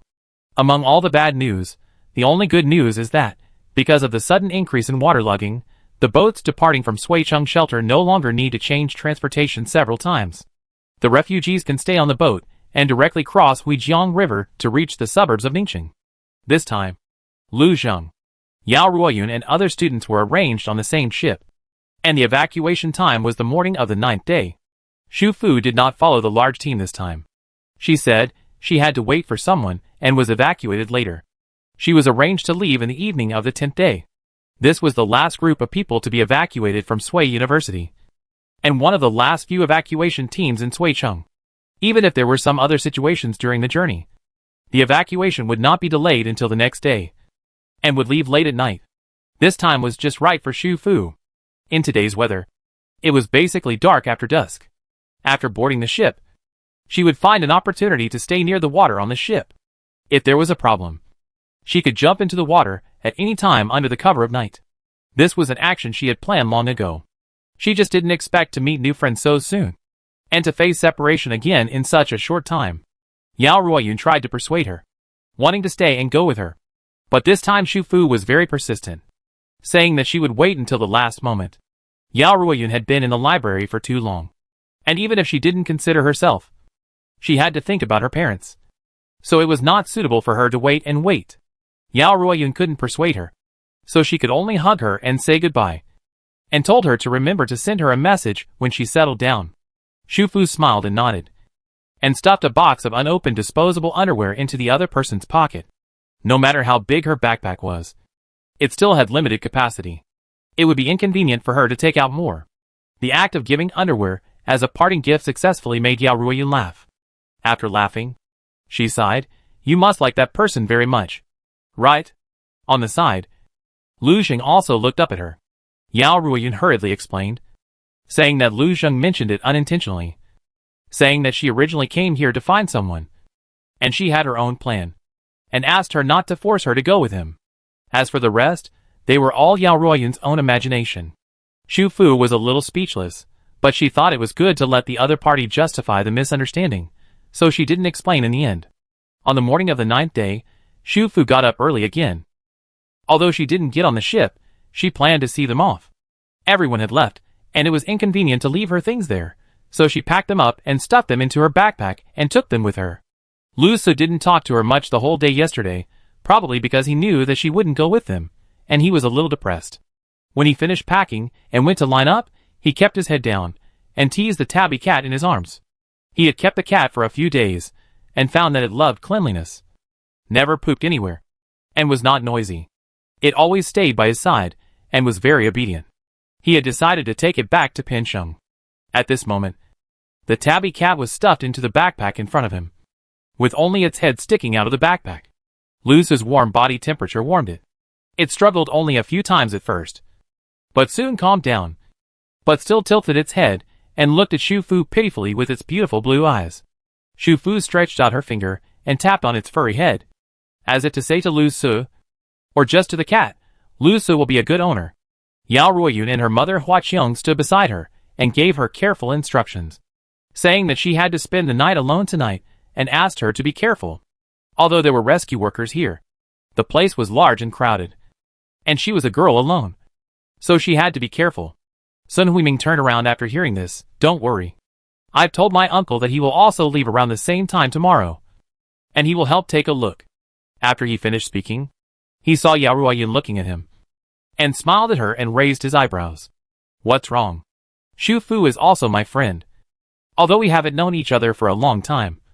But at least, we have been volunteers and played poker together." Yao Ruoyun was amused by his expression, and said to him sincerely, "Thank you." Xu Fu also nodded at him, and thanked him. Hua Qiong also praised, "This kid is really good." Sun Huiming was a little embarrassed, and turned back to continue queuing. Xu Fu chatted with them for a few more words, and mentioned Shacheng in her words, still using similar words to Chen Fa and the others before, saying that she might settle in Shacheng after this time, and praised Shacheng again. On the side, Lu Su suddenly said, "Aren't you going back to Suicheng in the future?" "Huh? I thought you wouldn't talk to me today either," Xu Fu said, reaching out and pressing Lu Su's head. "Whether you go back or not depends on the situation. But I really want to go to Shacheng. I will go as soon as I have the chance. And I may stay for a long time," Lu Su said, and lowered his head again. After a while, someone next to him stuffed a round thing into his hand that was playing with the cat.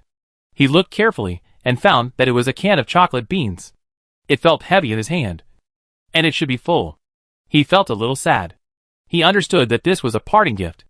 Xu Fu's voice came, "Your brother has my WeChat, and you can contact me at any time in the future." "Yes. Why don't you say thank you when someone gives you a gift?" Lu Zheng shook his head, a little helpless. "Thank you, Sister Fu Fu." Lu Su spoke softly. Lu Zheng sighed slightly, although he also persuaded Yao Ruoyun, saying that Xu Fu had her own plans and asked her not to force her to follow the team. If possible, he really wanted everyone to go together like this. It would be best if she could evacuate to Pincheng with them. That was their hometown, and they were familiar with the roads. They had a house there, and she didn't have to go to the shelter and squeeze with other people. When Suicheng returned to normal, they could come back together. But he knew that Xu Fu seemed easy to talk to. But that was just because of her appearance. She had a very pure face. Her pupils were black and white. Her facial features were very beautiful, and she had dimples when she smiled. To put it bluntly, it was a first love face that was non-aggressive and made people subconsciously want to get close to her. But in fact, she is very opinionated, and it is impossible to change a decision. He hesitated, and still said, "If you go to Pincheng, remember to call us." Okay. Shu Fu responded quickly, and then said seriously, or you can also go to Shacheng to find me. Lu Zheng laughed. I understand. On the side, another hand reached out and pressed on Lu's head. Yao Ruoyun's hearty laughter came. Boy, don't be depressed. Maybe we will all go back to Suicheng in a few days. And then we can sing karaoke together. Hearing about playing, the fat boy at the back of the team stuck his head out excitedly. Let's go to the kind where we can eat. Open a private room. Have dinner. Play cards and sing karaoke together. Fatty, didn't you say it would be best if the holiday lasted until the winter vacation? Why are you thinking about going back again? The topic resonated, and everyone started laughing. But when will the water recede? We have to ask when the rain will stop first. At around 9 in the morning, Shu Fu, carrying a backpack and wearing a raincoat, stood on the platform of the library building and waved goodbye to the people on the boat. In a few days, even though the terrain in this area was high, the entire platform and stairs had been completely submerged, surrounded by water, and the library on the high ground looked more like an island. The speedboat used for ferrying quickly disappeared in the rain, and Shu Fu's world became quiet again.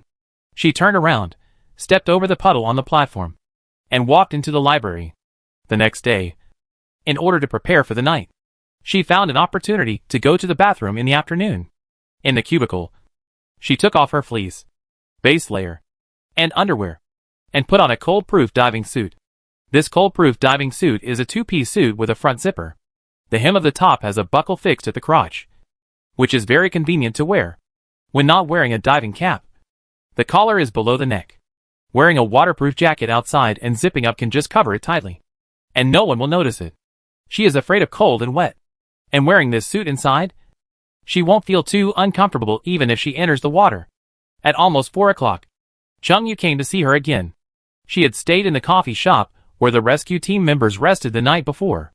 It was very big, divided into many areas by bookshelves. In addition to benches and tables, there were also sofas and a water bar.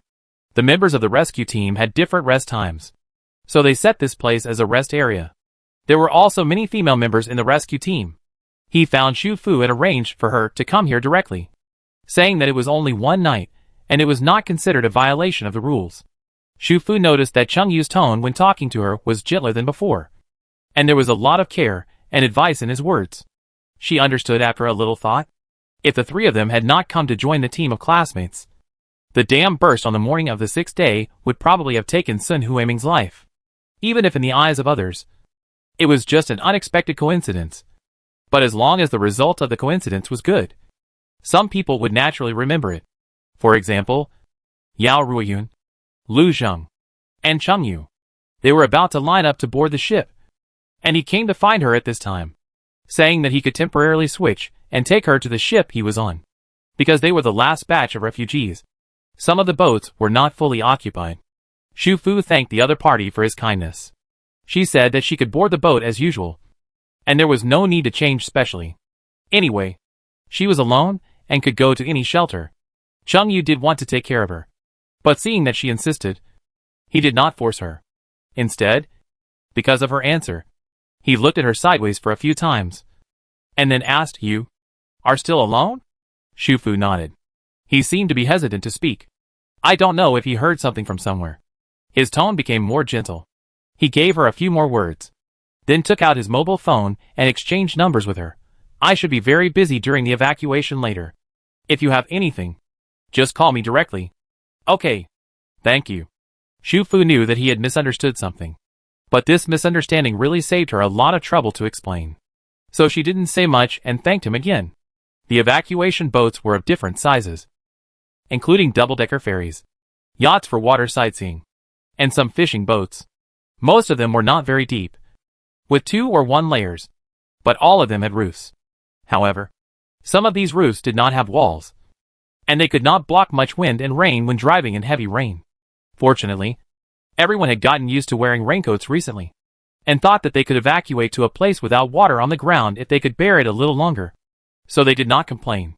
Everyone put on life jackets first, carried their backpacks in front of them, and put on raincoats on the outside. The raincoat is large, and if you really fall into the water, you can quickly take it off in the water when it is absolutely necessary. You can also discard the backpack in front of you. As long as the life jacket is still there, you will at least not drown. As long as you don't encounter a torrent with huge impact, the probability of survival is still very high. After everyone boarded the ship via the assault boat, they couldn't help but think of those people who encountered the dam burst during the evacuation the day before yesterday, and sighed again that they had bad luck. Yes, when almost everyone was wearing a life jacket or carrying a lifeboat, they actually encountered the worst situation, because they were the last group to leave from Sway University. The rescue team's material evacuation work was also underway at the same time, and the people were queuing up very slowly to board the ship. It was not until after 6 o'clock that Shufu boarded the ship. She boarded a sightseeing yacht. Not a small private yacht, but a double-decker rectangular scenic yacht. The first floor is an inner cabin with seats, with 3 rows of seats on each side, and the upper floor is a flat observation deck. Originally, there was no roof, but now a waterproof awning is used to cover the roof and 4 walls. When traveling in the heavy rain will still pour in through various gaps, which is better than nothing. The rescue team did not force the seats in the inner cabin to be given to the elderly and children, but many people gathered together as a family, and there were always elderly or young people in the team. Some people don't like to argue about these things, but some people do. Shu Fu saw several elderly refugees enter the cabin and quickly used their bags to occupy several seats next to him, and then called his family and friends to sit over. Some people don't want to get involved, and when they get closer and see that the seats are occupied, they move to other places. Some people can't stand this kind of behavior and sit down next to the other person. The people who occupied several seats shouted angrily, but the people who sat down turned a deaf ear to them. The rescue team only said that if there is an empty seat, you can sit down, and they didn't say that they can help people reserve seats. As long as there is no one in the seat, anyone can sit down, and who cares whose seat it is? This kind of nonsense. One party sat there with a cold face and ignored the other party, who angrily rebuked them and quickly led the rescue team over. The person who occupied the seat was not in the right, so he could only give up. In the short process of getting on the boat, one can also see the various aspects of life. Shu Fu shook her head, pulled down the brim of her raincoat, and went directly to the upper deck. The speed of this boat was not fast, and after it set off, it was quickly left behind. In front of them were other ships that were evacuated together, because the suburban waterway was prone to run aground. They did not run in parallel, and they all kept a straight line. The surroundings were very empty. This area should have been a green space, but now it was all water. Looking out in the night, it was pitch black, and the water was swaying. They seemed to be traveling on an endless sea. There were also some trees that were originally tall, which appeared in their field of vision, but the surroundings were too dark. With the dim light from the hull, they could only barely see the shadowy branches, like creatures with strange limbs, standing silently in the dark water, looking at them silently. It was dinner time, and the refugees on the boat had lined up early to wait for boarding. Most of them had not eaten yet. At this moment, the people sitting in the inner cabin took out dry food such as biscuits or bread from their backpacks, and ate a few bites to fill their stomachs. As long as the people on the upper deck were standing in a position that would not leak rain, they casually stuffed some bread into their mouths to satisfy their hunger. Shu Fu planned to follow the boat to break through the invisible barrier of Suicheng. She was a little nervous and didn't feel hungry for a while. After a while, she saw that no one was paying attention around her, so she quietly went down the gangway. There was a toilet on this sightseeing yacht, at the stern of the first floor. In this case, almost no one would go to the toilet on the boat. This place was close to the water, separated from the inner cabin, and the light on the boat was dim, so it was the location she chose after getting on board. She touched her left wrist and turned on the storage mode of the bracelet space. The cold silver soft metal gloves wrapped around her fingers, making it convenient for her to store her backpack in the space at any time. It was too dark around her. After being flooded, she couldn't tell where she was in the suburbs of Suicheng. She only knew that the boat had sailed a long distance, which seemed to be beyond the range when she tried to leave before. Beside her ears, the sound of the water flow gradually became louder, and the water surface began to have ripples up and down. She leaned out and saw the faint light of the city lights at the end of the darkness in front of her. She knew where this was. They were about to reach Huijiang. The dim lights were from the shelter in the suburbs of Mingcheng. Shu Fu opened her eyes wide. Could it be that she had made it out successfully? The excitement in her heart had just begun to rise. And the twinkling city lights in front of her suddenly twisted. Like a normal TV screen suddenly twisted in a ripple pattern, becoming weird and unreal. Chapter 22 Sui Chung. Before Shu Fu could react, her hands had already moved. She instantly put away the backpack that was held in front of her under the raincoat, and then took out a life buoy and hugged it tightly.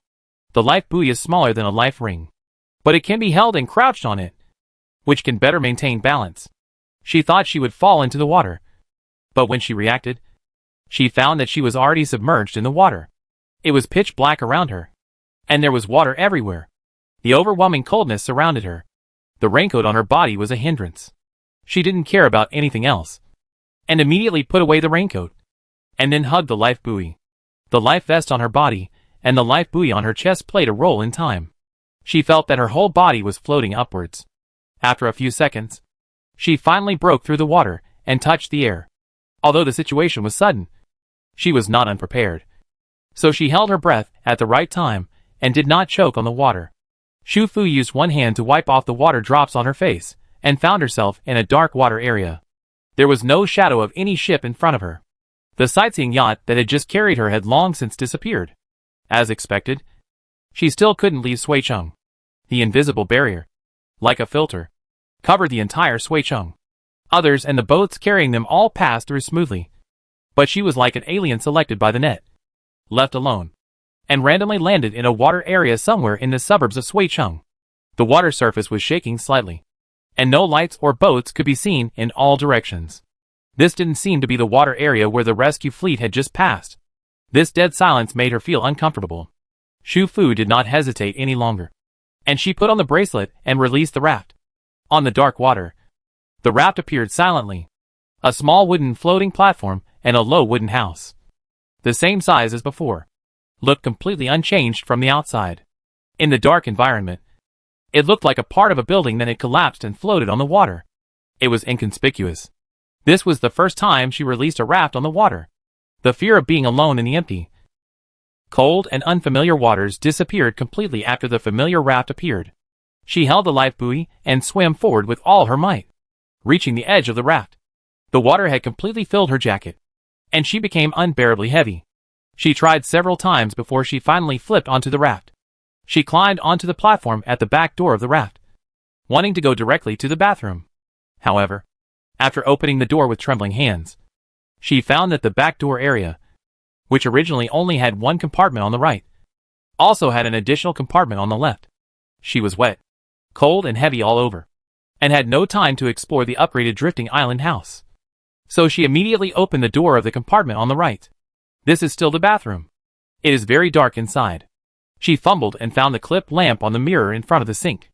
The lamp has a large capacity and can be plugged in and out. It was fully charged after turning on the generator. Now she turned it on and adjusted it to the darkest setting. A dim warm light lit up the bathroom. The bathroom area is much larger than before. There is even a window on the wooden wall facing the outside of the shower room. The 25 degrees Celsius constant temperature wooden house is dry and warm, which relieved the chill in her bones. Shu Fu looked around and quickly took off her wet boots and outer waterproof jacket. Fortunately, she had prepared in advance and changed into a cold-proof diving suit. So although she felt cold and wet after falling into the water, it was not that uncomfortable. Due to the conditions, she had only simply cleaned herself and changed into disposable underwear in the past few days. She had not taken a shower for a few days, so it was just right to take a shower now. Or even better, a bath. She found a small desktop clock from the bracelet space, compared the time with her phone, and then put it on the wooden shelf next to the mirror. It was now 6:54 p.m. and the rest of the day was within the raft's usage limit.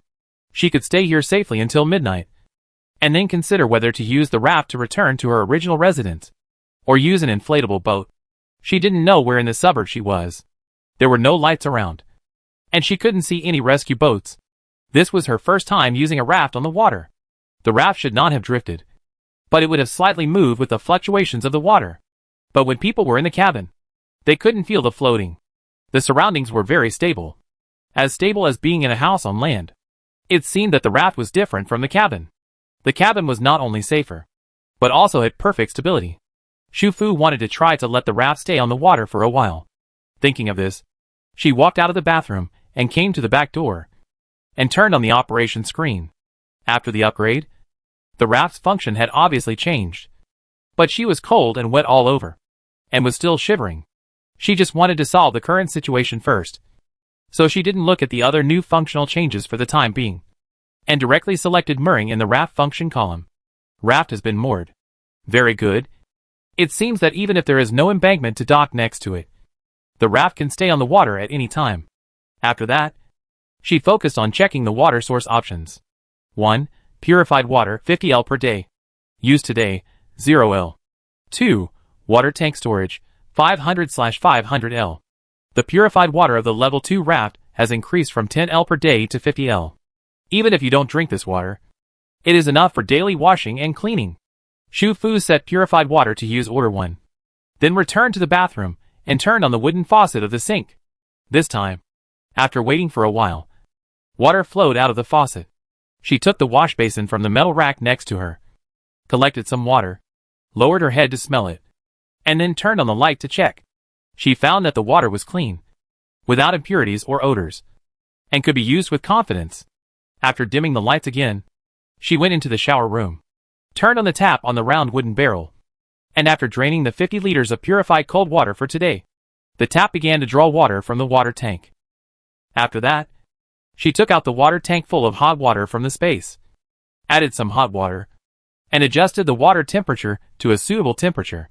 This wooden barrel was half a person's height, and was not big overall, just enough for one person to use. There was a fixed wooden table at the bottom of the barrel wall, which was for people to sit on when taking a bath. She took off her cold weather diving suit, first scooped water from a small basin to rinse herself, cleaned herself with shampoo and shower gel, washed off the bubbles, then entered the wooden barrel. The water level in the barrel rose as she sat down, just reached her shoulders. Shu Fu was surrounded by warm water, and she sighed comfortably. Compared to the previous few days in the library, this moment can be called life. She felt like she was home from body to soul. On one side of the wooden barrel was the newly added window in the bathroom. Like the window in the living room outside, it was a small lattice window. You could see the outside clearly from inside, but when you stood outside, you couldn't see the frosted glass window inside clearly. The heavy rain hit the glass obliquely, making a pattering sound, perhaps because of the protection function of the wooden house. The sound of rain was smaller than that heard in a normal house. It was not noisy, but had a calming rhythm. She soaked for half an hour, washing every part of her body clean. Then she rinsed her diving suit and waterproof jacket in the bath water in the wooden barrel to wash away the stains of the flood. Then she put her boots on the floor of the shower room, rinsed them with water, and put them aside against the wall to dry. She didn't waste the bath water in the wooden barrel, preparing to save it for flushing the toilet later. She turned on the generator and washing machine, spun the diving suit and jacket dry, then hung them on the clothes rack, and put them in the dryer next to the sink. Shu Fu changed into clean cotton long-sleeved home clothes, and mopped the water stains from the back door to the bathroom when she first came ashore, thinking that a shoe-changing area should be installed at both entrances. After all, the raft was to be used outside now, and she had to change her shoes when entering and leaving. After she tidied up a little, she went to the living room in front and fumbled to turn on the small charging desk lamp. This area was nearly twice as large as before. The furniture and furnishings that were originally placed around the wall were still against the wall, but because the area was larger, it seemed distant and empty, and the space was particularly bright. The floor height also increased a lot. It was only more than 2 meters originally, which was lower than the floor height of a normal house. Now it is about 3.5 to 4 meters. Compared with the past, it is more like the loft apartment with high floors that she bought in her native world. It's a pity that there is no partition here, and the space on the upper floor is a bit wasted. The position of the window and the front door has not changed much, but the biggest change is the 1/3 area near the back door. Across from the bathroom, there is a small compartment where she used to put the glove box. She took out her phone and turned on the flashlight. It is about 5 square meters in size. The original glove box is inside. There is an L-shaped wooden floor counter against the wall opposite the door. There is a rectangular sink on the countertop. The cabinet door can be opened. It looks like you can store things inside. There is also a window on the wall above the sink. It is a lattice window that is lower than the new window in the bathroom, but the horizontal opening is longer on the left and right. The lighting should be good during the day. After Shu Fu finished checking, she suddenly realized what this new compartment was used for. This is the kitchen.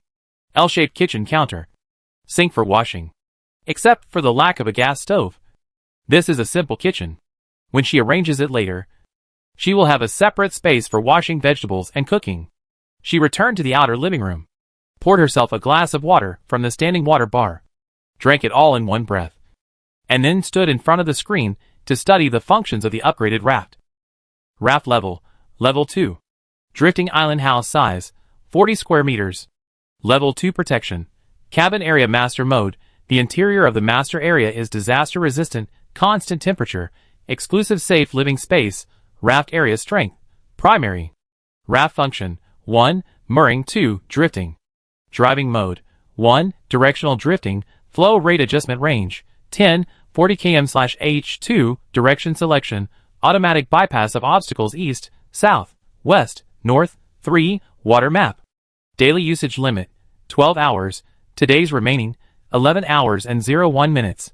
Wastewater collection and filtration, 113/1000 L1. Automatic discharge when full. 2. Manual discharge. Water source options. 1. Purified water, 50 L per day, used today, 50 L. 2. Water tank storage, for 78/500 L. Garbage crushing and purification. Sink, not enabled. Toilet, not enabled. Electricity for the whole house. No electricity card equipped. She had drawn a 24-hour electricity card that had to be used on a level 2 raft before, so she was not surprised by the appearance of this function. However, the new function of garbage crushing and purification surprised her a little. She knew that in order to facilitate the disposal of kitchen waste in some high-end RVs or yachts, the sinks would be converted into machines that can grind and process these garbage. After the garbage enters the drain, it can be crushed and flushed repeatedly, and any solid garbage, including very hard bones, can be ground into liquid, and finally flow into the gray water tank for storage, and then processed when conditions permit. So now, as long as she activates it, the sink in the wooden house and the drain of the toilet can become a crusher that can directly process solid waste. In addition, the biggest change in the raft function bar is the driving mode. Not only has the original drifting become an adjustable directional drifting, but there are also more direction options and water maps. Map? Shu Fu immediately clicked on the water map, and the whole screen really turned into a complete map. The map is different from an ordinary city map. There are no road and building marks. It is a single color graphic with irregular edges. The graphic is light green, and there are densely packed dark green dots and block icons on it. The distribution is very irregular. The irregular light green figure is longer horizontally and shorter vertically. At this moment, at the 9 o'clock position of the figure near the edge line, there is a red light spot flashing. She reached out and touched the screen. The figure can be stretched and enlarged like an electronic map. She tried to zoom in and out several times, and looked at the light green irregular figure again. She quickly took out her mobile phone, called up the topographic map she had downloaded before, and then stopped the interface on the entire Suicheng map. Sure enough, although the edges of this water map are irregular, the overall shape is very consistent with the electronic map of the entire Suicheng. And the densely packed dark green dot and block icons can all correspond to the landmark buildings on the electronic map. And those buildings, without exception, are all high-rise buildings. Shu Fu suddenly realized that this water map was the map of Suicheng after it was flooded. The flashing red light spot should be the location of the raft. So the irregular edge line of the entire map. Could it be the invisible barrier that prevented her from leaving Suicheng? Chapter 23 Suicheng. It was easy to test her guess. Just select the direction in the driving mode, and adjust the speed to go with the flow, and you will get the results soon. However, this experiment is not very meaningful. Besides, she is tired and hungry now, and she is not sure how many rescue team boats have not left Suicheng yet, so it is not advisable to move rashly for the time being. The screen of her mobile phone, which she placed on the bar table next to the front door, began to flash. The same number called several times. She had saved this number. It was Cheng Yu's number. He must have discovered that she was not on the ship much earlier than she expected. She originally thought that he would pay attention to her arrival after all the ships had evacuated to the shelter in the suburbs of Ningxin. But at that time, the ships had already docked, and a person blended into the crowd. so it would not be too strange even if she could not be found. She didn't know how he knew about her situation at this time when he was on another ship, which made her feel a little tricky.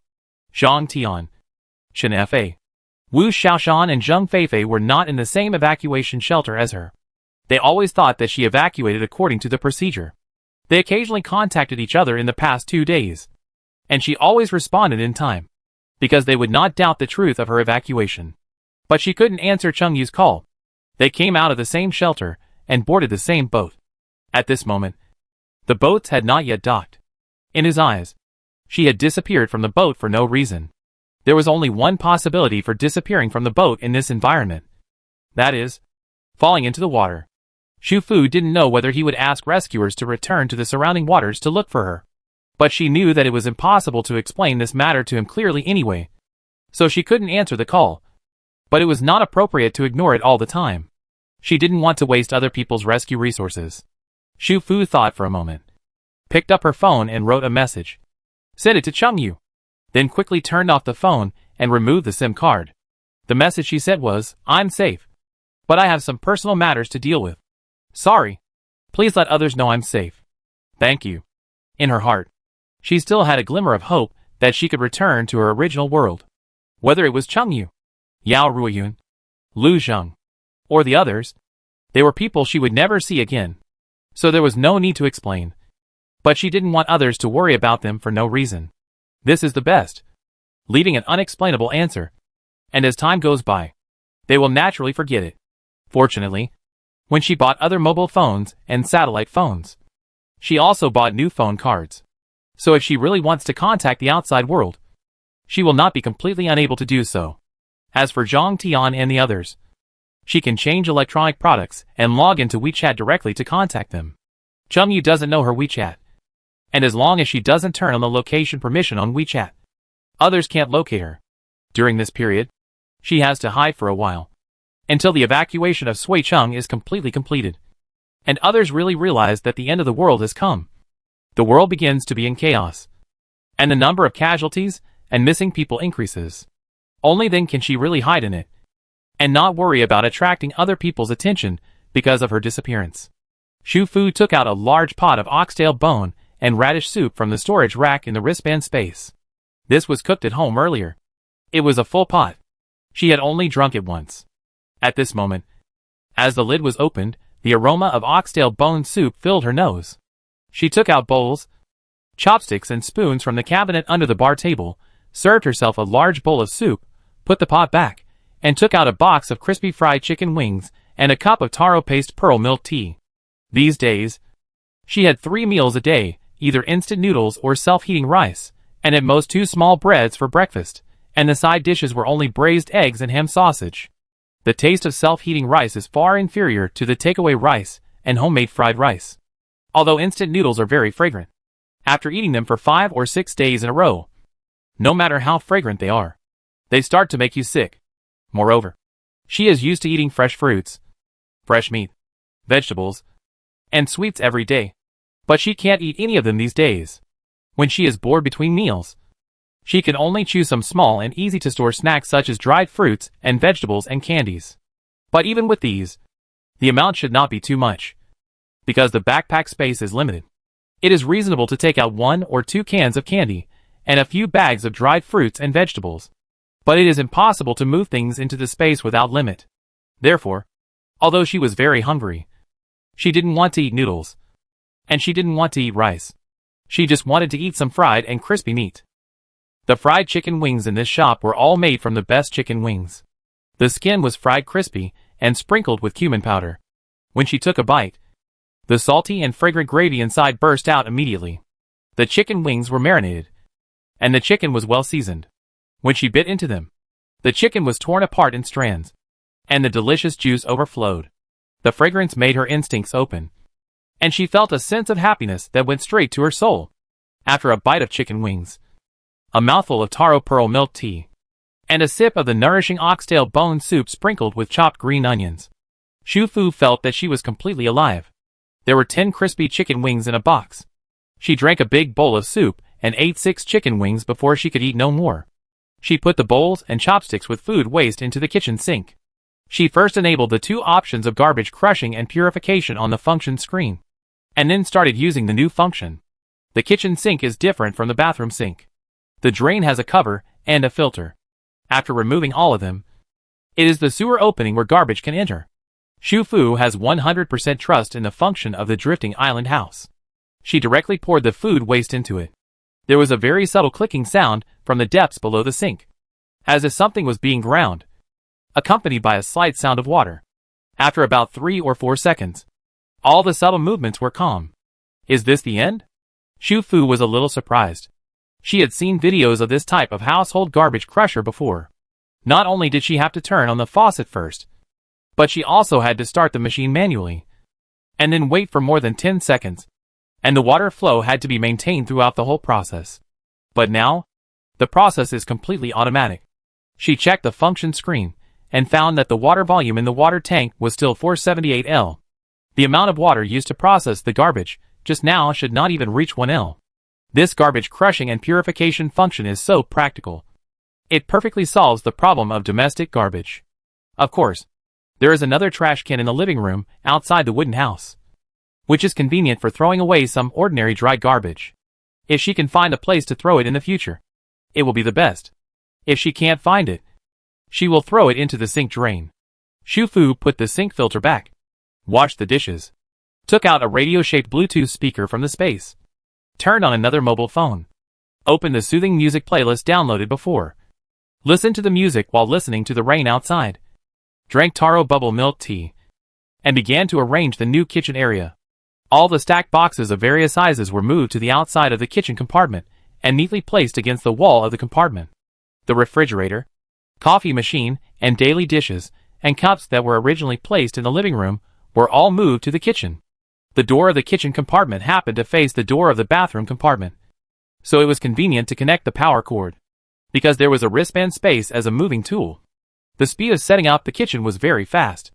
The food that was originally stored at room temperature in the living room was also moved into the wooden cabinet in the kitchen.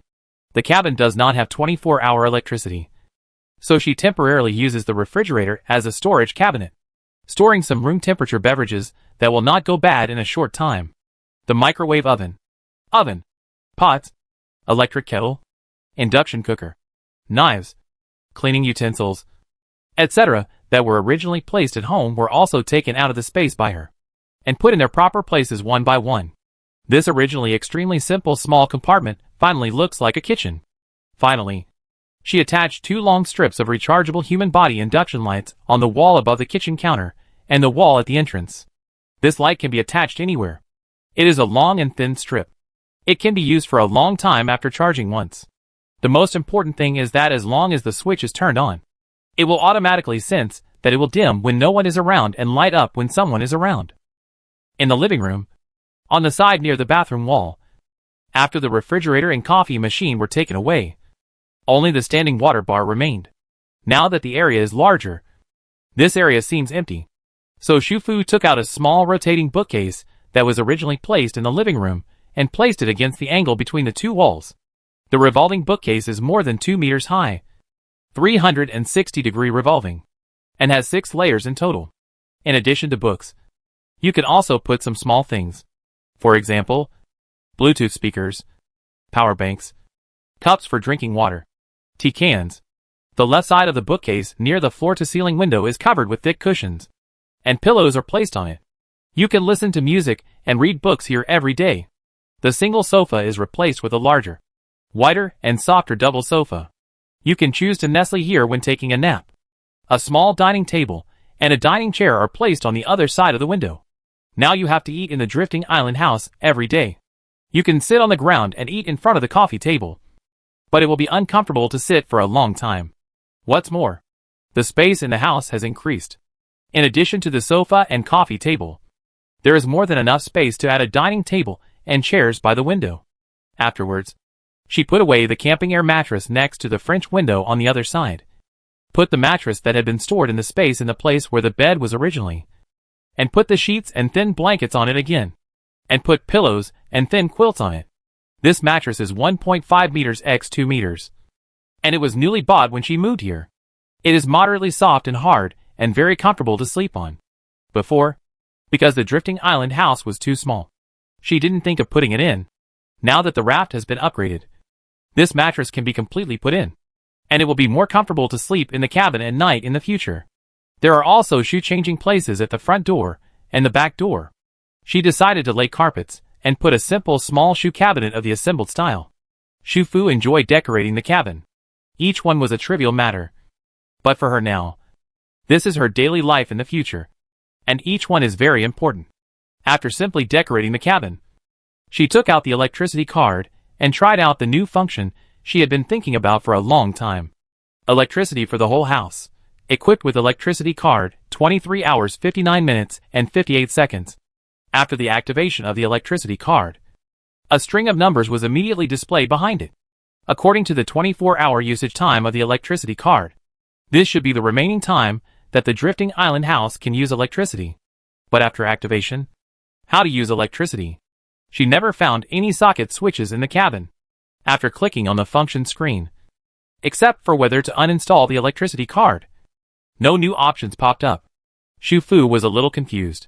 Was it because she was not careful enough and didn't find the switch of the power source in the wooden house? As she was thinking, she suddenly heard a faint music coming from the kitchen.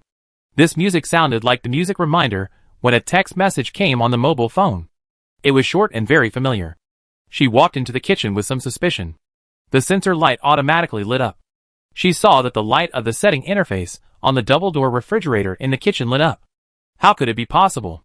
When she was arranging the kitchen just now, she didn't have time to connect the power cord of the refrigerator to the socket of the generator.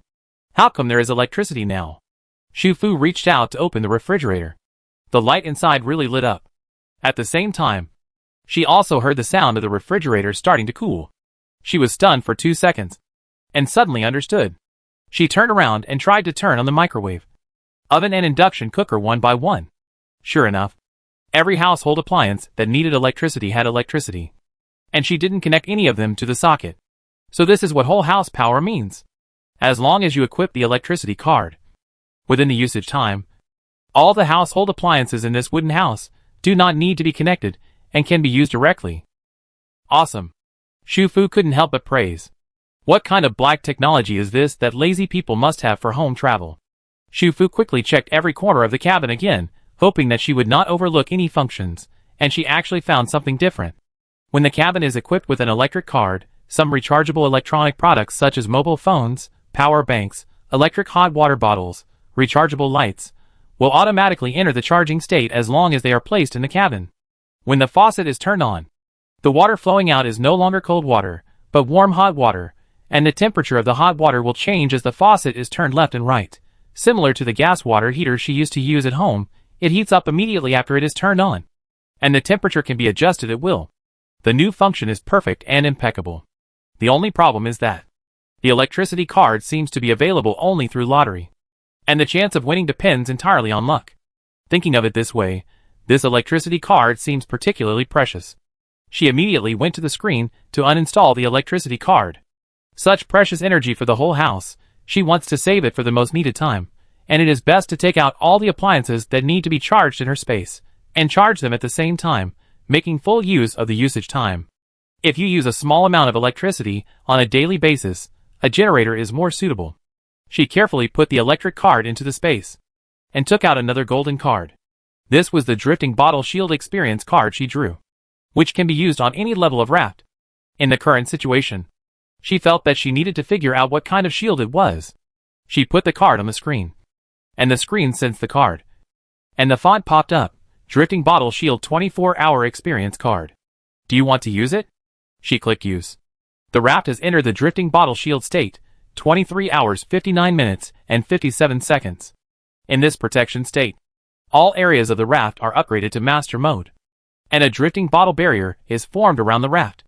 The sense of existence of the space inside the barrier is infinitely reduced, making it a meaningless and natural floating object on the water. Even if it is seen, it will not attract any attention. This is the first time Shu Fu has seen such a detailed function explanation on the function screen. But if it is not explained in such detail, it is really hard to understand the function of this function. Being seen but not attracting attention. A meaningless and reasonable floating object on the water. In simple terms, is like building debris floating on the water, weeds and stones on the roadside. Even if it is there every day, seen by countless passers-by, it will not attract anyone's attention, because it is just a meaningless thing. It is not to disappear from other people's sight, but to become a more natural, reasonable and meaningless existence. The function of this protective shield is so good that it is a bit amazing. No wonder it is a gold third prize item. Xu Fu has already thought about how to return to her residence within the time limit of the raft tomorrow. She reached out and cancelled the drift bottle protective shield status on the screen, and also carefully put the golden card into the space. After that, she took out the lottery wheel from the bracelet, took a deep breath, and started the lottery. After completing this task, there will be 5 chances to draw a lottery. She is not demanding, even if she cannot draw the gold prize. The more green and red prizes the better. However, the 4th prize of red, Sichuan Cuisine gift pack. This gift pack surprised her more than the barbecue and hot pot gift packs, because the Sichuan cuisine in this gift pack is all cooked, and each dish is packed in a very environmentally friendly craft paper packaging box. The variety of dishes includes all the Sichuan cuisine she knows and does not know. She counted them and found that there were more than 30 boxes, which means there are more than 30 Sichuan dishes. Green 4th prize, 1 week electricity card. Blue 4th prize, backdoor eaves. Gold 3rd prize, drift bottle protective cover, 24-hour experience card. This time, her luck was so good that there was no prize lower than the 4th prize. In the end, she even won a 2nd prize. Blue 2nd prize, automatic water fishing rod, daily use times 3, can be used on any level of raft. Do you want to receive the prize? Yes/no. Even though it was the blue prize that she least wanted to draw, as soon as she saw the word 2nd prize, she knew it was a rare prize, and she chose to receive the prize immediately. Just like when she received the blue prize before. The prize did not appear in front of her. The lucky draw wheel only showed the words placed. She used her mobile phone as a flashlight and carefully checked every corner of the wooden house. There was no change inside. Then she expanded her search to the outside of the wooden house. Finally, she saw a new object on the raft outside the front door of the wooden house. It was called a fishing rod, but it looked more like an automatic fishing device. It was placed outside the 1-meter-high wooden fence on the right side of the front door eaves, close to the edge of the raft. It consists of a roller with a thin cable, a metal rod, a large metal basket, and a metal box containing the metal basket. The operation seems simple, because there are only 3 buttons on it. One button is cast, another button is collect, and the last button is disinfect. The side of the metal box facing the water is currently open, and the metal basket inside can be clearly seen. The mesh of the metal basket is very fine. There is no hook for bait, and there is no net bag. The bottom seems to be movable and can be opened, which is very similar to the grappling hook of the full fishing device in the game. In the original standalone game that the creation of Unsinkable Drifting Island House relies on, the fishing rod is also an important prop, which can help players harvest various types of marine fish and seafood. Seafood and marine fish can be cooked to increase satiety. However, she did not write this setting into the main outline of the animation. After all, the fishing rod in the water world is too common and is almost the default equipment.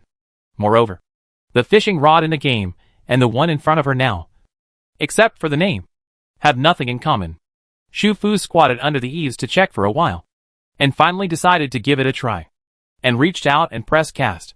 As she pressed the button, the roller turned. The metal basket slid out of the metal box, slid out along the metal rod facing the water, and sank into the water with a sound. The roller continued to turn for a long time. The thin cable was not completely released, and it even turned back a few times, as if someone was really fishing, and adjusted the length of the fishing line. After that, there was no movement. If you fish normally, you will also need to wait for a long time. But now the area is flooded land. The possibility of fish should be small. Right? Xu Fu did not hesitate. It was her first attempt anyway. She pressed the button and returned to the cabin. If the raft is used continuously, it can only be used until 12 noon tomorrow. She has finished what she should do now, and plans to go to bed early. After all, it is her first time to spend the night on the water. She goes to bed early and gets up early, so that she will have the energy to deal with any problems in the second half of the night. There are no door locks on the 2 doors of the cabin, but with the master mode, there is no need to lock the door. She turned off the bathroom light and glanced at the function screen again when she passed the back door. She always felt that she seemed to have overlooked something during this upgrade. It was not until she set the alarm clock, turned off the desk lamp, turned on the rechargeable night light on the rotating bookshelf, and lay comfortably on the bed with a thin quilt that she remembered what she had overlooked. After the raft was upgraded to level 2, it seemed that there was no progress bar for the raft to upgrade to level 3. Was it because the new task had not yet arrived? So it was not displayed. She turned over in the thin quilt, looked at the dark water outside the floor-to-ceiling window, listened to the crackling sound of rain on the glass, and quickly closed her eyes. At 5 in the morning, she woke up to the sound of the alarm. Because she went to bed early, she slept for 8 hours. The drifting island house can filter out the excessively noisy rain outside. It is dry and comfortable with a constant temperature. In addition, it has unique stability. Therefore, she slept better than the previous nights in the library. It was still dark outside. The heavy rain was still pouring down. Visibility was very low. It was not cold in the house. She did not add more clothes. She was still wearing a cotton long-sleeved home dress. She went to the bathroom to wash up first, and then took a cup of hot latte she made from the space. While drinking, she took out the tablet, found the Shuicheng map, came to the function screen, and opened the water map on it. She compared the two maps, and roughly found the location of her home on the water map. She took out a red pen and tapped it lightly, leaving a mark. Although the raft can be set to drift with the current, there are only 4 options: east, south, west, and north. It is impossible to make it go in a curve. So according to the direction of the mark, she had to go east for a distance first, and then manually adjust it to make the raft face south. The entire water map is like a horizontal oval, so the distance to the east is about twice as long as the distance to the south. Fortunately, when the raft goes with the flow, it will automatically bypass obstacles and make minor adjustments, so as not to hit buildings above the water or touch underwater obstacles. Otherwise, the way back would not be so easy. She has been in the library for so many days, and the water level in Shuicheng must have risen again. She doesn't know how many floors of the building where her house is located have been flooded, whether there are still trapped people in the city, and rescue team members who have not left for special reasons. If the water level is not too high, she can stay there for a while, take shelter temporarily, and wait until the entire Shuicheng becomes an empty city, and then use the 12 hours of use of the raft every day to find a high-rise building suitable for long-term living. Although she now has 2 drift bottle shield cards, they only last for 48 hours in total. This is a life-saving thing at a critical moment, so she has to save it. After determining the direction, Shu Fu changed anchoring to drifting, chose east, and adjusted the speed to the fastest 40 kilometers per hour. Finally, she took out the golden card and opened the drift bottle shield. The raft turned half a circle on the water and headed towards the water city in the heavy rain. For a raft similar to a floating platform, a speed of 40 kilometers per hour is indeed a bit fast, and it feels like riding the wind in waves, which is quite unique. But with the protection of the protective cover, even if she encounters other speedboats on the water, it will not attract attention. She wants to save the time of using the protective cover, so she has to use the fastest speed. Shu Fu was a little worried at first. After all, this area used to be land, and there were too many broken trees around. She was very worried about floating objects on the water. So she opened the front door, stood against the pillar under the eaves for a while, and checked the situation of the raft's first drift. The function of the drift bottle protective cover makes the entire raft area wind and rainproof, and the surroundings are warm like spring. This feeling is very magical, and it gives her a full sense of security. She was a little curious, holding the railing beside her, and stretched out her hand. When her fingers reached the area outside the edge of the raft, her fingertips immediately felt the cold and wet air, perhaps because she was the owner of the drifting island house. The invisible protective cover did not restrict her entry and exit. However, it also reminded her to be careful. Although the protective cover was impervious to wind and rain, it was not a solid entity. If she was not careful when standing on the edge of the raft, she would still fall out. The raft moved at a constant speed, and each time it steadily avoided floating objects on the water. The waves outside looked a bit big. It should be a windy day today. During the process, the raft seemed to sway with the waves. But when this feeling was transmitted to her inside the protective cover, It was extremely subtle. Very good. It seems that there is no need to worry about seasickness. Shu Fu was very satisfied. When she was about to go back to the cabin for breakfast, she remembered that the fishing rod she had cast yesterday had not been collected. She went to check and found that the automatic water fishing rod was still in the state of being cast into the water, and the metal basket at the other end of the thin cable was still immersed in the water, and the collect button on it had lit up. She originally thought that the fishing rod would automatically retract after catching a fish, but now it seems that she still needs to confirm manually. Retract? Is it because she didn't catch any fish? Or is it because she is afraid that the fish will die if no one collects it? She guessed this way. But when the thin cable was turned back and the metal basket returned to the raft, the things inside made her a little stunned. Is this a chain? The huge metal basket was empty. There was no fish at all. Only a golden chain lying on the bottom of the basket with fine grids, which looked like some garbage that was accidentally hung there at first glance. She wanted to reach out to take it, but the metal basket slid all the way into the metal box. Then the metal box lowered its wall, covering the metal basket inside. The whole metal box seemed to fit perfectly, forming a closed space. Then, the third button, disinfection, lit up. She roughly understood what it meant, and reached out to press disinfection. There was a slight movement in the metal box, which lasted for about 10 seconds.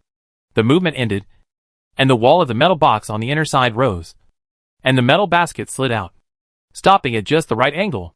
Shu Fu reached out and picked up the chain, and found that it was clean without a trace of water stains or any stains. It was shiny and new, as if it had been deeply cleaned. Disinfection? Does it mean disinfection and sterilization? It is indeed black technology, which is too considerate. Shu Fu checked it repeatedly, and finally determined that it was a pure gold bracelet, which was quite thick and fashionable. The price of such a thick bracelet was conservatively estimated to be around 20,000 to 30,000. She was speechless for a long time holding the bracelet. What kind of automatic water fishing rod is this? It is basically an underwater fishing device. No wonder it is the second prize. This rod is worth hundreds of fish. But such a fishing rod is useless to her now. She can't leave Suicheng. Now the whole city is flooded, and people have evacuated. Even if she has money, she has nowhere to spend it. It would be better to give her a few more Sichuan cuisine gift packs and barbecue gift packs, Shu Fu complained. But she still put the bracelet into her space. After that, she threw the fishing rod into the water again. 3 chances a day. It would be a waste if she didn't use it. The useless thing should not be wasted. She had spicy soup and pan-fried buns for breakfast. She didn't want to cook for the next 2 days. After eating, it was not yet 6 o'clock. She had to keep an eye on the raft's route and could not take a nap. So she opened the front door of the cabin and moved a low, lazy sofa under the eaves. Sitting in this position was like going out to sea on a yacht in the past. She could see the surrounding waters, which was spacious and comfortable. However, she dared to sit here because the protective shield was turned on. Although she had no experience, she guessed that without this protective shield, the cold icy rain would probably hit her randomly as the raft moved forward, soaking her like a drowned chicken. Shu Fu placed a small round wooden stool beside her, using it as a table, and placed a Bluetooth speaker, some cashews, dried prunes, duck tongues, and a cup of grapefruit lemon tea on it, then turned on the music, selected a soothing song Insomnia, listened to it while reading a downloaded novel on her phone, and began her daily routine of lying down in the drifting island house. Chapter 24 Suicheng. Half an hour later, the buildings above the water surface began to increase. They looked like some factories in the suburbs, and the trees around them also began to increase. Most of them only had the tops of the trees above the water surface. Some branches were arranged neatly. They looked like green plants originally planted on both sides of the road. The gate and walls of the factory were basically invisible. Only the taller factory buildings were still above the water surface. From her angle, they were all dark gray buildings, and she couldn't tell which was which. Shu Fu took a sip of grapefruit lemon tea, stood up to check the function screen, confirmed the current position of the raft on the water map, and sat down on the lazy sofa again. About 10 minutes later, Shu Fu heard the sound of the engine, looked up, and saw the shadow of a lifeboat appear in the water in front of the raft. It was not yet completely light, and everything around was shrouded in gray rain. The speed of the lifeboat was not as fast as the raft. It was probably because of the lack of light and fear of hitting floating objects on the water. So it drove very cautiously. Although Shu Fu was confident in the function of the drifting island house, she was sitting in front of the wooden house at the moment. If the other lifeboat came closer, the two sides would be directly in contact with each other, and she would be completely exposed to the other side's sight, which made her subconsciously nervous. The waterway was not very wide, and there were tangled treetops and branches on both sides. The lifeboat and raft were getting closer. Shu Fu could see everyone on the opposite boat. The tired rescue team members, the embarrassed people wrapped in raincoats, and half of the boat was covered with boxes covered with plastic film. She didn't know why the other side evacuated at this time. The people on the boat also saw her. Shu Fu could clearly feel the rescue team's gaze sweeping over. But that gaze just swept over, without any emotion or ups and downs, and quickly swept back. Those people who looked embarrassed and panicked didn't even have the extra energy to look at her. The two sides quickly passed each other on the waterway and continued to move forward in their own directions. During the whole process, Shu Fu was indeed seen, and the raft and the drifting island house were also seen. But there was no surprise, no doubt, no confusion, no exploration, nothing, just as described in the function. In the eyes of others, the raft and the people on the raft at this moment had no sense of existence and were meaningless. Shu Fu relaxed again. After more than half an hour, she changed the direction on the water map to south. The raft had entered the familiar urban area, where there were many buildings. Although the low-rise buildings had been submerged, there were still many familiar high-rise buildings and landmarks for her to recognize where she was nearby. Because she could not locate the target and let the raft arrive automatically, she stood at the half-open front door for the last part of the journey, checking the water outside while quickly changing the drifting direction on the function screen. Familiar shopping malls and commercial buildings appeared in front of Shu Fu. Driving along the water on the left side of the shopping mall, she arrived at the neighborhood where her family lived. The height of the single-story shopping mall was between 4 and 5 meters. The supermarket, which had been a temporary shelter for nearby residents because of its high floor height, abundant supplies and backup generators, had now been flooded to the third floor. Shu Fu quickly calculated that the water level near her neighborhood had risen to nearly 10 meters. So the third floor of her building was almost flooded.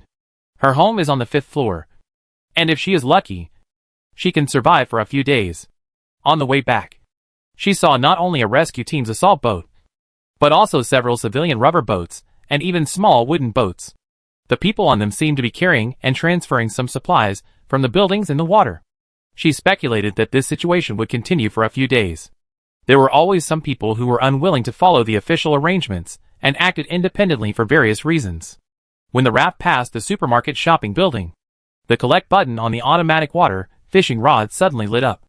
Shu Fu stopped the raft temporarily and collected the metal basket under the water.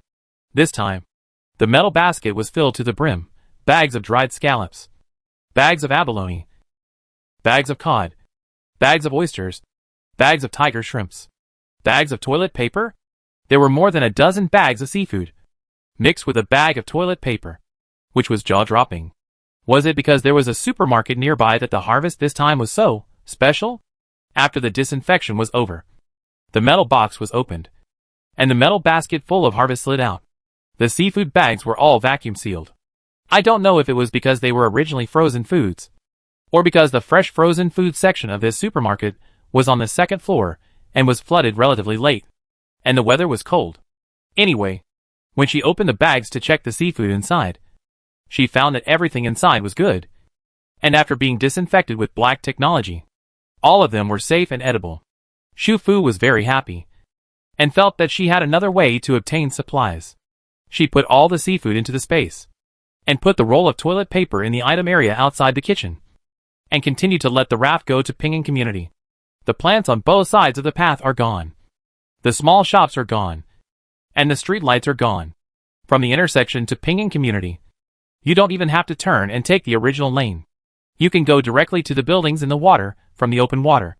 At 8:50, 7 days after Shu Fu left home, he returned here again. The raft was moored outside the corridor on the north side of the building. The water level had submerged the fence of the corridor on the 3rd floor.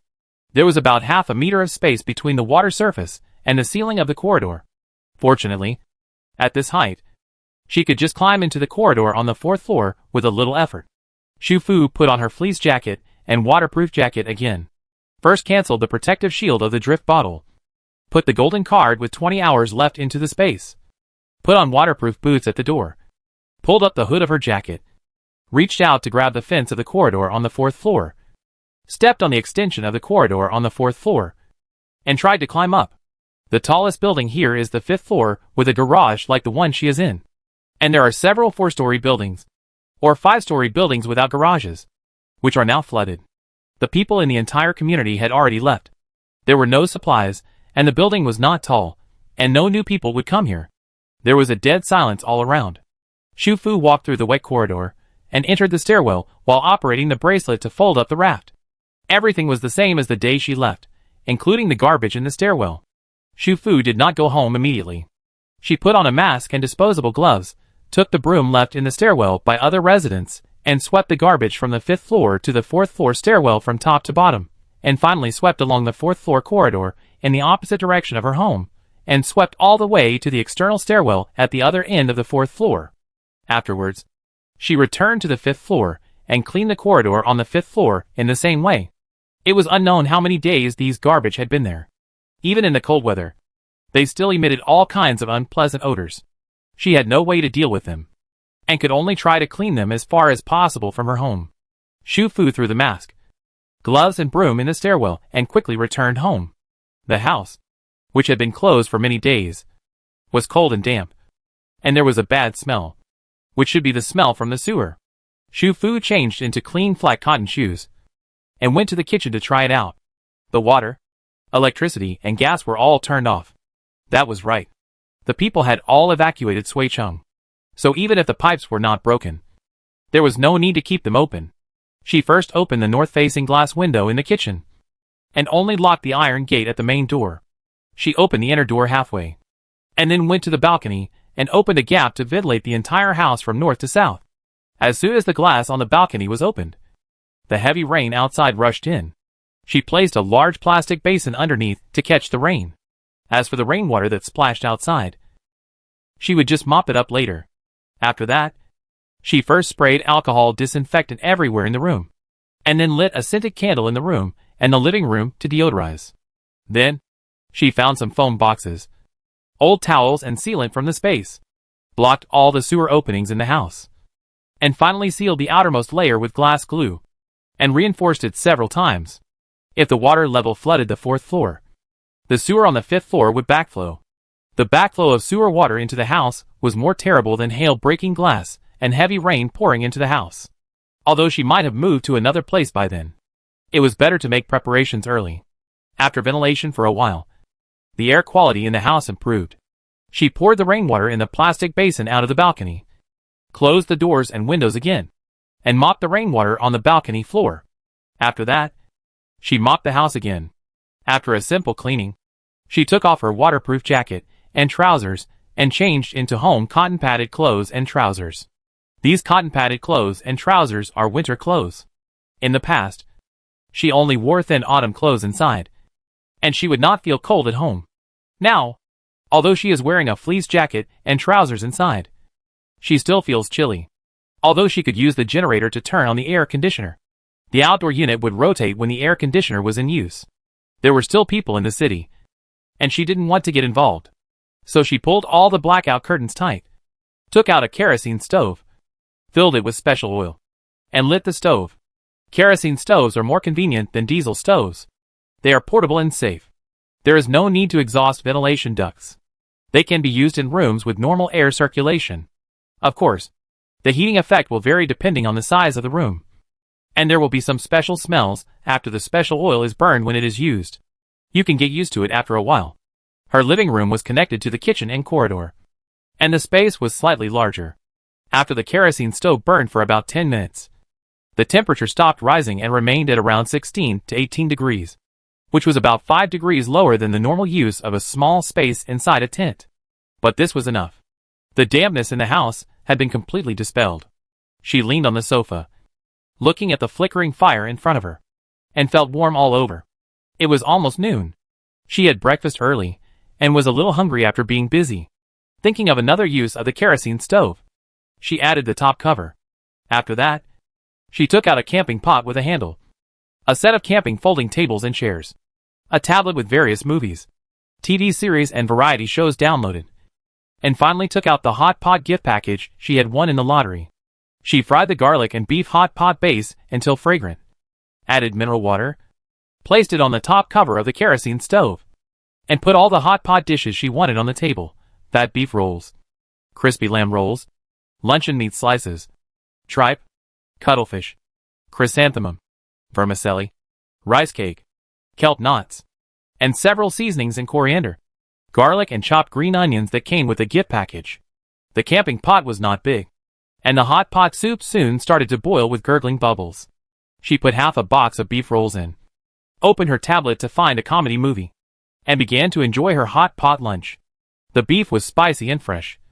The tripe was salty and crispy. The cuttlefish was tender and delicious. And the rice cake was soft and chewy. The spicy and rich taste made people feel particularly satisfied. After the meal, she took out the trash can, cleaned up the garbage, put away the leftover hot pot dishes, put them back on the space shelf, and then put the table and chairs into the space with the pots and bowls, ready to deal with them when she used the raft at night. The raft can be used for 12 hours a day. She will definitely not waste it, planning to use it for 8 hours from midnight to 8 a.m., and 4 hours from 8 p.m. to 12 a.m. This way, it can be used continuously for 12 hours from nightfall to dawn, allowing her to sleep well.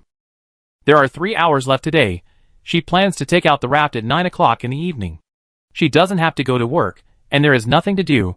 She took out the thin blanket and flat board, and laid down on the sofa to watch a movie, and fell asleep as she watched. After sleeping for an unknown amount of time, she was awakened by the noise outside the window. There was thunder outside again. The window frame was buzzing. The whistling wind was mixed with lightning and thunder. It was not as shocking as the previous strong thunderstorm, but the rumbling thunder was also a bit frightening. Shufu took out a table lamp, placed it on the bar table near the kitchen, and then went to the balcony, carefully lifting the blackout curtain. The water outside was surging with waves rolled by the strong wind, carrying the floating construction debris in the water, and constantly hitting the buildings in the water. Around 4 o'clock in the afternoon, the sky looked completely dark. The wind was howling. The heavy rain hitting the glass was soon mixed with hail, crackling, and all kinds of roars of nature mixed together, as if the world was coming to an end. Shufu felt a little stupid. Isn't this the end of the world? As far as the current situation is concerned, it is still her own end of the world. Suicheng, which was in a precarious situation, was sinking under the water little by little. At 9 o'clock in the evening, Shufu put away the kerosene stove, opened all the south-facing curtains in the living room, and then released her warm little home, the drifting island house that would never sink. After changing shoes and entering the house, Shufu immediately equipped herself with an electricity card.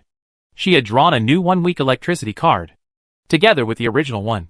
She had 8 days of electricity, or 192 hours. Although there was no way to have 24-hour electricity in the drifting island house, she could make full use of it during the limited call time. She had a plan in mind. After preparing the electricity card, she quickly laid out all kinds of rechargeable electrical appliances and power banks with insufficient power on the living room floor. Table lamp, mobile phone, tablet, power bank, electric water bottle, all sorts of things filled the floor, letting them charge themselves. Then she went into the bathroom and took out a pulsator washing machine from the space. This was a new washing machine, and placed it together with the original one in the bathroom, one for washing clothes for going out, and the other for washing underwear at home. Then she took out a dryer, and placed it next to the original dryer, and then divided the clothes she had worn in the library, and threw them into the 2 washing machines for washing. With electricity, the water is also hot. She no longer needs to take the hot water stored in the space. She goes directly into the shower room to take a quick shower, and puts on clean cotton home clothes. The clothes she took off are what she wore today, and she can continue to wear them tomorrow. She walked out of the bathroom, holding the clothes, and found that there was still a lack of a place to put clothes in the living room. So she found a mobile clothes rack from the space. It was originally placed on the balcony to dry clothes. Now it is placed next to the vertical water bar, which is convenient for hanging clothes for daily use. After that, it was time to wash the dishes today. She was eating alone, so there were not many pots and bowls. She finished washing everything in 10 minutes. She also brought in the garbage from outside and dealt with it together. When she finished everything, She put away the charged electrical appliances. And the 2 washing machines in the bathroom also finished working. The peak period of electricity consumption was over. And it only took more than an hour, which was shorter than she expected. She took out the electricity card, put the clothes in the 2 dryers, and then turned on the generator to connect the dryers, and entered the period of low electricity consumption.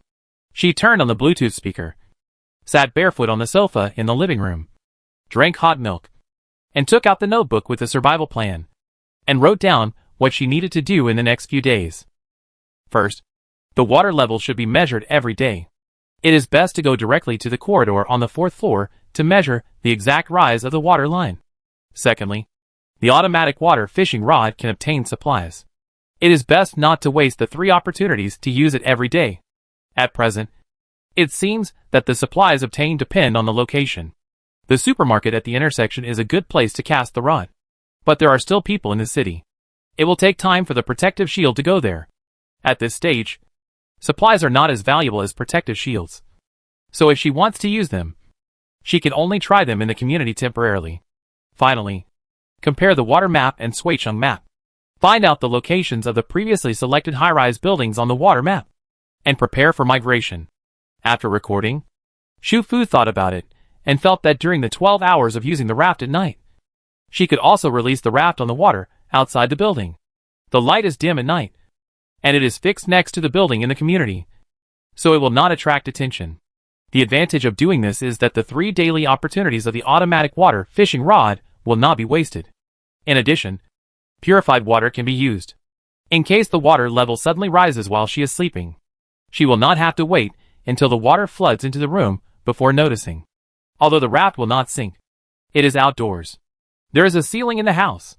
If the water really rises to completely submerge the room, she will be trapped. Of course, there are also disadvantages to using the raft outside the building. For example, she must not oversleep. Then she will have to set 10 alarms and must return to the building before the use time ends. Otherwise she will fall directly into the water. After much thought, although the 12-hour usage time of the drifting island house is safe, it is not safe enough. When can it be upgraded again, so that the usage time can be increased to 24 hours a day? Only then will it be truly safe. But Shu Fu looked up and glanced at the function screen behind the door. She has noticed that, so far, the progress bar for the raft to upgrade to level 3 has not appeared. She remembered that when the raft was just activated, the progress bar for upgrading to level 2 and the progress bar task appeared immediately. Does it require some opportunity to activate it? Chapter 25 Shuicheng. It was pouring rain. Shu Fu took back the hand holding the tape measure. After checking the scale on it, she shook her wet hand. In the sky, there was the sound of a helicopter. She quickly stepped back a few steps and hid her figure under the eaves of the corridor. A moment later, a red and white rescue helicopter appeared in her sight and flew to the west of the city. This was her 3rd day living alone.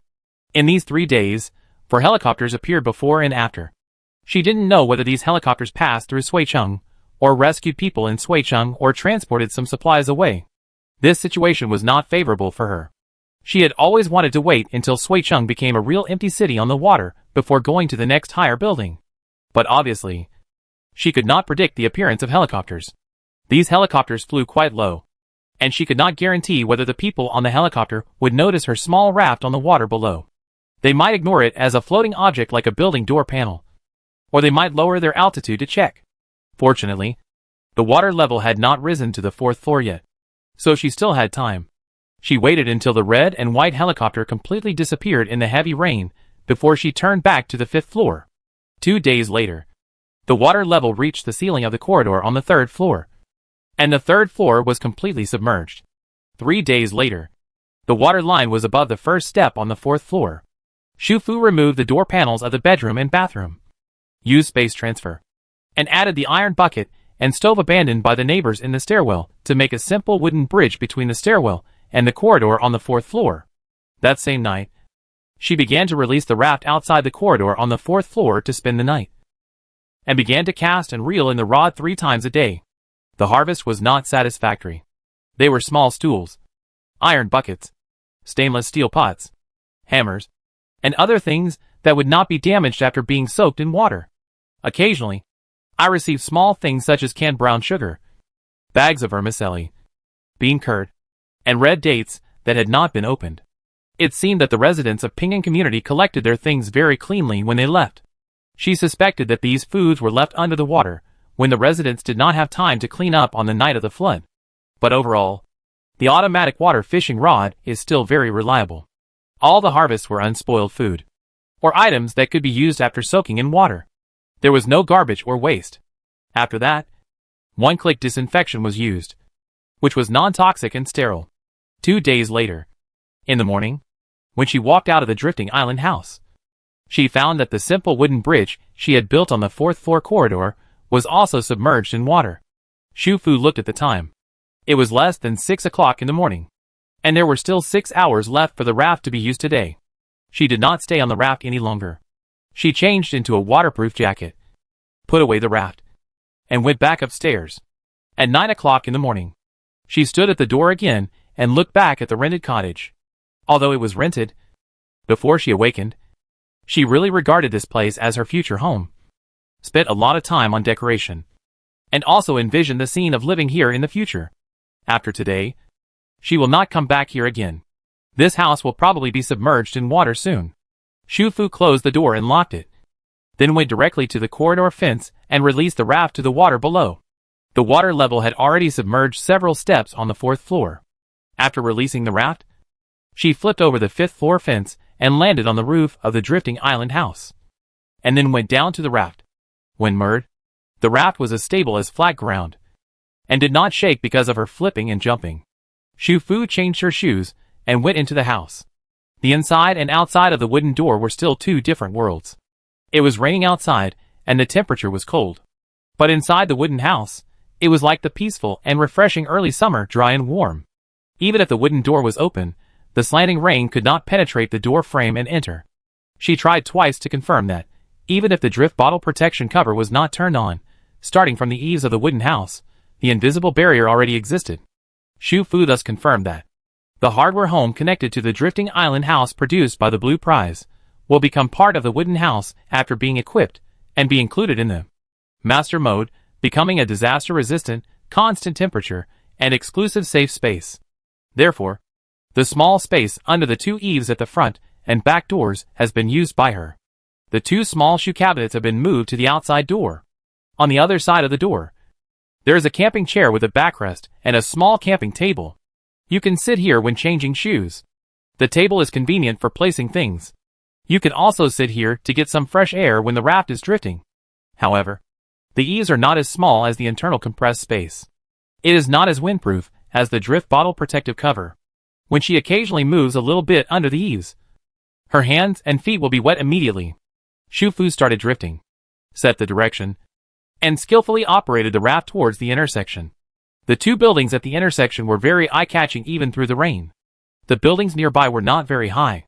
The water level was now over 11 meters. Even if many buildings were still above the water, most of them were like the building where Shufu lived, with only 2 or 3 floors left outside. The shopping mall had a total of 6 floors, each of which was more than 4 meters high. The office building behind it was as high as 18 floors. These 2 buildings, one wide, the other slender, looked like 2 large sea beasts lying in the sea from a distance. Shufu temporarily changed her shelter plan. If she could enter from the outside of this office building, then this would become her second shelter. First, 18 floors is also a temporary safe height. Second, there is a large supermarket in front with abundant goods where you can find bargains. The location here is average. The office building behind is not grade A. The floor height is about 2.8 meters, which is similar to the floor height of 2.7 meters in our community. She parked the raft on the side of the office building near the shopping mall in front, trying to keep the raft close to the exterior glass of the office building. Then, she opened an umbrella to block the rain above her head, took out a windproof ignition spray gun, adjusted the flame to the maximum, and pressed it towards the corner of the glass wall. The exterior walls of this type of office building are all tempered floor-to-ceiling glass, and the tempered glass must be destroyed from the 4 corners, usually by hammering the edges or corners, or heating the glass first to make it fragile, and then hitting it with a hammer. She chose the latter method now. She had never practiced it before. If she still couldn't destroy it after trying various methods, she would open the protective cover for the raft, and then head towards the commercial street building that she had planned before. There was a specially designed building there, and she could enter directly from the outside. After more than 10 minutes, the tempered glass was successfully broken. She cleaned up the glass shards, entered the office building, and collected the raft. The garage of this building was in the basement. The 4th floor was almost flooded, and the place she entered was the large office area on the 5th floor. There was no electricity in the building. The light inside was not very good. It was cold and damp. The desks and chairs were moved in a mess. A space was cleared against the wall, and you could see sofa cushions and blankets laid together. This place was previously used by refugees, and there were many bottles, cans, packaging bags and other garbage left indoors. And the air was very bad. Shu Fu did not rush to go up. She first looked around the entire 5th floor, roughly understood the internal structure, and determined the location of the safe staircase before starting to go up. This place is not a business district, and there are few similar buildings nearby. There are no viaducts or subway stations, and the transportation is not convenient. Therefore, this office building is not like the building where her previous company was located. Some floors of the office rooms have not been rented out. The glass doors outside are locked, and the inside is empty. Starting from the 7th floor, there was less garbage in the office building, and the tables and chairs were not so messy. From the 9th floor upwards, there was basically no trace of refugees. Finally, she chose her temporary residence on the 10th floor. The entire 10th floor seemed to belong to the same company, except for the reception desk at the elevator entrance. The entire space was semi-open, with no glass doors. Many of the small offices inside were separated by frosted glass walls. Several offices that looked like high-rise buildings had doors, but they were all locked. Shu Fu looked around and finally chose a small meeting room. The meeting room faced north. The door was not locked. There were several sliding windows on the floor-to-ceiling glass that could be opened manually, and the floor was covered with thick carpet. The interior space was not large, and the kerosene stove would heat up faster. After that, she began to arrange the room, using the space to move the long table and most of the chairs inside to the outside. Find a 3-seater sofa from the tea room. Move the coffee table in, and place it near the floor-to-ceiling glass. And then move a smaller desk from the large office area outside, and place it against the wall together with the previous chairs. This is not her own home. She must go back to the drifting island house to sleep at night. She doesn't want to decorate it too much in the midterm transition. She just wants a place to rest and eat. After confirming the temporary living space, she ran up a few floors, checked the environment, and finally returned to the 5th floor. She released the raft outside the smashed floor-to-ceiling glass window, and then threw out the automatic water fishing rod. She lived in this office building for about half a month. The situation here is indeed different from that in her community. Not only is the harvest time greatly shortened, but the materials obtained are also rich. Every time, it is a full basket. There are all kinds of paper products, lots of mineral water and canned drinks, well-packaged potato chips and snacks, drink powder, instant noodles, self-heating hot pot, self-heating rice, vacuum canned meat, hot sauce, shrimp seasoning, pots and pans, unopened skincare cosmetics. Shu Fu is never picky, but everything she gets is stored in the bracelet space. She still stays in the building from 8 a.m. to 8 p.m. Sometimes she takes out the generator and induction cooker to cook some simple cooked food. Sometimes she takes out the kerosene stove, and it can also keep warm while cooking. She was not completely isolated from the world. Just like when she stayed at home before, she would use another mobile phone to check the outside world's news every day, and occasionally log into WeChat to check messages. There were many messages from Lu Zheng and Yao Ruoyun, but she didn't click on them, and they were always unread. When she saw the messages from Zhang Tian and the other 3 and Zheng Feifei, she would reply, but because WeChat was not open 24 hours a day, most of the time, the reply time was very delayed. It took several days to go back and forth, but at least they kept in touch, and knew that they were all well. At first, although the signal was intermittent, I could still access the internet. Later, the signal gradually became worse and worse. Even if I opened the web page, it would be blank. It would often refresh for a long time without any response. In the end, the only things I could barely see were the weather forecast and disaster notifications. The situation on the entire planet was not good. It was raining everywhere. After several tsunamis and typhoons, most of the coastal areas were flooded. Some island countries, with extremely low altitudes in the tropics, disappeared completely. The land area of the neighboring island countries was greatly reduced. Tsunamis, heavy rains, hail and thunderstorms took turns to wreak havoc. The survivors tried to move overseas, but under such climatic conditions, civil aviation had long been closed. Those who tried to go by sea died in the typhoons and heavy rains at sea. In comparison, the situation in Huagua was relatively good. Although large areas of cities in the southeastern coastal areas and low-altitude areas were flooded, Huagua had the highest mountains on the planet, and a vast area of mountains and plateaus. The internet was almost full of news about retreating to the west. The heavy rain had been falling for more than a month. By this time, most of the refugees, who were forced to leave their homes, had realized that they would not be able to return home in the short term. In Sanka province to the west of Suicheng, Ningcheng, Shanyangcheng and even Zhangcheng, which had once served as refuge cities, also suffered from floods one by one.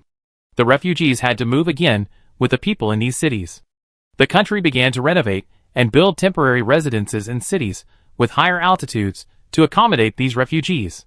Life jackets, life buoys, inflatable boats, rubber boats, diving suits, etc.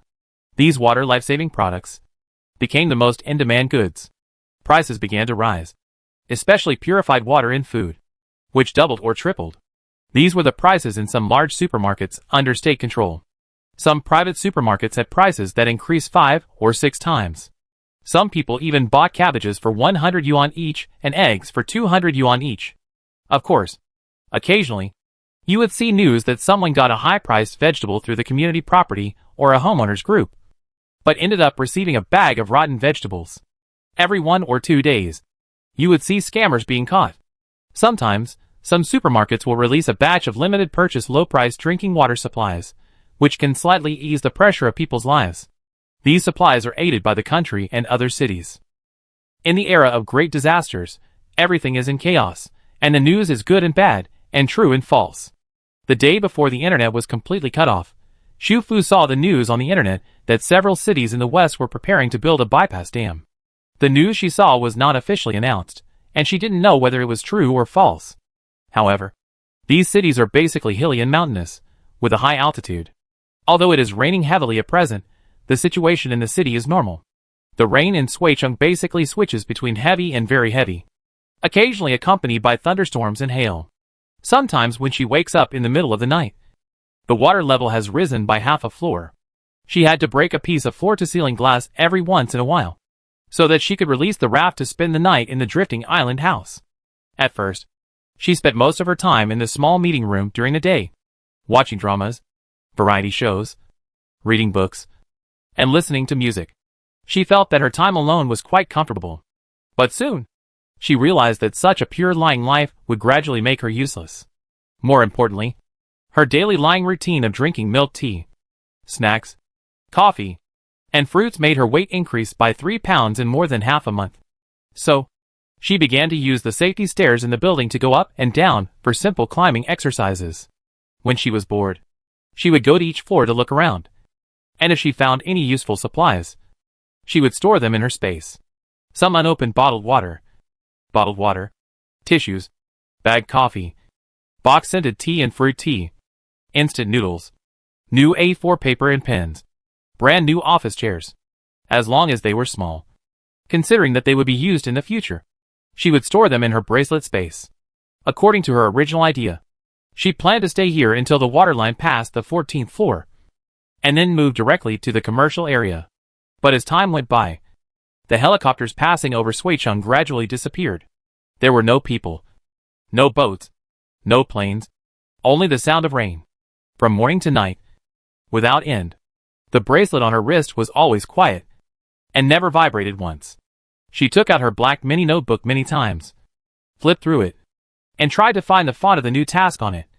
But the task on the raft level 3 progress bar never appeared. When the water line completely submerged the 8th floor, Xu Fu could not sit still. The network was completely disconnected, and she could not learn about the situation outside for the time being. The new upgrade task was delayed, and the raft could only be used for 12 hours a day. If she could not upgrade it, she would be in trouble sooner or later. Maybe she should go out and try her luck. Maybe the task would appear while the raft was drifting. Chapter 26 Suicheng. After making up her mind, Xu Fu began to prepare. First, she compared the map with the water map, and marked the route along the way with the commercial district in the east of Suicheng as the destination. She chose 3 or 4 high-rise buildings with more than 15 floors and abundant supplies nearby as transit points. For example, there were large supermarkets below the high-rise buildings, or shopping streets, or even gas stations. If conditions permit, she might spend a few nights in these high-rise buildings. Since Suicheng has not been flooded to the point where only a few isolated islands remain, she will use the automatic water fishing rod to collect as many supplies as possible. This type of high-rise building is actually very easy to find. Many high-rise buildings are hotels, or several floors inside have been converted into hotels. So there are usually shops downstairs where you can get supplies. After planning the route, Xu Fu broke a floor-to-ceiling glass in the large office area outside the small meeting room where she was staying, just in case, leaving herself a gap to escape, because she would stay indoors tonight, and the limited time to use the raft tomorrow would be given after departure. At 8 o'clock in the evening, she released the raft in the large office area on the 10th floor and turned on the power card as usual. The first 24-hour electricity card was just used up last night. She is now using a 1-week electricity card. She doesn't need to use electricity for more than an hour every day, because she doesn't need to wash clothes every day. A simple bath and washing dishes is enough for more than half an hour. Sometimes when the power bank, light, mobile phone tablet, electric hot water bottle, and other electrical appliances are fully charged, she doesn't have to take a bath. She can just use the hot water in the space for simple cleaning and washing. There is no need to turn on the electricity card. She stayed in the drifting house until midnight, and then returned to the office building. It was dark and cold outside, with the night temperature at about 0 to 3 degrees. She still felt a little cold even in her thick cotton home clothes. She entered the small meeting room with the dim light of her mobile phone screen, locked the door, closed the blinds of the floor-to-ceiling windows, took out a rechargeable energy-saving desk lamp, adjusted the light to the darkest, and placed it behind the table to ensure that no light would leak out. Then, she took out the automatic tent used for ordinary camping, placed it on the carpet to let it open automatically, laid out the moisture-proof mat and the thermal pad, took out the sleeping bag and the electric hot water bottle, and laid down in it with her clothes on. Through her clothes, the electric hot water bottle gave off a warm heat, which warmed her whole body. She stayed indoors overnight. The tent, sleeping bag and hot water bottle were enough to keep warm. During this period, in order to schedule the use of the raft, her schedule was more regular than ever before. She went to bed at about 11 p.m. every night, and got up at 6 a.m., so that she could wash and have breakfast in the cabin. She originally thought that she would not be able to sleep for the first time staying overnight in a strange building, but in fact, she fell asleep to the familiar sound of rain within a few minutes of closing her eyes. It was a dreamless night. When she woke up, she checked her phone. It was 6:18. Her biological clock was very accurate. Even if the alarm hadn't rung yet, her body would wake up at about the same time. But just because her body was used to it, it didn't mean her brain was used to it. She really didn't want to get up so early every day. She wanted to sleep until she woke up naturally, without worrying about anything. She wanted to relax, empty herself, lie down comfortably, and let the drifting island house drift freely on the water with the waves without having to calculate the usage time hour by hour. After all, now that she had an automatic water fishing rod, she would not be short of supplies for the time being. As long as the raft could be used continuously for 24 hours a day, she could really lie down. Xu Fu listened to the sound of rain outside, set her alarm for 2 hours, and fell asleep again. At 12:05 noon, after packing up everything, Xu Fu put on shoe covers, stepped on the thin layer of water on the 9th floor, stepped out of the floor-to-ceiling glass window frame without glass, got on the raft, and started to go to the first stop on her planned route, Hengyu Hotel, thinking that she could spend the remaining 12 hours in the drifting island house. Xu Fu was in a good mood. Her plan today was to arrive at Hengyu Hotel, confirm that the hotel building was accessible, and that she could stay. The water level in Suicheng was currently between 22 and 24 meters, and because of the different terrains and different blocks in the city, there would be some differences. But at this height, trees, street lights, shops of all sizes, and ordinary civil buildings were basically submerged. The only things left were small high-rise civil buildings, various commercial buildings, and landmark buildings such as the TV tower.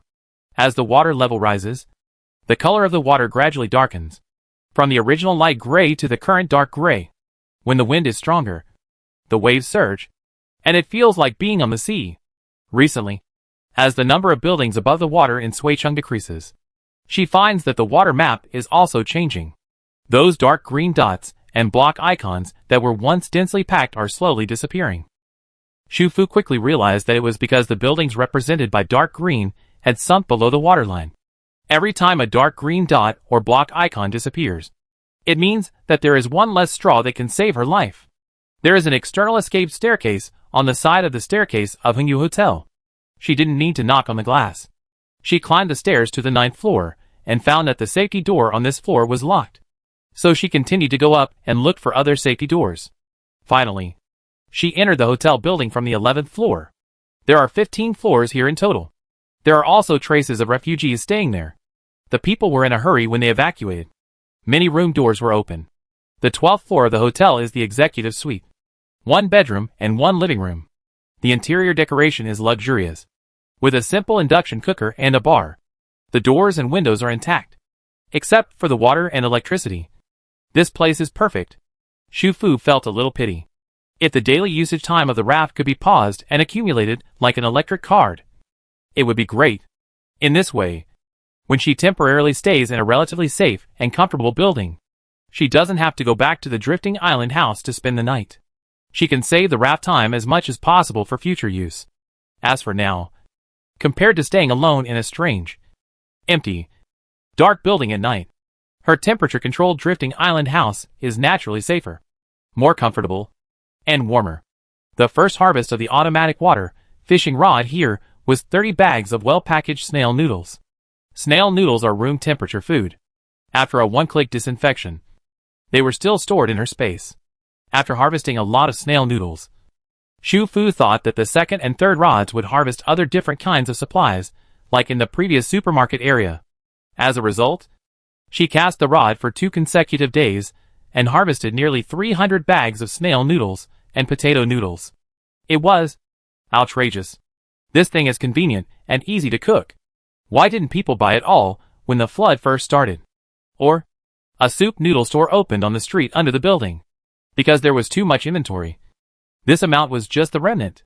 On the 3rd day, Xu Fu had to move the raft to another location. And then she began to harvest other different supplies. During this period, there were 2 days when she fished up a bunch of gold bracelets, necklaces, and rings 3 times a day. Then, there was another day when it was all medicines. Various boxed medicines, bottled health products, canned protein powder. I was a little uncomfortable with the life of being alone without the internet at first.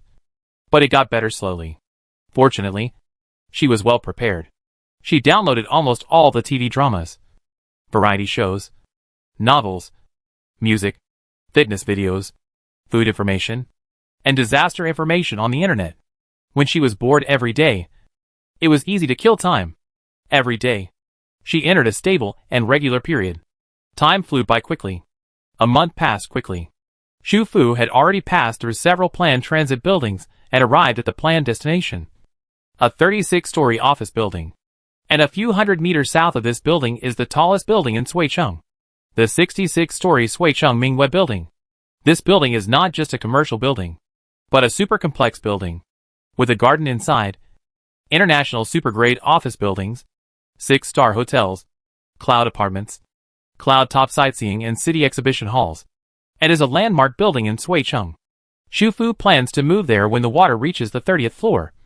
Because the 30th, 31st and 32nd floors of Mingwei building are hollow vertical gardens with large external terraces, which can directly enter the interior of the building. Of course, the office building she is in now is not bad either, with a business center, serviced apartments and office areas inside. It is now mid-December. During this month, the heavy rain in Shuicheng has stopped 3 times, each time the rain stopped for no more than 12 hours. The daily rainfall is mostly moderate and heavy, and occasionally there is a rainstorm. Compared with before, the rainfall seems to have decreased a little, but the water level in Shuicheng has slowly risen to the 20th floor. According to the current rate of water level rise, the tallest Mingwei building in Shuicheng will be completely submerged in about 5 months. This time is much shorter than she expected. And the raft's level 3 progress bar is still motionless. She even began to think that the new task may never come. She had to start planning her daily survival routine after the last building in Suicheng was flooded. Fortunately, she still had 2 inflatable boats, both of which were self-inflating models with rainproof tints. She had to rely on the inflatable boat to drift on the water for 12 hours a day when the raft could not be used. She had to plan the time to use the raft reasonably every day. Suicheng still has occasional thunderstorms, hail and strong winds. When this kind of weather comes, she naturally has to hide in the drifting island house. It is important to sleep well at night, but there is no need to use it continuously for 12 hours. This time can be compressed to 8 hours, and the remaining 4 hours are reserved for daytime use. If everything goes well on the day, these usage times will be used up that night. If something happens during the day, such as diarrhea or bad weather, these usage times can be used to deal with the situation. I think I can definitely survive. But the living space during the day will be compressed from the safe inside of the building to the inside of the inflatable boat, which is inconvenient. After the plan was made, Xu Fu's originally uneasy heart calmed down again. That afternoon, she was sweating on the manual rowing machine in the suite of the hotel-style apartment. When she was out of breath, she suddenly felt a shock on her left wrist. This subtle feeling, like an electric shock, was like thunder, which made her stand up. Is the task of the raft level 3 progress bar finally here? She turned on the bracelet and wanted to take out the black mini notebook, but found that under the 5th figure, the lottery wheel, a new icon appeared. The icon was square and was flashing. New function of the bracelet? Xu Fu long pressed the flashing icon, and in an instant, a light and thin translucent panel appeared in her hand. This panel is about the size of a tablet, almost no thickness, and the words appear on it. Suicheng detected. Liyunqing waterway is unblocked. Please click to activate the waterway map. Liyunqing? Xu Fu clicked on the translucent panel with surprise, and the words on it changed. Waterway map activated. You can check your current location at any time through the map panel, and you can set your destination through the map panel. She clicked on the panel again, and the words on it disappeared, and then a familiar water map appeared, which was the water map she had seen on the cabin function screen. But unlike the original water map, at the 9 o'clock position of this map, on the far left of the original map boundary, there appeared a hole. It was like a gap facing outwards appeared in the originally sealed figure. Xu Fu suppressed her excitement and gently moved the map. Sure enough, just as she guessed, there was a winding waterway on the left side of the hole. Just like a channel appeared on the surface of the lake that was originally stagnant. The waterway connected to the outside world and went to a place hundreds of kilometers west of Suicheng. Does this mean that she can pass through this waterway and leave Suicheng? Just as she was guessing with great surprise, the bracelet vibrated again, and the icon that lit up this time was Notebook. On the black mini notebook, a long-lost font appeared. Within a week, check in at any shelter in the suburbs of Liyun City, and you will get a 15% progress bar for level 3 of the raft. Current progress of level 3 of the raft, 0%. Note, failure to complete this task will deduct 15% of the progress bar. Chapter 27 Liyun City. Liyun City is to the west of Suicheng, and the straight line distance between it and Suicheng is more than 900 kilometers. The terrain is mainly mountainous and hilly. The altitude of Liyun City is very different from that of Suicheng. The mountains are mostly concentrated in the west and southwest of the city. The highest peak is more than 1,600 meters, and the altitude of the urban area is between 120 meters and 350 meters. The lowest altitude is at the easternmost part of the suburban area, about 70 meters. The average altitude of the entire Liyun City is about 220 meters. So in many cities such as Suicheng, Ningqing, Shanyangqing, Zhangcheng, were hit by floods one by one, Liyun City was not affected except for rain and humidity. Currently, the internet is disconnected, and Xu Fu cannot search for basic information about Liyunqing online. However, these relevant information will automatically emerge from her mind after a brief recollection, because that is Xu Fu's hometown. In her memory, the city where Xu Fu sold her house and left was Liyunqing. Xu Fu did not dwell too much on why she had to check in at Liyunqing. She had been trapped in Suicheng for too long, and she had always thought that she would stay here until she died. Now that she found that this closed city had a passage to the outside, she was too happy to wait. The waterway map on the map panel is the same as the waterway map in the wooden house. It can be enlarged and viewed at will. The entire waterway is still light green, with dark green dots and block icons of varying sizes. which are still distributed without any pattern. She took out the tablet and opened the Huagua map for comparison. It was indeed the same as the Suicheng waterway map. Those dark green ones were all taller buildings. Judging from the winding area of this waterway, other town areas between Suicheng and Liyun City should have been flooded. She thought for a moment, and wrote down several key points of this trip in her notebook. First, check the network along the way.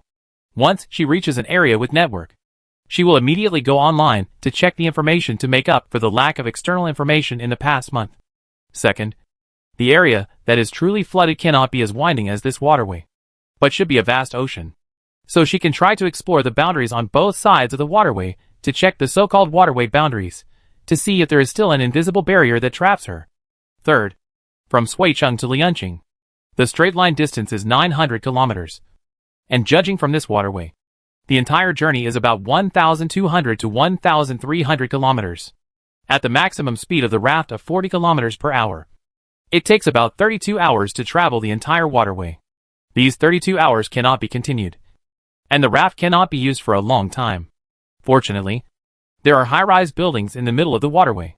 She can simulate the previous route from Pingyang community to the commercial area, select several transfer points on the map, and move forward in stages. Fourth, the closer you get to Liyun City, the higher the chances of encountering other speedboats, ships, helicopters, and people along the way. You can't save on the drift bottle shield, and you should use it when you need it. In addition to an unused shield card, the other used shield card has 20 hours left, which adds up to 44 hours, which should be enough for a 32-hour journey. After recording these points, Shufu's thoughts were also sorted out more clearly, comparing the journey from the water point back to Suicheng Pingyang community. At least she can now set the destination through the map panel, and no longer need to stare at two maps all the time and adjust manually along the way. Thinking of this, even though she was about to face unfamiliar waterways and tasks, she felt much more relaxed. The time to go to Liyun City was the same as the time to transfer to the temporary residence before, which was set by her after 12 noon the next day. On the first day of the trip, she always habitually set up various accidents. She set off after 12 noon, in case there was any problem with the transfer point building that night. She could continue to stay on the raft after midnight, which added up to 24 hours of continuous use time. As for the remaining 4 hours today, she decided to release the raft directly in the living room of the suite, not wanting to return from outside in the middle of the night. For the rest of the day, she was busy comparing the map to choose the transit point of the trip, packing up the hotel-style apartment where she was staying temporarily, and organizing her wristband space. She had been alone in Suicheng for nearly 2 months. The automatic water fishing rod brought her various gains. She also collected a lot of useful materials in various high-rise buildings. Now that she was going on a long journey, she naturally had to organize everything neatly, so that it would be convenient to take it when needed. The manual rowing machine was directly put into the wooden house, and placed next to the small round table and sofa seat in the living room. When she used the raft at night, she turned on the power card, cleaned the dishes accumulated in the sink, took a shower, washed her hair, washed clothes, and put out all the devices that needed to be charged, so that they were all fully charged. After that, she packed a backpack and put it into the wristband space. This time, she took an old backpack that she had used for many years. The backpack was not waterproof, because it had been washed several times. It was a little yellow and old. She simply put an opaque folding water bottle in it, which was only half filled with water, 2 cup noodles, a small single sleeping bag, and a single moisture-proof mat in the library supplied bag, a blanket and a raincoat. Other small items she usually needs are placed on the shelf of the bracelet space, which is very convenient for taking whenever she needs them. In addition, she also put a set of thick cotton clothes hanging under the eaves outside the wooden house, which was worn out and had some holes after washing, into the space, so that it would be convenient to take when she arrived. Compared with a previous visit to the library, she was obviously more cautious this time. After all, it was the early stage of the disaster. Everyone started from their own homes and had similar equipment. This time was different. 2 months had passed since then. Floods invaded large areas of cities and land in Huagua. The number of people affected was astonishing. Everyone was moving to higher altitude areas. She had lost a month of real-time information and didn't know what the situation was outside, so she needed to be more cautious. and the place they went to this time was a shelter, which sounded a level lower than the refugee camp. And it was expected that the situation would not be very good. That night, she spent the night in the hotel apartment, slept for 8 hours, and at 9 in the morning, she took out the gas stove, cooked a pack of snail noodles for herself, added vegetables and braised beef slices, and beat an egg into it. This kind of strong-smelling food was impossible to eat among the refugees, and since she harvested 300 packs of snail noodles that time, she gradually fell in love with this unique food. And she was just trying to make the most of it. At 12 noon, the heavy rain outside turned into moderate rain. She came down from the 25th floor, stepped on the carpet on the 20th floor that was moldy due to moisture, and walked along the corridor into another safety staircase. Outside the safety staircases on every 2 or 3 floors of this building, there is a small terrace, which is a smoking area. It was because of this design that she chose this building as a midterm shelter. The water level has already submerged the ground of the terrace. The waves outside came with a strong wind and hit the building. The open-air part of the raft was also crackled by the rain. Shufu stepped over the raft with water stains all over it. As soon as she entered the eaves area at the front door, the wind, rain, and dampness were excluded. Although she had long been accustomed to it, this warm and safe feeling still made her feel happy every time. Shufu took off her raincoat, hung it next to the shoe cabinet at the door, changed her rain boots into slippers, and threw the automatic water fishing rod. Then she went into the house, changed her thick clothes into spring and autumn sports pants and long-sleeve sweatshirts, and then walked to the function screen, changed the mooring state to drifting, adjusted the speed to 40, and set the direction to the west. The raft started slowly and began drifting. She walked out of the cabin, sat down on the camping chair under the eaves, called up the map panel, and took out the tablet. She compared the first transfer station building she had chosen yesterday with the waterway map again. After confirming that it was correct, she set it as the destination. After she selected the destination, she found that a black route appeared on the water map of the map panel. The starting point of the line was the red dot where the raft was. The red dot flashed, indicating that it was moving forward. At the other end of the line, from east to west, bypassing the buildings above the water, passing through the entire Suicheng, heading towards the only waterway entrance in the city connected to the outside world, and then extending all the way to the dark green dot icon she set in the waterway. At the same time, a set of data appeared in the upper right corner of the water map. 341/8:30:53. As the raft moved forward, the numbers behind it continued to change and decrease. Shufu quickly understood that the 341 in front was the distance between the raft and the destination, which should be kilometers, and the number behind it was the countdown of the drifting time. It looks a bit like a navigation system. This automatic route is a little shorter than she estimated yesterday. She originally expected to arrive at 9 o'clock in the evening. Now looking at the situation, as long as everything goes well, she can arrive at the first transfer point half an hour earlier. The raft with the drifting island house sailed through the waters of Suicheng. Shufu did not open the drifting bottle shield immediately. She had been in Suicheng for so long, and knew that this place had already become an empty city on the water. The time for the shield was too precious. She planned to wait until the raft drifted to the entrance of the waterway, which was the invisible barrier of Suicheng that originally trapped her. Before opening it, Shufu sat under the eaves for a while, and soon realized the convenience brought by the map panel. The raft could automatically bypass obstacles on and under the water, and now it could go to the set destination by itself. The whole raft seemed to have become a self-driving raft, or rather, a drifting island house that could drive automatically.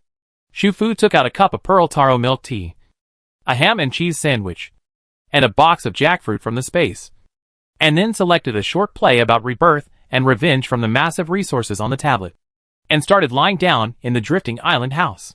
When the raft reached the river near the original main urban area of Suicheng, the automatic water fishing rod harvested the first wave of supplies today, a few lively bass.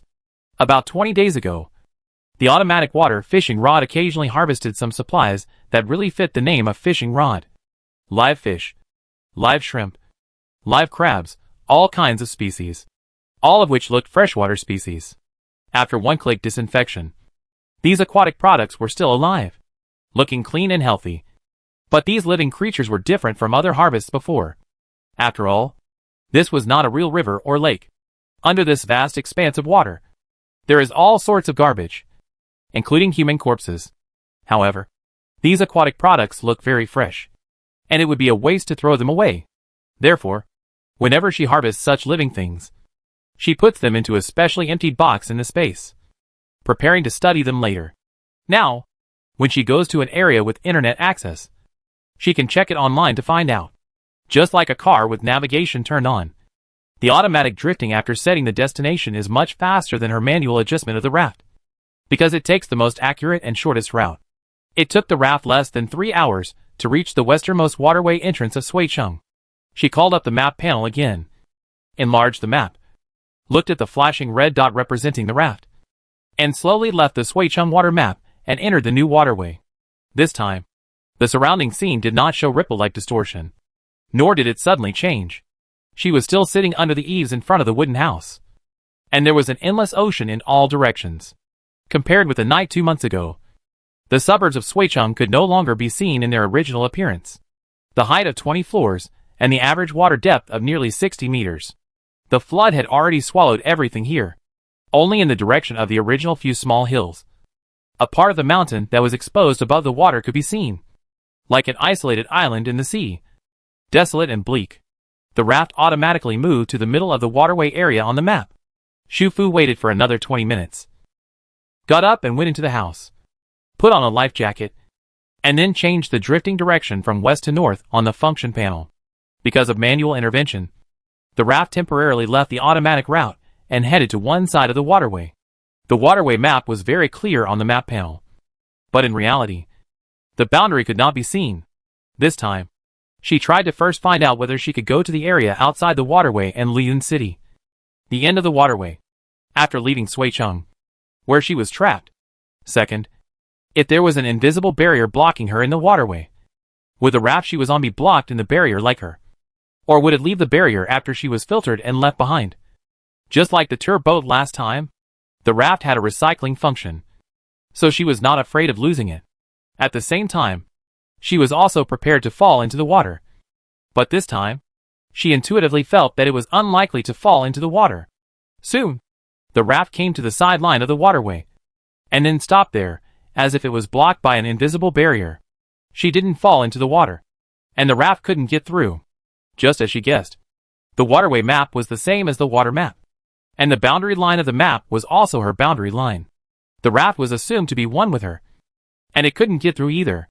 This feeling was very similar to the feeling she had when she was playing games before, opening up a new map and then touching the map boundary line and being blocked by an invisible screen. Xu Fu took off her life jacket, changed the drifting direction back to west, and sat down under the eaves again. So, according to the logical thinking of the game, the reason why she was able to leave Suicheng this time was because the map of Liyun City was lit up. And at the same time, the Level 3 Raft Progress Bar task was also opened. The reason why the Level 3 Raft Progress Bar task did not appear before is it because the waterway was not open, and Liyun City was not lit up? Then suppose she completed all the Level 3 Raft Progress Bar tasks in Liyun City, and upgraded the raft to Level 3, will a new map be opened again in the future? At that time, she can continue to go to other cities? Xu Fu subconsciously took out a notebook while thinking, and wrote down her guesses one by one. The more she wrote, the more she felt that this guess was very likely. So after all, we still have to complete the task, and upgrade the raft to Level 3 as soon as possible. At 5 p.m., the buildings in the surrounding waters gradually increased, from 1 or 2 scattered buildings, to a small group of concentrated buildings that would appear at a distance. She turned on the drift bottle shield on the function screen, walked out of the eaves, and stretched her arms and legs a little. This is the suburbs of Zhangcheng, and the occasional buildings nearby look like residential buildings, the kind of small high-rise buildings built in the suburbs or near the highway. But these buildings, the part exposed above the water is only 2 or 3 stories high. The southern suburbs of Zhangcheng are adjacent to Shihu Lake. It is a small town rich in aquatic products. Her second and third fishing rod harvests today were obtained after entering the suburbs of Zhangcheng. They were all shrimps and crabs. And they were quite big. There was still no one around. And there was still no network signal on the water. In addition to the remaining small high-rise buildings, 1 or 2 small boats could be seen occasionally. Most of these boats were small wooden fishing boats. some of which were missing part of the hull, and some of which had water in the bottom. They leaned against the corners of the buildings and swayed gently with the waves in the heavy rain. Some of the windows of the building were damaged. Looking through the dark hole, there were cement walls that had not been renovated yet. The walls were damp and moldy. The heavy rain was still pouring in. It was impossible to live there. If the buildings at the transfer point were also like this today, then she would have to spend the night on the raft. The heavy rain continued. It was dark soon after 5 o'clock. The wind also picked up. The visibility of the waters without lights became extremely low. It seemed that there was only this dark gray water, and her on the raft between heaven and earth. Shu Fu turned and went into the cabin, preparing for dinner. In this damp and cold weather, it is suitable to eat something spicy to drive away the cold. She took out the Sichuan cuisine gift pack she won in the lottery, picked and chose in the carton, and finally chose a dry pot fish head, a hand-shredded cabbage, and a stir-fried pork with peppers. The finished dish gift pack is different from the hot pot and barbecue gift pack. When you open it after receiving it, it has the freshness and heat that the finished dish should have. It is just right to keep it fresh when it is put into the space. However, this gift pack is the same as the hot pot and barbecue gift pack. It does not come with staple food. So she took out the chicken, mushroom and potato fried rice that she had fried before. When she remembered this pot of fried rice, she would serve a bowl of it. Because she had a small appetite, she ate it only a few times, and had not finished it yet. Beside the dining table, 3 dishes, a meal, drinks and a tablet were placed on the table. Shu Fu continued to play the skit that she had watched halfway, and began to eat dinner leisurely. To the right of the small dining table was a large French window. She could see the slightly undulating large water surface outside the drifting island house by slightly turning her head. She felt like she was on the sea. Beside her ears, there was the crackling sound of heavy rain falling on the protective cover and the whistling wind in the air. The raging wind and rain outside formed a sharp contrast with the tranquility and warmth in the wooden house. At 8:30 in the evening, the raft passed through the urban area of Zhangcheng and stopped in front of a very tall building in the western suburbs of Zhangcheng, compared with a large area of water around it. This building seemed to stand out from the crowd. Below the nearby waters, there is an elevator manufacturing plant, and the building in front of her is the test tower of this elevator plant, which is used to test finished elevators. The test tower is a square building, with a small single-story area, but the overall height exceeds 100 meters. This kind of test elevator tower generally has construction standards, requiring the building to be strong, with 1 or 2 safety stairs, and at the same time, the internal space is not large, and the structure is very simple, so that she doesn't have to wander around in a dark building without electricity and unfamiliar at night. Shu Fu first controlled the raft, circled the tower, and made sure that the outer wall of the building was intact and the windows were not damaged. Then she moved the raft close to a window on the outer wall of the building, took out the windproof ignition spray gun and hammer, and repeated the same trick to successfully enter the building. She entered the safe stairwell in the corner of the building. The water line was halfway above the lower floor. There was no water on this floor, but it was very damp and cold inside. During the transition period, Shu Fu only wore the old thick cotton clothes and pants over her home clothes, and rain boots on her feet. At this moment, she only felt the damp and cold air surrounding her. She turned on the flashlight, pushed the door and walked out. The space outside was not big. There was a small square space in the middle. The center line of the building was used as the boundary. On the left were 5 elevator doors in a semi-U shape. 3 on the left, 1 on the left side in front, and 1 on the left side in the back. In addition to the 2 safety stairwells on the right, there was also an antechamber connecting the safety stairwells on both sides. For Shu Fu, the safer space was this antechamber. Although there were 3 doors, they could all be closed. The internal space was small, and the temperature could be quickly raised using a kerosene stove. At the same time, there was a window near the outer wall of the building. The window was a sliding window similar to that of a business building, and the glass looked very solid. She returned to the stairwell and walked up 2 more floors. The internal space structure of each floor was the same. The damp and cold feeling on the upper 2 floors was not that strong. As usual, she checked every corner of this floor with a flashlight. After confirming that there was no major damage to the walls and windows, she returned to the front room and began to close the doors on the 3 sides of the front room one by one. The double door leading to the middle area could be locked directly. The doors leading to the stairwells on both sides could not be locked. She planned to block 2 large electrical appliances at the door before going to bed and lock it physically. The raft can be used until midnight today. She will definitely not waste it. After retreating to the corner, she took out the raft and placed it. The size was just right. The front door of the cabin was facing the window. She changed her shoes and took off her clothes, returned to the warm and dry cabin, after daily cleaning, held a box of spiced cumin duck wings and nestled on the soft sofa to continue watching TV. After 00:00, she put away the raft. An unopened large refrigerator and an unopened washing machine appeared at the door on both sides, physically locked.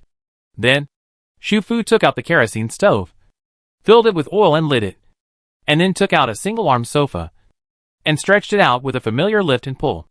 Suddenly, the single-arm sofa, which was originally 0.8 meters wide and 0.9 meters long, became a single sofa bed about 1.9 meters long. The armrests were just located at the head and shoulder on both sides, so it would not fall off when sleeping at night. She found this sofa bed in a storage room in the hotel-style apartment. At that time, she had used the same sofa in the apartment room. She felt that the folding sofa took up little space, was easy to open, and did not need to lay several layers of cushions to prevent moisture and cold like a tent. She considered whether to bring one in the space. Unexpectedly, she found a brand new unopened copy of the same model in the storage room, so she happily took it. With the kerosene stove, the room temperature of about 0 degrees quickly rose to more than 10 degrees. At this temperature, she did not need too thick bedding. She could just spread a sleeping bag on the sofa and sleep. The sleeping bag and the familiar flame of the kerosene stove gave her a familiar and warm sense of security. Shufu set the alarm for 8 o'clock the next day and slowly closed her eyes. But this sleep was not very peaceful. After all, it was a strange place. She was always more alert than usual. She seemed to hear something in her half-awake state. Bang, bang, bang. It seems something is banging on the door. Banging on the door. Shufu opened her eyes and woke up in an instant. The sound of the rain was indeed accompanied by the sound of metal banging. But it was not coming from the door, but from the window. She got out of her sleeping bag, put on her shoes, and rushed to the window in 2 steps. The heavy rain outside the window was hitting the glass at a completely tilted angle. The sky outside was slightly brighter. The dark night in the east in the distance was blended with a few leaping silver-white rays. When the silver-white flashed, she could see the dense clouds gathering in the sky and the turbulent water surface under the sky. The originally calm waters now seemed to be boiling, with waves rising, one after another, and even swirling vortices in some places, as if being swept by an extremely fierce wind, and about to swirl up from the water. That kind of clanging sound was the sound of the window frame being shaken by the wind. Is this a tornado? Chapter 28 Li Yunqing. No. Shufu quickly denied her last thought. Tornadoes usually occur on land. Now this area is completely submerged in water. The water is so deep. Strictly speaking, it is no different from rivers, lakes and seas. What's more, looking at the clouds and whirlwinds in the distance, it seems that the eye of the storm is forming. It is more like a hurricane, a storm formed at sea. But this kind of storm usually forms in tropical waters. How could it appear here? In the main line outline, she said, there is indeed a mention of disasters such as typhoons. A typhoon of the doomsday level is definitely not comparable to ordinary typhoons, but this kind of storm should have occurred in the coastal areas of Wagwa. Why is it coming again? At least in the 2 months when she lived alone in the waters of Suicheng, she had never encountered such a hurricane. Shufu thought while quickly packing up the items in the room, folding them up and putting them into the space. Whether it was a tornado, a hurricane, or a typhoon, it was not a good sign. The elevator test tower where she was solid, but it was only in the face of heavy rain and hail. For a superstorm, like a hurricane with a large coverage area and a wind force of 12 near the center, she had no confidence that she would be intact when the hurricane hit. In less than half a minute, all the items in the room were put into the space by her. She took out her mobile phone and looked at it. It was 6:50 in the morning, and there were still 5 hours before she originally planned to use the raft. But she couldn't care about that now. Escape was the most important thing. She didn't even have time to put on her old cotton-padded jacket again. She quickly opened the door of the emergency staircase, ran down with a flashlight in her hand, took out her raincoat from the space, put it on in a few seconds, and then came to the floor where the window was broken. Although the water didn't flood this floor overnight, the window was broken, and the wind and rain poured in overnight, making the entire stairwell wet. She quickly released the raft, and climbed out of the window carefully in the increasingly strong wind, and landed on the raft little by little. The sky outside was getting brighter. The dense clouds and surging waves in the distance were gradually spreading and moving. The whole world was filled with violent storms. The dazzling lightning rolled like a silver snake among the gray clouds. Wave after wave of huge waves came, smacking the raft, splashing water more than a meter high. The cold rain poured down on her head. Even her raincoat couldn't completely cover her. In the short time from climbing the window to entering the safe area of the wooden house eaves, the strong wind lifted her rain hat, and the heavy rain rushed in along the collar of the raincoat. When Shu Fu stood firm, by holding the eaves pillar, her hair was wet and stuck to her cheeks. Her home clothes under the raincoat were all soaked, and she was a little dazed by the rain. She took off her raincoat and hung it under the eaves, took out a large bath towel to wrap herself, and walked into the wooden house barefoot, quickly started the raft, and set the second transfer point in the original plan as the destination. The hurricane was coming, and although it was impossible to encounter other ships in the nearby waters, she remembered that the raft was different from the drifting island house in terms of strength, and it was only primary. She didn't know how strong the defense of this primary level was. After thinking about it, she still opened the drifting bottle protective cover. After the protective shield was turned on, the roaring wind and rain outside was reduced in volume by half, and the raft was completely unaffected by the waves and automatically began to drift along the new route. Shu Fu thought about it, and took out the electric card equipment again. She had to take a hotter shower to dispel the dampness and coldness on her body. Otherwise she would easily catch a cold. Although she had stockpiled a lot of medicine, she would avoid getting sick if possible, especially since it was still a mission. She thought she would have to boil some more ginger soup later. Before entering the bathroom, she opened the back door of the wooden house to check. At the end of the water area behind, the waves were as high as a building. Dark clouds were pressing down. Lightning and thunder were flashing, and several swirling water columns rushed straight into the sky. The terrible scene was far better than any disaster movie she had seen before. If there were no drifting island house and protective cover, such hurricanes and waves would be enough to destroy all the ships and cruise ships in this area. Shu Fu let out a long breath, and after confirming that the remaining time of the drifting bottle protective cover was still sufficient, she closed the door and went into the bathroom. At 10 o'clock in the morning, Shu Fu, who had made up for more than 2 hours of sleep, rechecked the map and reset the destination. The transfer point set in the morning was only 8 hours away from the elevator test tower. Originally, it was planned to depart at 12 noon and arrive at the shore before midnight. But now the departure time was moved forward to 7 a.m. So even if she drifted for 11 hours, it would only be 6 p.m.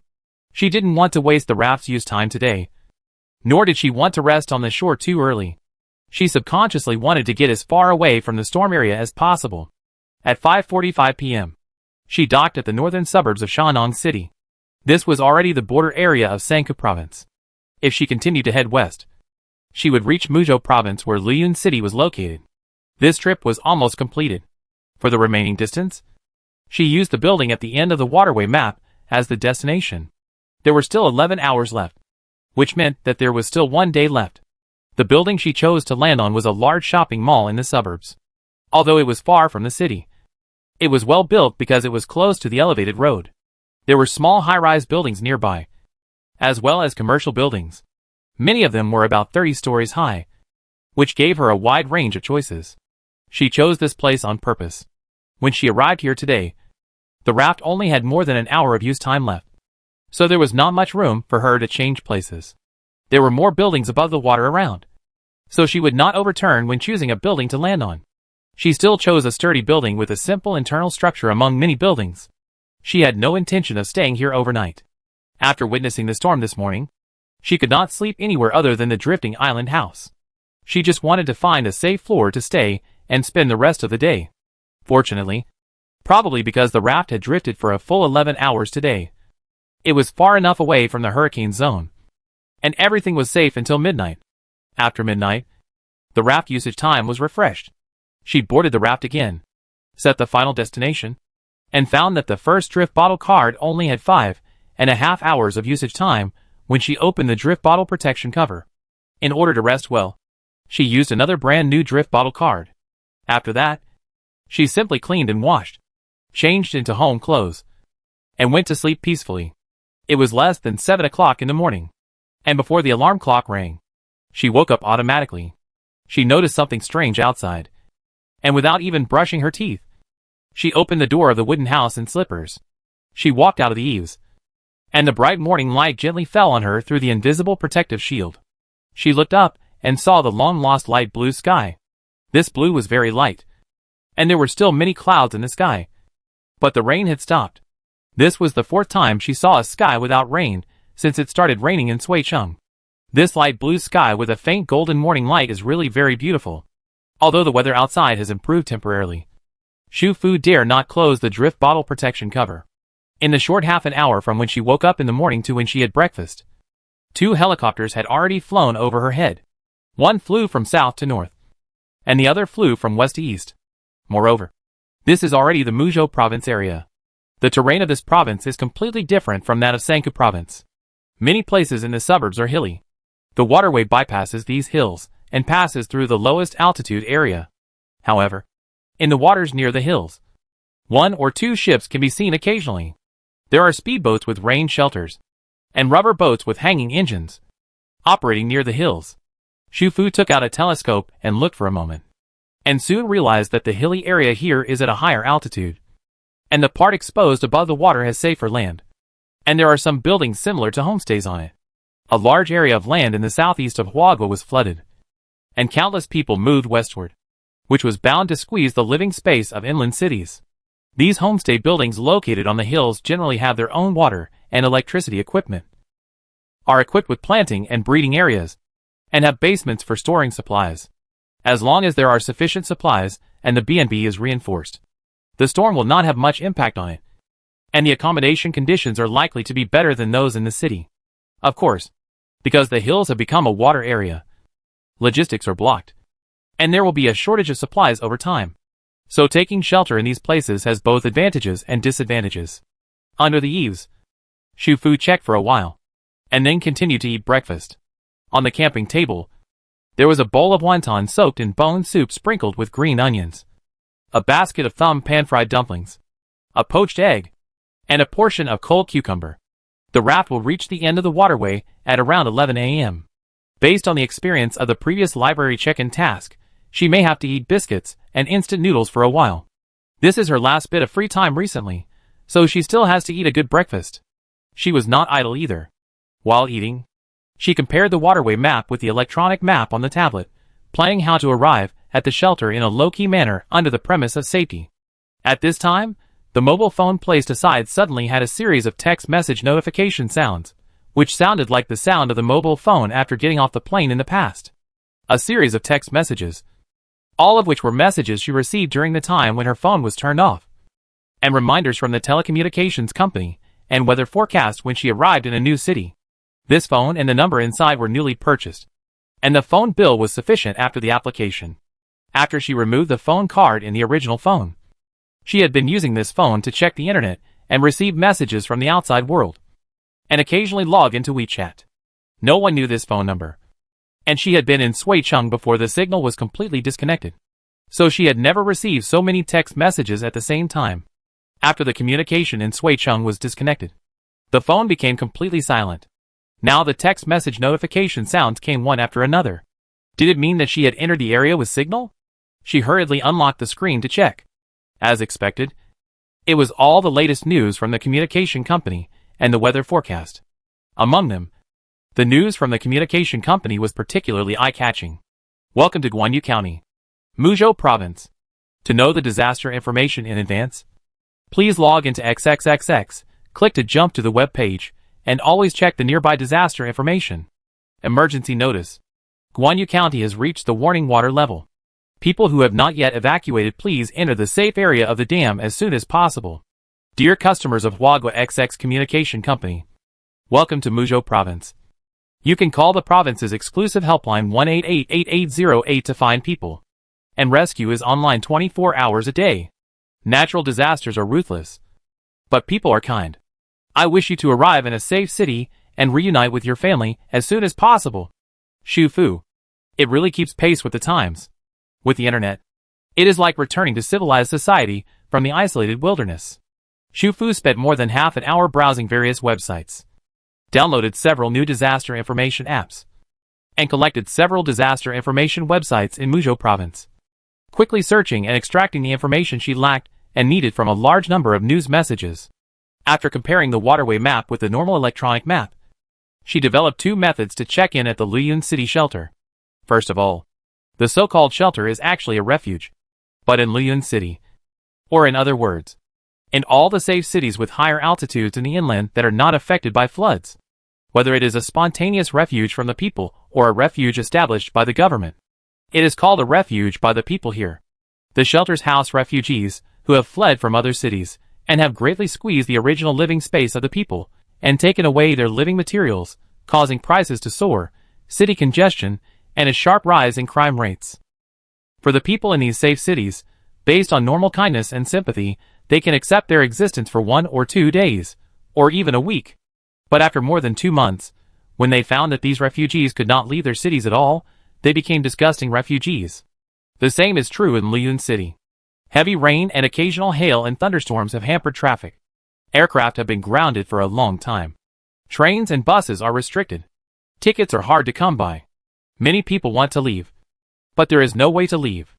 The gathering of a large number of refugees has caused prices to soar here. The currency has depreciated in disguise. The era of limited water for daily use and limited purchase of drinking water has arrived. The quality of life of the people has plummeted.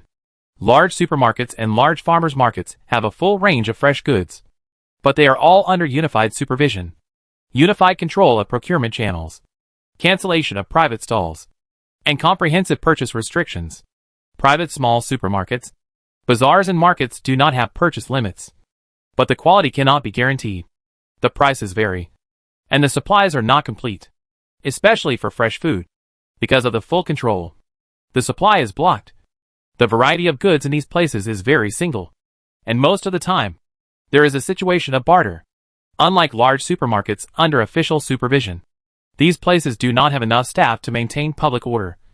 Chaos often occurs. Some people are deceived. Some are robbed and beaten. It is still lucky to buy expired and spoiled food at a high price, but unlucky people may buy contaminated food from flood areas. However, Luyun City has strict supervision over contaminated food in such flood areas.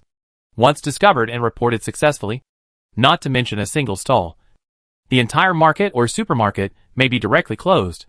Therefore, anyone who still wants to live a good life in Luyun City, especially the locals of Luyun City, dare not touch this boundary at all. In the southeast and northeast areas of the suburbs of Luyun City, there are many shelters for refugees, so this area is particularly chaotic. The people who originally lived here and had the means to move have already moved to other areas to settle in new homes. A small number of people who have no conditions to move are forced to live with refugees, complaining and conflicting constantly, and fighting at any time.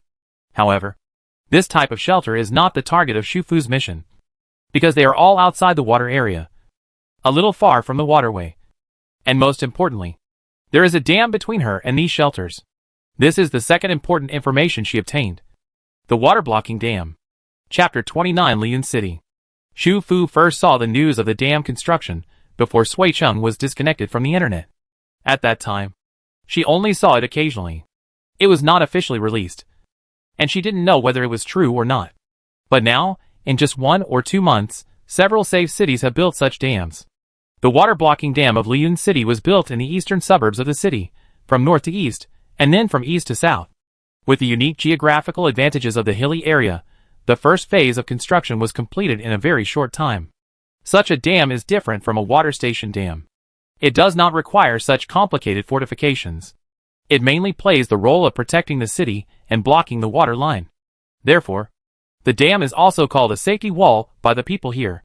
In the early stage of the dam construction, Luyun City was still a long way away from the flooded city in the east. When someone proposed this defense construction, it was opposed by many people, but the construction plan was finally passed. Facts have proved that such a water-blocking dam is very necessary to build. As time goes by, the water level rises little by little. And now it has flooded the entire Sanka province and reached Muzhou province. A large area of low-altitude areas in the east of Muzhou province has been submerged in water. About 3 or 4 days ago, the water line had reached the eastern suburbs of Lian City. Standing on the dam in the east, you can already see a large area of water outside. The inland city, which was originally built on the hills, now has the illusion of a coastal city. There are several shelters outside this dam. There were not many people there originally, but as Muzhou province was flooded, refugees from other surrounding towns were transferred here, and the number of people in these shelters increased again.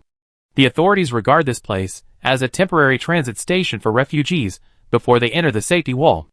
The rescued victims trapped in nearby towns will also be placed here first.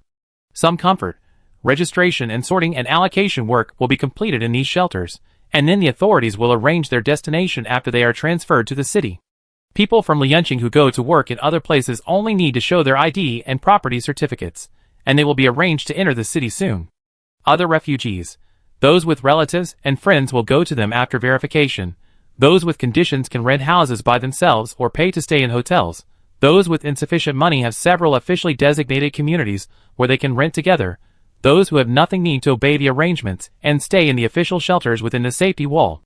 The official shelters naturally have various inconveniences and are overcrowded, but the advantage is that the dormitory accommodation is free, and you can get free water once a day.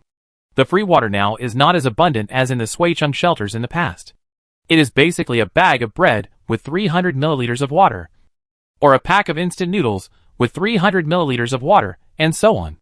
These shelters outside the dam are the destinations of Xu Fu's plan this time. Method 1. When the raft is close to the eastern suburbs of Lian City, find an unmanned and remote flooded building in the waterway.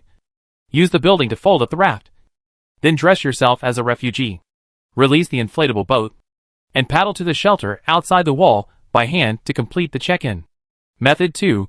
The same method is used to fold up the raft. Then call the rescue number on the spot. Wait for the official assault boat to take her. Go to the shelter outside the wall. Complete the check-in. The disadvantage of the first method is that the inflatable boat taken out may not be put back in the public eye, and the hand paddles on the road, there are many grooves without openings. The second method is safer and more labor-saving when going to the shelter, but it definitely requires waiting. It may affect her check-in time. Xu Fu thought about it, and soon made a decision. Implement method 2 first. Set the latest waiting time. If the rescue has not arrived within the planned time, she will release the inflatable boat. Go to the shelter by herself. You can't keep wasting time. The only thing she was thankful for was that the rain stopped today. She checked the weather changes in the past, and found that the number of days that the rain stopped in Muzhou province was indeed more than that in Suicheng, and the probability of heavy rain was not that high. She was still quite lucky today. After deciding on a method, she would find a suitable building to dock, which required her to compare the waterway map and the electronic map. Fortunately, there is now an internet, which allows her to check the condition of a certain building in more detail, and even search the internet for the original condition and current status of the building. At 10:40 a.m., Xu Fu's raft turned into a damaged hole in a water building and moored against another intact wall. This building is located in the middle of the waterway. It used to be a farmhouse, built next to a fish pond, and is low-lying. It looks like it has been flooded for a long time, and there are no survivors. The depth of the water nearby is about 7 to 8 meters. The farmhouse is mostly flooded, but there are still 2 taller buildings where people can stay temporarily. Another reason why Xu Fu chose this place is that not far ahead is a small business district in the suburbs of Lian City, where there are shopping malls, commercial buildings and small high-rise residential buildings, and the overall floors are high. The water was 7 or 8 meters deep, almost reaching the second floor of the shopping mall. Most of the buildings should be well preserved. In addition, there were supplies in the shopping mall, and there was also a backup power supply. There might be refugees there who were looking for supplies or resting during the transfer. She called the rescue line at the farmhouse near the small business district. She could have many excuses, such as her original destination was the business district. She wanted to find some food, pass by here on the way, and when she went ashore to use the toilet, her original inflatable boat disappeared. It might have been stolen, or it might have been not tied properly and drifted away with the current. In short, this place was close to the crowd, and it was separated from the crowd by a distance, which made it convenient for her to go ashore safely. and her appearance would not appear abrupt. The farmhouse is an antique-style building, with a high single story. The building she was in was the tallest here, but it only had 4 floors plus a viewing platform with eaves on the top. Many window glasses were broken. She went ashore from the 3rd floor, and finally chose a suite on the 4th floor to rest. This should be a family suite, with a total area of more than 60 square meters. The handrail balcony and floor-to-ceiling windows in the bedroom were all broken. But fortunately, there were no floor-to-ceiling windows in the living room, and many wooden strips were nailed from the inside. So even if it rained, it would not affect her much. The people here should not have been so hasty when they evacuated. All the useful materials that could be carried in the building were taken away. The living room was very large. The sofas, tables, and chairs were moved away from the windows. Some garbage was scattered around. I don't know if it was because the rain stopped for a whole morning. The temperature rose. She felt a little hot when she stood in the building wearing her old cotton-padded clothes at home, and there was a musty smell in the air. She quickly found the source of the smell, which was the bathroom in the room. She found something to block a few drains, and closed the bathroom door, then took out a broom, and swept all the garbage scattered in the living room into the room, finally closed the door of the room, and opened the door of the suite straight, to ventilate the living room. While the living room of the suite was being ventilated, she went outside and piled up some heavier cabinets and chairs at the staircases on the 4th and 3rd floors. This was done to be on the safe side. If other refugees had a brain attack and came to this almost flooded building, there would only be one staircase to go up to the 4th floor. They would have to move the obstacles away and make a noise to give her some time to prepare. After all, she was not a real refugee. When she was alone, she would not sit there like a refugee. When Shufu returned to the living room of the suite again, the unpleasant smell inside was indeed much lighter. She took out the single folding sofa from the space, took off her thick old cotton-padded jacket, drank coconut juice, and started to call for help. She tried for more than half an hour, but the helpline published by the communication company was always busy. It was always stuck waiting for manual transfer, and it hung up automatically because of timeout. The communication company also published another emergency helpline, but her current situation did not match it, so she did not dare to call that number randomly. After checking online, she found another helpline, but the situation is the same. I don't know if these 2 helpline numbers are outdated information, or if too many people call and the lines are too busy. Shufu looked at the time. After all this trouble, it was almost 1 o'clock. She decided to eat lunch first and then call. If she still couldn't get through, she would have to use method 1. For lunch, she chose food with little smell. Canned vegetables, which were ready-to-eat food she bought in Suicheng. She bought a total of 40 boxes at that time. 2 boxes of dehydrated vegetables, 1 box of 500g large packages for family use, 1 box of 20 bags, and the other box of 50g small packages, 1 box of 200 bags. Of the remaining 38 boxes, she bought 25 boxes of canned vegetables, covering all flavors, and the remaining 13 boxes were for rice, also for each flavor. These are emergency rations that can be eaten immediately after opening the can, and can also be stored for a long time, and are foods that can be brought out in the open. She took a can of chicken stewed with mushrooms, a can of old duck soup, and found a box of packaged rice from the shelf in the space. Because it was not cold today, she did not heat it up, and directly opened the can and started eating. She bought this brand of canned vegetables after tasting it, and it tasted good, but she tasted it after it was heated. Without heating it now, although it is not bad, it is not very delicious either. It can only be said that under extraordinary circumstances, this is definitely a good meal for refugees. Shufu did not waste it. She ate both cans. There was still half a box of rice left. She took back the space. In the afternoon, she continued to call for help while using her mobile phone to check the disaster information online and try to find other ways to call for help. During this period, she also put her original phone card back into the original phone. After all, 2 months have passed. Most importantly, this card is free to use online. A few days ago, when Shufu found out that she could leave Suicheng, she didn't realize that returning to a city that was still functioning normally also meant starting to spend money. The monthly online repayments were automatically deducted on time, and the 5,000 yuan she had left on the card before was probably already deducted. If she wanted to continue to pay with her mobile phone in the future, she would have to continue to add money to the card. She had cash on hand, But now prices were soaring, and the rent in Liyun City was probably doubled. If she wanted to have a completely private space in this city like before, she couldn't share a house with others. It was ridiculously expensive to rent a house alone. With this in mind, she would save as much as she could. After all, according to the information she had read, even the phone and internet fees had increased several times. The data package of her new phone was about to run out. When it ran out, the money in her phone card would be deducted, so she would not be able to make calls. As soon as the original phone was turned on, it started to ring. Various messages and missed call notifications came in one after another. The endless noise of beeps made Xu Fu annoyed, and she turned off the mute button. She planned to check again after she had resolved the call for help. Fortunately, calling for help is free. She gave herself a deadline of tomorrow morning. Tomorrow is the 5th day since she received the clock and task. If she still fails to call for help tomorrow morning, she will row the inflatable boat and go to the shelter by herself. She checked the map and found that there were still more than 10 kilometers from the shelter. It was not impossible to go there manually. Luckily, she had some luck. It was almost evening. She finally got through the helpline. The other party was very experienced. Before she opened her mouth, he apologized first and explained in 2 simple sentences why the rescue line was busy today. Because the weather has changed, it is not raining today, which is very suitable for the transfer of refugees. So not only are all the rescue boats of all sizes dispatched, but also the rescue phone has been flooded with calls. Xu Fu first registered her name and phone number, explained the content of the request, and the number of people who needed help, and finally, according to the other party's instructions, downloaded Liu Yunqing's disaster information app, and uploaded her current location coordinates in a function bar, so that rescuers can quickly and accurately find her location. Your location and request information have been registered, and will be sent to the rescue team for rescue arrangements. Please pay attention to your mobile phone messages.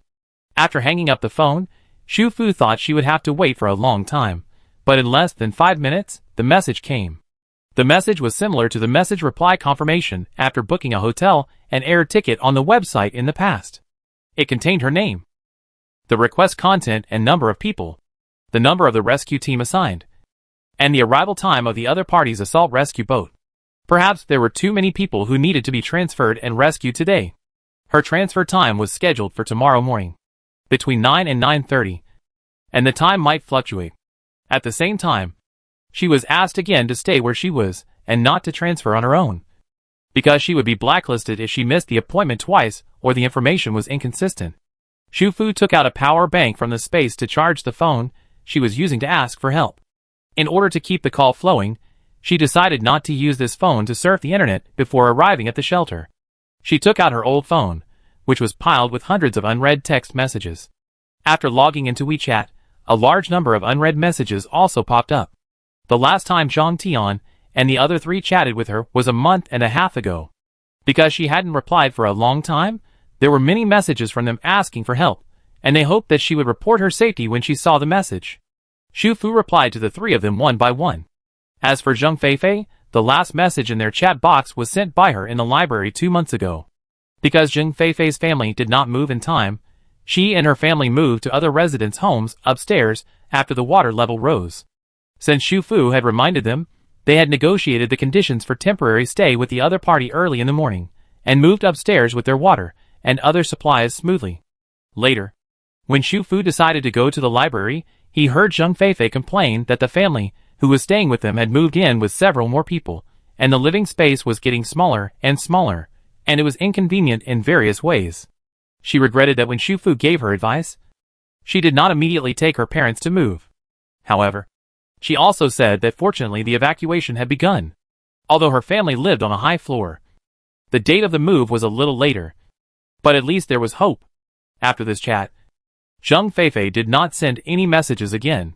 It was not known whether her phone was completely out of battery or something else happened. Xu Fu sent a message to Zheng Feifei again, and the message was successfully sent, but there was no response from the other end. Xu Fu shook her head and sighed. Returning to the contact interface, looking at the unread messages on Yao Ruoyun and Lu Jing's names, she felt like laughing again. She wondered if the 2 people on the other side of the screen were also looking at the chat box on her phone, shaking their heads and sighing. As she was thinking, the screen on her phone suddenly changed, and a call came in. She had saved this number, and the name displayed was Ruoyun's uncle. The caller was Changyu. She didn't quite understand. She had been a missing person for 2 months. Why would he call again? Besides, she had turned off the phone and removed the card for 2 months. How did he know that she turned on the phone today? Xu Fu didn't answer, nor did she hang up. Since the mute function was on anyway, she just let it continue. However, thinking of the other party's identity as the rescue captain, her thoughts began to spread divergently for a while. And she had a little unrealistic guess. But she felt that it couldn't be such a coincidence. But if it was such a coincidence, it would be telling her one thing in disguise. Who is the general target of this punch and task? The next day, at 9:20 in the morning, Xu Fu held her somewhat worn backpack and sat quietly in the corner of the speedboat. This is a large speedboat, with a driving area in the front of the boat, a roof that can block wind and rain, and a zippered awning. The boat can seat about 30 people at a time. But now, most of the seats are empty. On the side, a young woman in a camouflage waterproof coat stood there holding the edge of the added roof, confirming with her teammates the direction of the speedboat. She guessed wrong. The captain of the rescue team, who came to pick her up, was not Changyu, but a strange woman with a healthy complexion and a fit body. She said her last name was Liu, and she was the captain in charge of the transfer mission today. Perhaps she noticed her gaze. Captain Liu turned his head to her after talking to his team members, reached out and took out a bottle of mineral water from a cardboard box and handed it to her. Don't worry. We will go to the shelter when the boat is full. Drink some water first. Xu Fu took it and said, "Thank you" to the other party.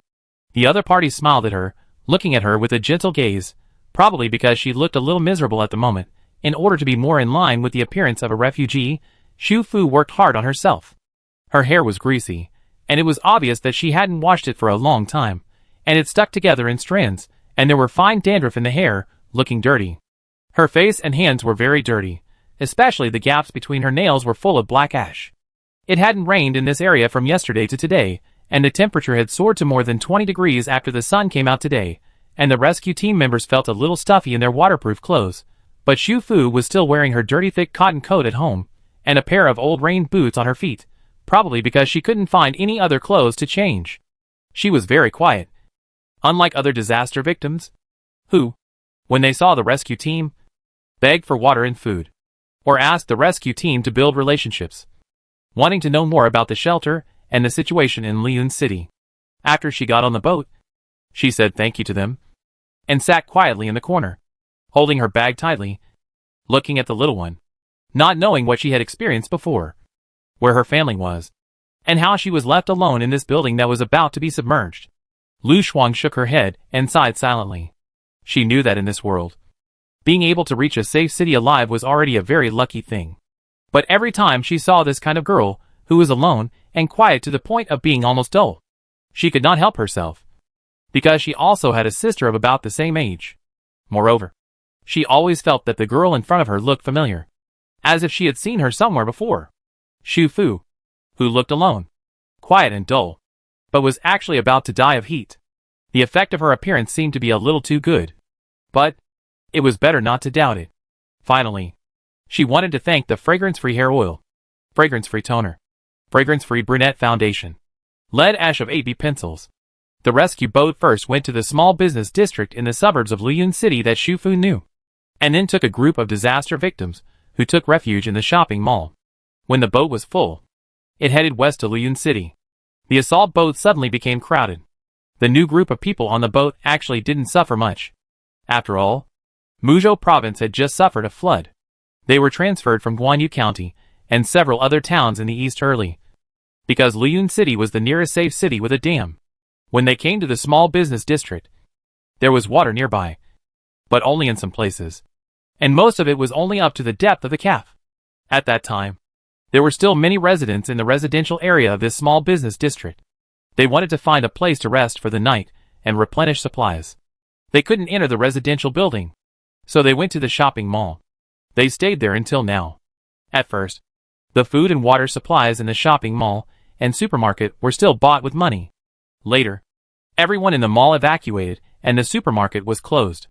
There were lightning and thunder outside, and the water layer slowly rose.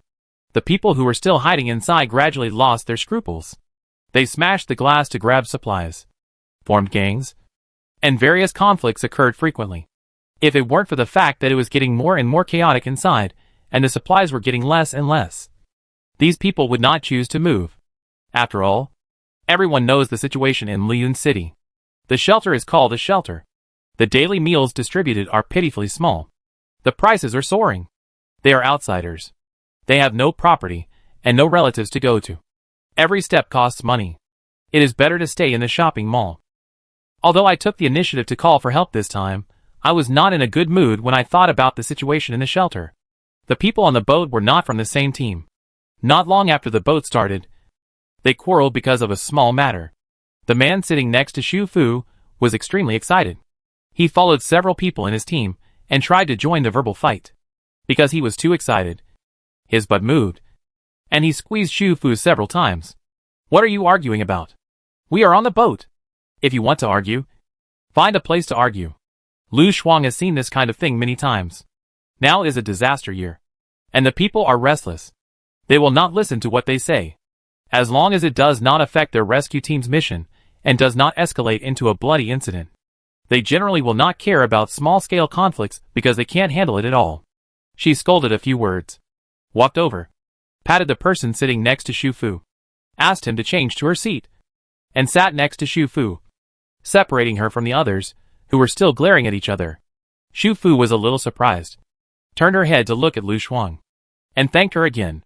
Lu Shuang hummed, and after a while, asked again, "Have we met somewhere?"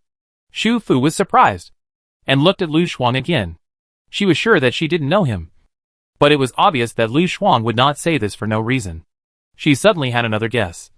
But before she could continue thinking, she heard the other people on the boat exclaiming in surprise. Xu Fu looked up and saw a huge wall at the end of the water. The wall was as high as dozens of stories, dark gray in color, with a smooth surface. It stood between the hills at the end of the water, with its natural geographical advantages. It was like a giant, separating the rising flood outside and protecting the city inside the wall. Lu Shuang's voice came from her ear. With a little pride, "This is dam number 1. The earliest safety wall built in Liyun City, and the highest of the 6 dams around Liyun City.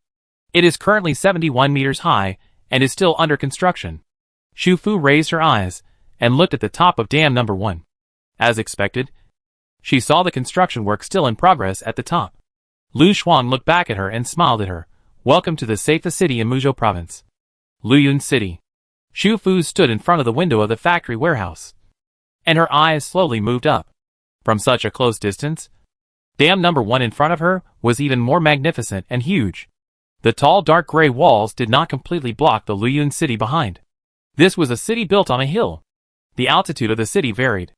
Many buildings were built on the hillsides. The high-rise buildings were stacked one on top of the other, like trees growing on the hillsides. In this dark rainy night, the lights on the dam were like a beacon in the dark, and the flickering lights of the buildings in the city were like a safe and warm haven, waiting for wandering travelers to return home. This is the second night after Xu Fu entered the shelter. The rain has stopped for nearly 3 days. Today's temperature is higher than yesterday. The highest temperature during the day reached 27 degrees, which is a bit abrupt in the winter near the end of December. Although the rain has stopped in Liyun City before, it only lasted for about a day each time. Some people on the internet even began to speculate whether the heavy rain that has lasted for several months is finally over. Rather than saying this is speculation, it is better to say that this is everyone's wish. But unfortunately today, near dusk, it started to rain again, although not heavily, but it was drizzling, and it has not stopped since dusk. Although Xu Fu had successfully entered the shelter yesterday, the bracelet on her wrist has remained silent so far, and there is no prompt for the completion of the task. Xu Fu has also gotten used to it. Anyway, she has arrived at the shelter within 7 days, and no event has been triggered. Every time at this stage, she is most vigilant, always afraid that uncontrollable events may occur at any time. During the rain stop, the number of people in several shelters outside the dam, which served as transit points, increased dramatically. When there were too many people, the speed of registering, sorting and allocating the destinations of the victims would slow down. The Xu Fu in this world was originally from Liyun City. Unfortunately, she sold her only property when she left. Now if she doesn't want to live in the shelter after entering the city, she can only choose to stay with relatives or rent a house. Those who choose to rent a house either have a full balance in their cards or carry a lot of valuables with them. Shu Fu was alone. And she was a girl. She didn't want to attract attention in the shelter. So she registered as staying with relatives after entering the city. Her ID card showed that she was from Luyun City. So she didn't need any other proof. She was arranged to enter the city soon after registration. However, there were too many people transferred in the past 2 days. So she needed to spend 2 nights in the shelter. She was arranged to enter the city at noon on the 3rd day, which means tomorrow. Lu Shuang also stayed overnight in the shelter these 2 days. The time during the rain-free period was too precious. And the rescue team tried to seize every opportunity for rescue. She went in and out every day. And the same was true at night. She didn't rest much, let alone go back to the city. After noticing her registration information and knowing that she was from Luyun City, Lu Shuang was a little surprised and asked her why she didn't live at home. My parents are gone. And the house has been sold. Shu Fu answered straightforwardly. After all, this was just the past of the original body in Shu Fu's memory, and had nothing to do with her. Lu Shuang apologized, looked at her twice, and didn't know what he thought of. His eyes softened again. I don't know if it was because of this accident, but in the 2 nights before entering the city, Lu Shuang specially arranged her overnight stay in an area close to the resting area of the rescue team. The refugees in this area are more honest, and are not likely to cause trouble. After all, there are troops next to her. And the place where supplies are distributed is also here. Even if there are conflicts, they will temporarily endure and run to other places to solve them. The 2 nights passed quickly, and the drizzle before nightfall turned into heavy rain at dawn. Chapter 30 Luyun City. The sky that had been clear for 3 days was filled with dark clouds again. Even after dawn, it was still gloomy all around. The temperature dropped to 13 or 14 degrees. The refugees who had taken off their thick coats and put on thin coats cursed and put their clothes back on. However, these things had little to do with Shu Fu. She only had a backpack with a single sleeping bag, a moisture-proof mat, a blanket, and a raincoat. It was impossible to put down other clothes. After all, it was deep winter now. No one expected that the temperature would soar from 0 to nearly 30 degrees and then fall back in 2 or 3 days. Many people in the shelter did not have replacement clothes, and just took off their coats.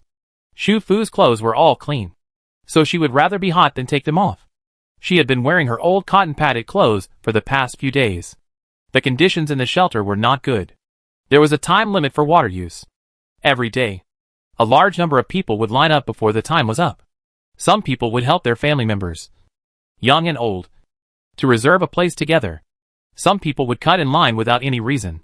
Some people would get angry because the people in front of them were taking too long to get water. There were also cases where quarrels led to fights. More often, because the time limit was about to pass, many people who had not yet gotten water would rush in, crowding the few open faucets in the restrooms. Some people had gotten water, but were knocked over and spilled it all over the floor. Some people would scoop water from other people's buckets and run away. In short, the scene was in chaos, and it was impossible to control it. The only thing the rescue team members will spend manpower to control and supervise now is the distribution of drinking water and food. In this case, Shu Fu naturally would not fight for the use of water. After receiving the drinking water on time every day, she would quietly stay in her overnight area. The amount of drinking water distributed was small, and she did not use her backpack to take it out from the space to drink. Instead, she tried to drink less water, because this way she could go to the toilet less. The toilet was flushed only at a fixed time every day, and the situation inside could be imagined. At first, she was worried that the disguise on her face and hands would fall off because of the hot weather. However, after 2 days of not washing her face, brushing her teeth, washing her hands, taking a shower, changing her clothes, or even changing her underwear, she no longer needed additional disguises. She went from a fake refugee to a real refugee. The most uncomfortable thing was her hair. Because of the hot weather, she sweated and produced oil. Now she has real oily hair. Because her hands were dirty, she tried her best not to rub her eyes, which caused eye mucus to accumulate. Every day when she woke up, she felt that she could not open her eyes. Perhaps because of her refugee appearance that blended into the group. Chung Yu did not recognize her at all when he saw her for the first time in the morning. He turned around and ignored her while discussing the rescue work with Lu Shuang next to her. Shu Fu naturally recognized him. The camouflage waterproof suit exclusive to the rescue team. The familiar delicate eyebrows and sharp temperament. And his height made it difficult to ignore him. Lu Shuang came to her to talk about taking a boat into the city at noon. She had been working outside the wall for several days in a row, and was originally planning to return to the city this evening. Chung Yu was the captain who took over from her. He was supposed to come in the afternoon. But he didn't know why he came in the morning. I have something to do. Let's go to a few shelters nearby first, Chung Yu said, looking up and looking around. This is the second shelter outside dam number 1 that he checked. The number of people in the shelter has increased dramatically in the past few days. It is like looking for a needle in a haystack to just glance at it. 2 days ago, he suddenly found that several messages that he had sent to Shu Fu that could not be delivered were all shown as successfully delivered. After that, he called her, but she didn't answer the call even though the phone was connected. It's better to say that she disappeared than left in Suicheng. After that, she completely lost contact. The other party was just an alumnus of his nephew's classmate, and he was not familiar with her. But he always felt puzzled by this matter, and it was inevitable that he was a little concerned. This time, the other party's phone suddenly rang. He couldn't help but have some inexplicable thoughts. He always felt that she left suddenly and mysteriously last time. Would she suddenly appear again this time? However, he was just passing by while working. After all, the possibility was too low. Suicheng and Lianqing were separated by 1,000 kilometers. Chung Yu's thoughts stopped abruptly. He turned his eyes back and cast them on a figure that he had overlooked. His long eyebrows twisted up suddenly, and his voice was filled with surprise. Shu Fu? Shu Fu greeted him politely, and her tone was calm as if she had not lost contact for more than 2 months. Well, long time no see. Captain Chung. Chung Yu. Lu Shuang looked over in surprise. She looked at Chung Yu, then at Shu Fu, and carefully looked at her face again. Suddenly, she clapped her hands. Oh, right. Suicheng Library. Lu Shuang had indeed seen Shu Fu, but Shu Fu did not know her. But now Chung Yu is here, and things will become clear after a little thought. Because Chung Yu had taken her to the rest area of the rescue team at time, and arranged for her to sleep with the female team members. Lu Shuang should have seen her at that time, but he didn't talk to her, so Shu Fu had no impression. Chung Yu looked at her. His eyes were a little complicated, and he seemed to have a lot of questions to ask. But after looking at her for a while, he seemed to swallow back the words he wanted to ask.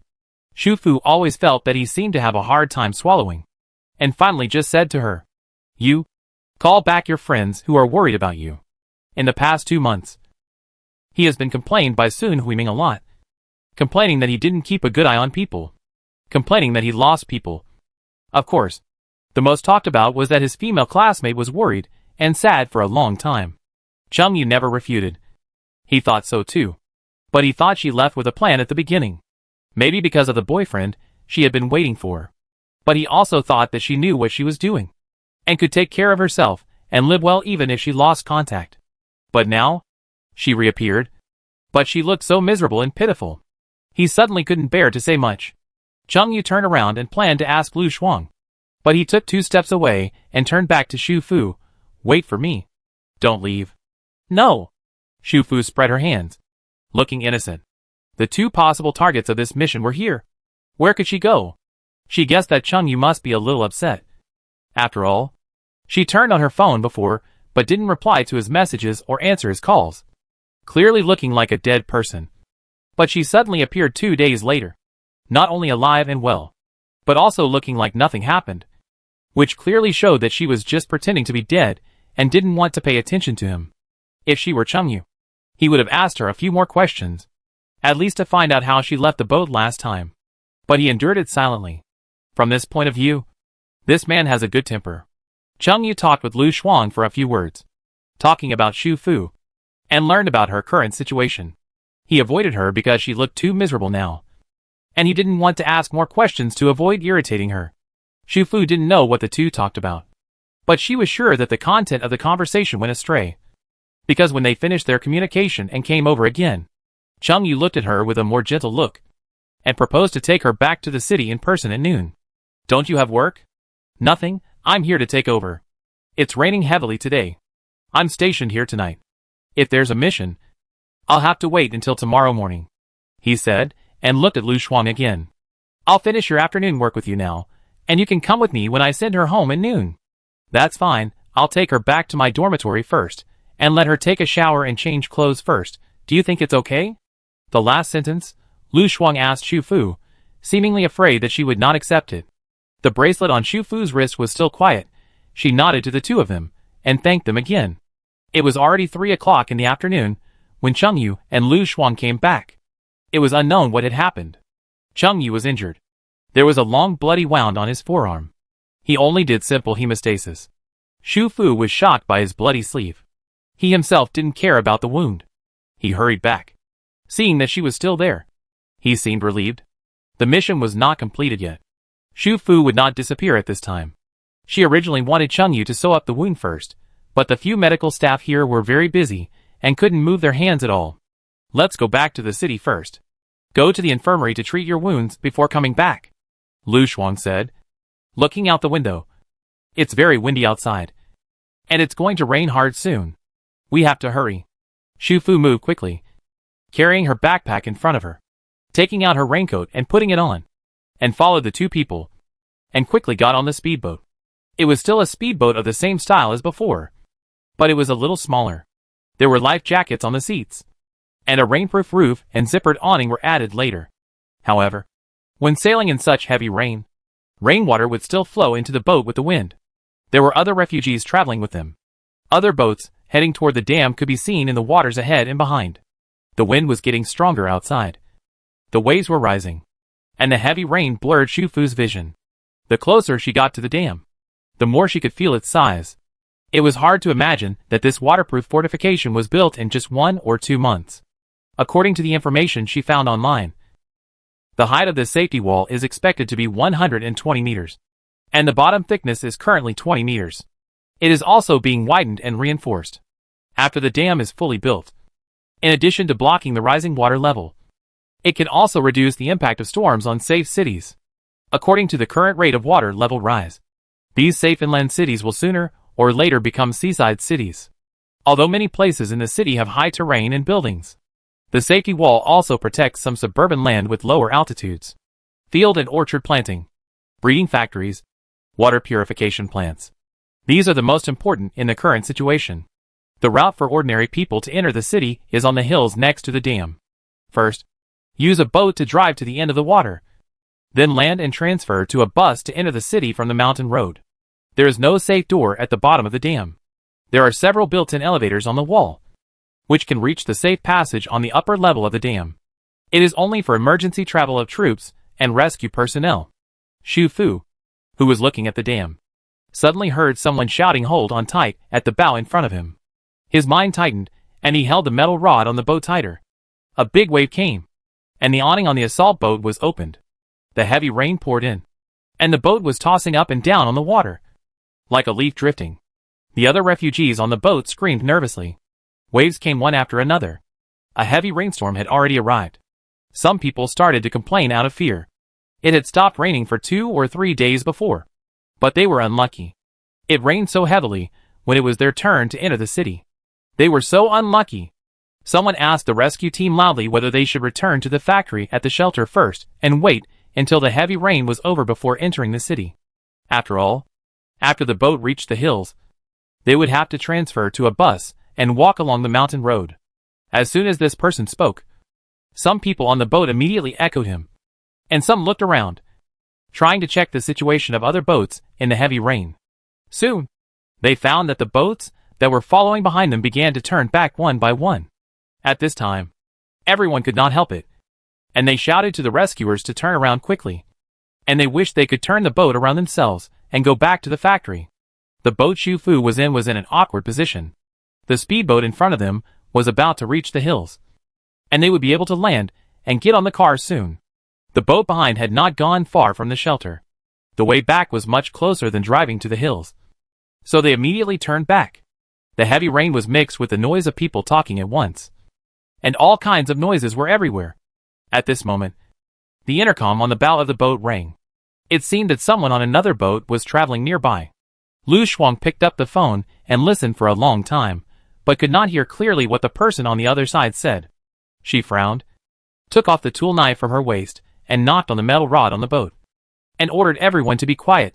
If you make any more noise, get off the boat and swim over.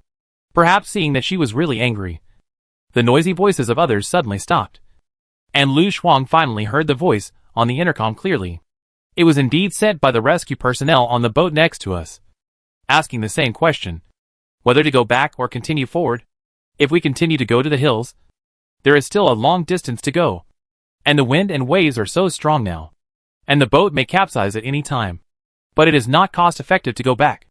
After all, the boat has already gone halfway, and going back will also be in the storm. Moreover, this is not the first time that Muzhou province has had such a heavy rainstorm, but the last time it was as strong as now.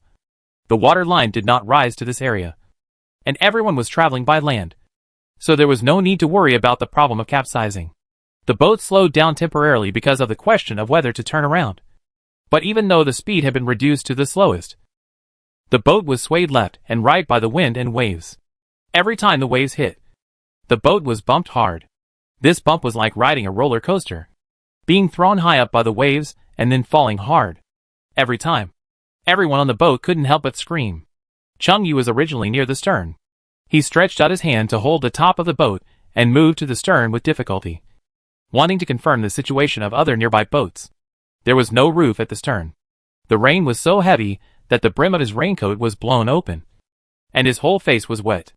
On the side, Xu Fu, who was also sitting at the stern, raised her hand, and stretched out her hand from under the sleeve of her raincoat, and handed him a telescope. "Thank you." Cheng Yu took it, and turned around to check again.